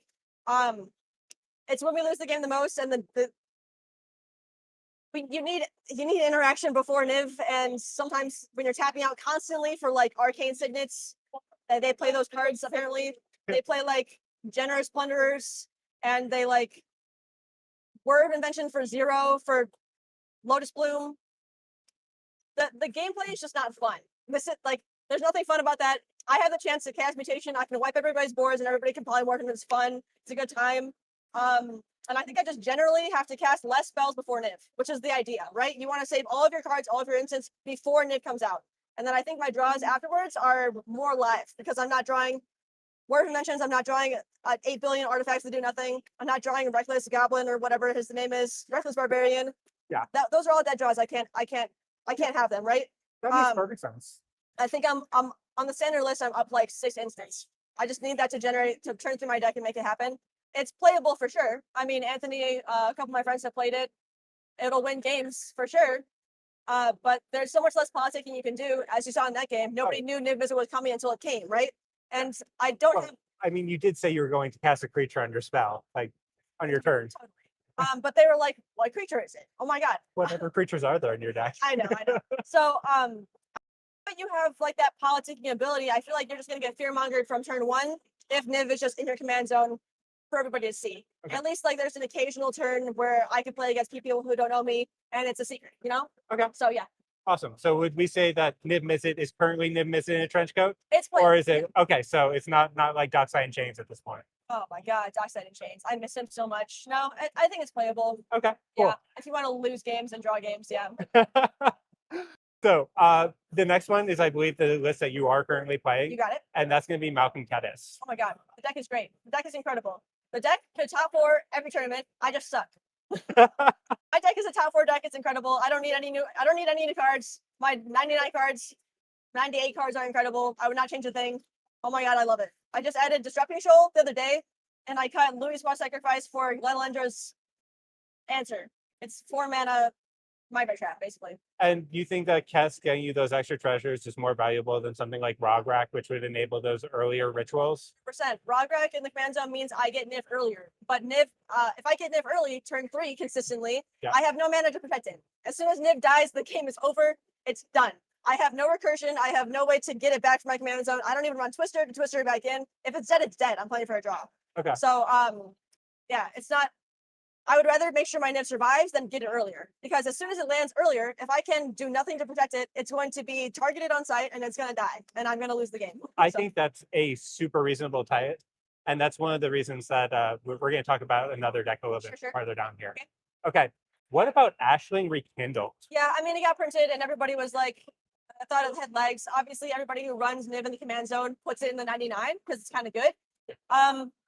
Ashling just, it's the same conversation, right? Like, if we're not on Niv in the command zone, we need a way to find it, okay? If we're polymorphing in Ashling, let's say we're gonna, my polymorphs are 4 mana or greater, Ashling can turn that on, she'll give me mana. We're in the same spot as Rograk, where we have no power after that. She can give me draw, discard, maybe, but I'm spending mana during my turn to do that. And my entire game as a control player is to not spend mana during my turn. So you're telling me I have to waste blue during my turn to flip her over to draw, discard a card, which is outstanding. I love that so much. And then she gives me mana for spells that I can't cast. So after Nif, she's useless. If I had like mana is like a definitely it's your gate. hard spot.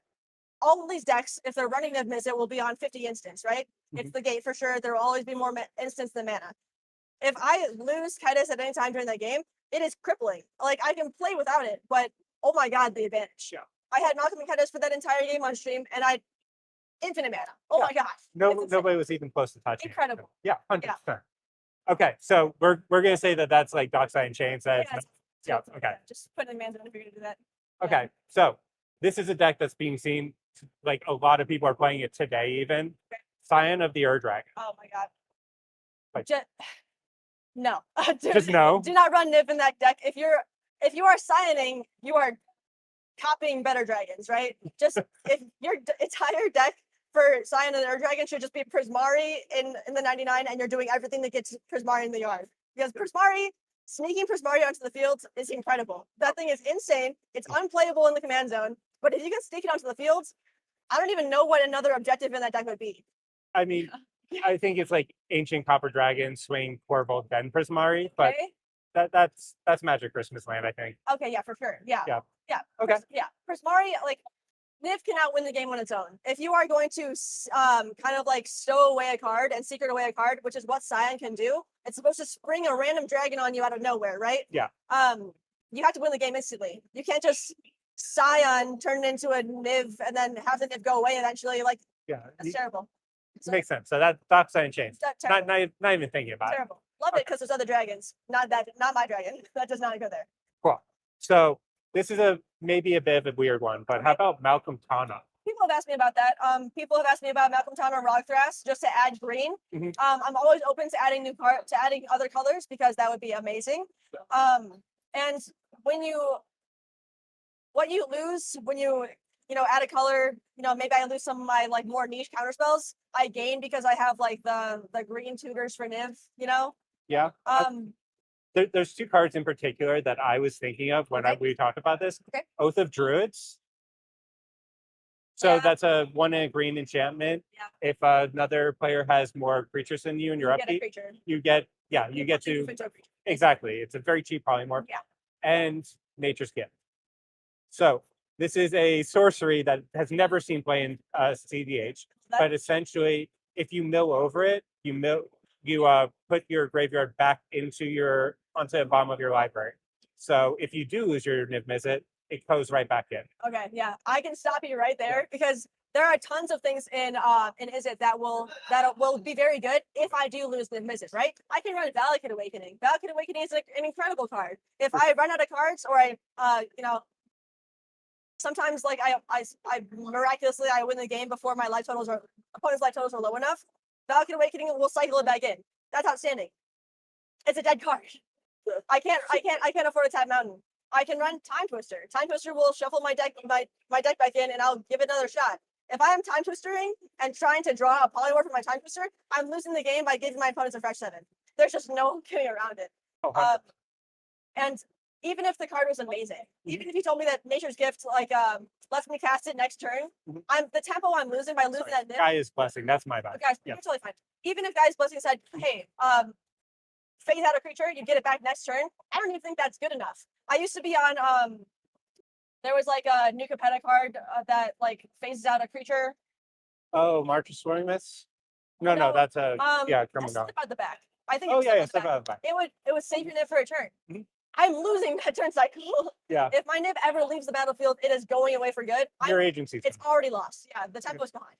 So yeah. So we're skipping on green for now. I think it's playable. I mean, I think that like there's merit to playing it the same way. You can play Rogthrash, you can play Malcolm Tana the same way I do, and just add some other cards, lose your counter spells.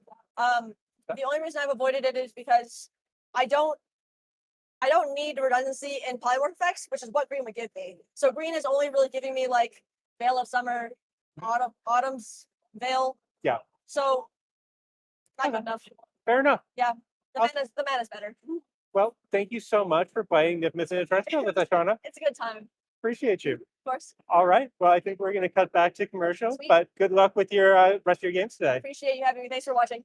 Bye. Bye. Hey, this is Freedom Waffle, and I want to show you a tool I personally use for practicing and coaching CEDH. Eldrazi.dev is a CEDH goldfishing tool where you can randomize your opponents, practice tournament mulligans, and play out your hands. It's got built-in actions for cards like fetch lands, tutors, necropotents, and ad nauseam. You can easily track floating mana by adjusting with hotkeys to make playing out complex lines much easier. There's even community-made puzzles to sharpen your game knowledge. Check it out at mulligan.eldrazi.dev.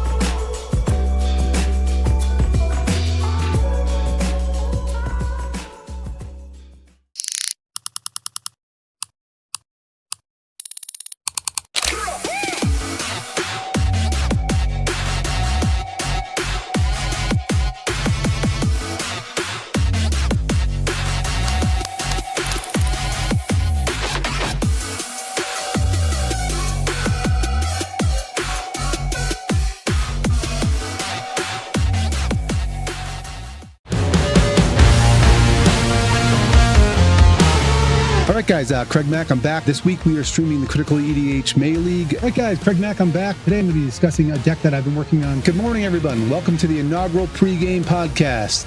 WizKid Games brings you competitive EDH every weekday on all platforms. Run by former MTG pro Craig Mack and featuring off-meta deck techs by 2D, live games on Fridays, and the pregame podcast every Monday. Check out WizKid Games today.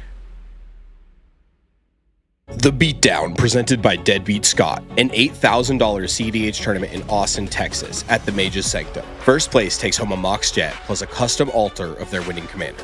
Mox Diamond, Wheel of Fortune, and Scrubland round out the top 4, and First in Swiss earns a guaranteed volcanic island on top of any other prizes. Tons of giveaways between rounds. $20 off if you're registered for Breach the Bay. Sign up early on Top Deck and save.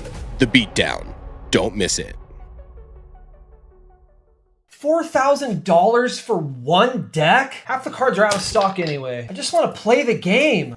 Did somebody say despair? Wait, what? Who are you? I am Aquarion, wizard of many things. Bro, are you drinking right now? It's a gilded goblet. Pay attention. Okay. You seek a deck? I bring tidings of a deal. GildedGoblets.com. Buy 3 decks, and the 4th one is free. Wait, a completely free CEDH deck? Ready to play and ship to your hovel, but only during this tournament. So you're telling me I need to order them this weekend? The magic expires when the tournament does, child. Thanks, Aquarion. This is the best thing a wizard has ever done for me. I know. Tell your pod. Buy 3 decks and get the 4th one for free at GildedGoblets.com. Use the code FREEDECK at checkout, but you better hurry. Only for this tournament. Are you tired of having limited options and questionable quality when sleeving up your best decks? Worry not. Tame Dog sleeves are designed right here in Colorado, USA. Made by players, for players. They shuffle smoother and fit better than anything else on the market. A portion of each sale goes towards helping animals in need, and for this weekend only, use the limited time code provided by MTG Basics, SIEGE15, to save 15% on your entire order. Check them out at tamedog.store. Code expires at midnight, June 14th. Gold Sabertooth creates one-of-a-kind art for Magic players who want more from their game. From stunning playmats to beautifully illustrated tokens, every piece is crafted to inspire and stand out. Let your table tell a story. Explore the full collection now at etsy.com/shop/goldsabertooth.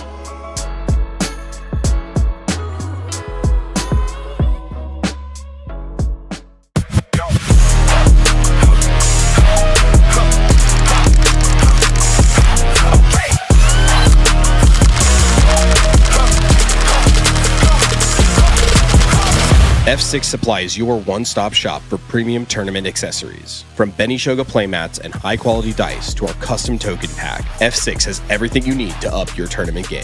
Every design is original art, never AI. Shop online at shopf6.com or visit our booth at CDH tournaments nationwide. Level up your game with F6 Supply.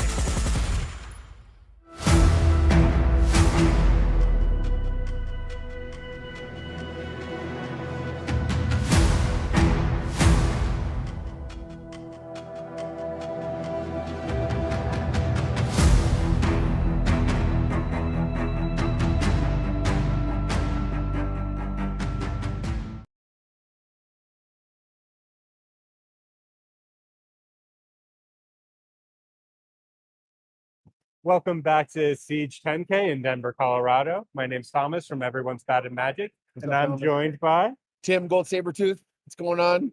Heck yeah, Tim. How are you doing today so far? Having fun. Awesome. How have your games been going? Good. Yeah. Good. Winning and losing. Winning. Got 2 wins, 2 losses. Dude, that's pretty good. Yeah. Yeah. Where are you playing today? Itali. Oh heck yeah. It's fun. Yeah. I mean, you just speed ran your own event, so like, why Yeah, not you right gotta, now? it's fun. It's just like you get to catch Treasonous Ogre. Treasonous Ogre's good. Win. Yeah. I love it, dude. Congratulations on 10 points already. Thanks. You're on, like pretty close to locking in day 2. So I want to keep playing. Awesome. Well, we're here today because you made some really cool pieces of art for today's work. Like, I think we have one of your mats here. Yep. I don't. Have you ever done this for this? No. Type of, like, So this is Ishai. I can see myself. yeah. So we have Ishai on one corner. I think we have Timna on one corner, Crom on one corner, Yep. and it's Timna, Crom, Rograt. Rograt, and Ishai. Rograt. And that Rograt's sick too, dude. Thanks, dude. But yeah, it's a 4-corner play mat. Yeah. So what? Super unique. So what we did was it's like a mosaic. So, or I guess the term is like a polyptych. So a triptych means like something that's like in 3 pieces. A polyptych means like multiple. No one really says like quadriptych or something, but so if you have like more than 3 pieces in like an art panel, a paneled piece, call it a polyptych. And so I made one giant scenic drawing of like this castle based on Dark Souls, with like this kind of Dark Souls, Elden Ring, dark fantasy feel. And then put each quadrant featuring a prominent commander. And then we put it along 4 mats, and then we cut it up. And we made something kind of cool. I've never done it before, but shout out to Gamer Mats. You guys are the best. They built the rig so we could do it.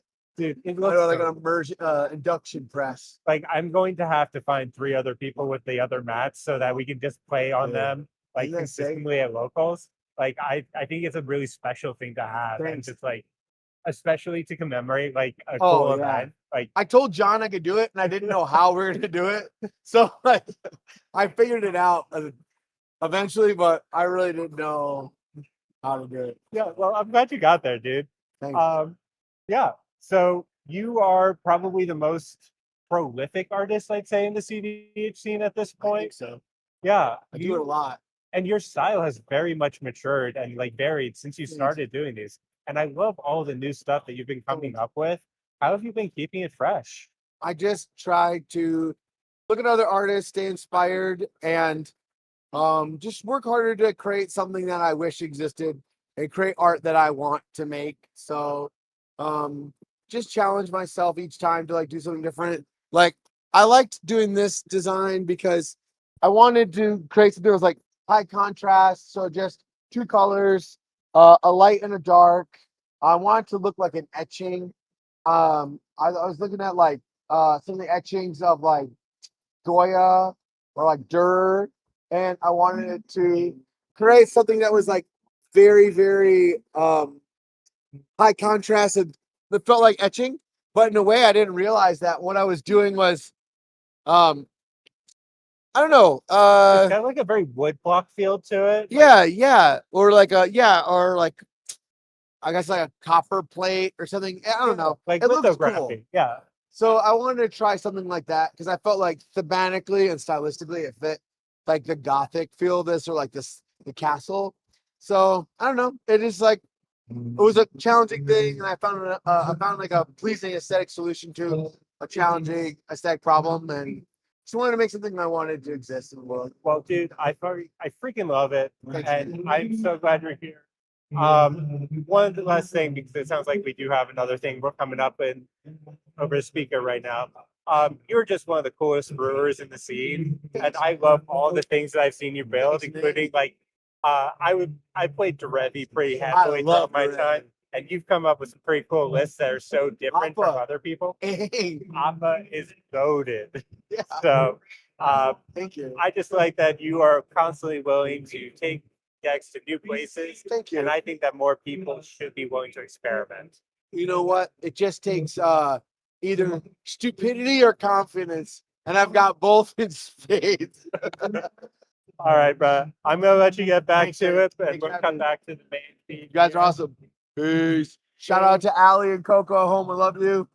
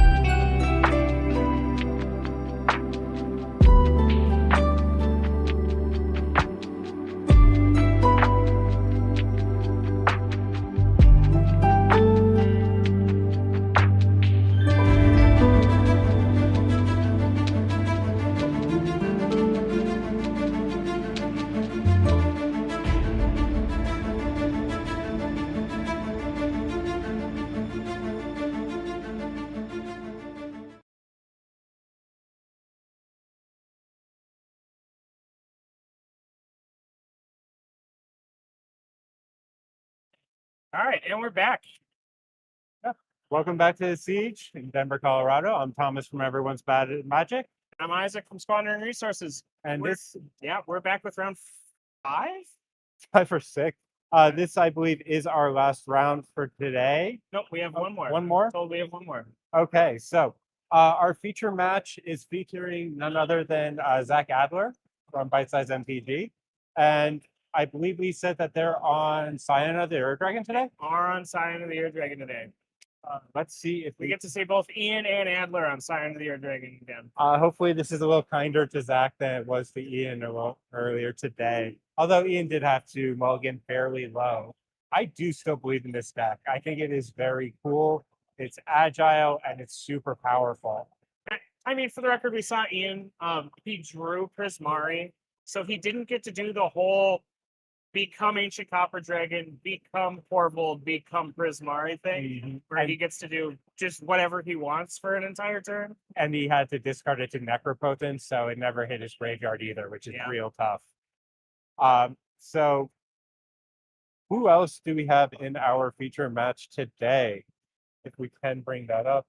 Don't think. Okay, never mind. I'm not going to be able to get it. Not by the time the match starts, at least. I'm unsure. I'm hoping we see some of the fringier stuff. I've been talking to a lot of people as I've been going around between rounds, or between what we do, not between rounds, as rounds are playing. And the people who are getting done early are saying there's a lot of random stuff that we're seeing. So I'm hoping that we get to see some of the more interesting decks maybe in this round, because we've gotten to see Scion already. We've seen a decent amount of Kinnan. We've seen Rock Dress. We've seen Vivi. I'm hoping maybe for a Tim the Dargo. I'd like to see one of those on stream. We have seen some turbo decks at the top table, but that was still not a turbo game. So I am looking forward to seeing some people just put wins on the stack. Yeah, and from what I've been hearing from a lot of players, there's a lot of turbo in like right below like the top tables. So I'm hoping to see some of that maybe shine through a little bit at our tables. Hopefully, when we get to the top 40 games tomorrow, I think we'll see a decent spread of turbo and mid range. The decks right now, I think that are on top. I think it might be Colorado locals all the way down. Is it really? I think it's. Let's see. Is this updated? It's Jason at first, Logan second, Brian third. Good job, Brian. Jordan Callister fourth, and then I do not know Wilson or Justin Jones. But then there's Pigeon. We see Nameless here at ninth, Z from Salt. And then we start to get down in here, and Daniel's sitting at 16th on RAL as well. So, and there's Vafner sitting at 18th. And Anthony's down there too. So yep. Yeah, really strong showing from the whole home team. Maybe this elevation's getting to people.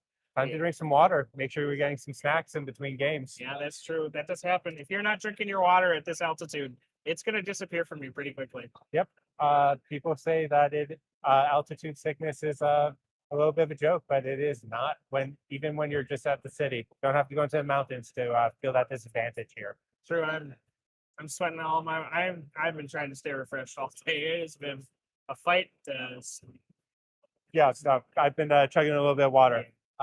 These suits may look nice, but it is a little hot. It's a little warm in here for sure. 300 bodies. I cannot imagine being under those lights though. So we're gonna be here for a little bit longer. They're taking a little bit longer time to set up. Yeah, it doesn't look like we have all of our players at the top table yet.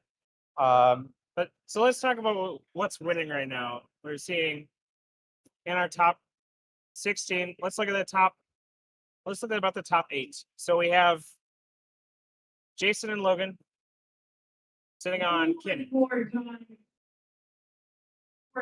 Right. So it looks like Jason and Logan are both on Kinnan at this point. Yep. We know that Logan's on a slightly more. He said they are 3 cards different. Is what he thinks.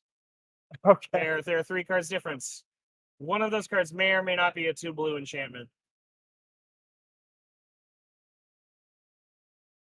Okay. 2 blue pipped. 2 blue pipped enchantment. Yeah. Oh, so Mirror Maid? Mirror Maid's 1 and 2 blue. So copy enchantment. That is Steel enchantment? Steel enchantment's 1 in the colors. Copy enchantment's 2 in a blue. Okay. It's blue. All right. Fill me in, bud. Counterbalance. Oh, okay. I was definitely on. So Logan's usually on counterbalance between the two of them. And I'm told that I'm not supposed to say which. I think that we can pull up their spot, can't we? Okay. I'm being facetious. It's fine.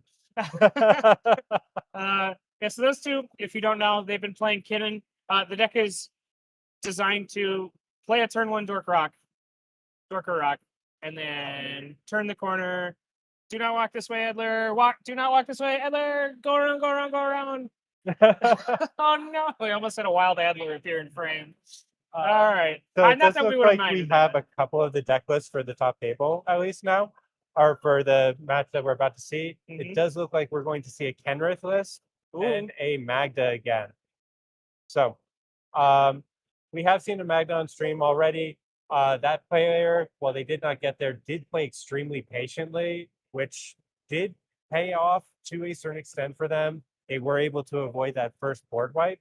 But this is our first Kenrith, and Kenrith can be built a whole bunch of different ways.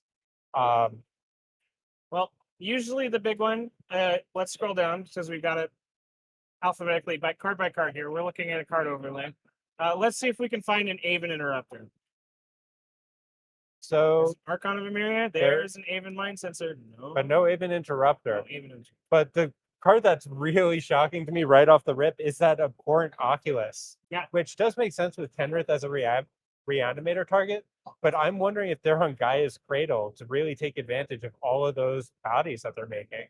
I think most of them are on some version of it. I know that the kind of weird, we see it there. Some of the weirder control lists were still playing it, even though they weren't putting that many creatures into play. But this looks like a more combo slanted version of the deck where we're still trying to do stuff. We're still trying to creature combo. And speaking of creature combos, we're going to throw it over to Hire and Eric sitting on the casting desk. Take it away, boys. That's totally right, Isaac. You're devoted druid, and I'm Hazel's brewmaster. When it comes to this pod, I'm eating it up. I'm Eric from Critical EDH, joined by Hire with Playing with Power. And we are going to be playing with some pretty cool lists today. Oh my god. Some familiar names, some familiar faces. Yeah. We see some Cannon, we see some Scion, but we also see some commanders that we don't see as often, and definitely some cards in the 99 that we see even less often. Hire, I want to hear about it. Tell me what type of game we're about to see here. All right. Okay. So, listening to our analysts, one of the things that it's interesting about this pod, our Kinnan is a unique. This is a turbo version. This is not no bad cards. This is very different. This is trying to win as fast as possible, layered win cons, many things. And I think it's going to be challenging for some of the players because they're not going to realize some of these combo pieces are what they are. And that could be a bit of a barrier. The Scion list is really good Scion. Scion, not a bad commander. Not a bad commander. Not a bad commander. This is doing what Scion is trying to do. And it has the larger dragons. It has Ancient Copper Dragon. It should be on the 3 dragons, Mari and Corvold as well. Those are the kind of like after we saw like Draco Genesis come out, there were a lot of like brewing around like lists involving like 5 or 6 different use, but it seems like most of the top brewers have really kind of like solidified and crystallized around these 3. And so while they're not on Adnons, it does seem to be a list very similar to one we saw earlier on stream. Comedian. Yeah. This is exactly what you want to be doing. Magda, same thing. Magda doing Magda things. We saw Magda earlier on stream.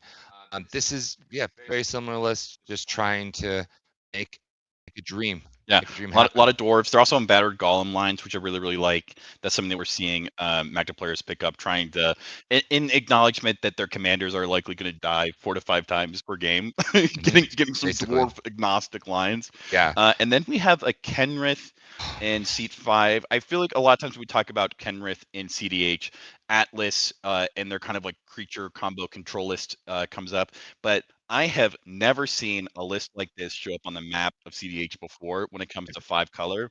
Like, we talk about like NBC, about cards. This is like if you want to find letters in the alphabet to describe this list, it'd be STAX. We're talking stacks, baby. Yeah, yeah, it's that's exactly everywhere. the letters I would describe this. This is we're talking hard line stacks where you cannot cast spells, no, you may not pass go. And some of the cards that are in here that I think are really good, but maybe don't see as much love in other decks. We're on the Fabro Elder, but we're also on High Noon. Yeah. Which, yeah, I'm here for it. We're on Aethersworn Canonist. We're on We're on Lawan Cephalid Empress. Collector Oop, Dauntless Dismantler, Boromir, Kethar Commando. I feel like I'm opening up a time vault from like 2024 and like, oh, what's in here? A Carly Rae Jepsen song, and oh, check it out, a Kenrith list. Yeah. Also, it's on Ovia. Oh man, Ovia is also really good. Is that the Aether Drift one? Yeah. This is pay one.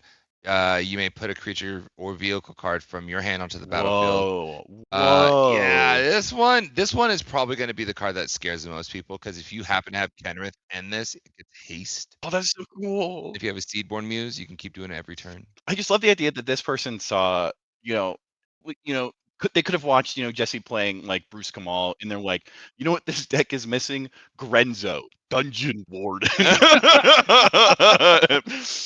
Dream on, dreamers. Dream on, Dream bro. on. Dream on. If I'm in a pod with this Kenrith player, I am not prepared for whatever stacks piece they're going to drop turn 1 or turn 2. Elishnorn. If it is a hate bear in Scryfall Tagger, they're on it. They're on Terror of the Peaks, right? They're on Vigian Graft Mage. This looks like a really solid pick for Lurking Predators. I don't see it, and it makes me sad. Where's the Hunting Grounds? Where's the Hunting Grounds? This actually would be a really good. Yeah. Okay, unironically, Noah, as creatures are going into your library 2x2, I have 2 more for you. Hunting Grounds, Lurking Predators. Please, please. You're welcome. You're welcome. But I do believe that these are very interesting pod. This is an interesting pod. Going into this, I mean, Kinnon's trying to go fast, Zach is trying to go fast, Magda's trying to go fast, and Noah's trying to slow it down. I hope that he can do it. I hope he gets a chance to do that. Oh, this Noah is actually traditionally a Magda pilot. I've played against them a lot. They've actually been on stream with us before. They are a relatively seasoned Magda pilot. Oh, hang on. Actually, no. No. That's Nick. Okay. It makes sense that they're a Magda pilot because they're on Magda. I think Noah's actually the player just next to Isaac there. Okay. Sorry, guys. My bad. In the meantime, we're going to talk real quick about one of our sponsors. Oh, yeah, get it up there. Oh, look how beautiful this playmat is. Sabretooth. Gold Sabretooth with the Ristic playmat for Denver. Absolutely. Super, super cool. If you don't know Gold Sabretooth, Gold Sabretooth is an awesome artist. If you have seen his art, if you play CDH, you've seen his art 1 million times. It's like 1/4 of every playmat on any pod. This man is working. That's so true. Absolutely incredible human. I encourage you guys to check out some of his work. He is one of the sponsors for this stream, and we wanted to shout him out as we get on way. Yeah, I think they stream every Tuesday as well. They'll be streaming next Tuesday with me for Fishbowl. Yeah, get it. Yeah. We already have a hand from our Sign of the Ur-Dragon player. If you had told me, Eric, I'm not going to tell you what list they're playing, but Zach Adler kept a first 7. My guess would be it's got some early mana, it's got a tutor, and it's got a combo piece that they're going to hold on to till the cows come home. And right now we're looking at Cabbage Merchant, City Brass, Elvish Spirit Guide, Dispel, Imp Seal, Underworld Breach, and Deathbright Shaman. This hand says options, options, options, which is something very dangerous in the hands of a competent pilot like Zach. Yeah, I'm trying to think of what he wants to do here. I think he's going to turn one Imp Seal, or something that allows him to play turn 2 cabbage. Mm-hmm. And then from there, we'll see what happens. Yeah. I mean, he really wants turn 2 cabbage, if I'm I him. feel like that's all you really want to do. But I think in this pot, it may not be fast enough. May not be fast enough. We see Nick has a hand with a bunch of magic cards. But the main thing is, I believe it has a turn 1 Magda, should they so choose, but they also can hold up some split-second pieces of interaction. So they also have options depending on how they want to develop. And then we are just now getting our hands from the Kenrith player. It starts off relatively normal with the Breeding Pool, an Exotic Orchard, and a lot of more elves, and it continues to be normal with an Arcane Laboratory, a Glenalendra, and the Boromir, with a Ranger Captain closing it out. Yeah. So we're looking turn 2 Rule of Law. Sweet. Yeah. Yeah. Yeah. We're You going. go, girl. Yeah. That one. Damn. That is crazy. Then from Magda. Oh my God, Magda. I have a Sudden Shock, Pinnacle Monk. Sokazon, Sculpting Steel, Lotus Petal, Dwarven, Blood Boiler, and Stalactite Dagger. Yeah, seat 1 Kinnan.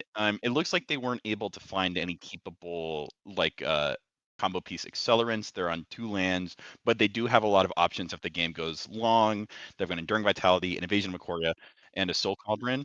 And so if Kenrith gets some form of mana acceleration to get that like Arcane Laboratory or that Boromir down early, this may be a really, really good game for this Kinnan player. Going for the Deathbright Shaman.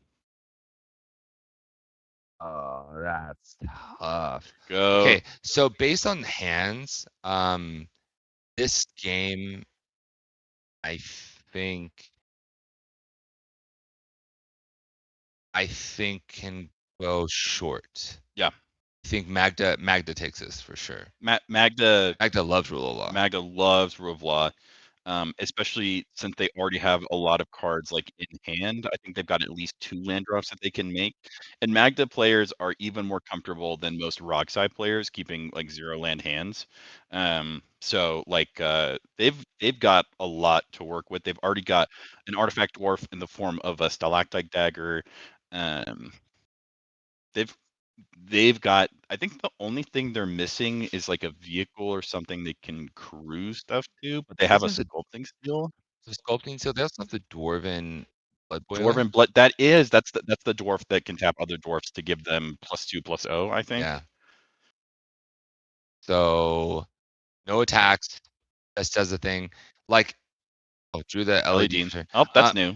So yeah, so if we have, oh, he drew LED. Ooh. We know that he already has the Underworld Breach, which means there's a world where he Brain Freeze on top of his library. Freeze. That's nasty. Nasty. Oh my gosh. Is that okay? Okay, yep. They go for the turn 1 Magda. Makes tons of sense. He's begging for a person to play a fetch. If there's a person who plays a fetch, this game is realistically over. Yeah. Okay. No fetch. No fetch. No fetch. No fetch. Soul that's Cauldron. so bad. That is that's so miserable. bad. He's like, no. He's like, this is the worst brain read ever. Yeah. Yeah, it matters. Oh man, Okay. I mean a little bit punished there, but I do think that based off the information that Zach had, I think he made the correct decision. Yeah. Like especially in a list like this, I think you're supposed to bet on being able to get out a little bit earlier because you have 2 decks that are going to want to tap out to play their commander, and then Kenrith is usually like a much slower list, and having the reputation of being like a very politicky player, it may be a little bit easier to sweep under the radar and just be like breach.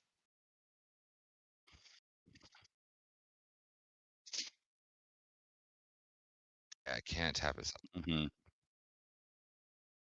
Yeah, it is. Despite its 3 red pips, it is run in pretty much every Magda list for a reason. It is so good, especially being able to get it out this early. Let's see which stacks piece Noah deploys here. I think Most It has to be rule of law. Like it's gotta be. Boromir, sure. Boromir doesn't really do anything here. No, Boromir, you want to get out early and often, but now that you're in seat 4 on the tail end of turn 2, yep.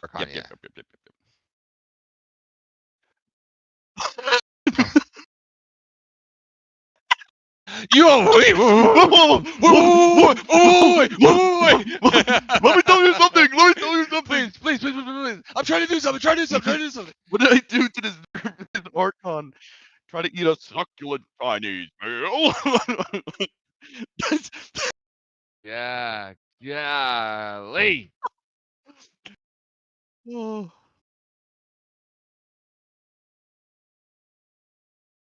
Yeah, everyone's like, don't do this. No. He has like this nukes seat 1 and 2.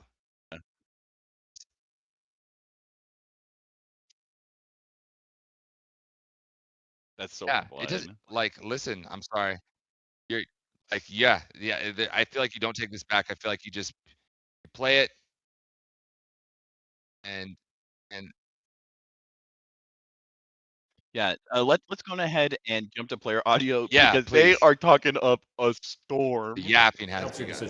Free information. It's free information. Sure. Yeah. This is all I'm doing. It makes a 1/1 dwarf. So we lose next turn. We lose the turn after, possibly. I still don't have. I have to draw the artifact dwarf, but I understand. Or if he draws like a bottle cap blast, right? We just Sure. lose then immediately. Yeah, I don't have guess it. Yeah, I could you're do right. this instead. I mean, up to you. But I'm not. If you- I'm like not you- guaranteeing I'm not going to cast that card Right, I later. mean, If you can, well, if we're not losing imminently, I'm all for it. I mean, I hate it, but it's like I get that you want to do what you got to Yeah, do. so they're both more turbo than we are for sure. Especially Yes, this. but- This can turbo off. But there's an Agatha, so Breach doesn't really work. And I will not. I have no Thoracle Consult Tainted Pact in my hand. I would say it's hindered at best. I will do this instead. Ranger Captain VS. That's just as good. I love that. Yeah, that's That's just great. as good. Yeah, I pass on. ETB. May I look? A minute. I do run Esper, but I'm not even sure Esper is what I want. Well, Kind of want another we don't. door. I'm not just trying to fearmonger here, but like this is just a clock. So like if we don't find something, it's over. That's true. I don't have the mana to cast the Esper this turn, which is unfortunate. Currently no artifact dwarf, so I'm turn. In this case, I do have some Turn mana. 3, I have 3 which is treasures. Turn fine. 4, I have a search, and that's it. So I still need. If I get the best one, it's Roaming Throne. Then I have a search Sure. to 5. For so now, I'm turn gonna- 5, possible win. For now, I'll grab the Esper. If you guys show me interaction, I find never it. get Roaming Throne. That's reasonable. It's in here. You're finding the Esper? Okay. I will find Esper, sure. Nice. And then I'm passing after that. Okay, end step, I'm going to try to eat the... Yeah. Sounds good. Go to my turn. This goes to my hand. Sure. I'll shuffle. All right, untap. Am I good to Absolutely. proceed? Yeah. Gave you guys free information on what my deck's about. I love information. Hope I didn't just give the game to Scion. You absolutely did not. I don't You think have so a Ranger with the Captain of Rangers. yours. Yeah. How would I? There's Yeah, no way I could win. that's- I'm Yeah. assuming it's Corvold or the 7-drop. Yeah. It's just value dragons. Yeah, so Yeah. Storm. All right. You might give me Pass give me on a couple Kinnan. when you're I ready. pass on Kinnan. I also pass on Kinnan. Oh boy, we got a Kinnan. I passed the turn. Okay. Can't eat anything, right? Creatures, instant sorceries. Nope. Yep, there's nothing to eat right now. Nom nom nom. Nothing good to eat, at least. That sucks, dude. Pass. On your end step, I'm going to make a treasure. Am I good to Yeah. make a treasure? Nobody saw it coming. Someone Mag please does- play a fetch Mag- land. I do run great answers to this deck. I'm just not fucking drawing them. Okay. And my hand was too good to try to find it. I hear you. Yeah. Oh. I am worried we're still losing this. even Oh, if I am too. Yeah, don't. I don't have anything to deal with it though. I'm fucked up. Put a Or screwed up. Barbarian Ring on the Sorry. field. I'll cast a Stalactite Dagger. Can I see? When What it now? ETBs, I make a 1/1 I colorless could have changeling. Ranger Captain him this turn. Maybe mean- that would have been smart. Oh, he did show you. He what did he's show doing. us the I dwarf. showed me that it was yeah. a non-creature, Yeah. We have to be cognizant of this with the Arco because he'll just put it on Kinnan or a dwarf. Yeah, I mean, if I had other creatures, sure. Yeah. I don't. Yeah, I don't care. I don't think Kennen can win. I'm even passing with a on the Ranger spell. Captain right now. Right. I'll make a 1/1 No offense. changeling. I'm gonna do nothing else. You are 100% correct. So you now have one treasure in play. Currently 1. Yes. Currently 1. access to I have two more. I have a total of 4 with a change. So yeah, I mean, if we don't kill Magda, Bottle this- cap loss, we lose. Yeah. Right, if they have that already, we're just done, Ski. But Okay. yeah, we need to kill Magda for sure. Okay, my turn. I don't know if I have what it takes, man. I mean, hopefully if you guys can find something. if you can give me a land, I can develop a That's game what plan. I'm saying, brother. Because this is a win next turn. I'll shock this in. Right. I think. You get to 4, 5. Yeah, I'll go down to. Can I, before you do, I'm sorry. Do you have a fetch land in hand? That is. I don't. Oh, it's not. Okay. I'm lagging. All right. Yeah. If I get would it. have done that. Just don't have the mana. I hear you, brother. So he could just win. Yeah, 100% one wins. activation. One activation. Yeah, I need 2. I need double. Because currently I don't have the artifact dwarf in hand. I don't have the other combo piece. I need 2 activations. So I we need- have. I need a total of 10 treasures. Yeah. So we have. But yes, I can go 4 on end step, and then your next turn you make. I make 5. Well, you just go 5. Right. Then you get roaming throne, and then you go 6, 7, 8, 9, 10, 11. Correct. And you win. Yeah. Yeah. So you have a win on board. Opposite would also Yeah, be next good. turn. Yeah. I don't have it. I gotta see this That's one. assuming nobody has interaction. Yeah, yeah, absolutely. Which I always have to assume. And this is also turns Magda into an artifact. It does not. It says all. No. It's every- Magda's not an Oh, artifact. so I'm sorry. No. I'm sorry. My bad. You're good. All right. You're good. I will play this. Batter Esper. golem though. Batter golem, Yep. yes. Pass on I that. pass on Esper. You guys have nothing. I have nothing. I need So you. cool. If If I I draw can some have a mana- land, I can have stuff to do. I don't have a fetch. I understand. Yeah, No, yeah. I know. I know you can't do anything else. I could play this instead, which doesn't make your lands come into play tapped. Please don't. Yeah, please don't do that. Right, Archon. I'm we saying I play definitely- something else instead For that sure, doesn't make your yeah. lands come into play tapped, but Yeah. still does some hindering. No, that sounds good. We're talking If about I mean, you again, hinder, we'll if lose it the doesn't game. hinder them, Yeah, then we'll we're lose. screwed. Like if it's like writing's already on the wall. We lose on their turn. And you have 5 in hand. I have 5. You can see them. They suck. Like I'm getting politicked into some bad I stuff mean, here. check them out. Like I'm not your threat. This Yeah. will win on their turn. Yeah. I can't win through Ranger Captain and Cauldron. Right. I would have to have Thoracle Consult and 3 mana, and I have neither of those cards. So you see the one. If I get 2 more mana, maybe I can do something. Sure, I will then, because I played my thing there. Could play this and then just crack it if need be. Yeah, I need to develop my board. It's not going to be that. I'll play a Boromir. Ow. Okay, so And I will going write it over if I have what's to. Yeah. this entire conversation I has know been it's about. free spells. It's everywhere. Pick up. So Magda has presented so many ways to win the game. Yep. Right, and going into their turn. By the way, in end step, they're just gonna create their treasures, and then going into the turn, they can create 1 more treasure, making 5. They can get Wandering, Roaming. Right? Yeah. So they'll be able Roaming to. Throne. Yeah. That's how you know a Magda player is like they're all in is when they resolve a tutor for a roaming throne, because that's when they think that they're going to be able to chain multiple together. But yeah, they have the ability to go up to 4 treasures in end step, which will be able to then go into 7 treasures total. So if they search, they just go get a roaming throne, tap it, that gets them another search. Now they have an artifact dwarf in the roaming throne, right? So the conversation that they're having a lot is like Magda. Woo! So much so that they have talked this dedicated stacks Kenrith player into Ranger Captain Esper Sentinel. And so low-key, I feel like they got politicked into like a bad blue farm play pattern in like seat 4. I would have really liked, personally, I would have liked to see this Archon land, but also I respect, like, you're in seat 1, you're in seat 2. You cannot allow that Archon to hit the battlefield because it affects your game plan so severely that I do respect their choice of agency and seeing like it is much easier for me to interact with this Archon on the stack, getting it back to hand than it is once it is on the board.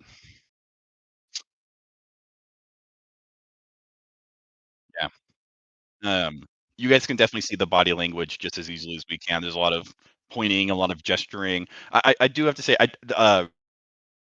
while sometimes I and this is as a Yamper, I've been talking about Magic today a lot more than I've been playing it. So while I sometimes dislike when pods kind of get stuck in this like perma conversation, I do like watching CDH when the players have their back against the wall. Like there is ticking time bomb, and these players are trying to get their wins out before it goes.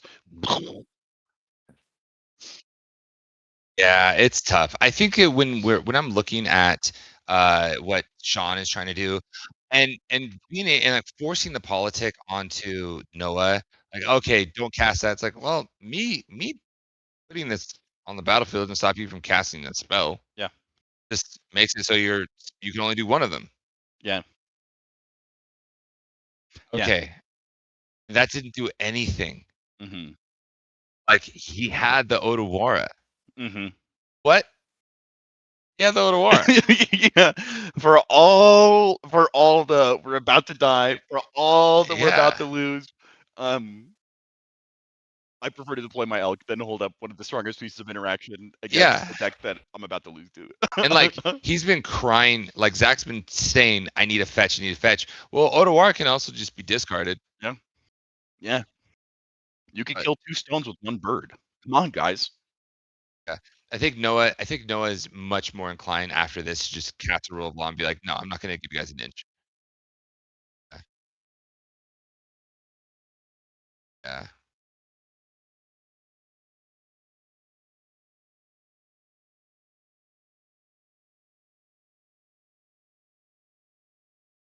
Very interesting. Love that. Like, yeah.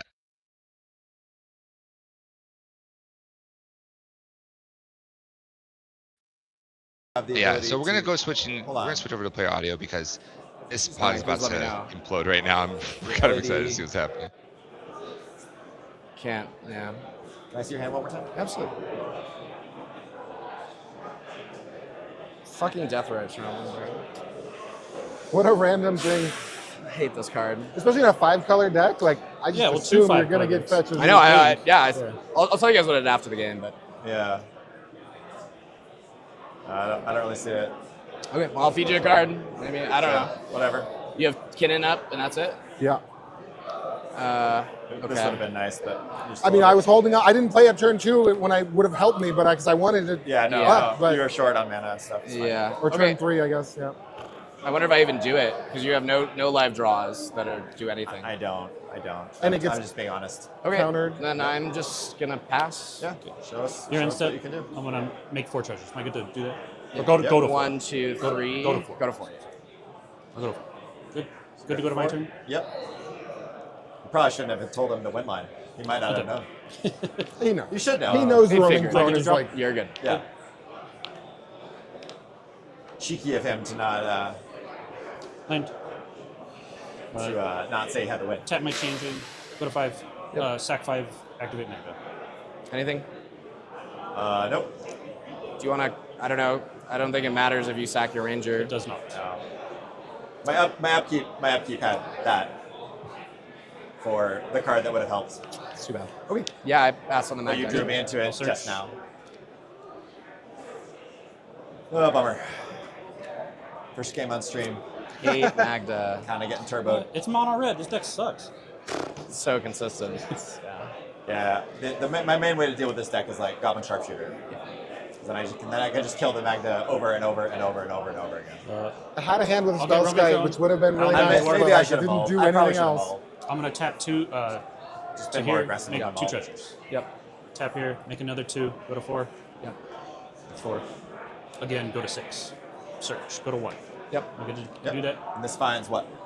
This finds. we'll see. I'm trying to remember the line. It's been a This while. is where if I had a spell sky, we'd be set. Yes. Spellskite does stop it. Should have kept the spell sky, but it had no plan, right? Yeah. Neither did the You're 5. good, brother. Okay, clock. Yep. I'm going to tap clock and my stalactite to untap roaming throne. Yep. I will then tap roaming throne to the dwarf, making 2 treasures. Sure. I will use 2 treasures. Have 2 tap treasures. To tap. Untap roaming throne. I'm good to. So you get to infinite treasures. Infinite tapped and untapped treasures. Yes. Tapped and untapped, or just tapped? Tapped and untapped. Oh, it doesn't matter. 'cause Yeah, the I'll magic get another stacks them. artifact and then it goes infinite. Am I good to present that? You got it. Yeah, the Archon wouldn't have done anything. So, yeah. I have a vamp for like Oppo on my next turn. Vamp on my upkeep, cast it. I don't think I'm winning this game anyways, but a draw would have been nice. Yeah, I had a Glen. The Glen was not going to happen too much in the game, and then I had literally two I of think these. the only mistake we made was not stopping the artifact dwarf that we were shown, right? I couldn't do anything. With the ranger or the whatever. Like that's the only thing we should have noticed. You're putting all your things out. My 7 I'm gonna search them one at a rule time. law, which is really good against him. Sure. Is And it?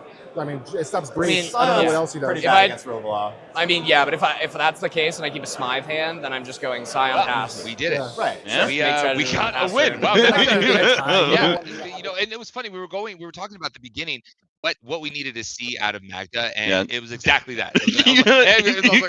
Magda's gonna probably walk away with this game. Yeah, it was like Nick was right here at the table with us, being like, "Higher? I agree." Same. Yeah. And the players are having the discussion, and I would agree with them. The Archon, I don't think would have significantly altered the way this game ended up. I think that while there may have been a few less conversations, and we may have gotten to this destination like a little bit quicker, I think that each player kept hands that had a strong identity connected to what their list wants to do. I want to play Enduring Vitality. I want to get a Breach and Imp Seal for a Brain Freeze. I want to get all these Stags pieces out. What Magda does, I want to play Dwarfs, and I want to use them to win. I want to use them to win. I'm gonna tutor a roaming throne ASAP. Yeah. We see them going through their line. Yeah. So this Magdalene is pretty cool. Oh wow, yeah, he's gonna continue to do 1 damage. The Stonework Pack Beast allows him to put stuff back into his library. And his Masswood Nexus, it turns all of his creatures into dragons that are not on the battlefield, so it allows him to get any creature from his deck onto the battlefield, including creatures that do damage. And he's able to loop it over and over with that and Elixir of Immortality. There's just so many ways for him to do this, but he's gonna do infinite damage. Absolutely. I mean, kudos to like Nick. A win this late in the day has got to feel good. It is so difficult to come by, especially with this much time left in round. Like mental energy, emotional energy is like one of the most important resources that you can have access to in a tournament like this. And being able to tie up a game quickly so that you have time to mentally recover, maybe catch some Z's, take a little nap, buy yourself a signed, battered golem or, dwarven blood boiler, and then just watch while everyone else fights for their lives. Yeah. Fight for their lives. Wow. But that was round 5. Yeah. Round 5. We got one more round to go today, guys. We are so excited. Thank you so much again for having us. This is amazing about the Siege 10K. Yeah. I remember my boy Eric. Yeah. Critical EDH. Yeah. Hire over from Playing with Power. And we are so excited to be your guys' casters for today. But we're going to shoot it back to you all. And you're going to see some of our ads. Yeah. You're going to see some stuff from Isaac from Squandered Resources, Thomas from Everyone's Bad at Magic. All of this is being orchestrated from Raul by MTG Basics. This is a Colorado tournament being run by Colorado people, and we're happy to have you be part of the crew hire. We're happy you're here as well. So we're going to wander around watching other players, and you stick around and watch right along with us.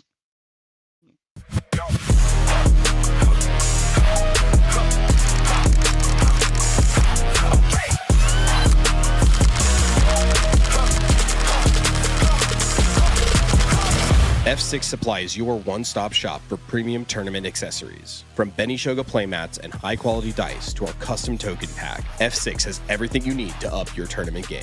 Every design is original art, never AI. Shop online at shopf6.com or visit our booth at CDH tournaments nationwide. Level up your game with F6 Supply. Gold Sabertooth creates one-of-a-kind art for Magic players who want more from their game.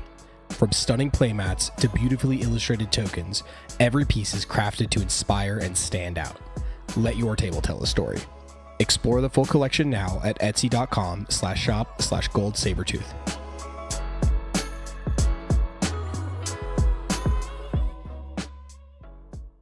Are you tired of having limited options and questionable quality when sleeving up your best decks? Worry not. Tame Dog sleeves are designed right here in Colorado, USA. Made by players, for players. They shuffle smoother and fit better than anything else on the market. A portion of each sale goes towards helping animals in need, and for this weekend only, use the limited time code provided by MTG Basics, Siege15, to save 15% on your entire order. Check them out at tamedog.store. Code expires at midnight, June 14th. $4,000 for one deck? Half the cards are out of stock anyway. I just want to play the game. Did somebody say despair?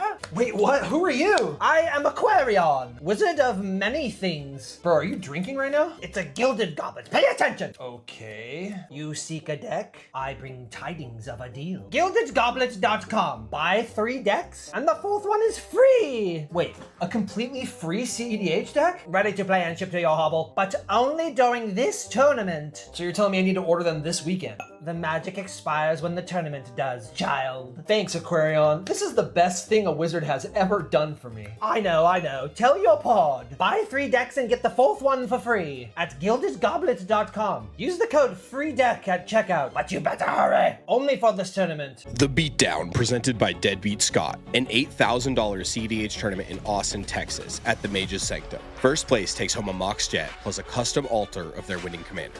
Mox Diamond, Wheel of Fortune, and Scrubland round out the top 4, and First in Swiss earns a guaranteed volcanic island on top of any other prizes. Tons of giveaways between rounds. $20 off if you're registered for Breach the Bay. Sign up early on Top Deck and save. The Beatdown. Don't miss it.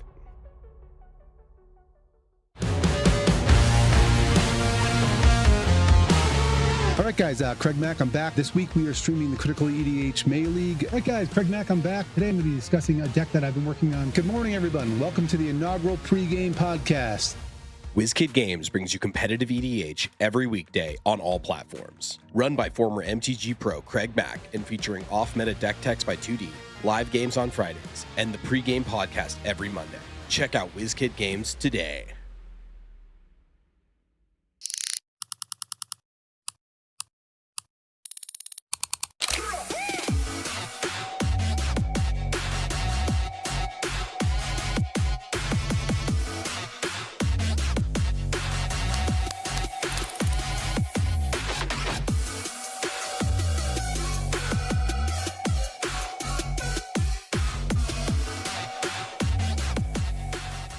Hey, this is Freedom Waffle, and I want to show you a tool I personally use for practicing and coaching CEDH. Eldrazi.dev is a CEDH gold fishing tool where you can randomize your opponents, practice tournament mulligans, and play out your hands.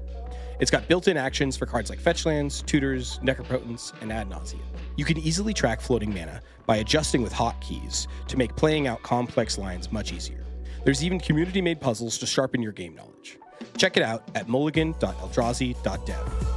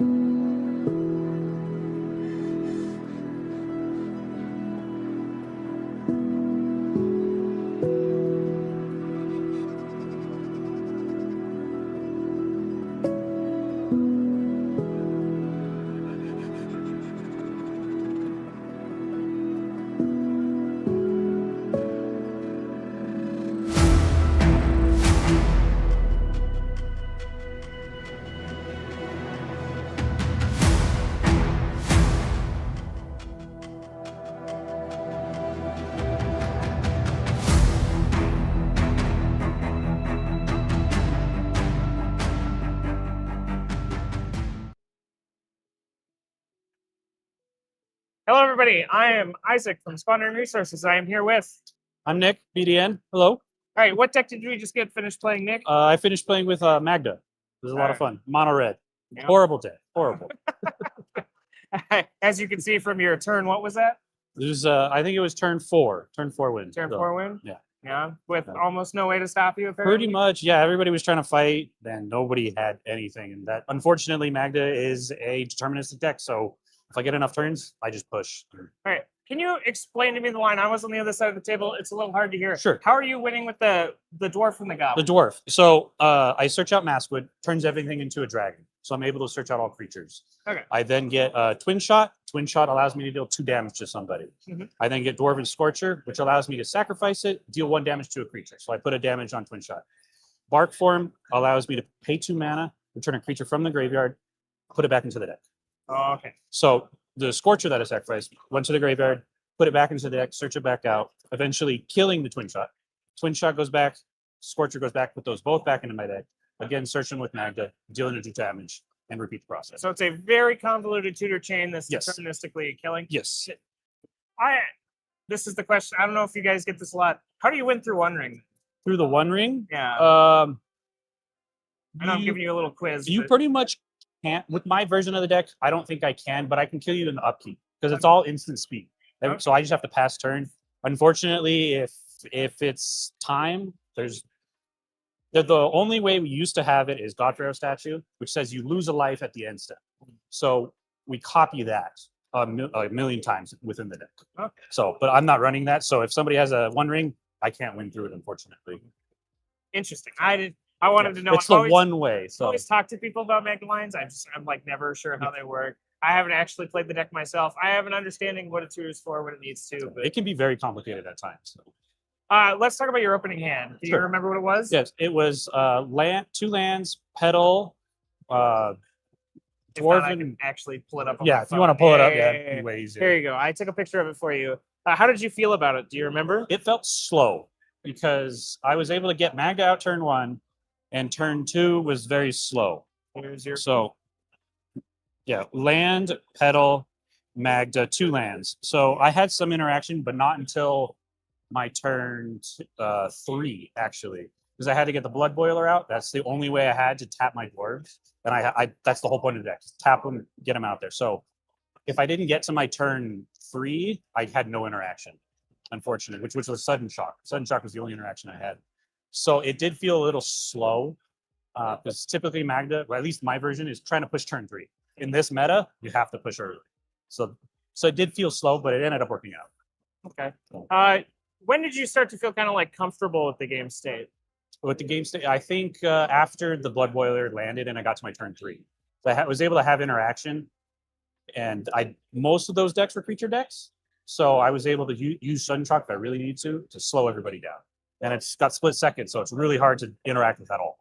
How'd you feel seeing the Archon of the Ranger Captain of Eos? I was okay with the Ranger. If he had cracked it, it slows me down by like I don't think it slows me down that much. I might have to wait 1 turn because I cast the Stalactite that made the 1/1 later. So I think it slows me down by 1 turn. So that might have been it if they had cracked it. But how's your day been so far? it's good so far. I'm at 16 points after this, so I'm happy. I'm blocked for top 40. Don't care how the next game goes, so I'm excited. Do you want to talk about any of your matches in particular? Anything interesting? If I don't win fast with a deck, it just doesn't do anything because people target Magda all the time. They're like, if it's on the field, it's a problem a lot of the time. The matches have felt very fast. Like all matches have ended early. So they definitely feel fast. It hasn't felt like a slot meta. I feel like I've just been going up against a bunch of turbo decks the whole time, which is interesting. It's definitely a different feeling because I was expecting more slop. Yeah, I think the 4th most played deck in this tournament is Rogsai. Yeah, I've seen 2. And I think 6th is Timna Dargo. So yeah. as much as we Saw like, Timna because Dargo, yeah. Kinnan and I believe it's Kinnan and Rockgrass and 1 and 2. Right. As much as we have the slop stuff, we ended up seeing that the turbo decks did come out. As Yeah, I was very surprised to see how many turbo decks were here today. That was cool. But sitting down to your pod, you didn't see that many, did you? Yeah, no, not in that pod. They were very slow decks. Maybe Kinnan could push, but all my other pods, I did see Rockside twice, and I did see a Timna Dargo once. So like half of my games were probably full turbo. So we talked about the Stalactite. We saw it make the changeling token. Is there any like other cool cards you've gotten to include since Lorwyn? So Stalactite's the biggest one. Bark form is great. It allows us to do some really cool lines. Just put stuff in the graveyard, get it back, and it Bark allows Form's us from Blueborough, right? Yes, Blueborough. So that one's a good one.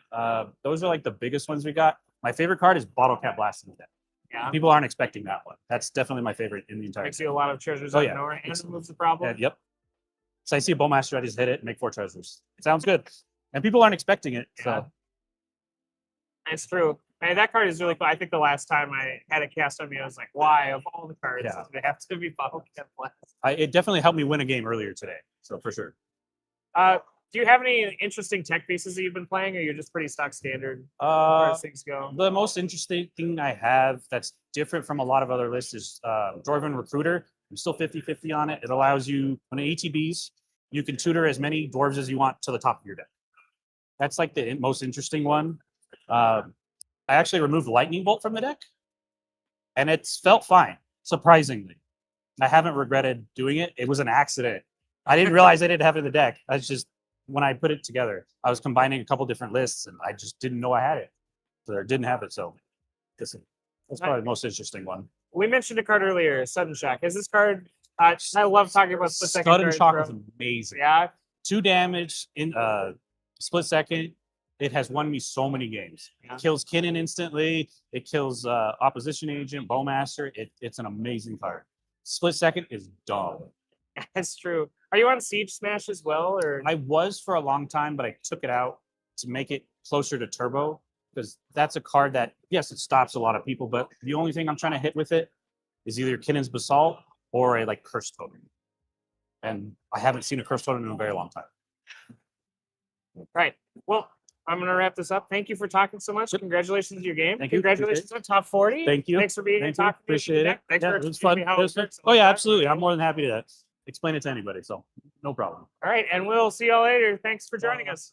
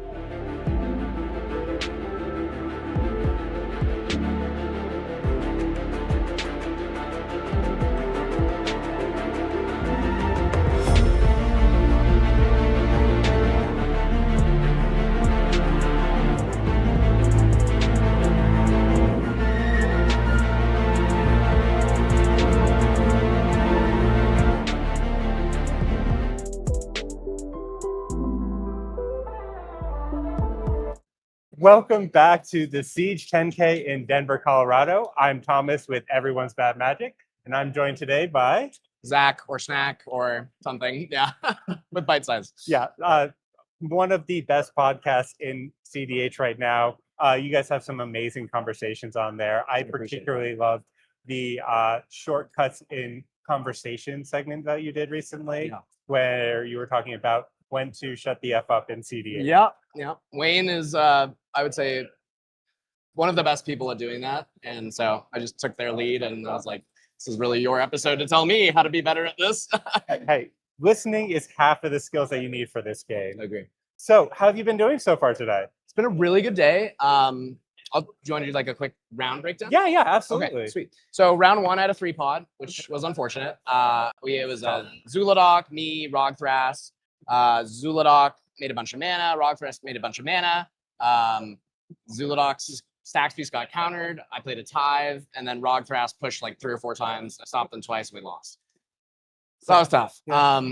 Then before round 2 started, there was a problem with how the I was declared the winner of that game. Okay. And so I was like, oh, that's not correct. So we went up to Sylvan, the head judge, and we talked, and I was like, oh, I think this is misreported.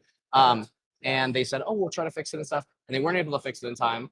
And so I'm paired up into pod 1 with Evan Freedom Waffle Pierce. I would say the best Magic player in the world, potentially, which is not great after losing my first game. So I had to play that round. I luckily won that game. It was a really fun game, just draw engines and smiles and stuff. Feels great to take a win off of Evan. I think that's my first tournament win.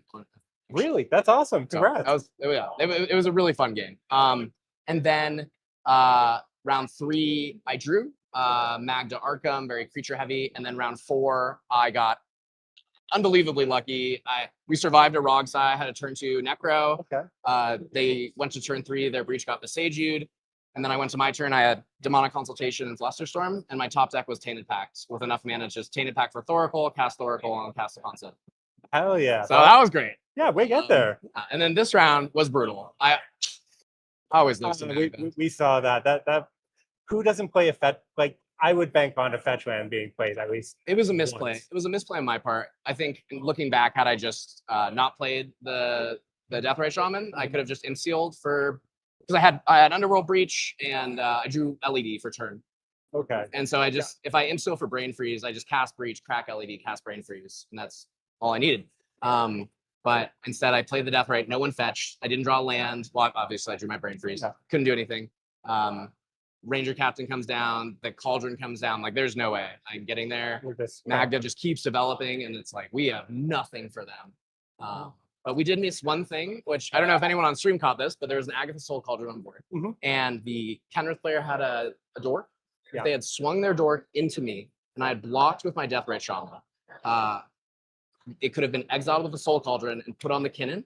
And then Kinnan would have had 4 mana to cast an invasion for a Gilded Drake and take the Magnet. Oh. And so we all missed it. And then we wild. lost the game brutally. Well, you guys put up a fight, but those are ones that we think about on the car ride home. Oh, yeah. They're going to be haunting us That for a one hurt. minute.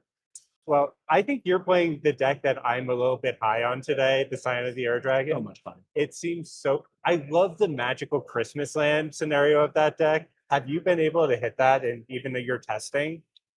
So I played the deck one time before I brought it here. I played one game, and I was like, this seems really fun. I got to talk with Kaiser, who's phenomenal. They're just one of the best players, and they don't play very much, but their deck construction with this deck is just amazing. And I got to talk to comedians. So we actually recorded a podcast on Scion the day before I flew here.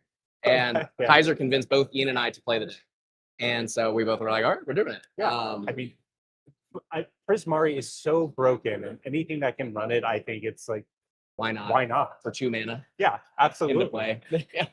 Well, Zach, I am stoked that you're having a good day. Having a great I hope that your next game is very kind to you. But we have some fun things for you. I can't wait. Let's do it. So, let's go ahead and switch our cameras up a little bit so that we can get a little bit closer. Okay. And we might have to huddle up just a little bit. Yep. And we have a piece of candy. So I don't want to say this for sure, but I don't know if I've ever opened a collector pack before. Oh, heck yeah. So Let's hope this is the God path. We're gonna bless it a little bit. Thank you. All right, let's rip it, dude. Okay, so I'm just ripping. Yeah, you're just I'm gonna ripping. show stream. Okay. Yeah. Well, that's It's a good way to open these. So there should be a tab, but I think this is as good. Figure it out. There we go. Okay, so I'm gonna do. Is this the back of the cards? So you just pull them out. There's gonna be a token in the back. Sweet.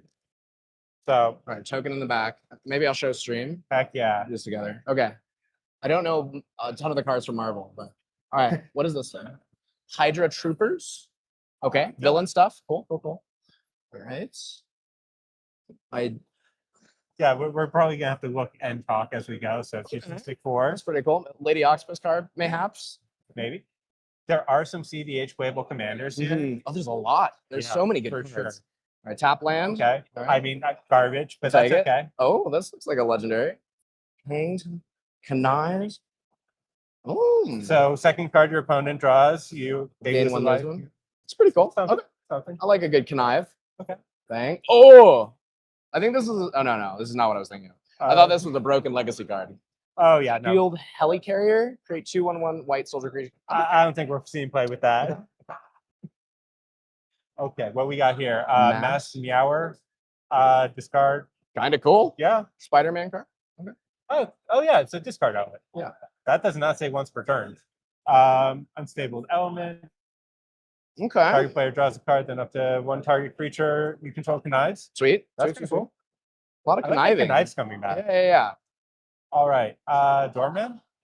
You got like a wall thing. Target creature can't be blocked by creatures with power 2 or less, and or walls. I think that's pretty A lot of garbage. walls Yeah, and seating. that's trash. Oh, that's a cool Madam Hydra. Whenever you cast a villain spell, create a 2/1 black villain creature token. That's pretty cool. Yeah. Okay. Very cool art too. Yeah. I love the comic. Yeah, the treatments are sick. So gorgeous. I'm not like the biggest Marvel fan, but the way these look are awesome. I love so Tony Stark Mountain. we're about to get into our rares now. Okay. Okay, so what's our next one? So, Iron Man armor. Okay. So ETB attach Mhm. gets +2/+1 flying, and it's if the equipment is a creature, it becomes a construct hero. Sick. So For maybe- each artifact you control too. Yeah, that might be an Not Urza bad. card. Hey, I just got constructs from this room. Yeah, those That's are a gift. Yeah. Yeah, let's go ahead. Oh, Vanquish the Horde. Okay. Little reprint action. Okay. You know, we've been saying board wipes are super underplayed in the format. If we had a board wipe that game, we would have won or not lost. That would have been Absolutely. great. I would have loved to vanquish the Horde. Okay. Ares got a war. Attack each combat. If able, whenever an attacking creature you control dies, return that card to its owner's. There's some combo potential in this. I Yeah. think. Well, sneak attack. Sneak attack sack outlet. I mean, sneak attack Phyrexian altar. Yeah, potentially. No, but you but- can't. I guess if you sneak it back and it's not attack play anymore. Yeah, it's not. Yeah, it's something that Kind of cool. Yeah. Yeah. Somebody more creative might figure something out. It's fancy. Whenever Black, okay, so Black Panther, Wakandakin, beautiful treatment. Yeah, dude, the foiling on that sick. Yeah, that's beautiful. First strike, survey the realm. Whenever Black Panther or another creature you control enters, put a 1/1 counter on target land you control. Okay, so a little Earthcraft action, or what's it called? What's that mechanic? Earthbend. Earthbend. Yeah. I don't play that in Warcraft. 3 colors. Move all +1/+1 counters from target land you control onto target creature. If one or more +1/+1 counters are moved this way, you gain that much life and draw a card. Okay, so it'd be cool if you drew a card for each time it did it, but you know, bad. No. So that's casual just command. getting more More love. toys. Yeah. Yeah. I would love a Nick Fury. Oh, I think we already pulled the Nick Fury, unfortunately. Fing Fang Boom. Hell yeah. 3/5 flying. Whenever you cast instant or sorcery spell that targets an artifact or land, copy that spell. You may choose new targets for the copy. Put two 1/1 counters on Fing Fang Boom. Huh? Okay. It's like a Zada card, maybe. Is that it? Are we? Yep. Is it the art? That's it. That's Then we the got our pack. card. If you want that Nick Fury, I think Jason Doan's got it. I know. He told me. Okay. So, you know, none of the cards that I'm looking to build around. in Yep. that pack, Yep. but I can't give you any of these. It's still pretty cool. Yeah. So Zach, we have a little bit of a game that we built for you. Sweet. With some help from our mutual friend Wayne. Okay. They told me that you like your politics a little bit, and that you Maybe a little might too much. might be interested in talking through some scenarios and how you might negotiate, getting to certain board states. Sure. So we have 3 scenes from games that we've pulled, and I kind of want to describe the scenario and get your thoughts on how you might get a action achieved. I love that it. sound like fun? This is amazing. Okay. This is a great. I might steal this from you. Oh, please feel free. Okay. Like, I'd be happy to collaborate on this. I would love to. Okay, so your seat 2 is blue farm. Okay. You have a tithe on board, and you're trying to jam a unprotected Necrodom on. You have 3 cards in hand. One's a City of Traders, a Reign of Filth, and a Ragavan. C3 is Rogfast. It blind flips a Swan Song with the 1 mana left open. Board state is just seat 4 is a Sisse with 3 cards in hand. We don't know what they are. And seat 1 is Timna Dargo, and they are Hellbent. How do you get past that Swan Song to get your Necrodom to resolve? Okay, let me look. So I have no Smythe mana right now, or I'm casting this. I'm tapped out. You're tapped out at this point. I'm tapped out. Gotcha. And the Rogthrast has the counterspell for me. Yeah, they flipped into it. So with this Thrasios. heads up Gotcha. information. Okay, Absolutely. super cool. Okay, so and this deck is Sisse. Yeah, so we have Sisse and we have Timna Dargo. Okay, gotcha. Okay, so one thing I've said a few times is like I want to think that every spell I cast can resolve if I can politic it correct. Okay. Yeah. That doesn't always happen, but it's a nice thought to have going into negotiations. So with manifesting. Yeah. It's a lot of manifesting. With a card like Necrodominance, this puts me in a very winning position. Of course. Right? Like I already have the tithe. Now I'm getting card draw. Cards and mana are how you win, Magic games usually. But I can't win right. Right? I have no mana. There's no way I win on my turn. Of course. Okay. So in this situation, I would look into something that I've talked about and other people have talked about called like ceiling floor negotiation. So the ceiling of this Necrodominance is I can do whatever I want with it. I can draw as many cards as I can, and I can try to win. The floor of the card is I do nothing. It just is a permanent on board that has no text, and I have 5 cards in my hand, and I can't draw for turn. Okay. Pretty horrible floor. Yeah, through the basement. Yeah. So I think the first thing I'd ask is, all right, you have a Swan Song. You can stop me, obviously. Is there anywhere in this range of ceiling to floor with this card that would be acceptable for you to not use your Swan Song, for me to have this in play? You keep a piece, I get some advantage. And that's the first question I'm going to ask. Okay, basically. So I need to see if they're amenable to some sort of.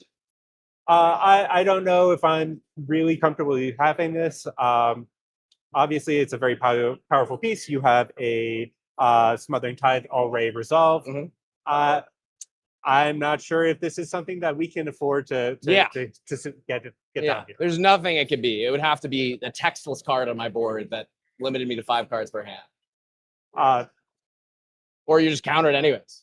Yeah, that's fair. I don't think a textless card on the board is more favorable for you. No, it's horrible. Yeah. But that you would let me resolve it if it was a textless card. Oh yeah, that did absolutely. nothing. Yeah. Right. But anything above that is probably too good, right? Even if I were to draw like, I don't know, 1 card per turn and just do what I would normally do if I was drawing, but I lose a life each time and I only get 5 cards. I mean, that feels a bit more reasonable. Okay. Is there anything that like you could offer me off of this? Ooh, good question. Okay, so as Rogthrast, right, your board state is not super duper developed. You've got some mana. You obviously have like, I don't know, 4 foods. You get 1 Thrasios activation per turn.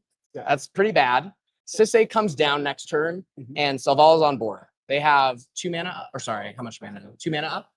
So they go into their turn, they play Sisse.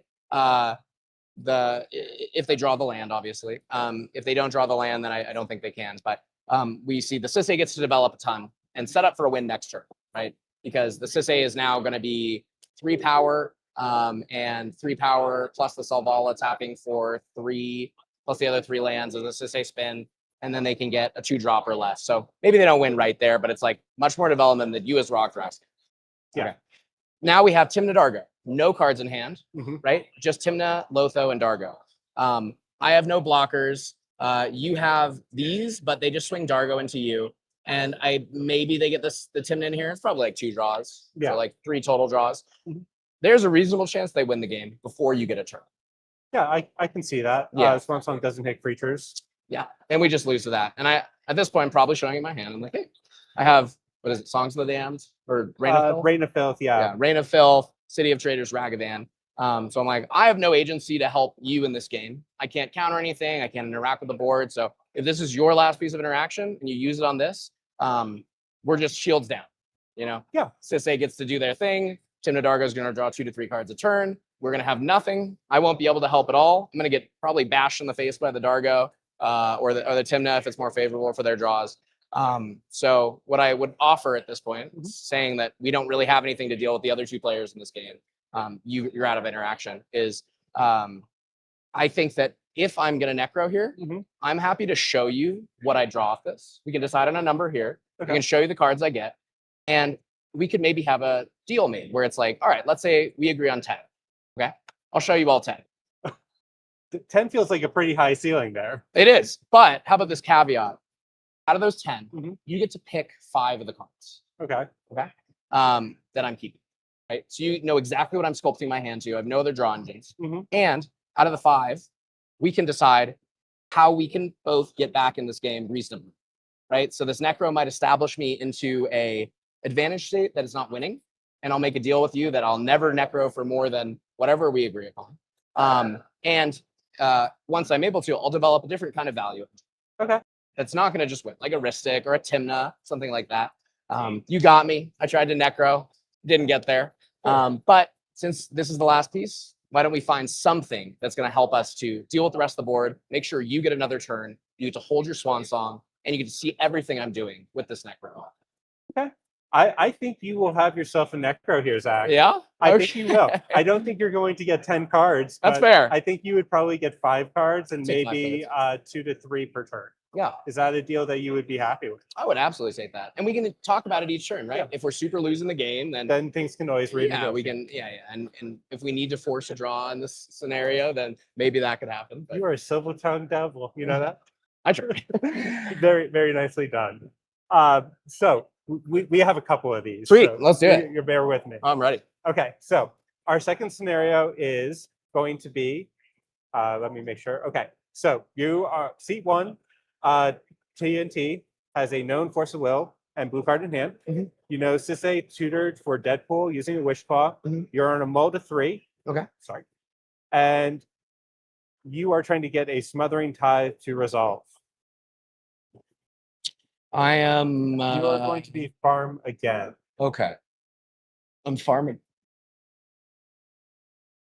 This is the Sisay board state. This is the TNT. There's an OBM. There's a. Oh, this is me. Yes, this is okay. Nice. Did I get this to resolve? What game was this? Oh gosh. This is not you. You're not in this game. I'm not in this game? No. Oh. Really? Yeah. Oh, that's not my Those aren't ring. your That's not offers. my ring. Is this Steven? I don't remember. I did this like a week and a half Oh, ago. okay. Okay. Sorry. Okay. So I'm going to my turn. I put the Smothering Scythe on the stack. There's a known force of will. Yeah. Okay, great. So I'm gonna cast Smothering Scythe. Yeah. Does this That's resolve? an insane value engine. Why am I going to let? No, absolutely not. Okay, so you're gonna force will this? I am very much. I'm going to show you a force. You're gonna show me a force will. Yeah, absolutely. Okay. Are you sure you're going? Like, we're going to explode. I don't want to use this right now. Yeah. Why don't let me save this for TNT, who has too much advantage right now? Sure. Wait, sorry. So TNT has the force will. Oh, you're right. So Sisay has the Deadpool. This player has nothing. Oh yeah, they have nothing. So actually, yeah, I'm a dominant blowing you board out of the state. Yeah, I want to play Sure, it 2v1. Oh, okay. Yeah. Well, I don't know if there's much I could say. If we no. are in this 1v1 scenario, if the multiplayer part of this game kind of goes to crap because it's like you should just do whatever you can to beat me here. And if Smothering Tide is the best card, I might not be able to say anything that would let me have this.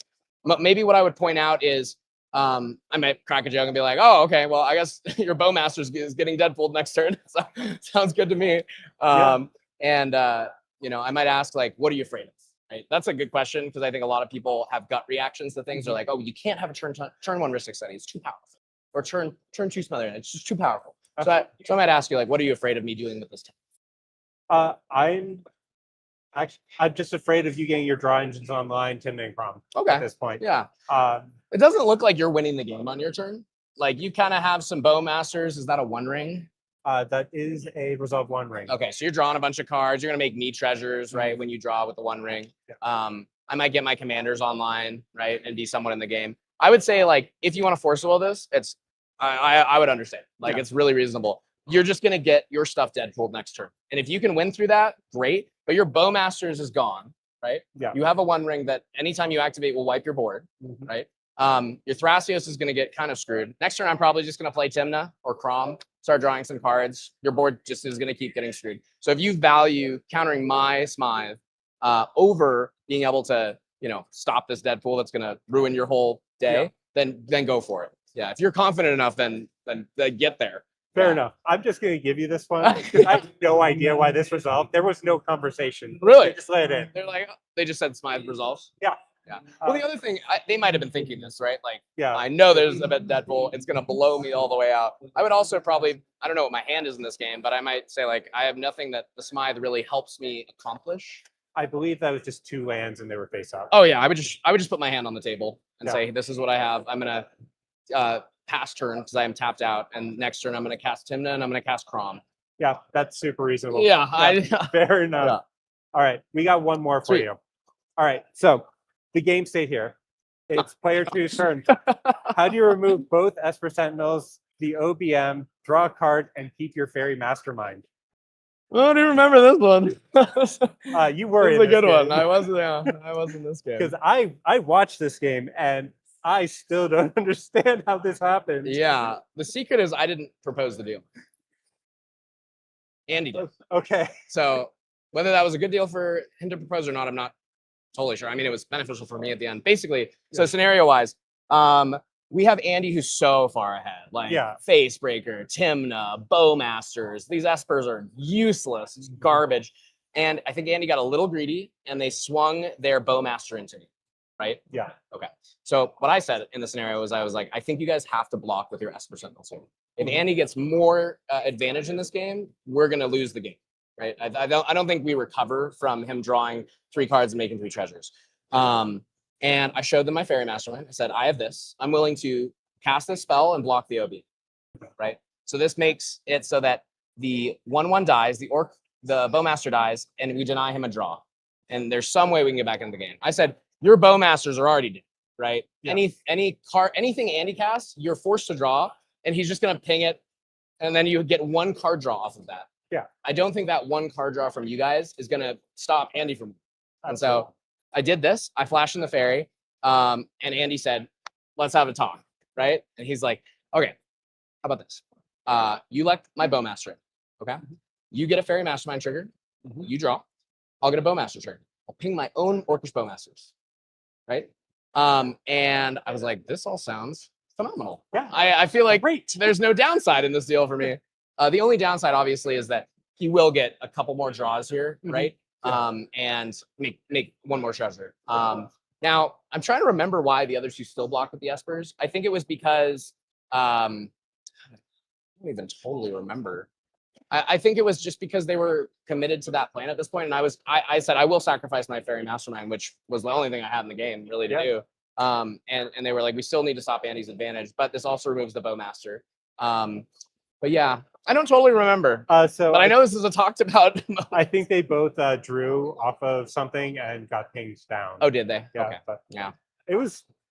It was just flabbergasting. I just thought it was a fun moment. It's a pretty I didn't even make the deal. Andy offered it, and I was like, okay.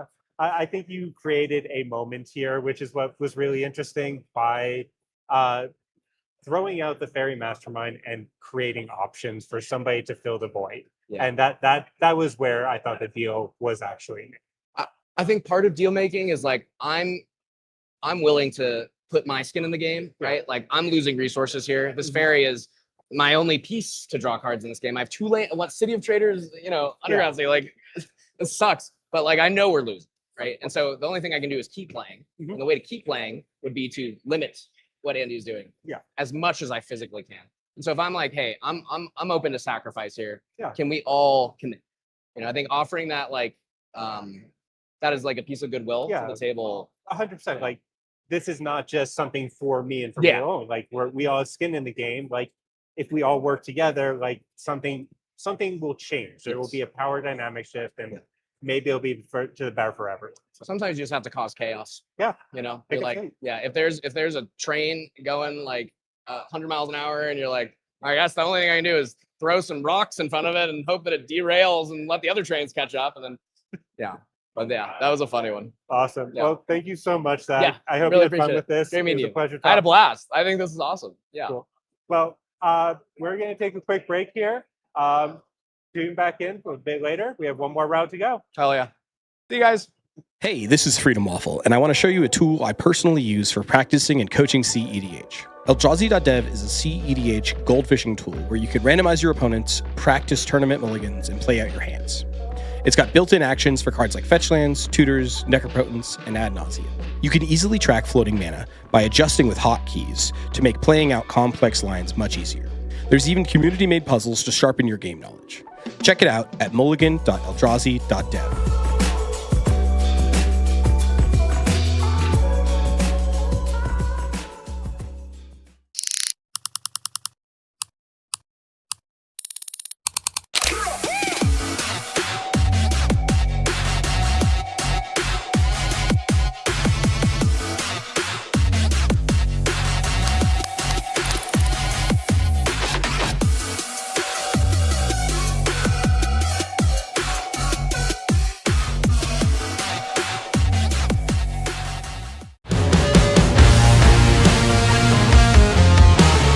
All right, guys, Craig Mack, I'm back. This week we are streaming the Critical EDH May League. All right, guys, Craig Mack, I'm back. Today I'm going to be discussing a deck that I've been working on. Good morning, everyone. Welcome to the inaugural pregame podcast. WizKid Games brings you competitive EDH every weekday on all platforms. Run by former MTG pro Craig Mack and featuring off-meta deck techs by 2D, live games on Fridays, and the pregame podcast every Monday. Check out WizKid Games today. The Beatdown, presented by Deadbeat Scott, an $8,000 CDH tournament in Austin, Texas, at the Mage's Sanctum. First place takes home a Mox Jet plus a custom altar of their winning commander. Mox Diamond, Wheel of Fortune, and Scrubland round out the top four, and First in Swiss earns a guaranteed volcanic island on top of any other prizes. Tons of giveaways between rounds. $20 off if you're registered for Breach the Bank. Sign up early on Top Deck and save. The Beatdown. Don't miss it. $4,000 for one deck? Half the cards are out of stock anyway. I just want to play the game.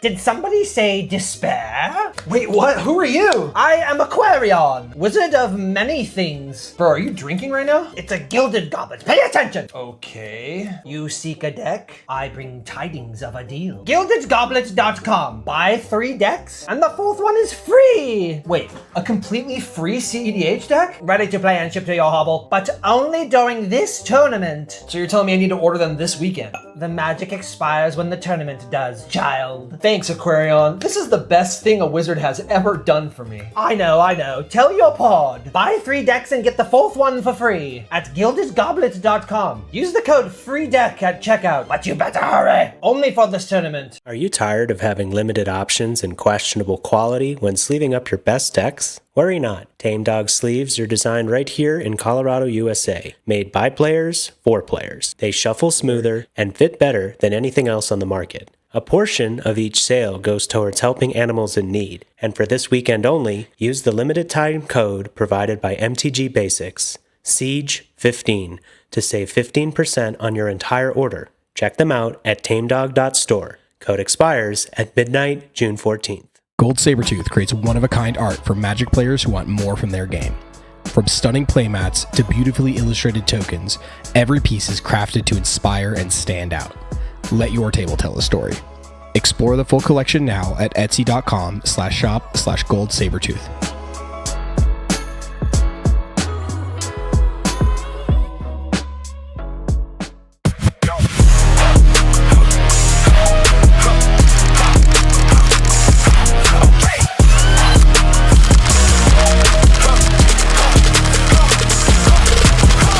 F6 Supply is your one-stop shop for premium tournament accessories. From Benishoga Playmats and high-quality dice to our custom token pack, F6 has everything you need to up your tournament game. Every design is original art, never AI. Shop online at shopf6.com or visit our booth at CDH tournaments nationwide. Level up your game with F6 Supply.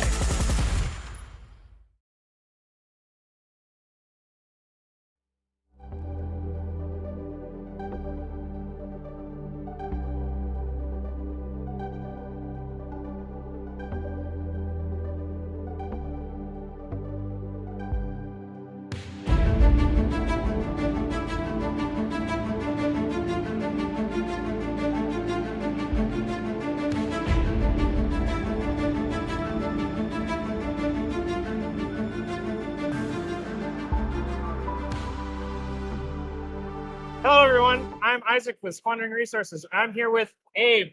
Hey, one of our everyone. local artists. Yep. Sorry, terrible interviews. First time doing it, but hi, my name's Abram. I also go by Abe's Art Box. I'm one of the featured artists for the tournament today. All right. Why don't you show them your mat? Yeah, for and sure. Let's talk a little bit about it. Yeah. So this is my playmat for the event. Castlevania inspired world map with like different insights into the world, with Sisei fighting like different bosses that are also other commanders in the game. So I'm going to have you lay it out, and we're going to talk about yeah, it. for sure. I love this thing, guys. I am in love with this playmat. Thank you. Personally, it's got a little Rocco in the bottom left corner. It's got Rocco's meat. That's one of my favorite things I added in that. When I drew that, I was like, that's what's going to sell this. Yeah, sure. So let's talk about it. So it follows Sisei up a castle, right? Yeah. So we first got like a picture of Dargo. I know it's hard for you guys to see. We've got it pulled up in the back. Oh, we've got it pulled up in the background awesome. right now, so you can see it. So the first one is this picture of Sisei and Dargo, right? Yes. So let's talk about each scene a little bit. Yeah, for sure. So with the idea of it, like I said, is like kind of Sisei going through the different levels to get to the final boss, which is Timna. And I wanted the first panel to be the introduction to the castle, with the first boss being Dargo. So it's kind of like the setup. You see him kind of in the shadow, this ominous figure, this threat, and then her unsheathing her blade, preparing for a battle. And then we can go into the second panel, which is them right at the end of the fight. Sisei defeating Dargo and throwing him off the bridge, which leads us to the third panel, which is not seen right now. I don't know if we can get that showing right now. It's a little cut off at the top. It's fine. All right. But the third one is then them going to an underground cave where we see Sisei fight Thrasios, trying to get through the portal, which is also a underworld breach. So that was also one of the things with this playmat, is that I wanted to throw in as many Easter eggs into it as possible for people, even if they're not playing, they can like take the time to just look at it and find all the different Easter eggs and references I threw into this. For those of you on stream, if you're wondering where this picture is that we're talking about, it is perfectly behind our casting box. So where you see me and Abe in the screen, there's a picture of Sisei fighting Thrasios. Trust me, it's cool. You can see it online. It's incredible. All right, let's talk about the next one. So from there, we go to the fourth level, which is Sisei versus Malcolm. And they're like in the middle of an air battle. So this is the far right, right? Yes. Yeah. And then one of the other things too is that I wanted to try to push like more of the monstrous element with the commanders that you have to see paired with Timna to kind of push more of that villainous aspect. So with Malcolm specifically, I wanted to give him more of like that bird-like legs instead of the boots you usually see him wear, to give him more of that threat and like danger. And then from there we go to the last panel, which is 2-for-1, where we see Crom and Timna versus Sisei to kind of show like that final battle. I mean, it makes sense. It's Tim Crom. Yeah, and I also try to push this too as like what tends to be the most popular pairings. I feel like it does kind of change, but when I was coming up with this, I feel like Timna Dargo was like the one I saw the least. Timna Thras would be the second I saw the least, and then Timna Malcolm, and then obviously the most popular one being Blue Fawn. That's fair. That's fair. I'm amazed there's little sad. No, Halana. We talk about Timna partner decks. I think we've seen a Timna Halana on stream already. That deck's really cool. I love that. Well, the thing is, like, I would love to do a sequel to this. If people have been really happy with it so far, so I would love to continue doing series similar to this. Yeah, I agree. That would be amazing. I also like the amount of detail. I know it might be a little hard for a stream to see it, but there's like literally a magic card in almost every square inch of this picture. Almost. Yeah. Almost every square inch. Like we have the Faber Elder sitting up in the top left With a over bird here. on the finger. With Yeah, a bop. he's got the bop on the Yeah. finger. Yeah. We keep going. There's Shorokai standing off to the back of the castle. Yeah. In the Gundam style. I like that. We talk about the Soul Ring right here. Yeah. We talk about it a ton. I didn't even notice that until you pointed it out to me the first time. Oh, guys. I will say like this, like I think, and it might come off as a humble brag. I guess people will let me know. But I feel like one of my biggest blessings and curse as an artist is that I never feel content with just like what I could do. Like I always feel like whenever I draw something, on the second draft of it, I'm like, what can I add more? How can I push this more? And sometimes it kind of bites me in the butt where it's like, oh, I spent like 3 months drawing this. But I think it's worth it in the end. I think seeing the reaction from today has been amazing.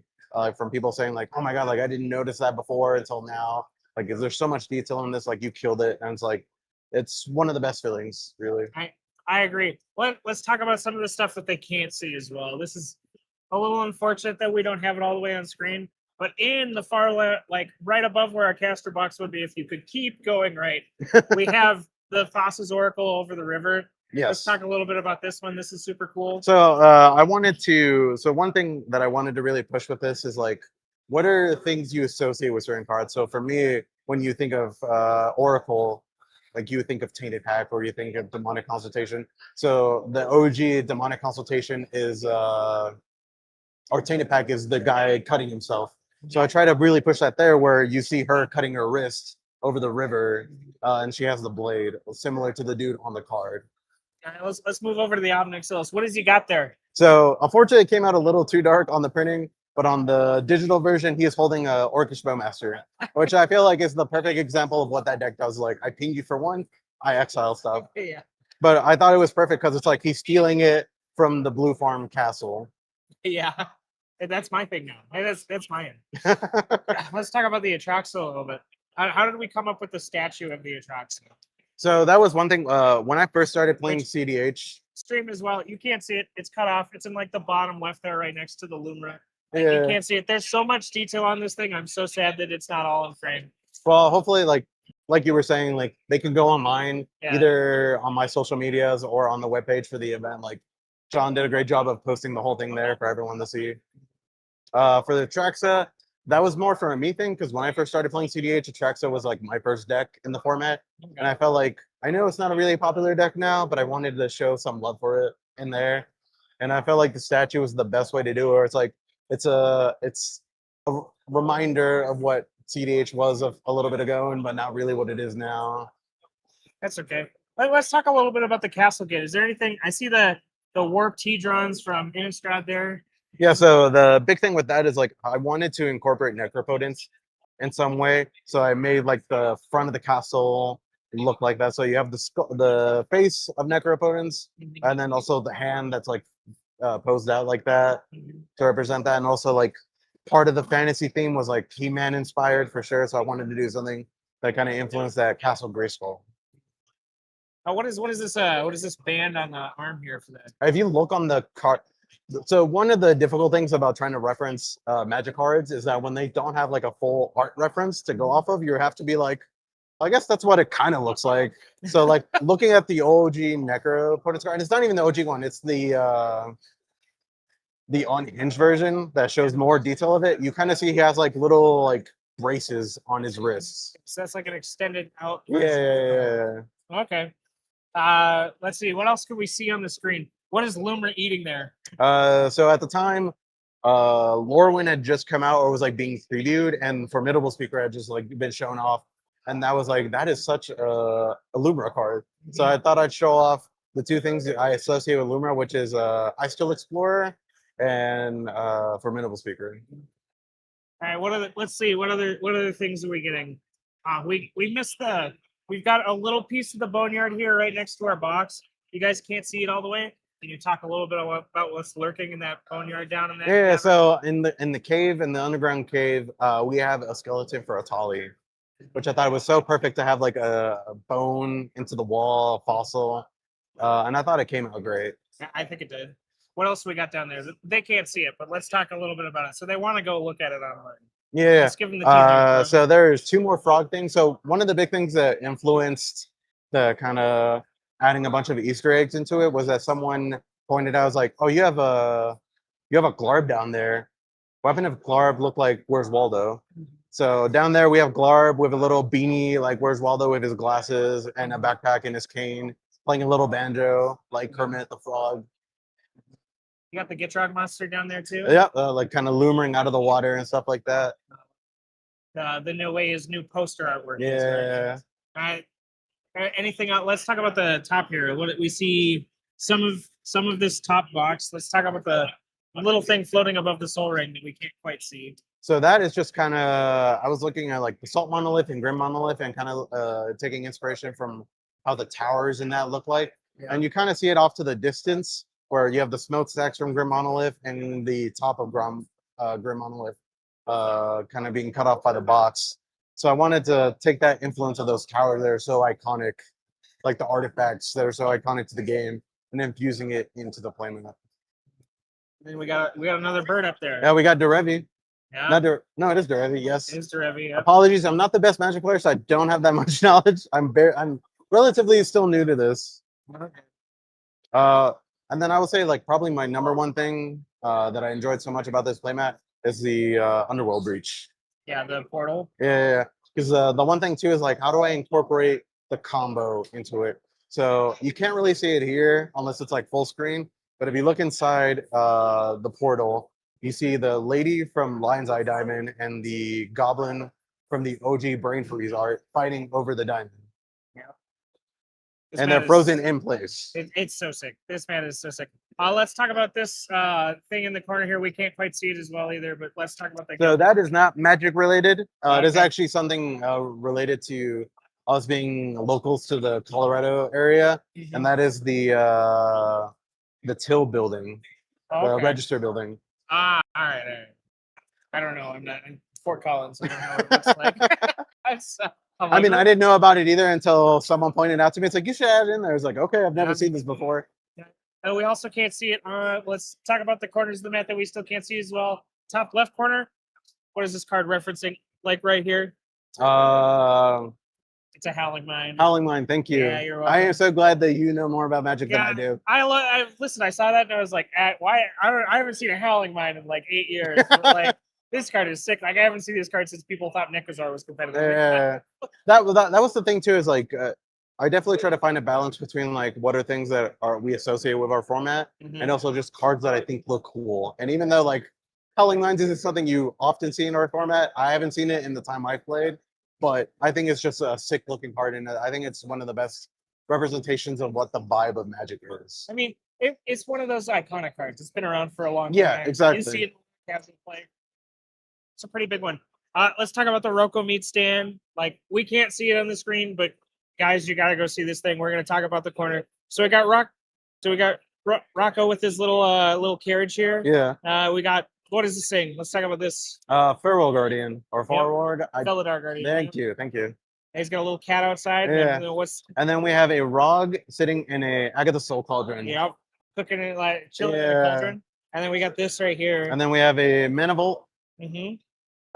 And then there are some things that kind of got lost in the detail. Like, for example, here, there's an Arcane Signet, the one that looks like the Infinity Gauntlet. Yeah, but it's got the Entomb setup too. Yeah. Oh, there you go. See, that's the cool thing that like even things I didn't think about, people are looking at it as like, oh, you must have meant that. It's like I didn't think about that, but I'm cool that you got that out of it.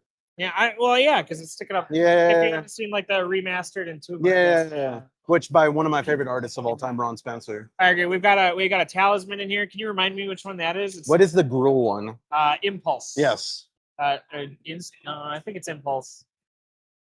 I will take your word for it. I'm not quite sure. I want to say I wanted to say Indulgence, but I know that's the rack. I'm sure someone in the chat right now is like, wow, this guy is an idiot and doesn't know anything about Magic. And it's like, I'm sorry, I'm still very new to this.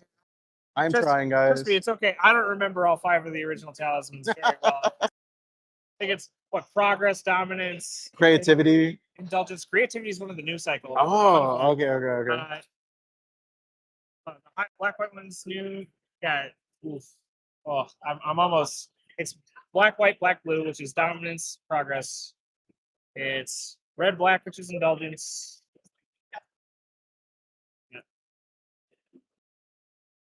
Oh, no point in trying to figure it all out. I'm just like.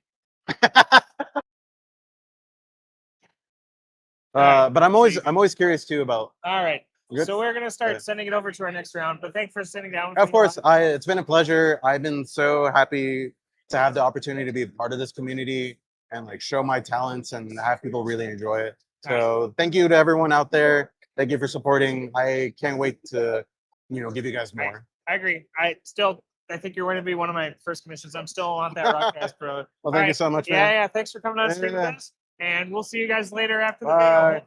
The round will start.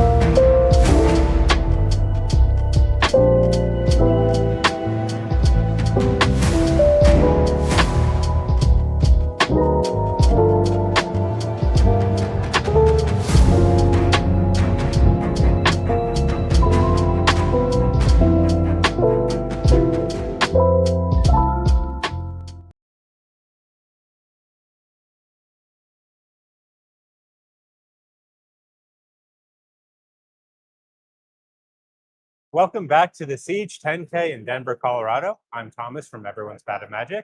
And I'm Isaac with Squandering Resources. And we are going to start off right now with a chat raffle. This is for all of you at home.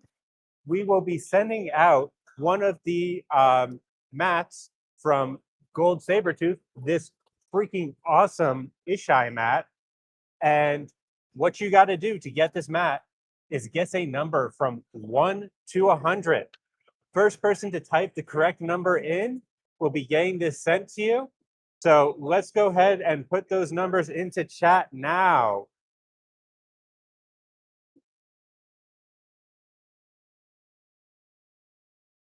All right.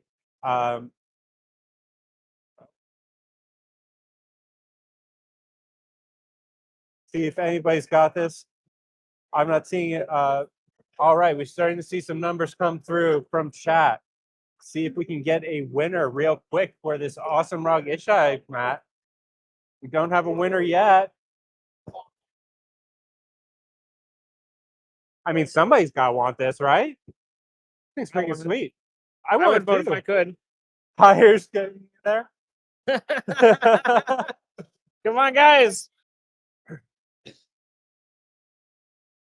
All right. Not seeing a winner yet. Not quite. No. Yeah. I mean, we're just gonna like bait you until we see this. Yeah, you guys got it. Look at this thing. Alex B's trying to incredible. meta it. Look at this mat. You want it. I want it. It's the perfect. Look at the color combo. It looks incredible. The Ishai is drawn incredibly well. The detail is great. Guys, I want this mat so much. I would be, if I wasn't actively online with every account right now running this event, I would be in this chat trying to find this. We haven't seen the number yet. Nope, we're still looking. We're still looking, guys. All right, we're not. I can't believe we haven't seen it.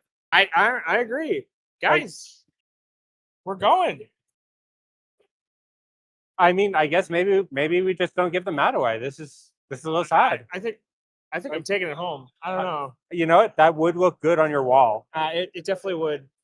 This, among many other things, it'd go in the background of my stream setup. All right, it's less than 50. See if that helps out with the Between people 1 here. and 50, guys. We're narrowing it down. Try again. Try again. All right, I saw a 58 come in, so that didn't, and 100. We're less than 50. 100 is more than 50. Just, they want me to take it home. I'm hearing that. Okay, they want me to I take mean, it home. maybe we just need to close it out. Guys, we're running out of time. Okay, Toddy by the Shire 207. You are our winner today.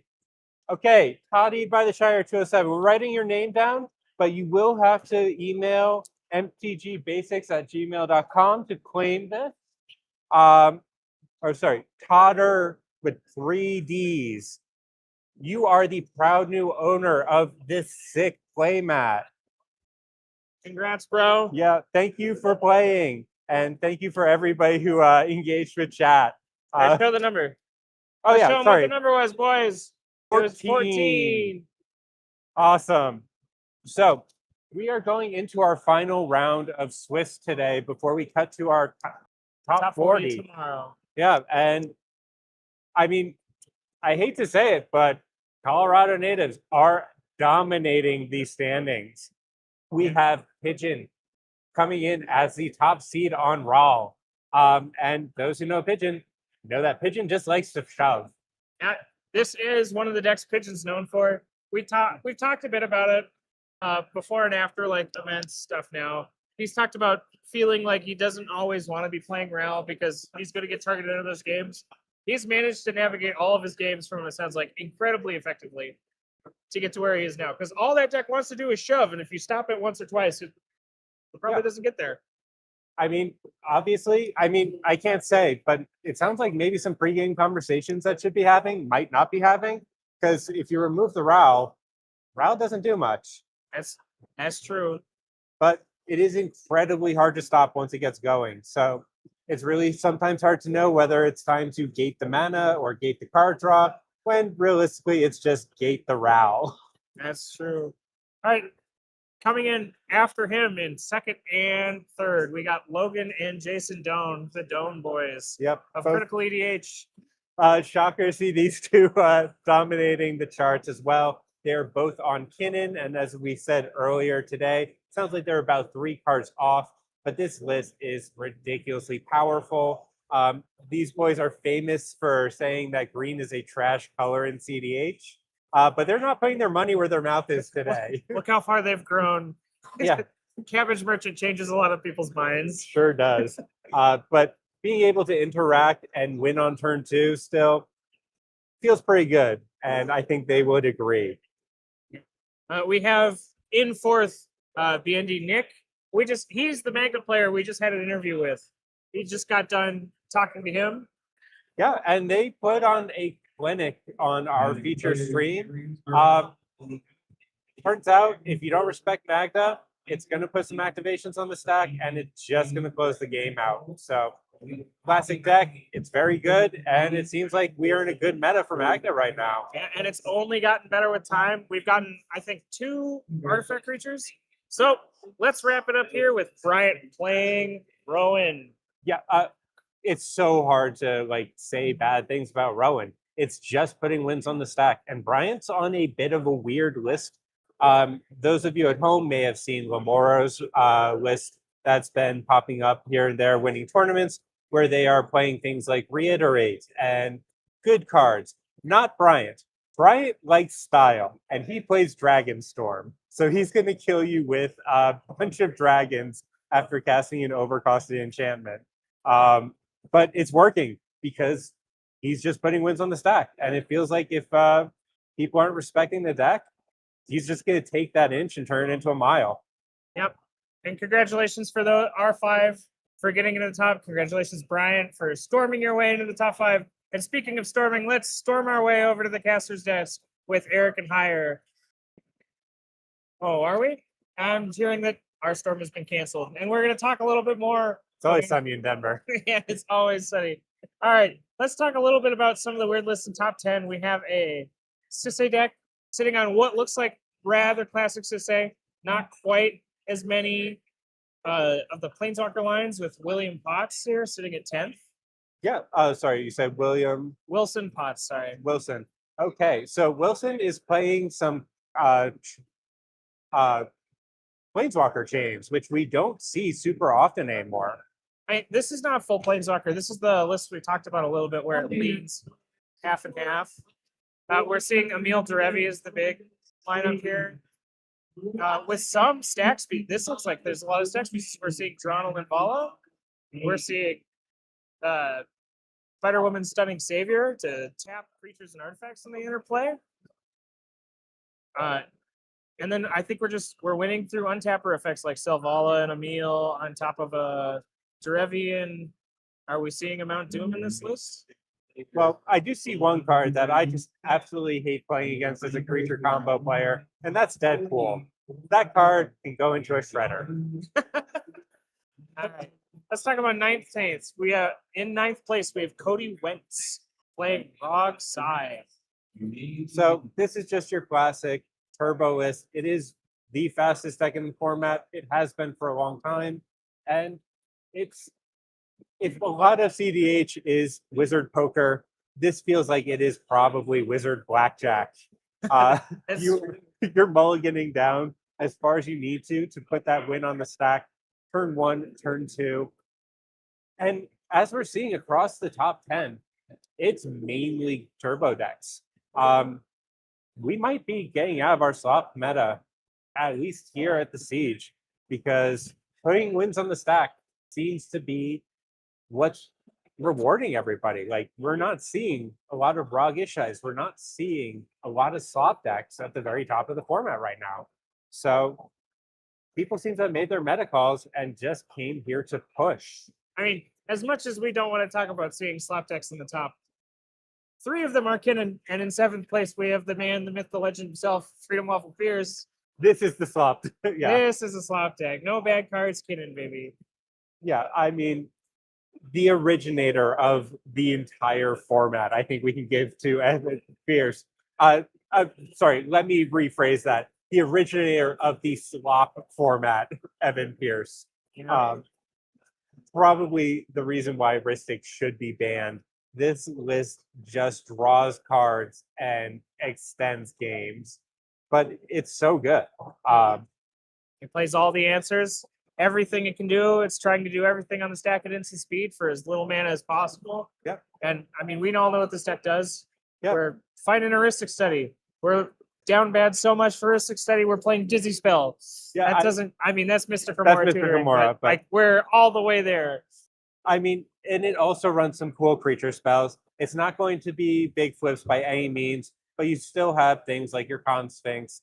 And one of my favorite cards in the deck, Unagi of Kyoshi Island. That card is so good once it resolves. It draws more cards than people would realize, and for some reason it has Splash, which is just gross in Kinnan. Yeah, they wanted a bigger Fairy Mastermind, and it just turned into.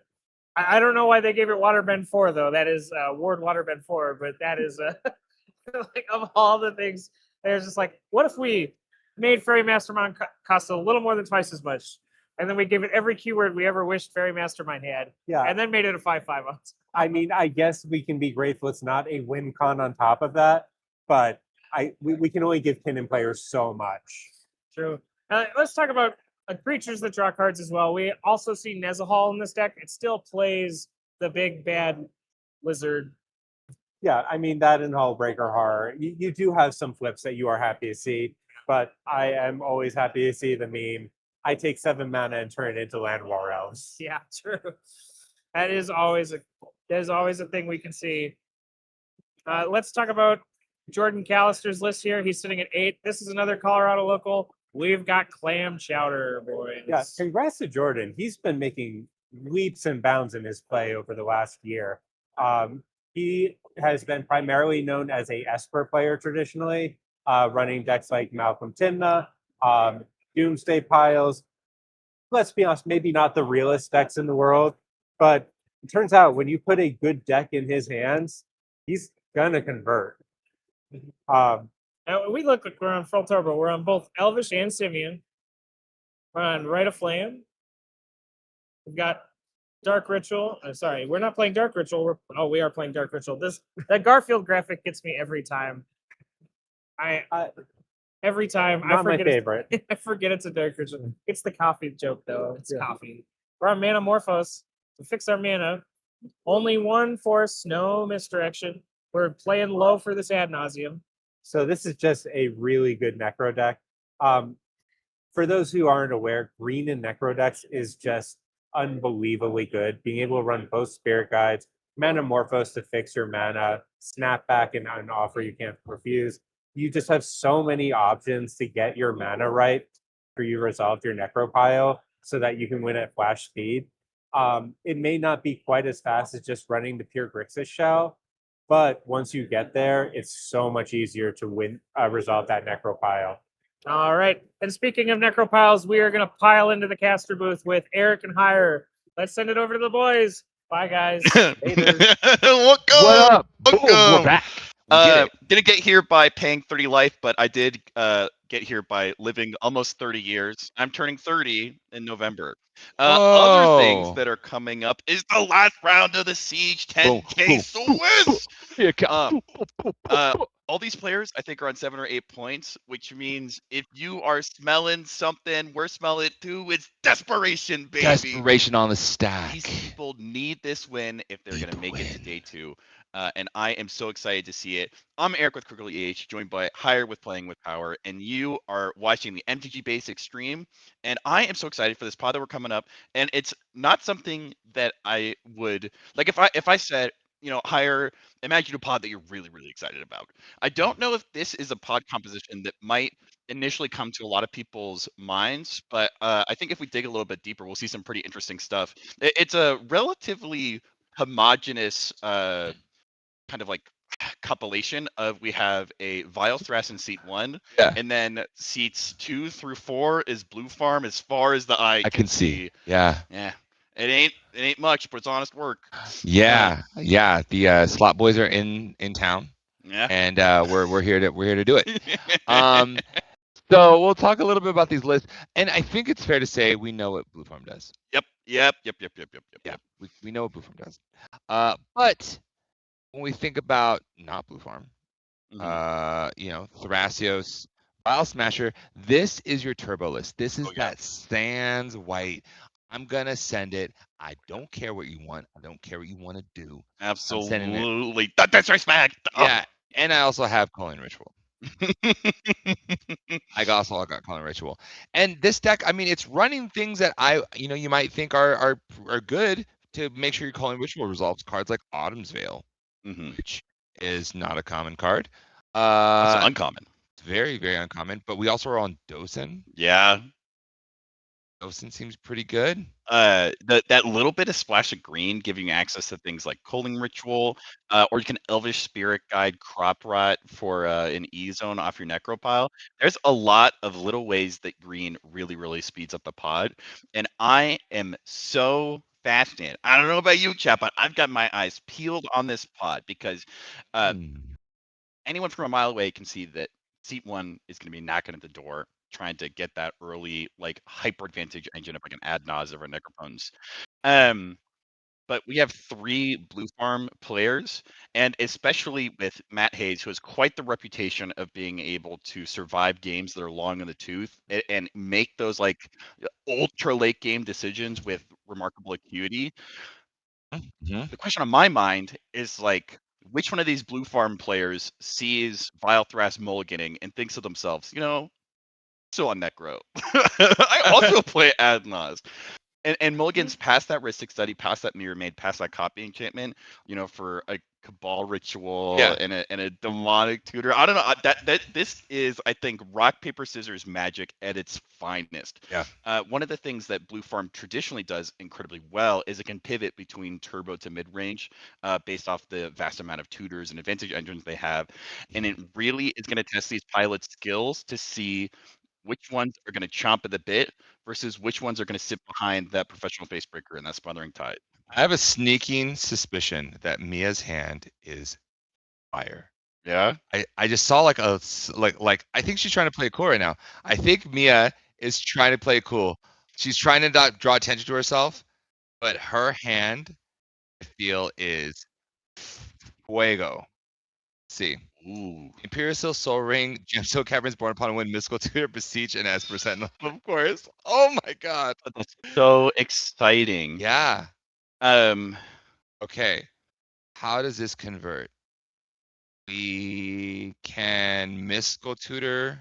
So you have the Esper Sentinel and a Beseech the Mirror in combination with the Mystical Tutor, which means if they want to, they should be able to Mystical Tutor for a Dark Writ, which in combination with the Soul Ring means that they could have a turn 2 Beseech. Oh, they have a turn 1 Beseech. Yeah, that's what they're doing. Yeah. So you Mystical Tutor for the Dark Writ? Yeah. Oh my. Yeah. Wait, not enough mana. Hold on. We're overcooking. Okay, so Glittering Caves, Mystical Tutor. You search for Dark Writ. Because in order to Beseech, you have to cast the Soul Ring. Yes. So you do. Yeah, you're right. There's nothing that allows you to do more than that, right? No. Good Mystical Tutor for like a sink into Stupor. That way you're able to deploy the Esper Sentinel and the Soul Ring, and then try to draw in those other like rituals. I mean, there's also a world. Turn 2. It's a turn 2 Necro. That's like really good. This hand reads 10 billion different options. I love this from you.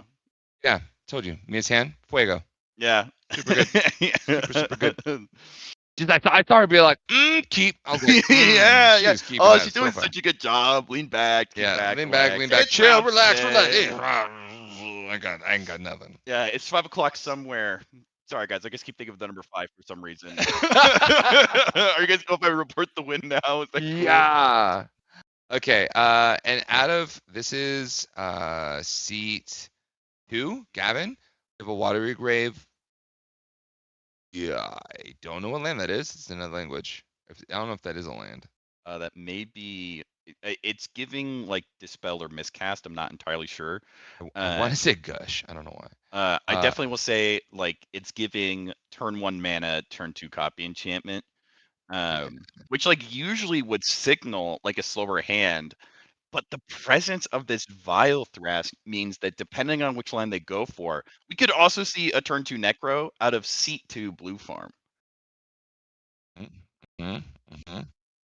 In a pod with this many 4-color piles, that copy enchantment I would expect to do work. But also, you can't always trust that cards like that are going to perform in the way that you'd expect them to. We actually saw a Deathray Shaman out of Zach Adler earlier in the day that did literally nothing. there were no literally fetch- there were fetch- Wait, it was textless. Yeah, Yeah. there were mana confluences and sink into supers for everyone. And so it is like a little bit of a gamble. I don't think it's a huge gamble in a situation like this, but I do see it as yet another way where like Vile Thrash, I think is going to be the tempo setter for this pod. Yeah. And we are going to be getting their hand information in just a second, actually, as the picture goes into space, bounces off a satellite, and then comes down. Truly, it's going to arrive by the end of this sentence, but will the end of this sentence ever arrive? Yeah, I need a bunch of commas and there's some semicolons.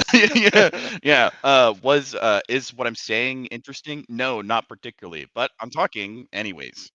Oh, Ragavan, there we go. Yeah. I love a Ragavan. I love keeping a turn 1, especially in Seat 1. Yeah. There's no Rograk decks. Like, you're guaranteed to be able to swing, and then your odds of hitting something worth casting, like, you're so likely. Oh, they drew a Lotus Petal?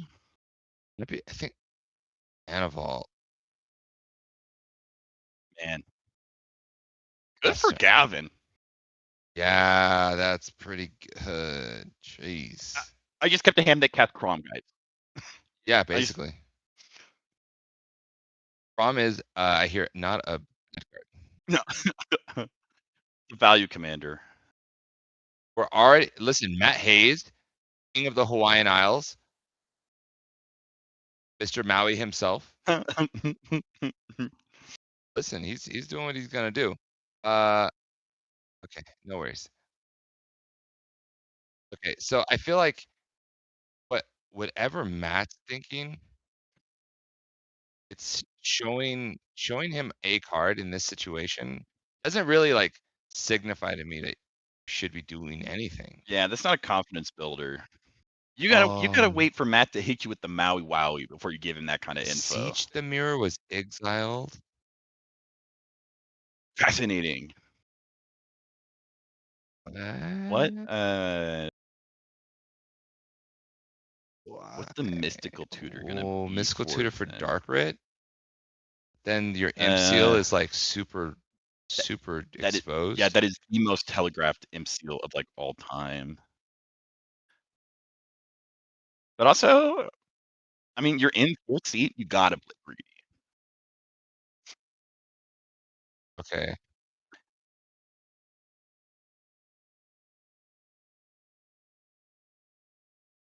Imp seal out of Matt. Interesting. I guess the hope is to draw land. Esper Sentinel. Sure.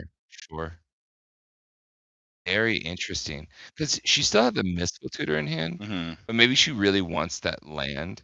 And maybe she's thinking, I don't want to, miss the chance on getting the land. Because then the mystical tutor can just grab something. Yeah. Interesting. You lose the land. All right. Oh, that's true. Matt did walk right into that, right into that Ragavan. Huh? Yeah. Dark Rit. Oh.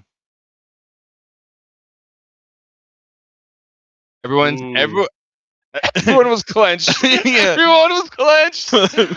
They breathed a sigh of relief and they were like, wait a minute. Wait a minute, why are they casting Ska? Is this worth? Now that I'm thinking about it, I wonder if choosing not to mystical tutor or imp seal is actually just an actual factual heads up play from Mia because of Ragavan, because I don't think they can afford to block it with Esper Sentinel. And so, Right. They would have gotten because it was on. They would have cast on Matt's turn. yeah. The Ragavan wouldn't have had a chance to hit it. But you know. Okay, so we have an imp seal that resolved. The imp seal now is drawn. It looks like Yeah. here we go. Surely it's a second ska, right? I Actually, it kind of is. It really is. Ironically. Yeah. Wow. Why, Matt? He did not see your hand. He saw a card from your hand. Yeah. Good sir. Good sir. That is funny. Okay, so we got the hands. Seat 1, that's a funny picture. Wild Cantor, Rite of Flame, Dark Ritual, Ragavan, Polluted Delta.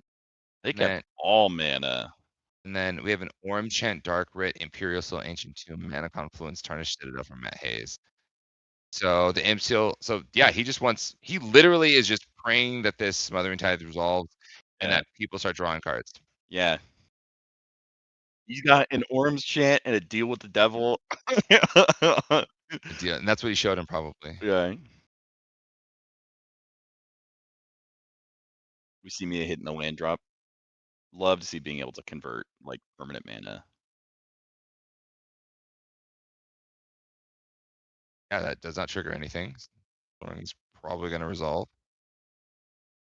Wonder if there's anything else that you want to do in this situation. Like,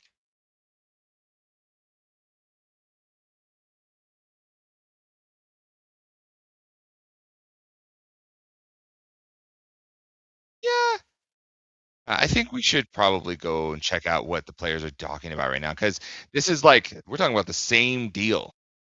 What kind of same deal? What are we gonna do? It's scary. It's Yeah. scarier than mine. Would you let me get Tithe? To top? Draw Engineering, maybe? I don't know. Yeah. Well, That's okay. What would you are you- C4, so. What? I mean, I guess Tithe, at this point in the game, no one has established a draw engine. Oh no, it's like I feel bad. So anything besides yes, because Yeah, I am I pretty think like giving you have- Ristic here, I don't know what the rest of the hand looks like, but like, I think you're better off giving more card draw than Mana and card draw. Than mana Can I and get card Ristic? Like, whatever. That's I'm maybe like a looking for a Mystical value Ball? engine. I'm not looking Yeah, to win. right Mystic now. has to get paid for. Yeah. I feel like I'm pretty far away from winning. yeah.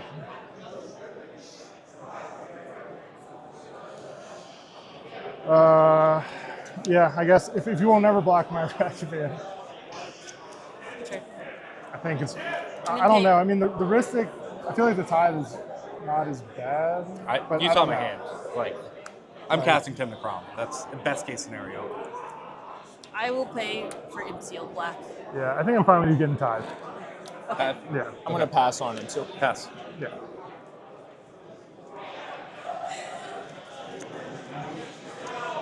The worst part of every CDH game is finding things in my library. I guess, yeah, that makes sense for your deck.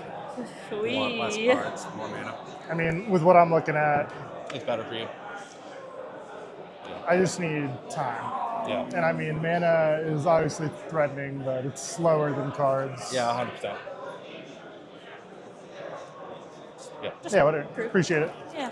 I mean, I'm gonna get to see it anyway when I hit you. Yeah. Oh. I have a blocker. Yeah, exactly. That's what I was like. You know, you can just sack your Sentinel, get whatever you want, right? Yeah. As for Smythe, I call that stonks. Yeah, stonks. That's big stonks. Like, trade I'm Esper for C4. Ragavan. I so feel you like can I'm- No, yeah, Smythe you're or good, you're good. take I'm not attacking. Smythe, Yeah. and we probably explode. I'm going to send it after that. Okay, untap. Yeah. I'm in the worst position here, so. Joe Mara on treasure. I'm sorry. I'm already Let me think. Yeah, you got it. Okay. This time. Yep. Hit me. Yeah, going back at you, Matt. Mana vault. Oh, that's juicy. Man, I have so much of that. All right, I get a token here. I will. I think I need to cast Thrasios, as much as I hate doing that. Yeah, believe it. I realize we haven't been passing the active player token around. Oh, true. God. No, it's Okay, fine. He's I'm active currently player active now. player. I was like, I looked down at him like, oh no. Yeah. Well, at least none of us have really been moving when it's not our turn. That's fair. I'll cast Thrasios, Yeah, yeah. Path and Thrust. Pass on throws. Pass on Thras. which is making y'all some treasures. I'll cast a Soul Ring. Trigger on Esper. You got it. Treasure's okay. Yeah, yeah. Treasure's okay. Oh, I probably should. I'm sorry. It's up to you. Yeah, sorry. I didn't realize it. I'll pay Okay. for Solar. Yeah, that's fine. I'll cast the Mana Vault. Yep. I have one floating. And I want to blow all of this mana on a Thrasios activation now. You can always wait. You can hold, Yeah, I'm good. right? I'll pass. Anything at end step? Nothing Cool. here. Untap. Upkeep. Anything at upkeep? No. Draw a card. Yep. Treasure okay. Thinking.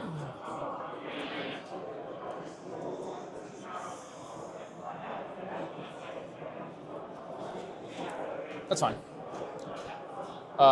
Move to combat.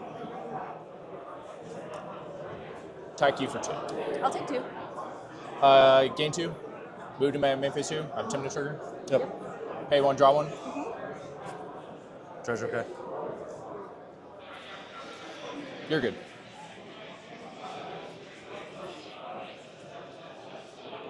Timna, crawl, in the blink of an eye.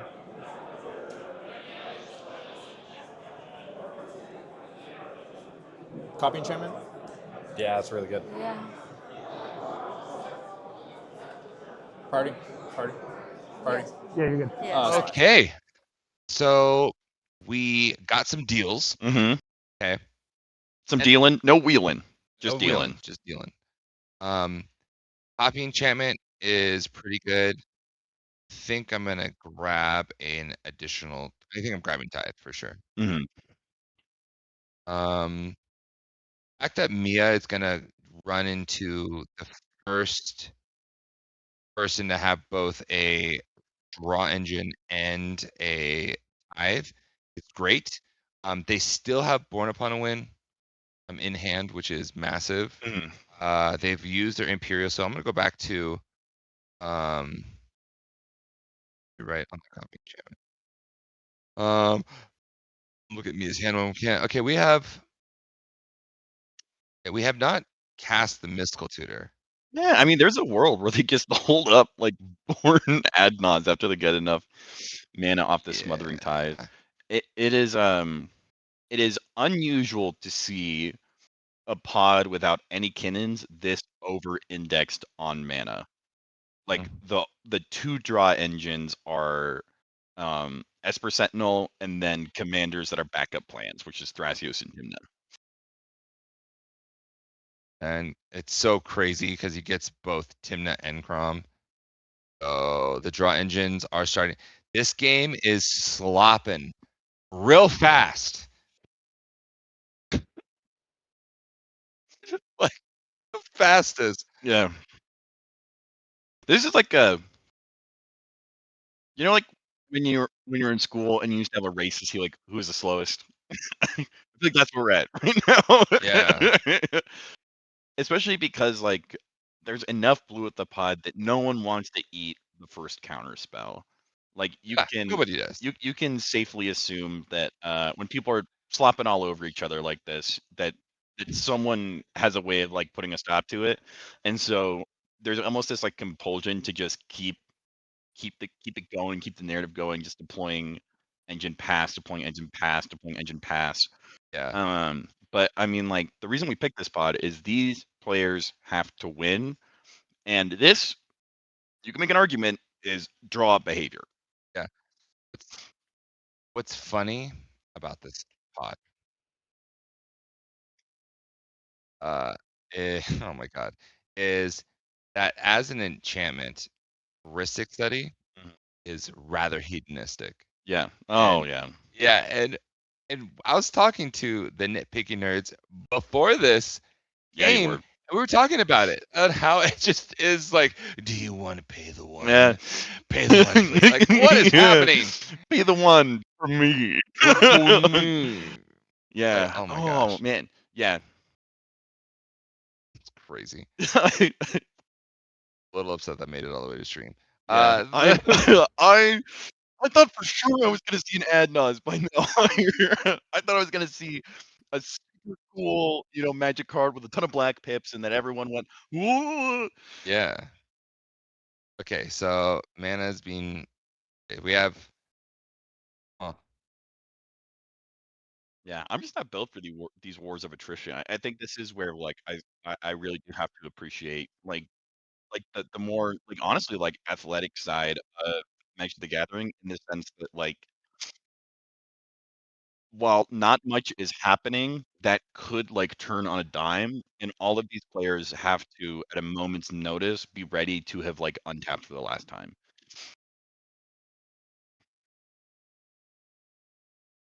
Interesting. Now there's two Espers. Okay, so Espers always the come pod. in twos. Geez. The pod has to be so careful. Yeah. So careful. Everyone gets triggers. And my fear, if I was in this pod, it may not feel like it, but I'd be afraid of Matt Hayes. Yeah. This man is just nonstop with his draws. He's the one that's had the tie the longest. He's able to utilize it to develop both Timna and Crom. And all that's going to happen is that he's going to make more treasures as we get to combat. Yeah. Gosh. And now we're going to see a second Crom. Yeah. Man. Now, if Gavin casts another spell, that would be a second spell for turn, triggering Crom, triggering Tithes. Oh man! Riveting. Oh my gosh! Jeez. There are like more Croms in this pod than I think have been cast for the rest of the tournament combined. By the way, I'm trading Timnus here. Yeah, I would totally do that. I'm trading Timnus. Yeah, no. I'm taking you off a third of your card draw. No, I'm taking you off way more than that because your Timna's dead. You get no Timna triggers in the second main. That's so true. So true, bestie. Especially because you're able to just recast your own Timna. Yeah. I just redeploy the Timna later. Missed opportunity. Give me your spot on the invitational list. I'd do a better job with it. Give me a spot, man. Just give me draws. Just give me a chance, I'll coach. 0, 5, and 0. It's okay.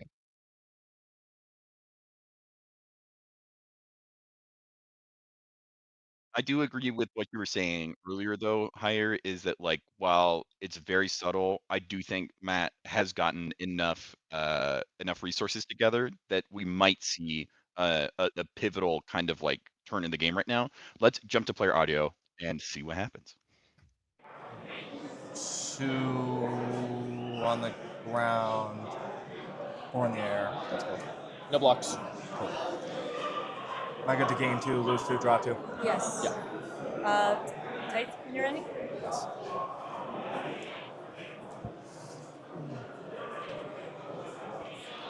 Land. Someone had a draw.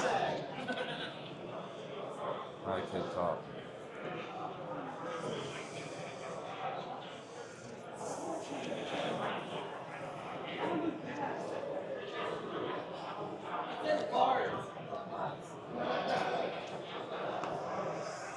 Nothing I can. Oh, just vibing. I know. I have a copy enchantment, and all I can get is another time. I just want cards. What are you thinking about another summoning? I mean, if you resolve fairy, we just explode. Yeah. I don't have fairy. Okay. I don't have fairy. I'm gonna cast it. I have nothing else to do. Esper. Both Espers are good to draw. I'll draw first. So you're good. Turns I is will okay. draw. Is your first spell correct? First spell. Cool. Smythe on both Espers? Yeah, that's Yes. good. So I will take. You'll 1. Yes. There we go. If that's good, I pass the turn. I have End nothing step. else. I'm. We're all past Oh, copy yeah. enchantment. Please mark the copy enchantment. Okay. You have better handwriting. Do you mind? My handwriting's like atrocious. Can I do end step? I don't Yes, know. I'm No. passing if this No is worries. good. I'm going to crack Misty Rainforest. I will go get Thank you. Volcanic. We're bad at this. Sorry, guys. No worries. And I don't know if you guys mind if I shortcut this No, a you're- little, you're- but you're good. Volcanic, I'm going to show you Mystical Tutor and also Search at the same time. If that's okay? There's an Esper. You can have it. I don't have mana. Smythe? I'm not paying. This is after this resolved, right? Yes. So Yeah. Am I good to search? good for me. Thank you. Yeah, I pass on it. Yeah. All right. Silence. I wish I was that good. We're not there just yet. Old strategy con. Silence pass. It was just a check, guys. I promise. I was just curious. Yes. Oh, you're good. Ah. Mana and cards. Pretty good, I hear. I've It's a pretty heard. good spell.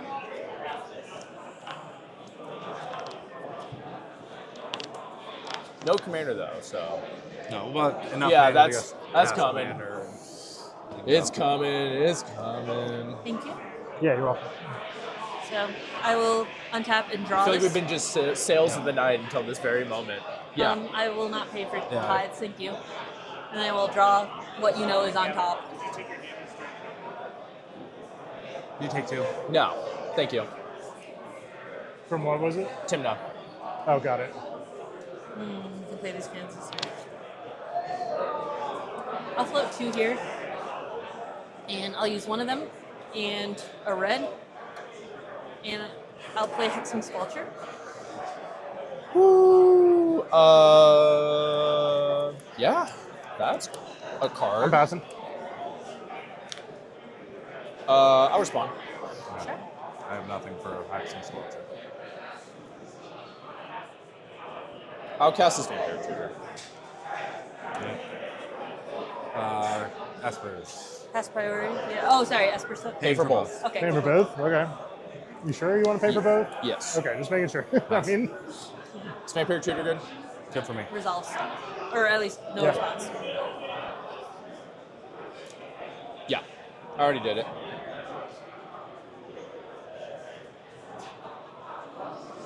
What do I want to do? Okay, 1. are we passing I'm on Squelcher sorry. again? Or? Still deciding. Hold on, yeah. Squelcher's still on the stack. Yep. I'm going to move my stuff back a little. We I'm can, gonna yeah. put this do here. that. I'm gonna get this card. Do you have a draw engine at the moment? Second spell, you'll draw that. Okay. Interesting. I mean, Matt, I know you have something that you might consider casting here. Well, now, like, I don't know what this vamp got. Do you want to share any information about your vamp if he's willing to do something in response to the Squelcher? I mean, Mini? Maybe.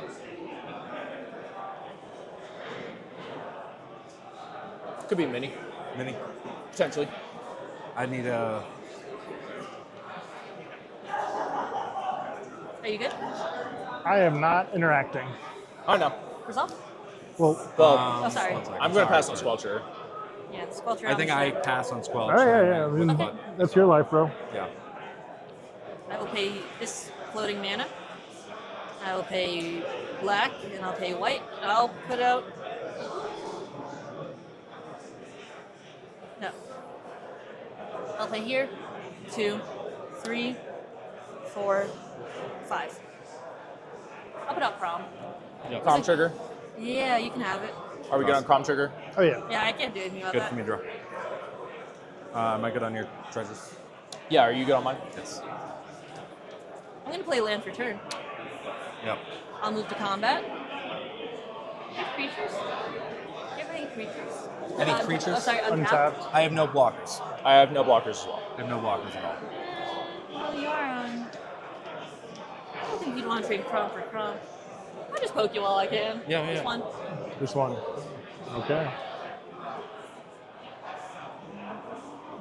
And I'll pay 1. And I'll play Darcy. Pass. Pass on Darcy. And then I'll pass for turn. In your passing turn? Yes.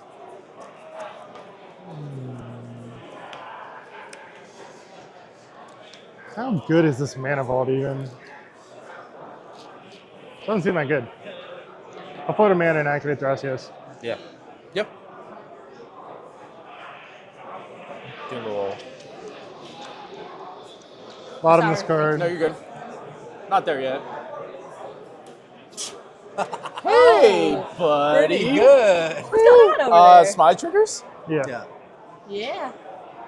Triggers are good. Well then. Well, hello there. Interesting. There's only 3 Chroms in play. All Yeah, right, yeah. good done, Tap. Join the club. Pass. Red alert? Yep. Something tells me this spell is never getting cast. Y'all are good. Thank you. I'll play Command Tower.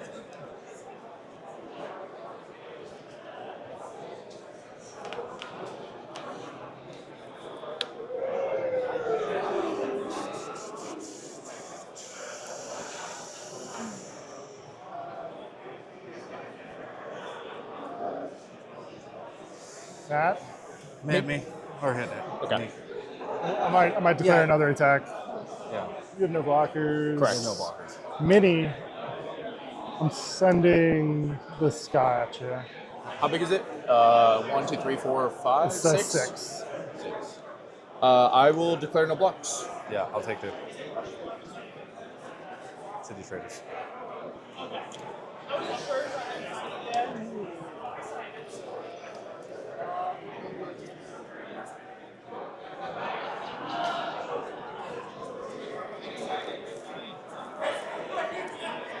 I feel.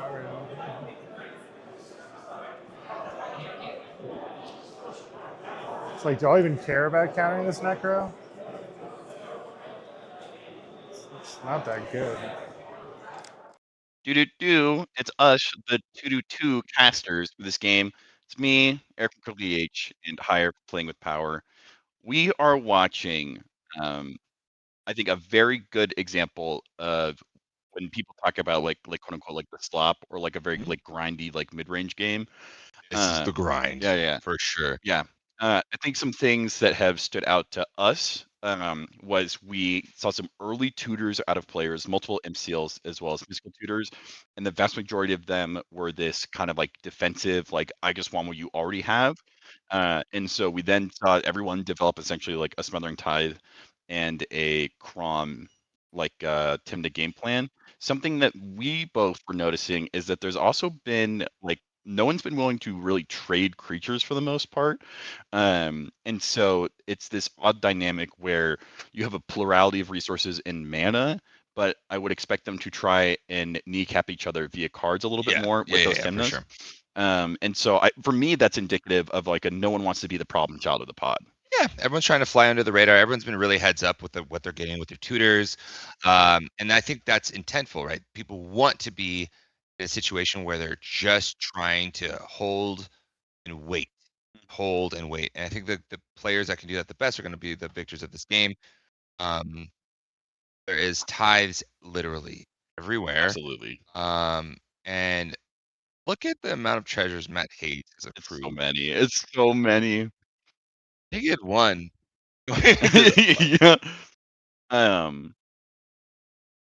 Games like this start to warp the way that we traditionally evaluate cards. Going into this pod, I was expecting like the real game changers, the real show me your hand, or else I'm not countering this to be like a Necroponce or an Adonais. But we are slowly arriving at the point where like cards like Fairy Mastermind are what's going to be what really puts fire under these players. Yeah. Everyone's playing real slow, Mm-hmm. careful.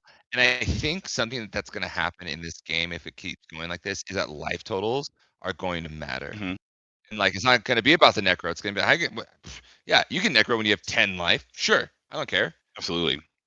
So, let's see.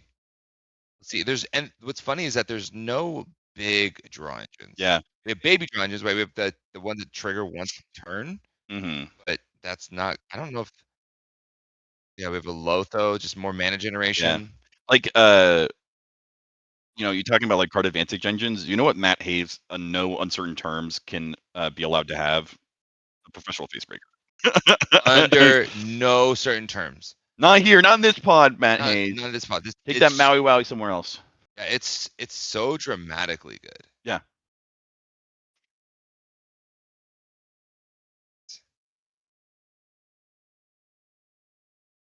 As is tradition, when Matt untaps, We go to player audio. We tune in. Yeah, for sure.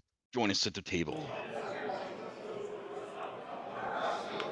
Mia, are you going to trade by Yes. swing 4? I will trade crumbs. I'm sorry, brother. It's all good. Took me to game 2, lose 2, draw 2. Yeah. And then Smythe. You guys are good Yep, on draws. Or on your things. That's fine. So silly. No card draw on the board. And that's all up to you with Crom. Yeah.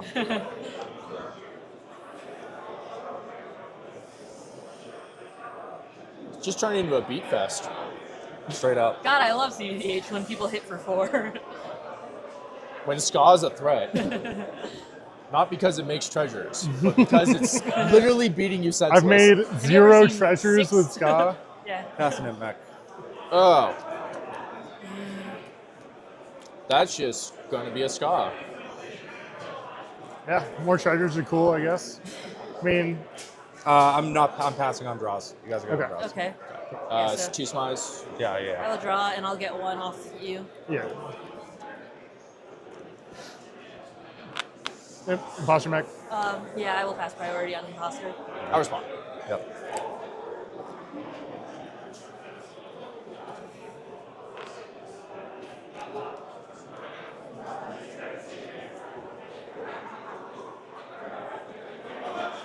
Overload Rift. Interesting. Esper's Pay. My Esper Sentinel. Do you have a response? No. I'll Pass. respond. I'll pay 2 mana, and I will Born Upon a Wind. Ah, checks out. There you go. Please. Good. Born's on the stack. Yeah. Okay, Esper trigger. sorry. Draw trigger. Yeah, you can have draw Esper trigger. I'll get trigger. resolve. Can I Yeah. have Smothering Tides trigger? Okay. Hold on. Am I good to draw? I'm passing on your draw. I'm passing on Okay. draws. Yeah, I'll draw. I'm not paying. Thank And you. then Y'all are good. Smythe, yeah. Yeah. I mean, I'm passing on board. Well, whose turn is it? It's your turn? And my No, turn. It's your turn. his. He's You active. passing on board? I'm max player. Yeah. You're I'm passing on your passing. own board, I'm assuming. Yeah. I'll pass. I can back you up. I know what you have. Okay. What do you have? Oh, sorry. I have a Darcy trigger. Sure. The issue is that I'm getting Yeah. blown out. Yeah, but you get a recaster. Sure. Okay. Like, I feel like you're not I'll the keep that on biggest top. Yeah. loss in this. Okay. Did you keep it on top? Yeah. Cool. So, Darcy Trigger, we're back on Born. Yes. Party's back on you. I'm passing. I'm going to pass. Hold on. Wait. He gets priority first. Yeah. I have priority first. Sure. Okay. So, So we had, none of us have passed? Yeah. none of you guys. All right. passed.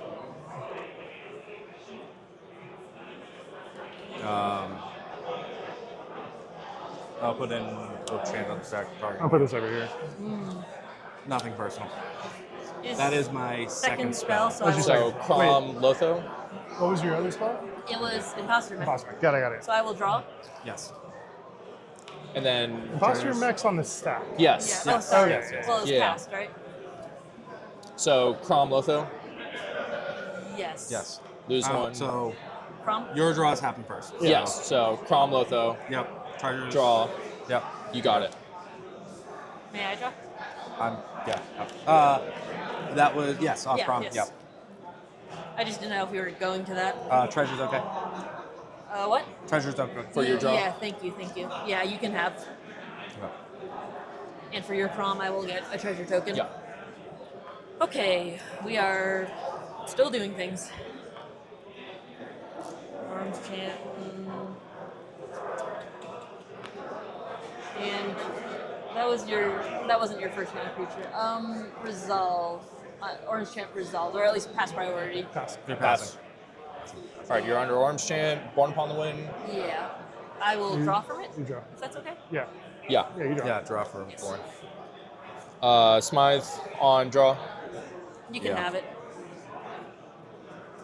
And then back on Cyclonic Rift. Just float all your mana. Win the game. I mean, this is bad for all of us. This is right? bad. Like, This is come bad. on. He's not wrong though that I do get to just float all of this mana and recast all of my things. I'm gonna float all my mana. Okay, so 33 mana.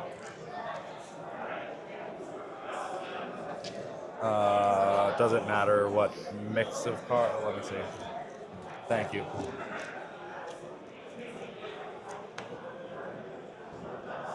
I guess I'll not even do all of it. I'll just do like just in case someone else counters it.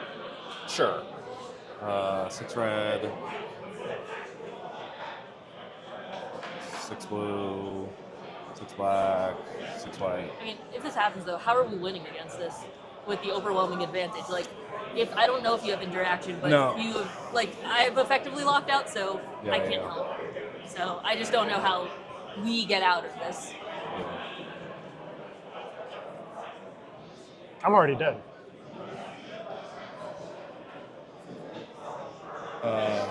Yeah.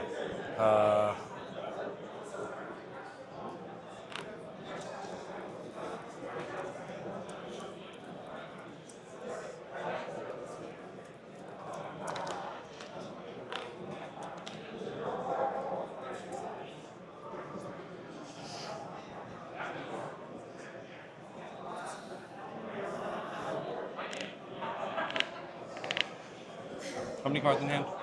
7. Like, I don't know if you have interaction or not, but I feel like not interacting with Cygrus means that he just wins. I mean, he has You're not wrong. 16, 20, 22-ish mana, and way more permanents than all of us who have to rebuild. You were not the primary target of this cyclone. Yeah, of course. They're just like. I mean, I just don't want you to have a scar. Like that's primary really. target I mean, if victory. it affects you just as much, you know? Yeah. I think, yeah. I have to pass. I'm gonna track more treasures. Yep. Okay. More. 6 more blue. Sounds good. Rift. I'm passing on Rift. I mean, I'm Gorm's chanted out. Ah, pretty good. Well, there goes all my I need this.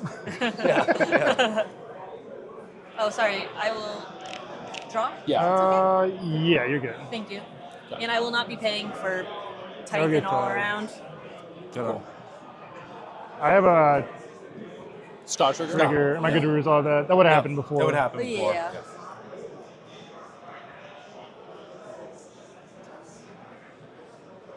Dispel. Loth the trigger. I also have a Crom trigger. Yeah. Yeah, You have it's a Crom trigger as well. Okay, Yep. thank you. I will Treasure's not, okay. I will not pay. And then I assume you will also not pay. Do we have more die? Oh no, you could pay. Here. I mean, maybe. I'm gonna give you your treasure. You're good. What'd you say? You're good to have Thank you. treasure. You can draw. Okay. And then my Lotho trigger. Yeah. Yeah, no response. I will activate Thrasios, assuming you're passing. Pass.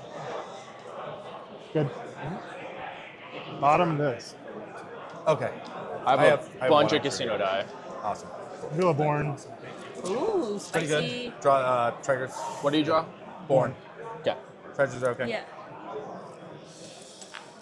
Yeah, sorry. Was that your second spell? I've only played one. I will start Oh, using okay. my. Yeah. Oh, you revealed one. Yeah.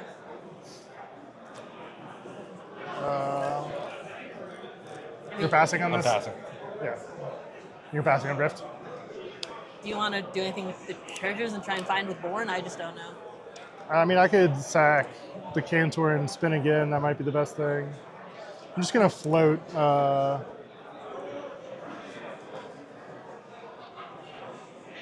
float 2 blue and a red.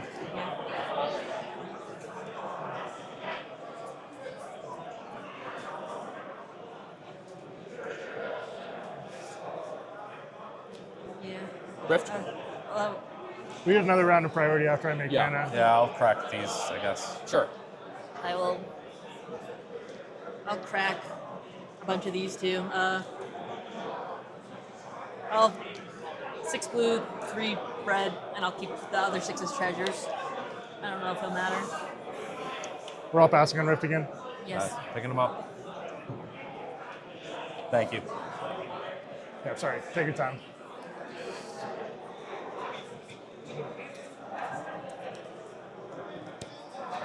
Back on Soren. Thank you. Back on Imposter Mech. I'm not responding. Yeah. The mech's good. Lotho. I don't think I can afford the life. That's fair. Cool. Where'd he go? Where'd he go? Where'd he go?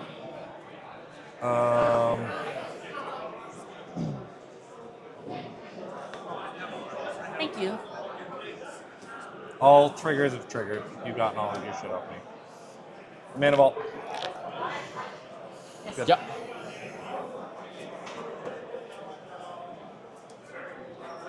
Tide. Oh, thank you. That's okay. Thank you. That's good. Oh, thank you. Yeah, I'm thinking. Sorry. Yes. Yeah, go ahead.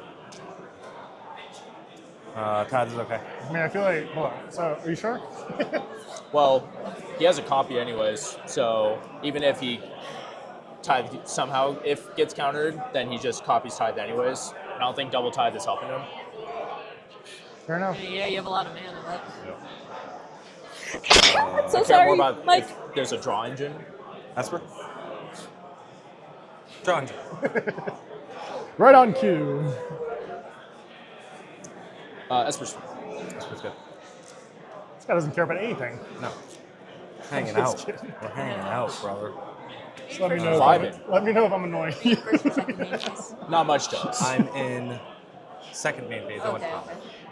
Sorry, it's been a long It- day. yes, it has.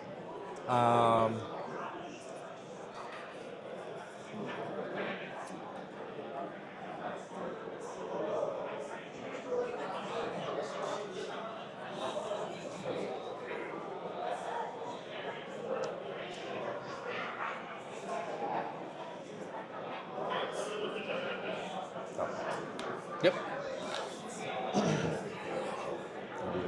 Yep.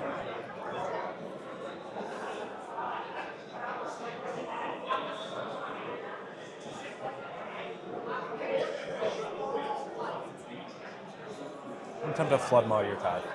My what? Tide.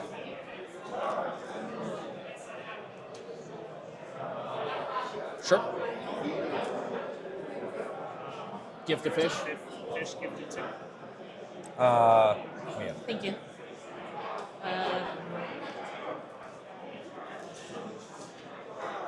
This is a card you surveil to the top, right? That's why it's kind of offset. Or you drew the card from Born. Is this just part of your deck? I have drawn the card from Born. Okay. That was just being a little weird. All Sorry. right, yeah, no worries. Thank you. I do not seem to have a perfect fish. That's okay. I don't have a marker, so. Thank you. Fish. I'm much too tired to be messing around with art right now. Custom. Yep.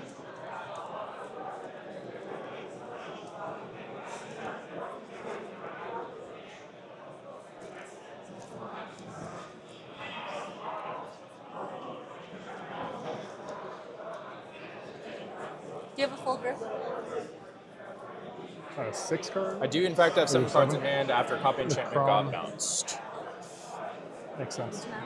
How's the Taint effect?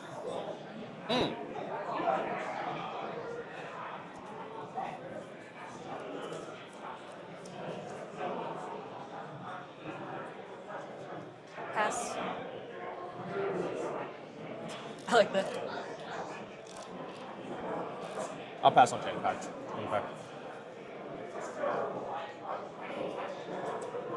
Okay. Hey, bud.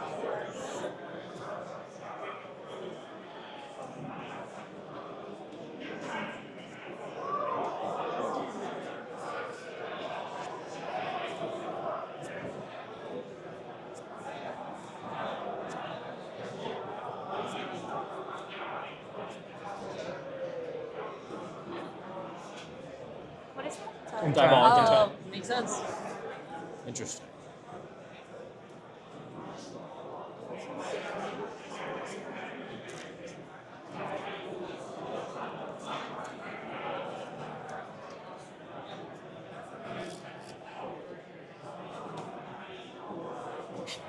Yep. The follow up of the Sentry. Gotta fuel that intent somehow.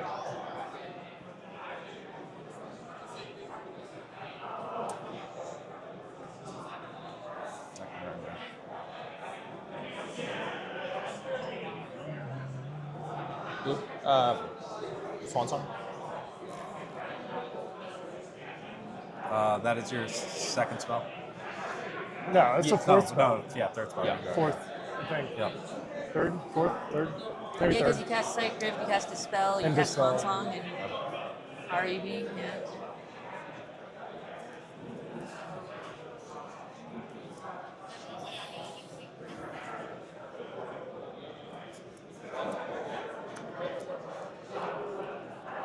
Yep. 10. 1 second. Mind if I see what you're working with? Not much.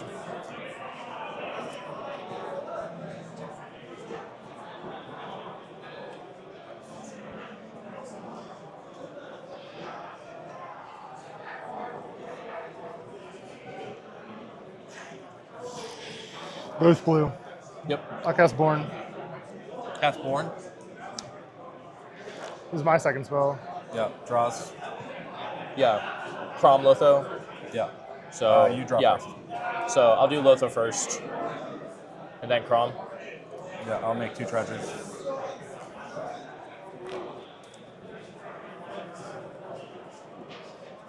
I get to draw.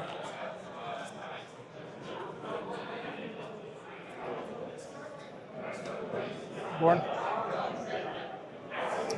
I'm Orange Chanted Yeah, out. Draw a card. Treasures.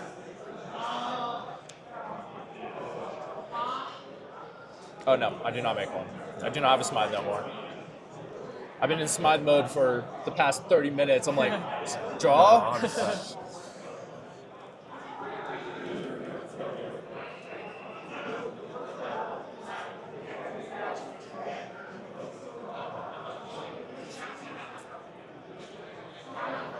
I'll cast a Rite of Flame. Pass on Red Flame. Pass. No one has one in the graveyard, right? 0. I don't think so.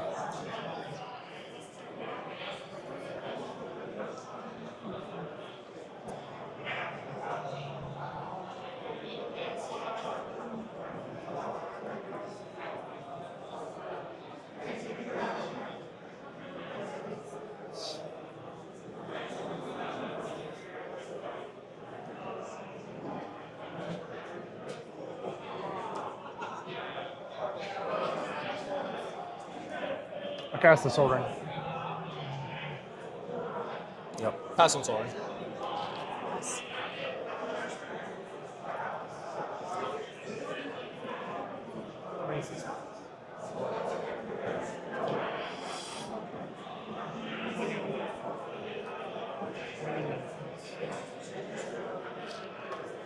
Cast a Cantor.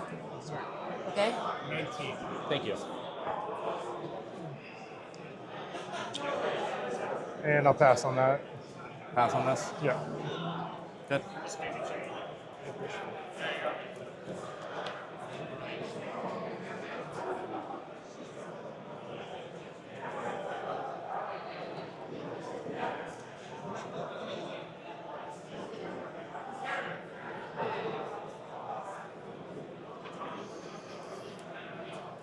I'm at the point where I'm just organizing the board state. Oh,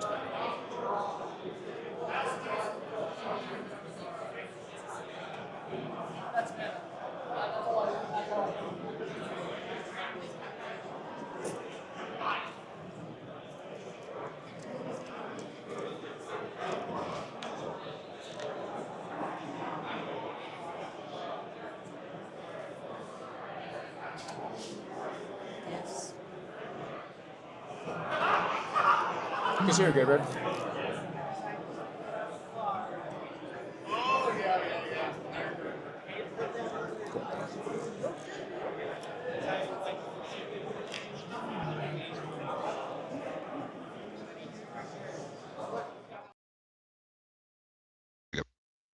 So jumping in while Matt is resolving their gifts ungiven pile. Something we were talking about earlier is that we were expecting this turn, either this turn or Matt's turn previously, to be kind of like the nexus where like a lot of game actions took place. And from the Psych Rip to the Born Upon a Wind to the Orange Chant, we've seen a lot of very big spells come out. Gifts Ungiven, in my experience, is usually seen either at the top of the stack when someone is trying to dig for interaction. So they'll say, I'll just get 4 counterspells, give me 2. Or it's at the bottom of the stack in a situation like this, where a player is in the home stretch. Matt is in a dominant position, but seat 1 has resolved Born Upon a Wind.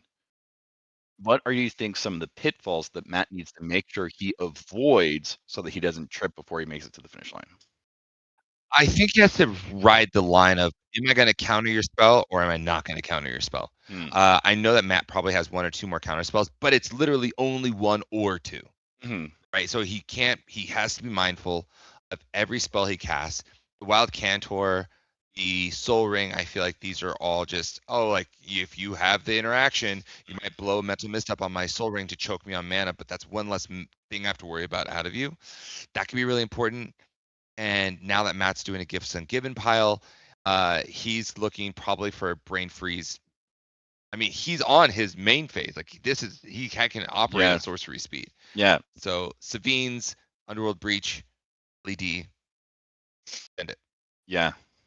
No, I definitely agree with you. I'm very impressed by Matt's judicious use of his counter spells. We know from the analysts that they're still sitting on some interaction in addition to a Firestorm. And oftentimes when it comes to faster decks, like Thrasios Vial or Rao or these other lists that can kind of win out of nowhere, you do really want to attack their rituals and their sources of mana. But Matt is in a position where they've waited this long. There's no need to rush now. Yeah, this is be deterministic from here if he does, like we were talking about having to do a line with Fairy Mastermind. Fairy Mastermind still might come up. But as of right now, the idea of just doing a Brain Freeze, get all your stuff, do a Thassa's Oracle, call it a day. That's a lot of way to win. Yeah. Are you guys okay if I win? Okay if I just win on the stack. Yeah.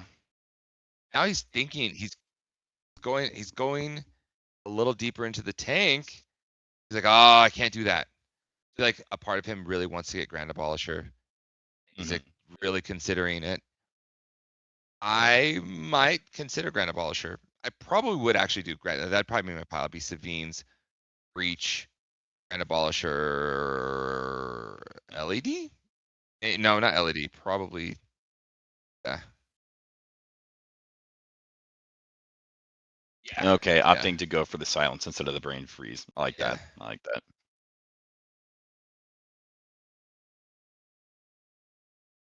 Does not matter. You can give him Savine's Breach, but then the GA's in Graveyard, then Savine still gets it. So he goes for Breach first. If Breach gets nuked, then he Savine's it. Then he Savine's it again. Yeah. If like I'm this is they have to have 3 counter spells here. If I am Matt Hayes here, I am ecstatic over the fact that seat 1 and seat 2 are showing each other 0 cards. There is no you first. There's no. I don't think like bluffing. Like it's like I have nothing. They're like maybe he doesn't know the line. Yeah. Let's move to Matt and see if he thinks he's as close to putting a bow on it as we think they are. Yeah. Legit. I have to do my thing, yeah. It's our only option, right? We do the. Do this. Huh? Does that do anything? Yeah. It's kind of like a damned if you do, damned if you don't, but like I feel like the first option is a little stronger. I'll pay 2 life and Noxious the Breach. Oh, wow.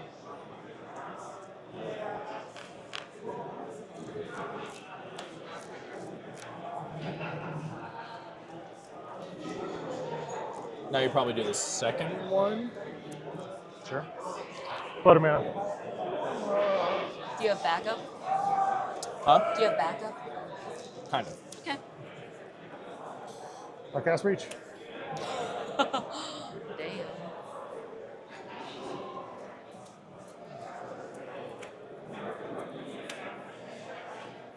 Breach is good? No. So right now it's GA silent or GA noxious silence breach. Correct. Yep. Cool. Breach resolves. And I'll pass on the silence. I'll respond. Yep.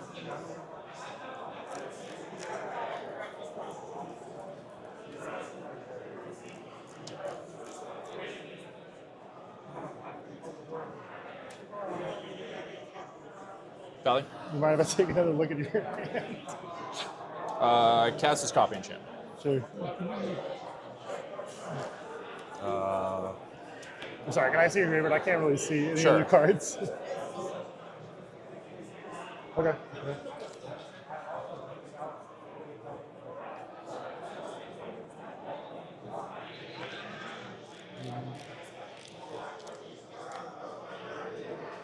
This is on style.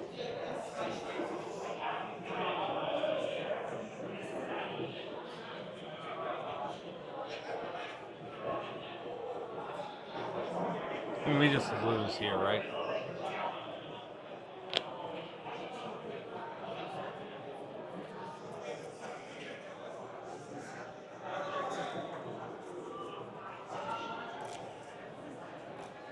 Right? You're just dead. I mean, I don't know what you got. Huh? You have nothing? I don't know. Yeah. Man, you gonna end us? Do we die? I don't know if we die, right? We got overloaded rifted again, I think. I don't know. Or we die. He just has it in hand. You looked at his hand. I didn't see it. I don't think we die. Huh? We don't die. You mind if I see your hand again? You do mind? I mean, it's pretty. Yeah, right. It's pretty trivial.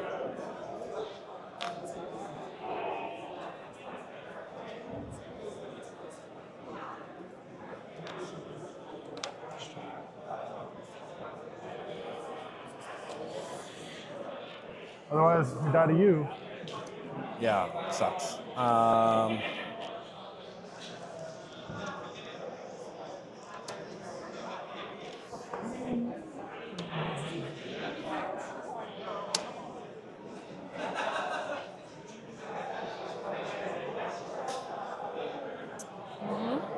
This card.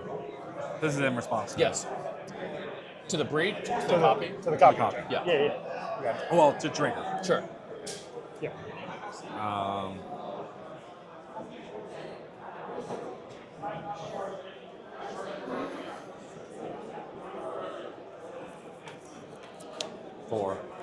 Four targets. Are you replacing Crom? No, Karma's going to bed. 1, 2, 3, 4. 1, 2, 3, 4. Those are your targets. Mind if I look at what you discarded? Yeah, Crom, Arcane Signet, Soul Ring, Scheming. 4. 4, 4.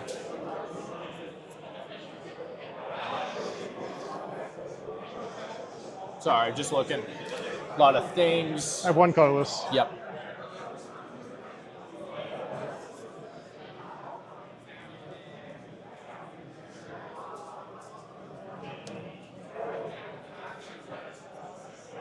I don't know why.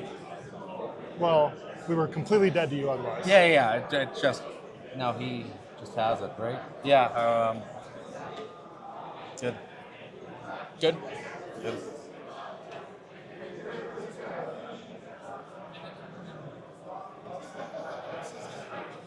Firestorm.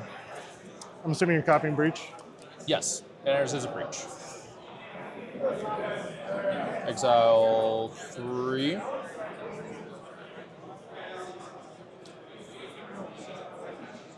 Cast Dispel target Firestorm.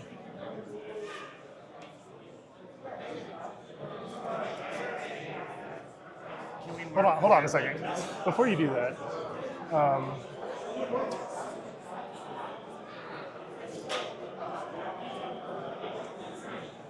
Yes, yeah. Isn't it? I don't know. I mean, do you have enough cards to also counter this or something? Yeah, Lotus Petal. Wait, what? Do you have enough cards to also counter this? I don't think it matters. Okay. He has 2 cards in here. Unless it's like the nuts and. Yeah, pass.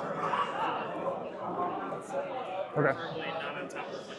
Yeah, sorry. Wrong card. I saw blue. Yes. Yeah, doing You did exile yeah, the thing. yeah. Doing the thing I did. Doing the thing. Yeah, you're good. I'm sorry. Yep. Kills. Yeah. Pass. Valley triggered. Yep. Yes. Copy enchantment. It's going to enter as Smythe. Yep. And then crack Lotus Petal. Yeah. And then 6. Yeah. Exile Overload Rift.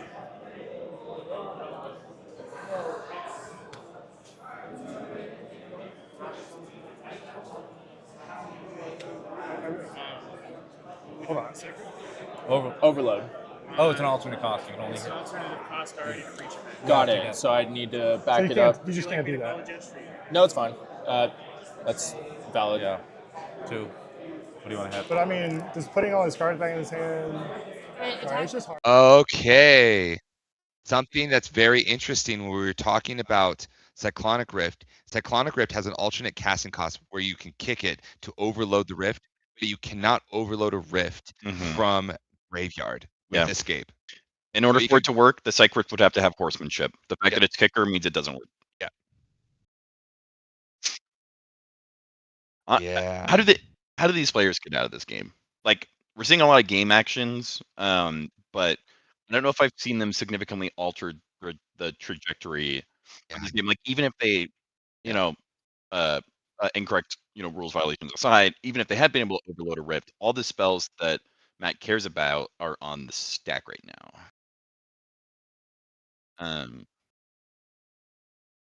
I mean, Matt unfortunately is in a terrible spot where the Underworld Breach is in his graveyard, and he can't get it out in time for the Noxious. Do we know if Matt's gone to combat yet? Yes. They have? Okay. Second main. Okay. 'Cause that would be like the one line, depending on what cards they still have in hand. Like, they could recast Crom and Timna and swing, but that also means they'd have to lose their mana. Yeah. This is a difficult time. Oh, hang on. We're just hearing from the analyst list. Matt, one of the cards that Matt has left is a SWAT. Is a SWAT? Oh okay. my gosh. Just kidding. They're hosed. Start. Wait, there's a SWAT? He let it resolve. The Noxious Revival? Let the Noxious Revival resolve. I think he's just holding to hold. I think he still sees a line. Come on, show us what you see, Matt. Mirror me! Oh my God. Let's go, Matt! Let's go! Oh my God! 4 Smothering Ties wasn't enough. Oh Time my to have God! 4 Underworld Yes, Breaches. let's go. Okay, all right, hold on. What that is amazing from the top rope. Yeah. Matt Hayes there's coming in the hand. with a winning in. Let's go. Round of applause. Bravo, Round of applause. bravo, Matt. Bravo. Bravo. Bravo. Fantastic That's play. so good. That's so Absolutely good. incredible. Wow.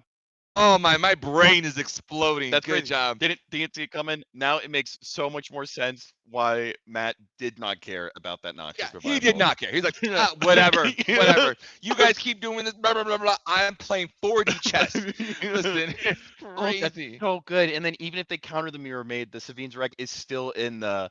Oh man, it was never in doubt. It was never over because So the count of the Mirror Maid, that's great. Yeah. Savines, all right. You have another thing, SWAT. Like it does not matter. Yeah. That's wild. Like you can tell that like Matt Hayes is a dad because he's super cool letting the kids wear themselves out because he knows they're gonna run out of energy long before he runs out of mana. Yeah, long before he runs out of mana. Yeah, absolutely heads up play. Man, Good job, Matt. So good. That's Yeah, so cool. What a way to end Wow. day 1 of the Siege. Mhm. Oh my God. Shout out again to Level 7. Oh, yeah. What an incredible event. Incredible environment, atmosphere. Mhm. Shout out to all of our sponsors. Oh, yeah. Shout out obviously to our crew, MTG Basics. Oh, yeah. Raul, you're the best. Oh my God, best in the game. We love you. We love you. The forehead kisses. Yeah, that one. All the forehead kisses you can get. Gotcha, buddy. But this has been an amazing day.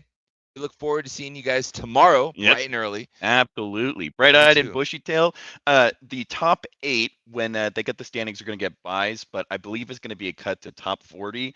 And if you guys have never seen a cut to top 40, it is brutal. It is cutthroat. It is a must-watch event. Yeah. I believe they also have a redemption event going. So between rounds, we're definitely going to be keeping up on some of the local favorites as well as all the people who've traveled here. But just like you said, thank you so much for everyone who's helped make this stream happen, including you guys for watching. Thank you to our sponsors as well. Aura, immaculate, vibes, incredible, games, must watch. So glad we got to be here. What a bombastic finish to what was slow at moments, but I think Matt Hayes just showing us that he has really earned his spot as one of the best Blue Farm players that our format has to offer. So, hats off to you. Any closing words? Great day. Can't wait to see you guys tomorrow. Can't wait to see you guys tomorrow. Peace.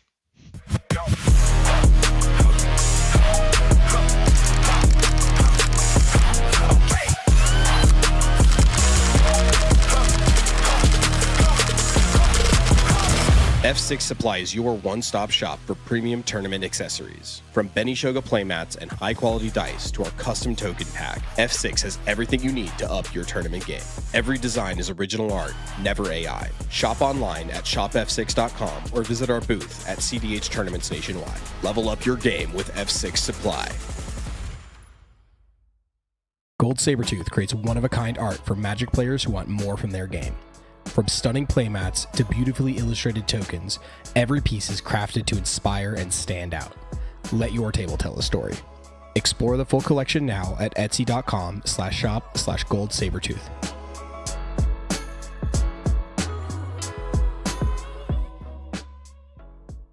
Are you tired of having limited options and questionable quality when sleeving up your best decks? Worry not. Tame Dog sleeves are designed right here in Colorado, USA. Made by players, for players. They shuffle smoother and fit better than anything else on the market. A portion of each sale goes towards helping animals in need. And for this weekend only, use the limited time code provided by MTG Basics, Siege15, to save 15% on your entire order. Check them out at tamedog.store. Code expires at midnight, June 14th.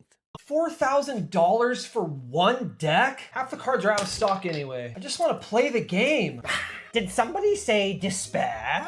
Wait, what? Who are you? I am Aquarion, wizard of many things. Bro, are you drinking right now? It's a gilded goblet. Pay attention. Okay. You seek a deck? I bring tidings of a deal. GildedGoblets.com. Buy 3 decks, and the 4th one is free. Wait, a completely free CEDH deck? Ready to play and ship to your hovel, but only during this tournament. So you're telling me I need to order them this weekend? The magic expires when the tournament does, child. Thanks, Aquarion. This is the best thing a wizard has ever done for me. I know. Tell your pod. Buy 3 decks and get the 4th one for free at GildedGoblets.com. Use the code FREEDECK at checkout, but you better hurry. Only for this tournament. The Beatdown, presented by Deadbeat Scott, an $8,000 CDH tournament in Austin, Texas, at the Mage's Sanctum. First place takes home a Mox Jet plus a custom altar of their winning commander. Mox Diamond, Wheel of Fortune, and Scrubland round out the top 4, and First in Swiss earns a guaranteed volcanic island on top of any other prizes. Tons of giveaways between rounds. $20 off if you're registered for Breach the Bay. Sign up early on Top Deck and save. The Beatdown. Don't miss it.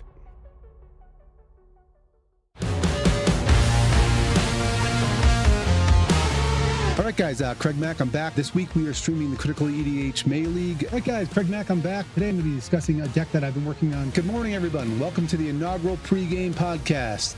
WizKid Games brings you competitive EDH every weekday on all platforms. Run by former MTG pro Craig Mack and featuring off-meta deck text by 2D, live games on Fridays, and the pregame podcast every Monday.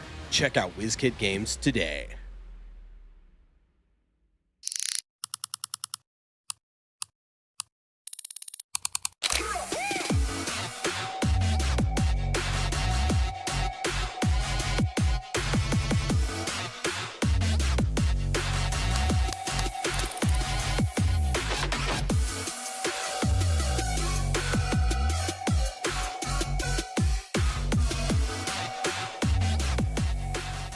Hey, this is Freedom Waffle, and I want to show you a tool I personally use for practicing and coaching CEDH. Eldrazi.dev is a CEDH gold fishing tool where you can randomize your opponents, practice tournament mulligans, and play out your hands.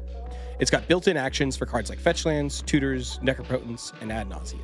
You can easily track floating mana by adjusting with hotkeys to make playing out complex lines much easier. There's even community-made puzzles to sharpen your game knowledge. Check it out at mulligan.eldrazi.dev.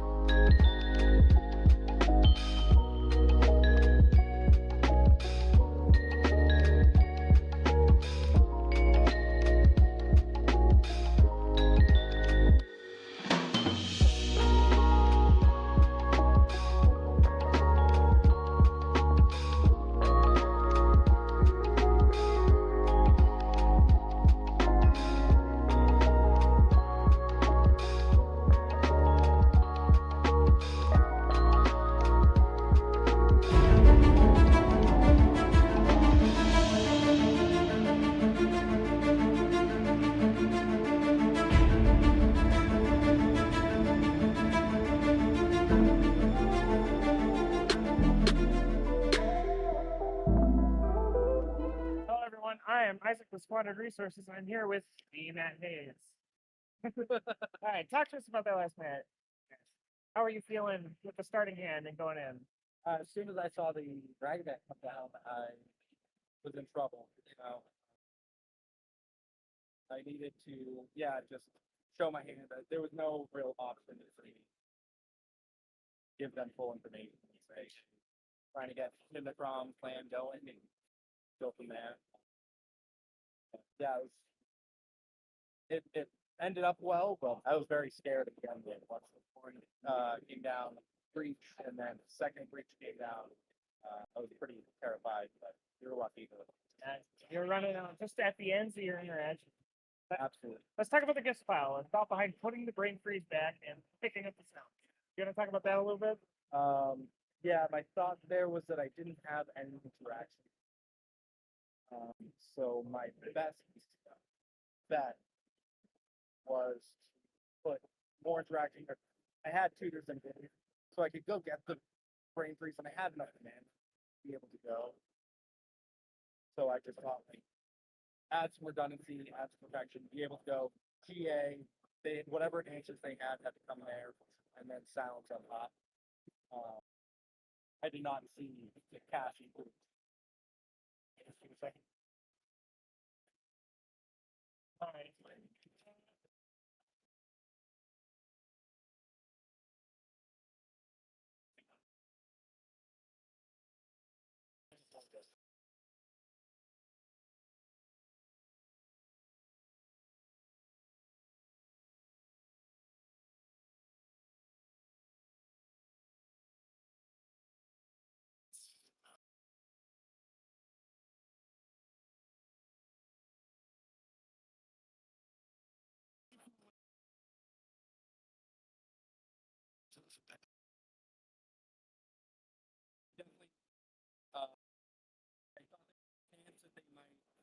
based on the way that the two players were interacting, it didn't seem like there was a win there.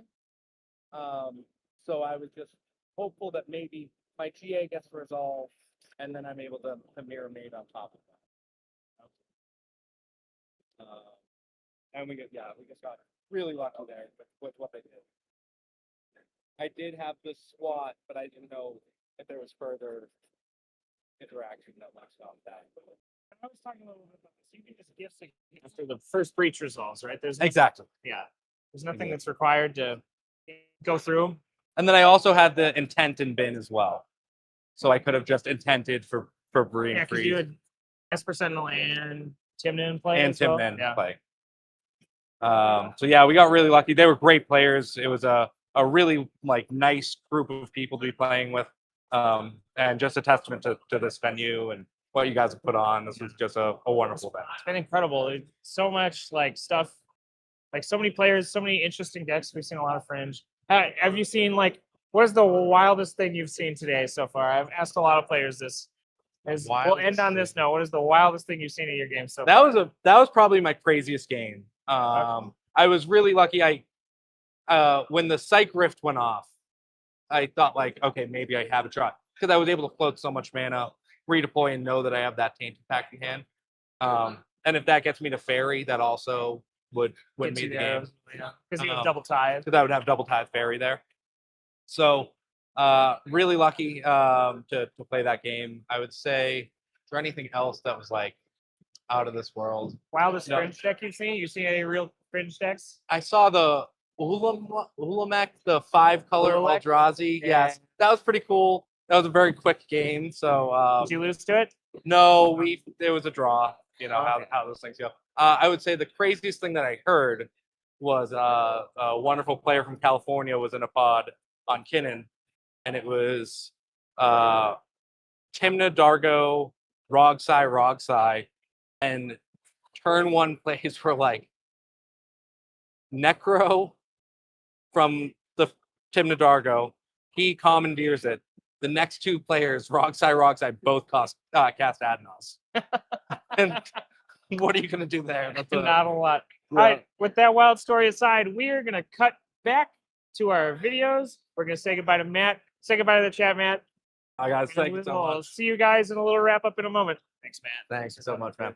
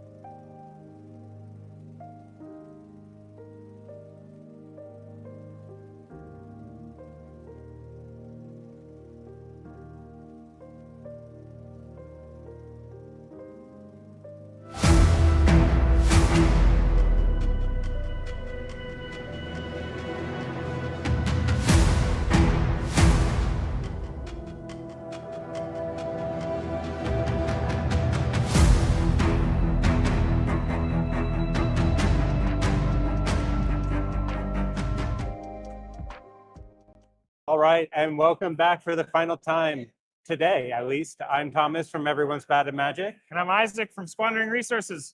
And we were actually given a little piece of candy for us to open ourselves. So we're going to absolutely take advantage of that. We're gonna do this quick. Yeah. All right. What I do got you one as want? well. Huh? What do you want to get out of this? I have no clue. I haven't even looked at spoilers for this set. Okay. The only cards I've seen are what people have told me. I want to either get that Curiosity Commander or Molecule Man. All right. I want to build either one. So, Go, Pack you Battle? go first. Whole thing. Okay. Yep. Ripping land. Trash.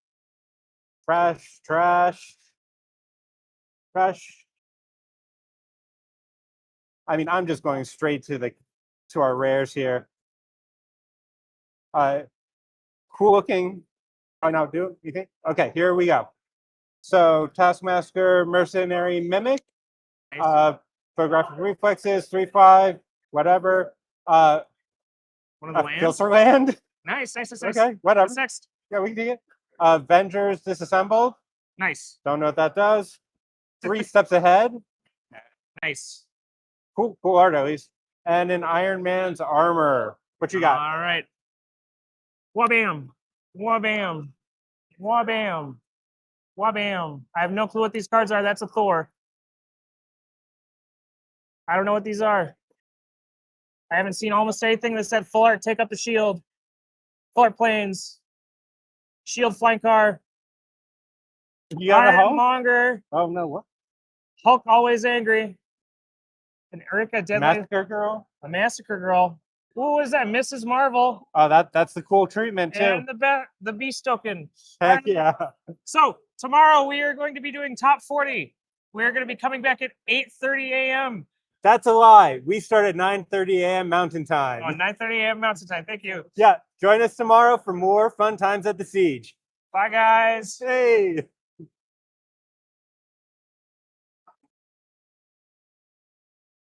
Oh wow, we might have been.